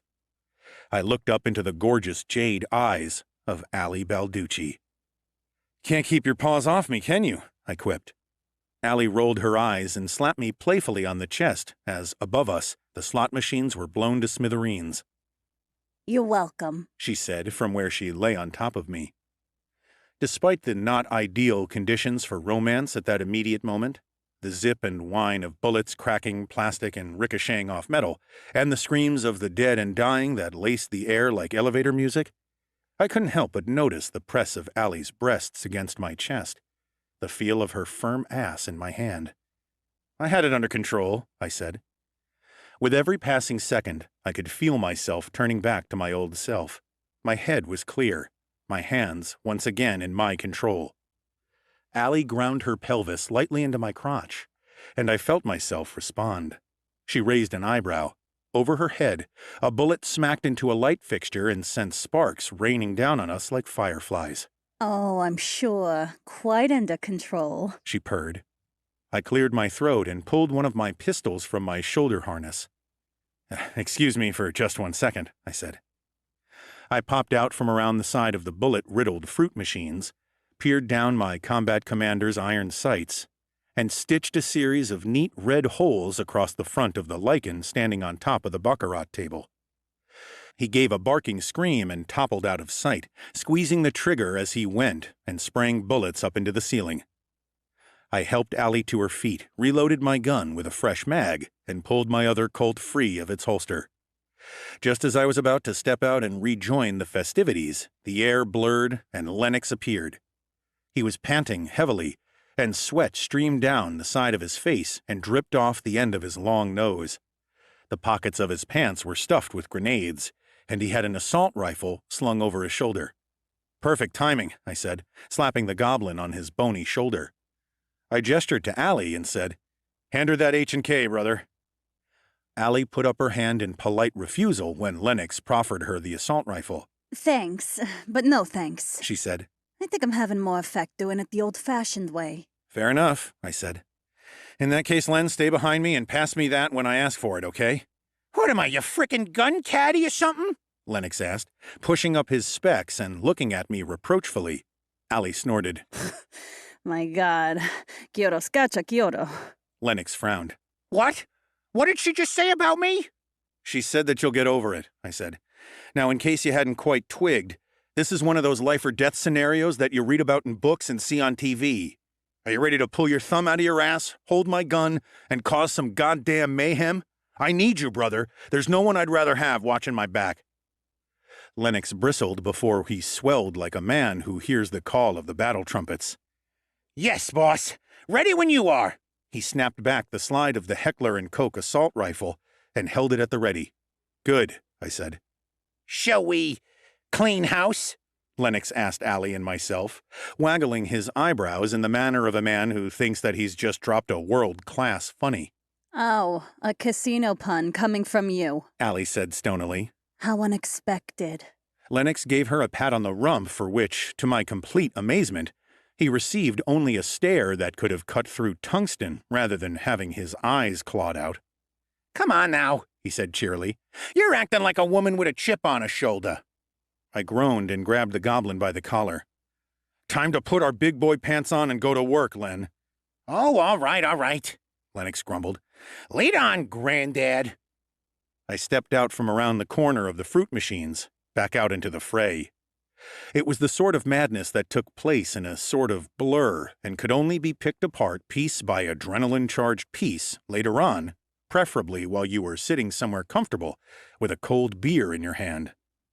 My world narrowed into a cone of clarity and awareness that spread from the ends of my guns outward. Anything that looked vaguely werewolf-shaped became the target of my ferocity. Empty .45 casings littered the ground in my wake. I moved in continuously scanning arcs, never stopping in my progress. When my pistols ran dry, I would duck into the nearest available cover and eject the spent ones, slap in new ones. I was deep in that zone where survival and outright murder blur into a gray haze. I was dimly aware that, fairly early on, Allie left my side and threw herself into the combat. The fighting had dissolved into a mix of hand-to-hand brawls and pitched gunfights. Allie tore into the lichens, no doubt channeling the pent-up anger and hatred that she felt at the world ever since Don Balducci had been taken out. I witnessed her trading blows with one massive wolf who looked like he could have swallowed a fawn whole, blocking the lichen's punches and hammering him back, as if she had been raised in the wild and bred in the fighting pits instead of eating off bone china and drinking out of crystal her whole life. "Len! Rifle!" I yelled as I slid across the carpet on my knees into the cover of a pillar. Lennox, tucked cozily under the solid wood of another baccarat table, slid the H&K across the carpet, and I scooped it up. I ducked around the column, scoping for a target. There were no lichens that needed my particular attention just then, so I took the opportunity to catch my breath and see how things were going in general. Macy was flitting from lichen flower to lichen flower like the world's most bloodthirsty bee, handing out pollen-like violence in an admirably generous fashion. She would swoop in, firing whatever gun she had managed to get her hands on, driving the attacking lichens into cover, allowing the fawns to close ranks and focus on one of their enemies at a time. Even Lennox seemed to have been somewhat inspired. He was taking illogical risks that would give him a nervous breakdown when he sat down with a glass of cranberry juice and looked back at them later. My foster brother, using his newfound incredible speed, zipped around like a blue-assed fly. Usually, when it came to scrapping, Lennox was about as much use as an eyeless needle. The poor little idiot just couldn't win for losing. Today, though, utilizing his new ability, he dashed around and raised hell on a grand scale. I witnessed him zoom past a lichen and eject the magazine out of the bottom of the biker's Uzi without the werewolf even noticing. The lichen pulled the trigger, fired one round, then found that he had no bullets. A fawn, seeing the confusion that had gripped the lichen, hopped onto the blackjack table the werewolf had been hiding behind and promptly hit him in the face with a fire axe. Not bad," I muttered as I set off again. Suddenly there was a series of explosions that shook plastered dust from the ceiling. A dead fawn came somersaulting out from behind a row of slot machines and landed plumb onto a roulette wheel, the spike driving through his abdomen. The next explosion was followed by the sound of cascading glass. The detonation after that one announced the flinging of chairs and stools in all directions. What in the sweet name of fuck is this fresh hell? Bellowed Queen Charlotte, skidding to halt in front of me. Her enlarged horns were covered in blood, and there was a patch of gray fur speared through the tip of the left one. Her eyes were bloodshot and slightly crazed, her chest heaving as she sucked great breaths in through her nose. "That would probably be my foster brother," I said. "He's got a pocket full of grenades, so if you see him, I advise giving him a wide berth. That is, if you're fond of the way your limbs are currently configured." We were standing by a large staircase covered in more over-elaborate frescoes and moldings that swept up to the floor above. Your foster brother, the goblin. Queen Charlotte said. He is a clever one, yes? So sharp it's a wonder he hasn't disemboweled himself yet, I replied. Smart, but a bit of a loose cannon. Queen Charlotte rubbed with some annoyance at a bloodstain on her blouse. I'm not sure if a cannon is a fair representation of the sort of damage that guy can do, I said thoughtfully. More a loose stick of dynamite, or a cruise missile. At that moment, there was movement in the corner of my eye, and a lichen appeared at the head of the stairs above us. He was carrying a rifle and looked quite excited to use it. I put a 5.56mm round through each of his kneecaps and sent him crashing down the stairs. He dropped his weapon, and it went off, the round hissing past my ear and blowing apart a television screen behind me. The lichen rolled all the way down the staircase and came to rest at the cloven feet of the head of the Guernsey family. Queen Charlotte looked down, with the face of someone who had just narrowly avoided stepping into a steaming pile of dog excrement. Ugh. She said, scathingly, and stamped down hard with one of her hooves. The lichen's head burst apart like a ripe grape under the force of the stomp. Brains and bits of bone spread out with a weirdly pleasing symmetry. Wiping her hoof fastidiously on the trousers of a nearby fallen fawn, Queen Charlotte fixed me with an eye that did not invite argument. Mr. Belvedere? She said in her soft Irish accent, which was now reinforced with a note of pure steel. I think I'm right in saying that it's time we let the dogs out.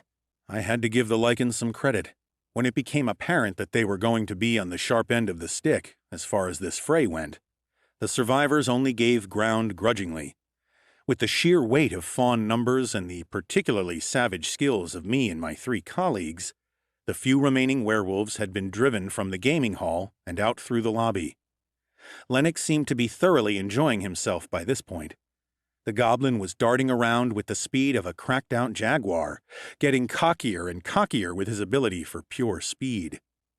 Predictably, though, just when we thought the day was won, and the last 4 remaining lichens had taken up a sort of last stand in the valet parking area, Lennox managed to get himself into a spot of bother.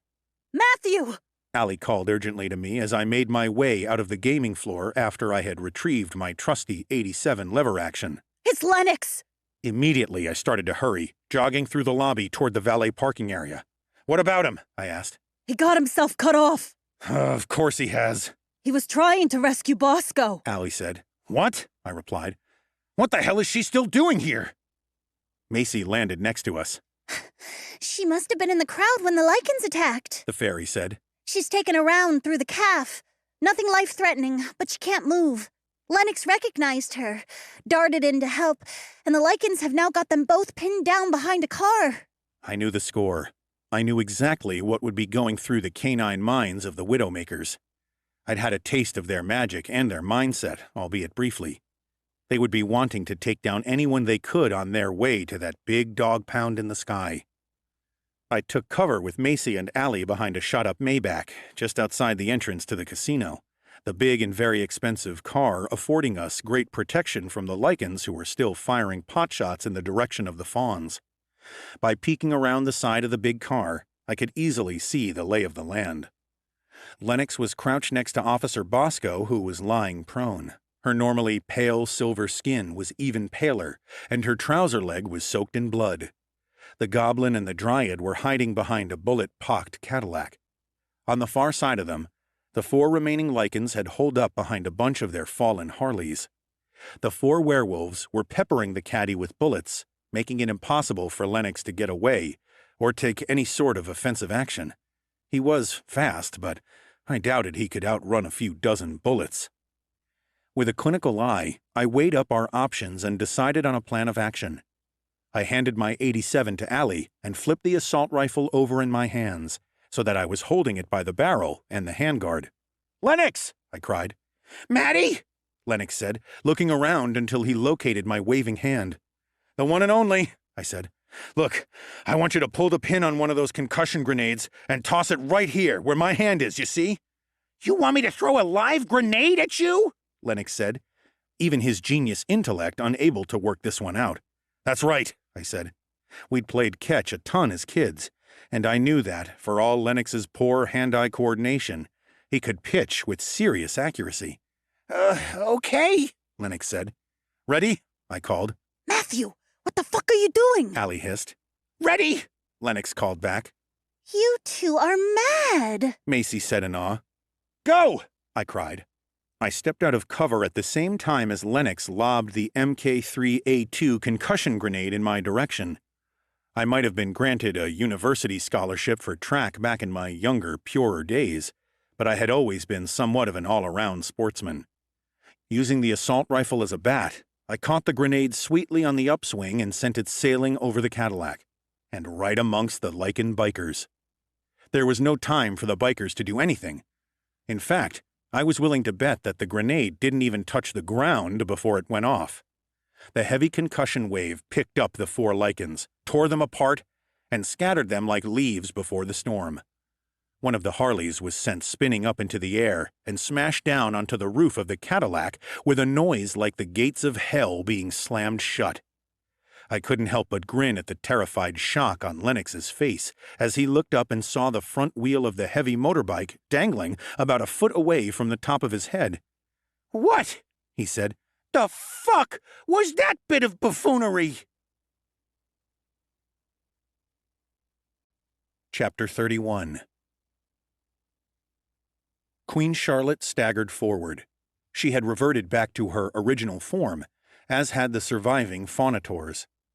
She looked far less put together than she had done in her office a little under an hour before. Her expensive, ostentatious clothing was shredded along one side, where I assumed she had been caught on the outer edge of an explosion, and one of her glittering earrings was missing. Her makeup, though still in place, had been smeared, and her mascara had run from the tears that she had shed due to the smoke and dust hanging in the air. She might have been a mess, but I couldn't help finding her chaotic appearance attractive. She was, for lack of a better analogy, as alluring as a train wreck. Good grief, The Queen said, looking around at the obliterated lobby of her casino and the bodies and wrecked vehicles littering her parking area. it's quite a mess, isn't it? I scanned the carnage. Bodies lay in various states of disarray everywhere. Most surfaces were pocked and scarred by bullet holes. Blood soaked the carpets in the lobby and was spread up the walls in expressionist sprays and splashes. It looked like we were inside of some insane, psychopathic Jackson Pollock installation. I'd say that was definitely a contender for understatement of the century, I said. Queen Charlotte pushed some of the peroxide hair that was now all over her face out of her eyes. It would seem, She said, that I find myself in Officer Bosco's position, Mr. Belvedere. I owe you my life. I let out a breath, slung the assault rifle over my shoulder, and ejected the spent magazine from my empty Colt. There were times when you shrugged off debts and were happy to render a service to someone, when you picked up a hefty lunch check, for instance. But this was not one of those times. It would certainly seem that I have done you quite a favor, Queen Charlotte, I said, holding her eye. I know I'm quite new on the scene here, but make no mistake.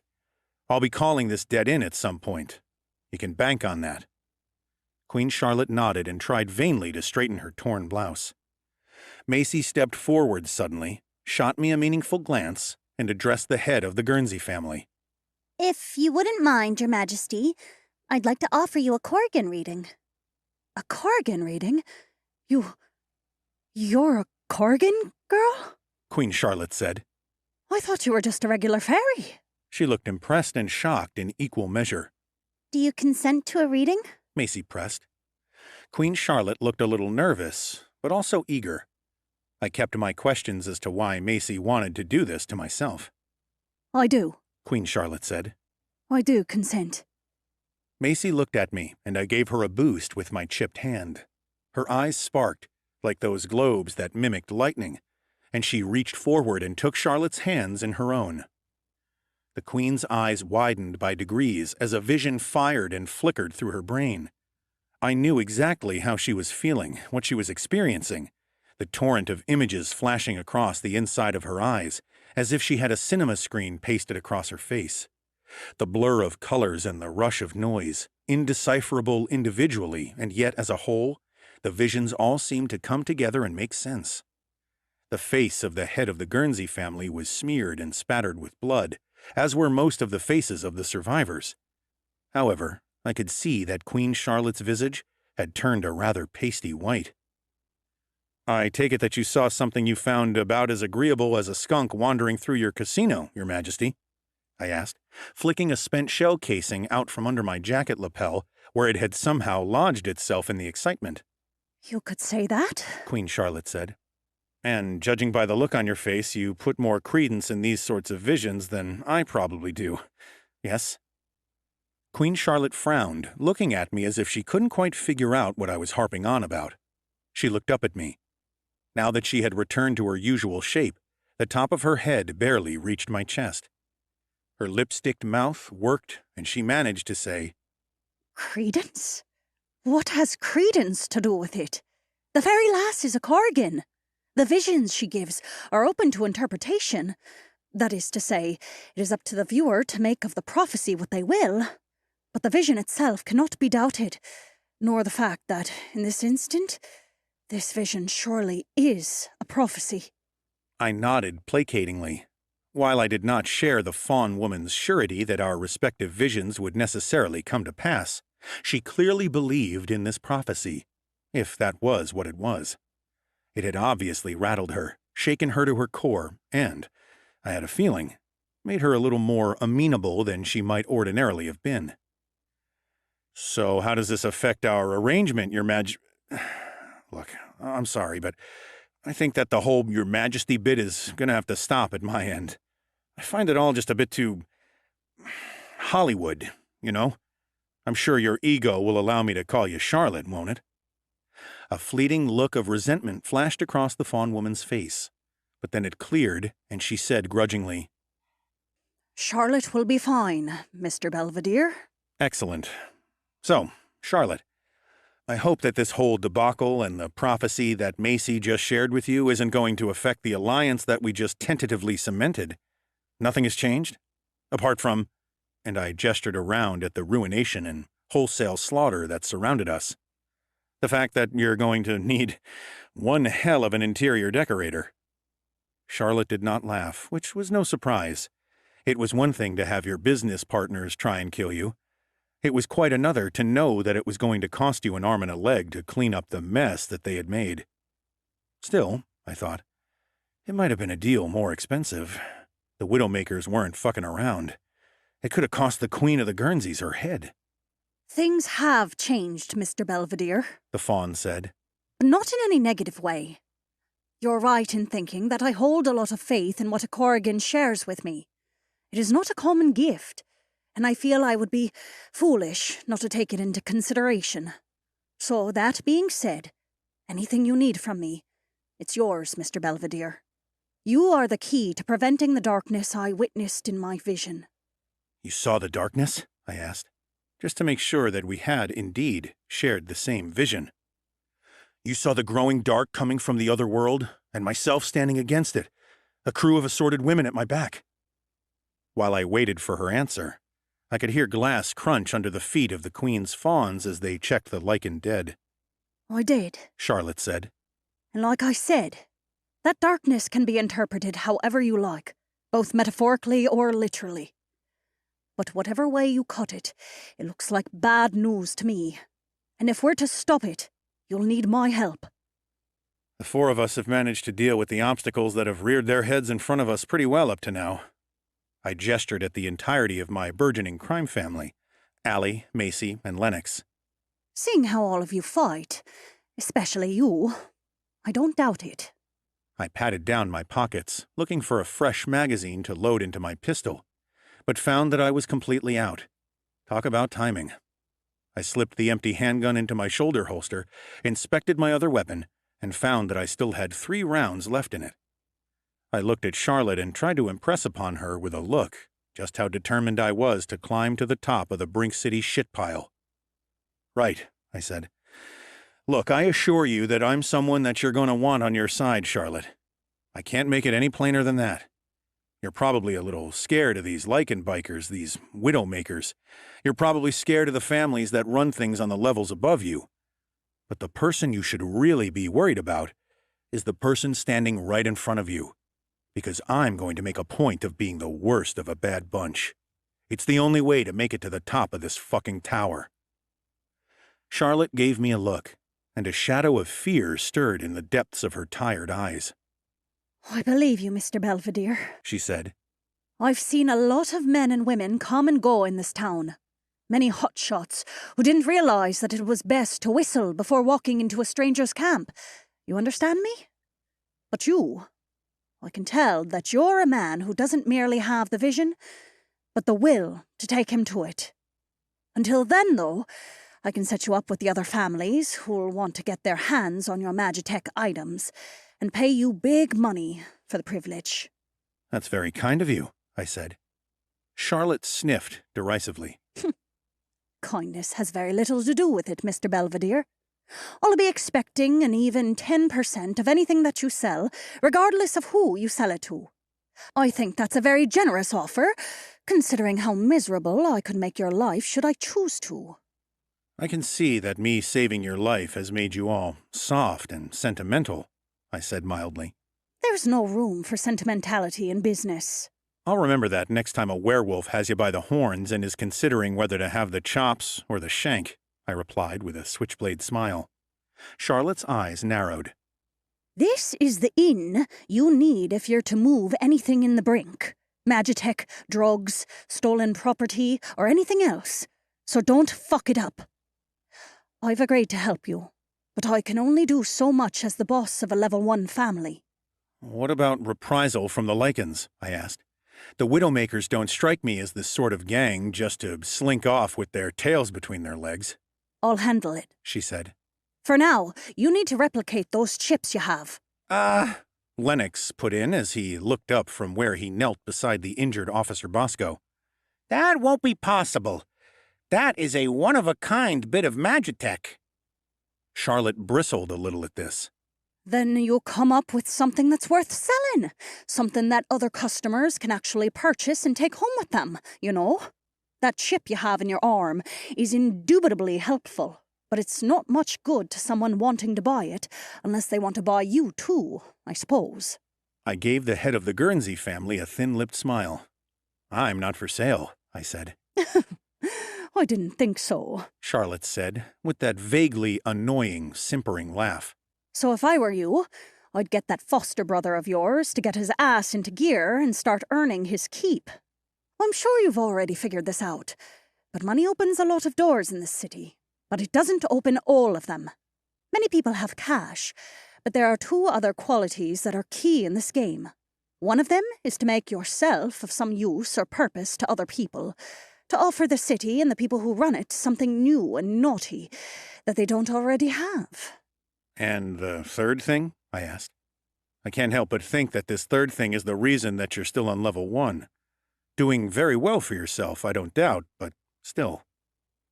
Charlotte returned my smile, but hers spoke of a woman who was aware of her own shortcomings and didn't like it one bit. "The third thing," she said, "is that you need balls."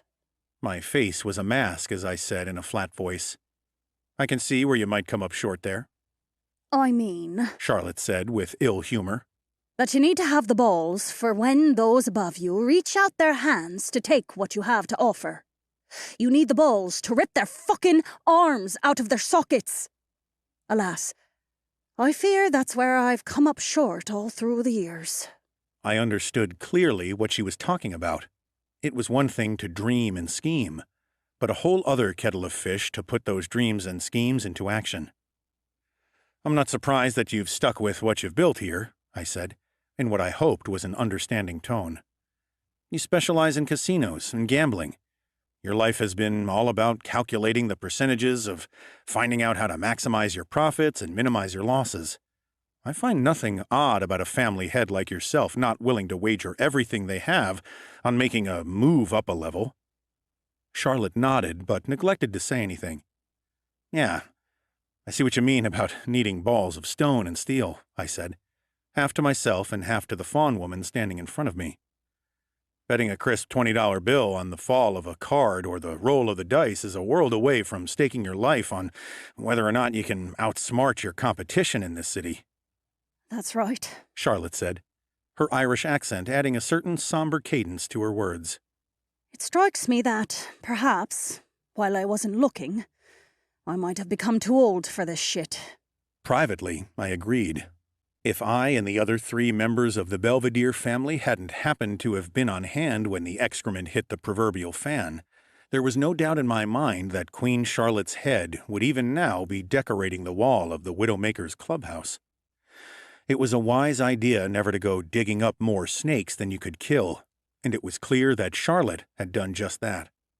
She and her band of fawns, the Bloody Rams most notably, had obviously gotten a little too big for their boots and sparked up a war with the Widowmakers, who clearly thought that less was best when it came to chances for business partners and fucks given about collateral damage. Must have been an eye-opener for the Guernseys, I thought, to see the lengths that some criminal organizations are willing to go to settle a grudge or even a score. If those fawns hadn't been souped up with Lennox's chip, things might have been very different. Still, if this little brush with death had made Queen Charlotte realize that she didn't have the stomach to go vying with the big dogs anymore, that was all to the good. It meant there would be one less family that the Belvedere crew would be competing with and having to worry about, and that was never a bad thing. Having to watch all fronts constantly was the sort of thing that got an organization into trouble. What was doubly great, and what cemented my trust in the pink-haired, tattooed punk fairy, was the way that Macy had shared the prophecy with Charlotte. This inspired move by Macy had resulted in not just keeping the Guernsey family out of our lane, but had actually bonded them more closely to us than I could have ever hoped for. Queen Charlotte was going to help us to help herself, yes, but she was also going to help me because she believed in her bones that the prophecy was real. Looking around at the bloody ruin and wholesale destruction that had taken place in the Guernseys casino, my concrete cynicism started to crumble. Hell, maybe the darkness had already begun to spread. Maybe the other world had begun to empty, and the devils were already on their way. What will you do now? Charlotte asked me. I looked over at the prostrate form of Officer Bosco. Lennox was tending to her wound. The bent cop looked like she was in a fair amount of pain, though whether that was from her injury or from having to listen to Lennox's constant stream of drivel, I couldn't tell. I pointed at the cop. "I'm going to take her down to the station," I said. That's one sentence I never thought I'd utter in my life, I thought. Charlotte gave me a surprised look. That's very charitable of you, she said. "Oh yeah," I said. "That's me. A regular Good Samaritan." Chapter 32. I picked the blood-soaked but very much alive Officer Bosco up in my arms and carried her through the slaughter and wreckage of the Guernsey Paradise Hotel and Casino valet parking area. The young dryad was wan and let out a low moan as I carried her. "Could be worse," I said. "You could be dead." Bosco cracked a dark eye at me. She smiled. Any longer with that goblin pal of yours, and I think death might have started looking a lot more inviting. "Yeah," I said. "He gets that a lot." He's a good friend of yours? She asked weakly as I stepped around a fawn who had been torn clean in half.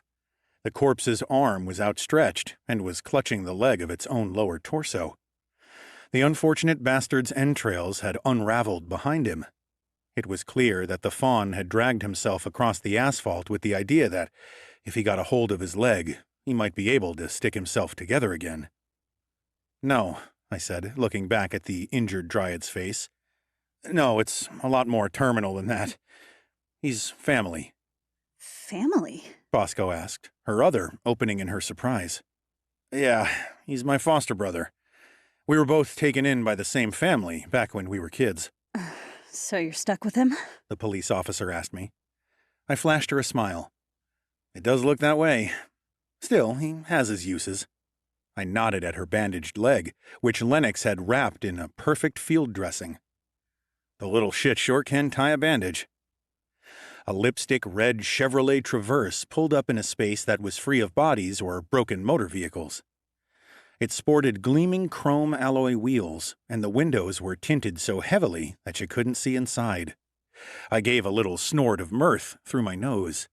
If Queen Charlotte had been a vehicle, she would have been this one for sure.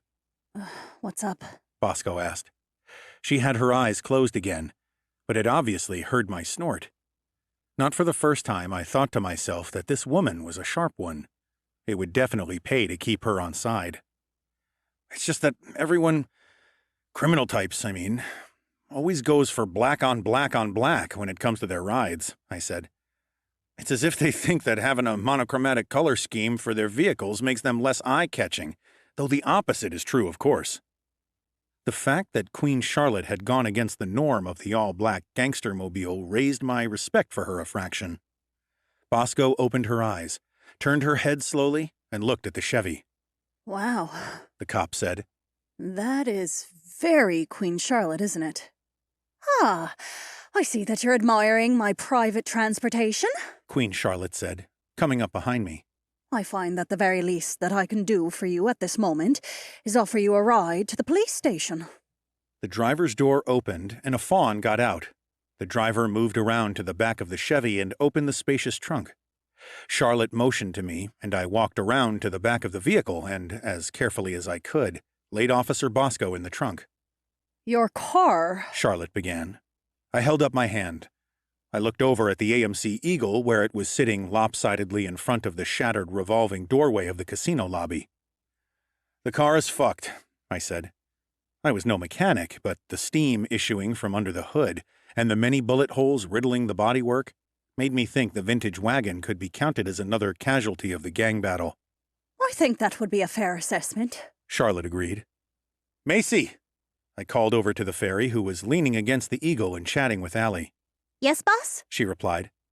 Get the plates off the Eagle, I instructed, and scratch out the VIN plate in the door. Lennox'll probably have a knife or screwdriver on him. He usually does. Got ya, boss. Macy replied. There's no point in leaving any information for our friends in blue, I said.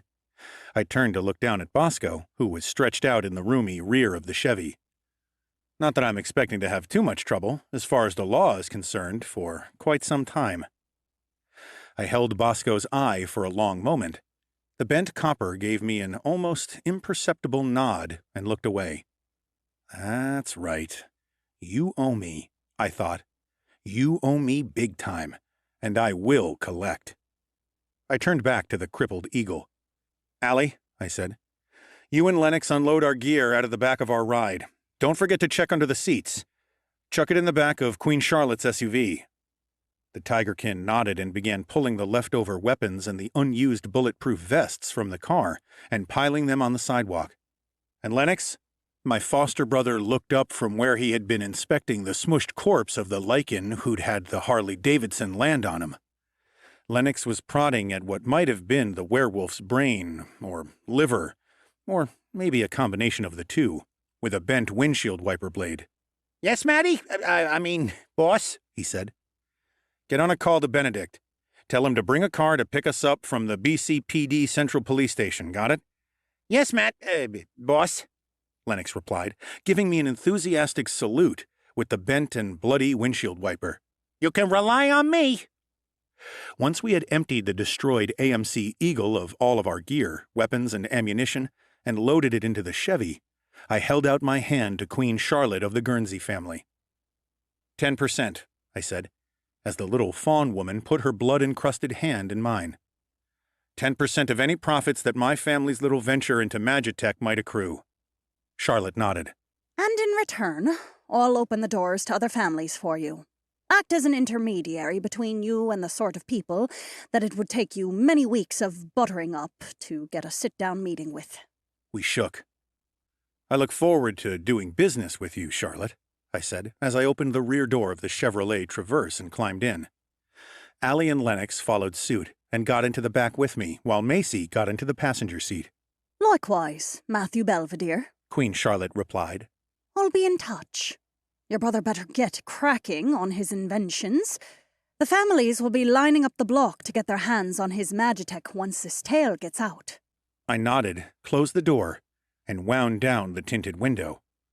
The fawn driver, using specially raised pedals to drive the Chevy, started the engine. Charlotte, I said. Yes, Mr. Belvedere? Don't keep me waiting, will you? I'm eager to get out there and socialize as soon as possible. Charlotte gave me a curt nod.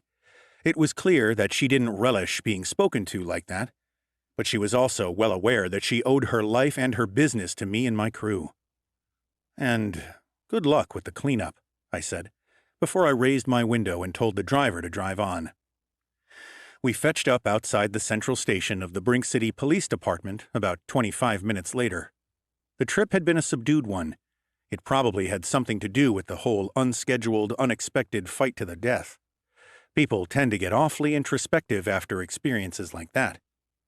Once the thrill and shit-yourself terror of the moment had passed, the adrenaline had leached away, and all you were left with was your shaking hands and the dead bodies, folk were often compelled to start evaluating their lives, looking their mortality in the face, and figuring out what's really important to them, you know, man. Thankfully, I had been there and done that long ago. I had considered where the road of life had taken me, and where it still might lead me, and I had found myself happy with the places I had seen along the way, as well as the potential destination. I was going to make it to the top of this town. I was going to be the man that all organizations in Brink City paid homage to, respected, and feared above all others. The smell of fresh blood, stale sweat, and cordite was strong in the car, so, despite the potential danger of snipers, I cracked my window. The cool evening breeze brought with it the sounds of the city, gunshots, sirens, muffled music, and the hum of power and magic. I had been surprised during the entire time that we had spent battling the lichens that extra sense I had, detecting hostile magic aimed at me or those I was with, had not been tweaked once. The werewolves, regardless of the fact that they were humans touched by otherworldly magic, had not used any combative magic themselves, nor had the fawns. It made me wonder how big a part magic played in the day-to-day dealings of the crime families in Brink. I wondered if there might be some really serious money to be made peddling magitech, as Queen Charlotte obviously thought there was. "You all right back there, Officer Bosco?" I asked over my shoulder, as we rumbled over a set of train tracks. Yeah. Bosco croaked from in the trunk. Yeah. I'm still alive, if that's what you're asking. I grinned at my reflection in the tinted window. Well, we couldn't just rock up to the sty with a dead pig in the back of the car, could we? Lennox said from his position in the middle of the back seat. Allie gave a heartfelt sigh from the other side of Lennox. You'll have to excuse Lennox, gorgeous, She said to Bosco. He's a sucker for 90s gangster films. He actually thinks that people involved in the life actually talk like that. And you never watched those sorts of films? Bosco said weakly from where she was slumped in the back. I didn't need to, darling. Allie said shortly, and she went back to staring out of her window. Still, I said, Len makes a fair point. It might be the dumbest way to get pinched in the history of cops and robbers, turning up at the police station with a deceased police officer in your trunk. Macy laughed from the front seat.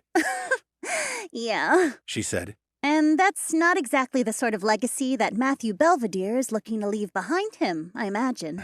Not quite, I agreed. When the driver pulled up outside the police station, I instructed Macy to go inside and fetch Captain Shepard. This is a delicate situation, Macy, I told her. I want a familiar face to deal with, not some jumped-up prick with career ambitions who's going to take one look at Bosco and try and slap the cuffs on us. Get Shepard out here, and I'll talk to her. Tell her that Mr. Belvedere wants a friendly chat and to return something of hers. Yes, boss. Macy said, and she climbed out of the car. She was still dressed in her skimpy casino outfit, but due to having spent most of the fight in the air, she was fairly free of blood, unlike the rest of us. It was a testament to the open-minded and generally blasé mindset of the Brink City population that she got only a couple of stares from the cops who were lingering outside the station, and a single obligatory wolf whistle from a bum sitting slumped in a doorway. Macy disappeared inside, while the rest of us waited. We didn't have to wait long, though. Within 5 minutes, she had reappeared, leading Captain Shepard toward our parked vehicle. All right, you two stay here until you hear my signal. 3 slaps on the side of the car, then get out and open the trunk, I instructed Allie and Lennox. I'll go and see how the land lies. I turned and looked pointedly at the goblin. And you behave yourself, man, okay? Oh, please, Lennox said. Tigress is not my cup of tea. Allie hit Lennox with a 1,000-watt smile, her jade eyes gleaming like gemstones in her tigress's face, her hair falling like coiled bronze around her shoulders. I'm everybody's cup of tea, Lennox. She said. That's what makes me so fucking dangerous. Lennox shut his slack mouth with a snap, while I climbed out of the Chevy and shut the door. Captain Shepard, I said. It's lovely to see you again. I meant it, too. I'd never really had a thing for chicks in uniform, but the sight of the slightly older woman standing there in her tight-fitting police tactical attire stirred my blood. The scar that ran right around her throat was more noticeable in the flat sodium glare of the orange streetlight, under which I stood. For a second, I mused on whether it had been put there by blade or rope, whether someone had tried to cut her and not gone deep enough, or tried to strangle her and not gone tight enough. However it had got there, I couldn't help but think that it added to the raw sexual power that she exuded. So, the enigmatic charmer from the mess with the bloody rams is this Mr. Belvedere, she said, stepping closer to me now that she recognized who I was. Her platinum blonde hair was pulled back into a loose knot at the back of her head. Her startling blue eyes had been sucked of their color in the unforgiving light of the street lamp. Her skin looked as smooth and flawless as if it had been painted on. That's me, I said. Now you have a name to go with the face. I wonder if that's a wise move on your behalf, Captain Shepard said. I never forget either. Are you that good with phone numbers, too? I asked. In defiance of her professional training, Shepard grinned. She was obviously enjoying our little bit of back and forth. As for the name, she said, you'd be hard-pressed to pick one that's going to attract more attention than that one. Can't be helped, I said. That's the only name I've got. Shepard's eyes narrowed, and she laughed a disparaging little laugh. She looked at Macy, who stood leaning against the back of the red Chevy. You're trying to tell me that that's your real name? She asked me. I held up my left hand and put it down, and held up my right, then switched back to my left again. Scout's honor, I said. It's the right hand, Shepard said, her big, beautiful eyes scrutinizing me closely. And you hold up your middle 3 fingers and cover your pinky nail with your thumb. How the fuck do you know that? I asked. I had a brother, Captain Shepard said. But that's not what we're talking about. Your name is actually Belvedere? That's right. As in... Yeah, as in the Belvederes. The Umbras that managed to piss off the wrong people and get themselves bumped off, I said. Shepard looked at me for a good long time without saying anything. Then she blinked a couple of times, apparently coming back to her senses, and said, Whatever you've been doing and whoever you've been doing it with, you look like you haven't been playing nice. She reached out, took one of my lapels between her forefinger and thumb, and rubbed at a bloodstain. There have been numerous calls going out on the radio this evening. Reports of a full-blown gun battle raging at the Guernsey's Paradise Hotel and Casino. Lichens and fawns going hell for leather with each other. You know anything about that? I looked at Macy, who shrugged. Can't say that we do, Captain, I said. The captain said, raising her eyebrows in theatrical surprise. She looked past me, running her gaze along the flank of the Chevrolet Traverse. And you know, this looks a lot like one of Charlotte Guernsey's vehicles. I turned around, as if noticing the car for the first time. Well, I couldn't tell you about that, Captain Shepard, I said. I just called an Uber, and this thing rocked up. Ah, Shepard said, smiling at me in a way that made me want to tear her clothes off there and then. So, why aren't you at this lichen fawn battle? I asked her, putting my hands nonchalantly in my pockets. What with you being hell-bent on following the letter of the law, shouldn't you be taking names and cracking skulls, or whatever the police procedure is for that kind of thing? well, it sounded to me, Captain Shepard said, her eyes flicking from me to Macy and back again, trying to see whether or not she was striking the gold. like the Widowmaker's MC had gone to war with the Guernsey family, though over what, I couldn't tell you. Biker gangs, I said, shaking my head disappointedly. They're an unsavory bunch. Right, Captain Shepard said. So, seeing as sometimes in Brink you have to make the best of a bad situation, I thought that I'd let the fight play out. By the time that we'd have arrived, the collateral damage would have already been substantial, if the reports that the fighting started out in the street were correct. From the police's, as well as the city's, point of view, it made sense to me to let two rival gangs try to wipe each other out. Each lichen and fawn that took the big sleep tonight is one more that we won't have to worry about. Huh. Admirable, I said. Looking after your property first and foremost, huh? You could say that, Mr. Belvedere. You could say that. It was actually with your property in mind that I've come to see you, I said. Shepard said nothing. She clearly had no idea what I was talking about. Shrewdly, and in a way that made my respect for the intelligence of law enforcement reach a hitherto unreached height, she kept her mouth shut and waited for me to elaborate. Now, I would like you to bear in mind that neither I nor my associates had anything to do with this, I said, in a calm and moderate tone. In fact, my foster brother is probably responsible for making sure that we were able to be the good citizens we are, and return your property to you in almost perfect condition. Captain Shepard's face was a mask. It was the face of a cop who was either about to pull her sidearm or shake your hand. I guess we'll see which, I thought, and slapped the side of the vehicle 3 times. Allie immediately opened her door and stepped out, with Lennox following right behind. She cast a baleful glance at the police captain as she walked around the Chevy and came to stand at my side. The captain didn't seem to register Allie at all, other than a curious gaze, which meant that her monstrous change was doing as I'd intended, and she was unrecognizable as Alessia Balducci. Lennox stood by the trunk, his hand on the release latch, and looked at me. I motioned for him to wait a moment. Allie presented Captain Shepard with a vaguely confrontational look, which the captain returned with interest. For a moment, I got to witness the silent battle between 2 equally beautiful and fierce women. Then the good captain said, in the typically non-confrontational way that makes dealing with the police such a treat, Who the fuck is this, then? Allie's top lip curled in a silent snarl, and her green eyes narrowed. This, Captain Shepard, I said, is my wife, Allie Belvedere. Your wife? Captain Shepard said, her eyes taking in the minimal amount of clothing that Allie was wearing. She pointed from Allie to Macy. They look like a pair of showgirls. I squeezed Allie's arm to stop her going for the captain right there in the street. Yes, well, as for that, I said, we all got caught up in the spirit of Brink City and had one of those Vegas-style weddings. Captain Shepard clearly didn't know what to make of all this. Obviously, after a moment's contemplation, she decided that looking clueless was better than opening her mouth and removing all doubt on the matter. Instead, she motioned to the car. You mentioned you had some of my property, Mr. Belvedere.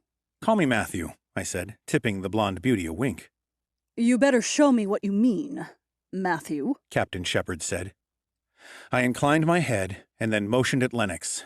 The goblin pressed the trunk release, and it opened to show Officer Bosco lying in the trunk. For the space of about 4 heartbeats, nobody moved. All eyes were on the captain. The captain shook out her large angel-like wings and folded them again in a way that made me think of a woman crossing her arms just before she let you have it right in the neck for coming home from the bar too late. Bosco seemed to have fallen asleep, but came round when Lennox gave her a jab with the windscreen wiper blade that he still had in his possession. Officer Bosco, Captain Shepard said in a tightly controlled voice.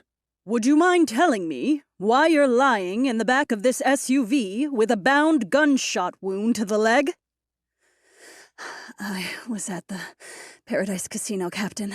Bosco said, her voice feeble with exhaustion. I was just leaving after enjoying an evening's entertainment when the Widowmakers turned up and got down to business with Queen Charlotte's fawns. It was a bloodbath. It was a good lie, as far as it went. There would be little way for Captain Shepard to prove or disprove that story. She tried to sit up, but couldn't. Lennox, always the gentleman, gave her a hand so that she was sitting on the tailgate.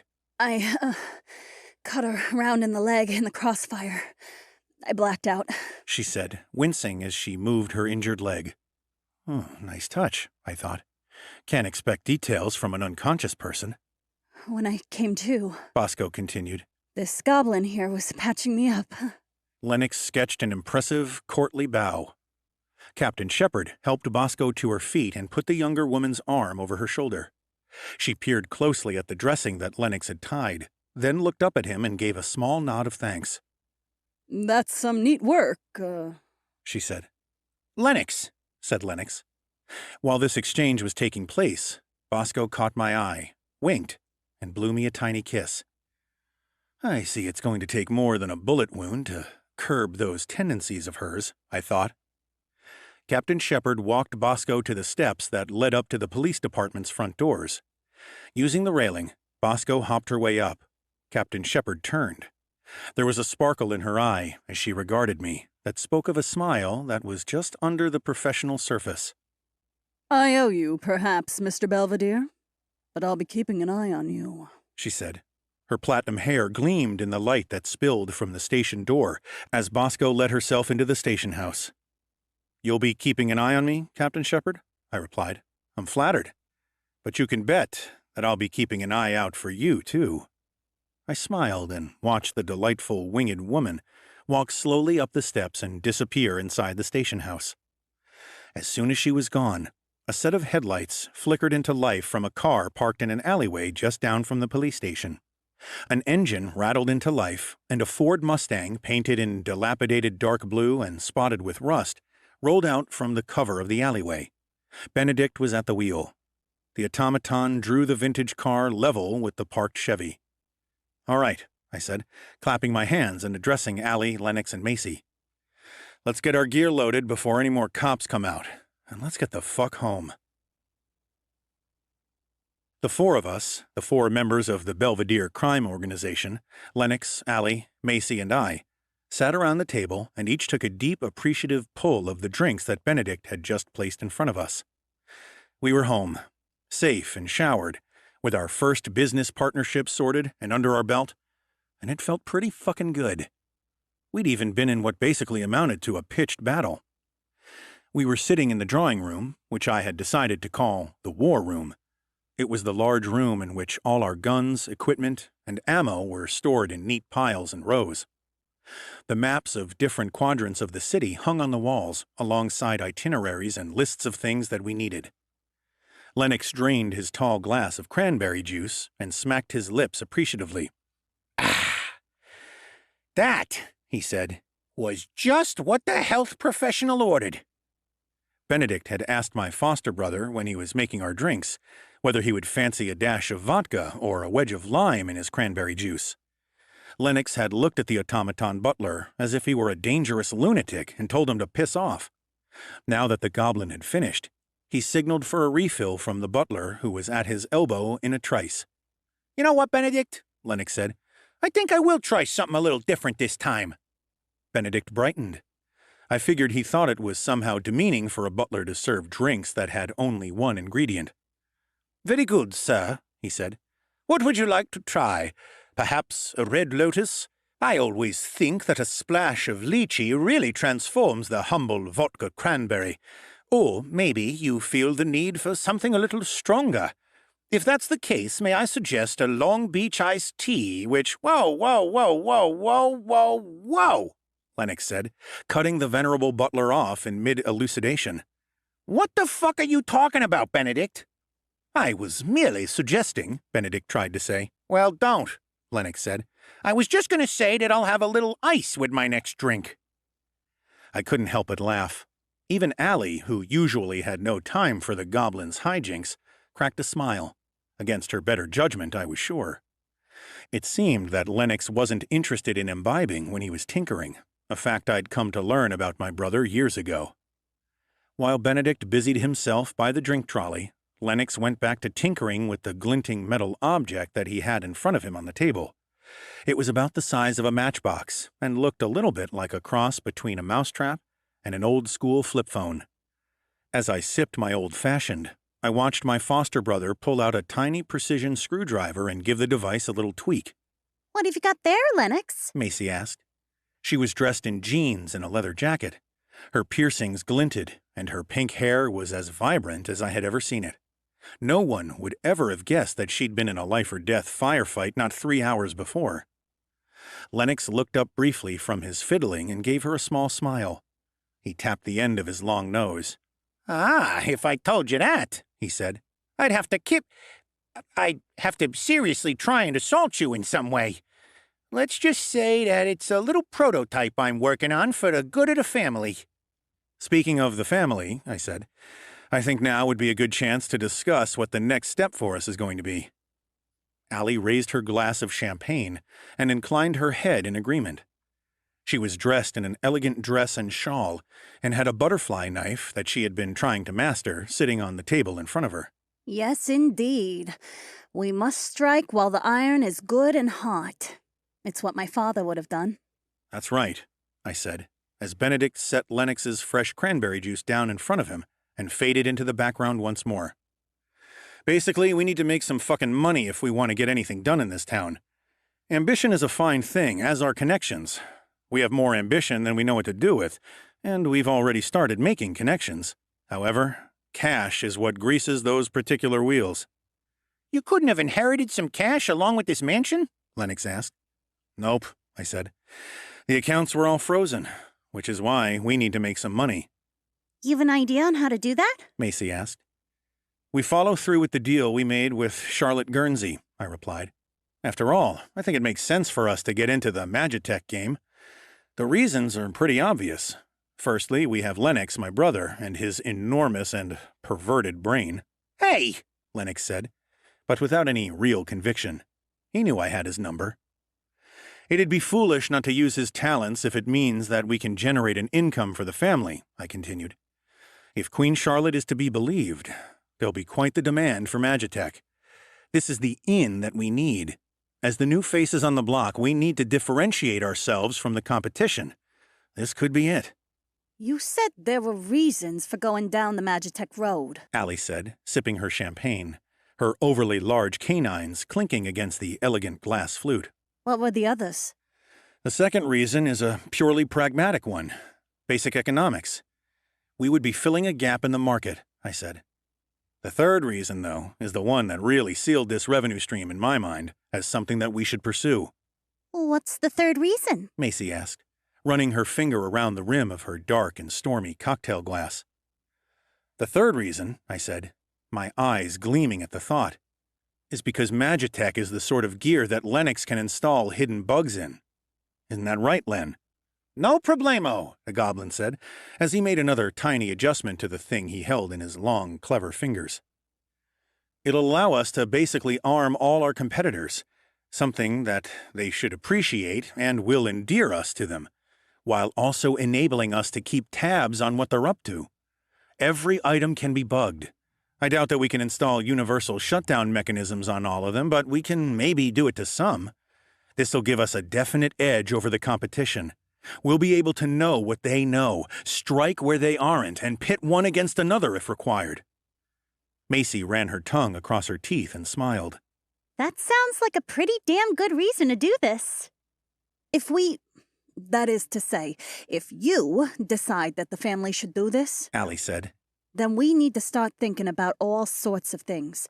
Secondary suppliers and pushers, engineers to actually make the gear under Lennox's directions, guards to make sure we don't get rolled, distributors, and a way to launder the cash that we're hoping to make. I nodded at the tigerkin sitting across the table from me. That's right, we will. But with the combined experience that we have, especially you and I, Allie, we know how to run this sort of operation.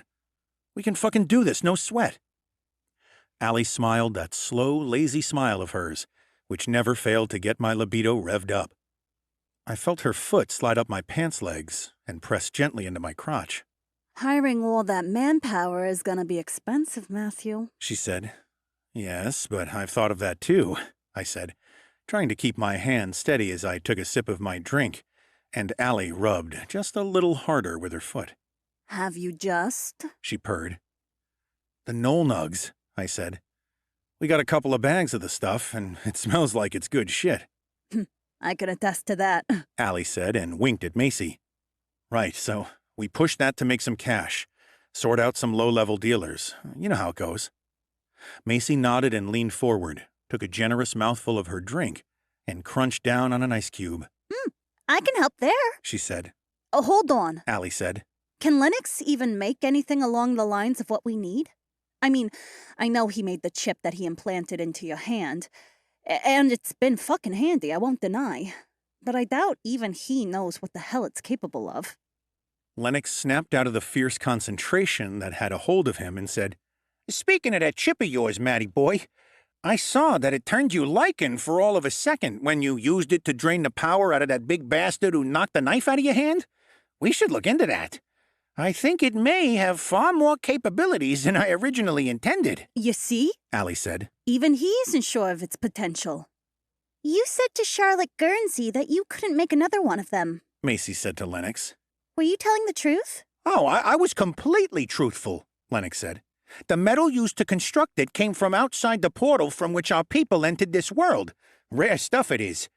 But even if I could find more of the same material, I wouldn't make another one of my thermotransposer chips. The goblin laughed lightly. No. Imagine the havoc that might ensue if one of those got into the hand, literally into the hand, of some nutjob. A vision of Lennox prodding with a windshield wiper at the mushed corpse of a lichen floated across my vision. Talk about the pot calling the kettle black. Then what is it you're thinking of making? Allie asked. This, Lennox said, and pushed the weird little device he had been fiddling with into the middle of the table. What is it? I asked. a size scrambler, Lennox said. I got the idea for it after the whole bloody Rams warehouse debacle. You see, the cops had the place bugged with side taps, right? They could hear everything going on in the warehouse. So what does it do? Macy asked. Essentially, Lennox said, assuming the air of a professor, as he liked to do at times like this. It gobbles the thaumaturgical signal of the side tap, and it renders it useless. Holy shit, Len, I said. This is perfect. Yes, Lennox said, sitting back smugly in his chair. I know. He took a debonair swig from his cranberry juice and poured most of it down his front. God damn it! Why is it perfect? Macy asked. Because it's something that every criminal organization, from the lowliest street gang to those who run the city from the top of the Neon Flower, are going to want to get their hands on, I explained. Not only that, though, it's a piece of equipment that'll be taken into every meeting place where dodgy deals go down as a precautionary measure. I slapped Lennox on the shoulder and almost knocked him out of his chair. If we can bug these, we have the potential to listen into most of the dealings of most of the criminals in Brink City. The four of us sat back and absorbed this information for a moment or two. Lennox, is this the thing that you were trying to sell to the government just before we left New York? I asked. Yep, said Lennox. What do you need to make more of these things? I questioned. I have a proper workshop already in that chamber beneath the mansion, Lennox said. That'll work a treat. I gave my foster brother an encouraging smile and nodded. Yeah, that'll be perfect. Hidden away, nice and secure. Exactly where we should be manufacturing illegal magitech. What about the actual parts for these new devices, though? Most of the parts for the size scrambler are pretty simple to order and get a hold of, but they'll be expensive. I took a thoughtful gulp of my old-fashioned and swallowed. I guess that puts even more emphasis on us setting up a sweet deal with these Knoll Nugs. You said most of the parts are easy to get hold of, Lennox. Macy said. Not all? Lennox shook his head. There's one particular module for this size scrambling device of mine. The component that actually messes with the psychic realm and disrupts it? That's going to be hard to obtain. He puffed out his cheeks, removed his tortoiseshell glasses, and buffed them industriously on the edge of his cranberry-stained shirt. I imagine the cops will have these disruption components at the precinct. They likely use them as part of their more specialist gear, or perhaps we could find the components among some of the folks on the upper levels of the flower. We don't really want to attract their attention just yet, I said. I think it's imperative that we don't alert anyone as to what we're making. Otherwise, we'll have some ballsy motherfuckers up here trying to break down the door and steal your secrets, or kidnap you. Lennox swallowed nervously, though there was a slightly worrying gleam in his eye that told me he was imagining what it would be like to be the object of a kidnapping. He shook his head. But, he said, these components are made up of molecular ingredients that are used in very, very small portions in other, more common manufacturing processes and for more everyday items. Oh, yeah? I asked. Yeah, Lennox said. What we need can be found in the pleasure boxes. Like the ones at the casino? Allie asked. Lennox nodded. That's where you got this component, or whatever the fuck it is, to build this prototype, isn't it? I asked with a short laugh. After you played the skin flute until your fingers almost fell off, you stole this little part out of the pleasure box you were in. Lennox nodded again. I gave my brother a friendly punch on the arm. Well, sounds like we're taking a trip to the red light district, boys and girls, I said. Lennox, I hope you brought rubbers. Lennox had perked up immediately at the mention of the red light district. I actually managed to sort myself out with some of those from the casino, too, he squeaked excitedly. He reached into the pocket of his cargo pants and pulled out a roll of condoms and dropped it on the table. The roll of 75-cent insurance policies unfurled across the table and dropped off the other side. Extra, extra large and ribbed, Lennox said, and he winked lasciviously at Macy and Alessia. The girls returned stares that were so wooden you could have carved a set of matching bookshelves out of them. Ha! I'm kidding, Lennox said happily. I much prefer goblin women anyway. I could feel the excitement building inside of me. Suddenly, the Belvedere family had a plan, had direction. I tossed back the rest of my drink and signaled for another from Benedict. Yes, things were definitely looking up. We'd sell the Knoll Nugs and make enough money to fund this Magitech operation we'd thought up. Then we'd ingratiate ourselves using Lennox's inventions with the rest of the Brink City criminal fraternity. We'd make money, and we'd use our bug devices to gain valuable intel on what the rest of the families in this town were up to. Then, once we'd gathered enough information on our competition, we would strike. Oh, yes. Things were about to get very interesting for the Belvedere Crime Organization. This is the end of Brink City, a Podium Audio production. If you enjoyed this audiobook, we would love for you to rate and review it. For more fantasy misadventures, check us out at podiumaudio.com and sign up for our newsletter. We promise we won't spam you. Also, consider joining our community of listeners, fans, and trolls on social media. We're active on Instagram, Facebook, Twitter, and Reddit. We'd love to connect. You have been listening to Brink City, Book 1 of Brink City. Produced by Troy Odie. Written by Dante King. Performed by Marissa Parness and Alex Perrone. Text copyright 2020 by Dante King. Production copyright 2021 by Podium Audio, all rights reserved.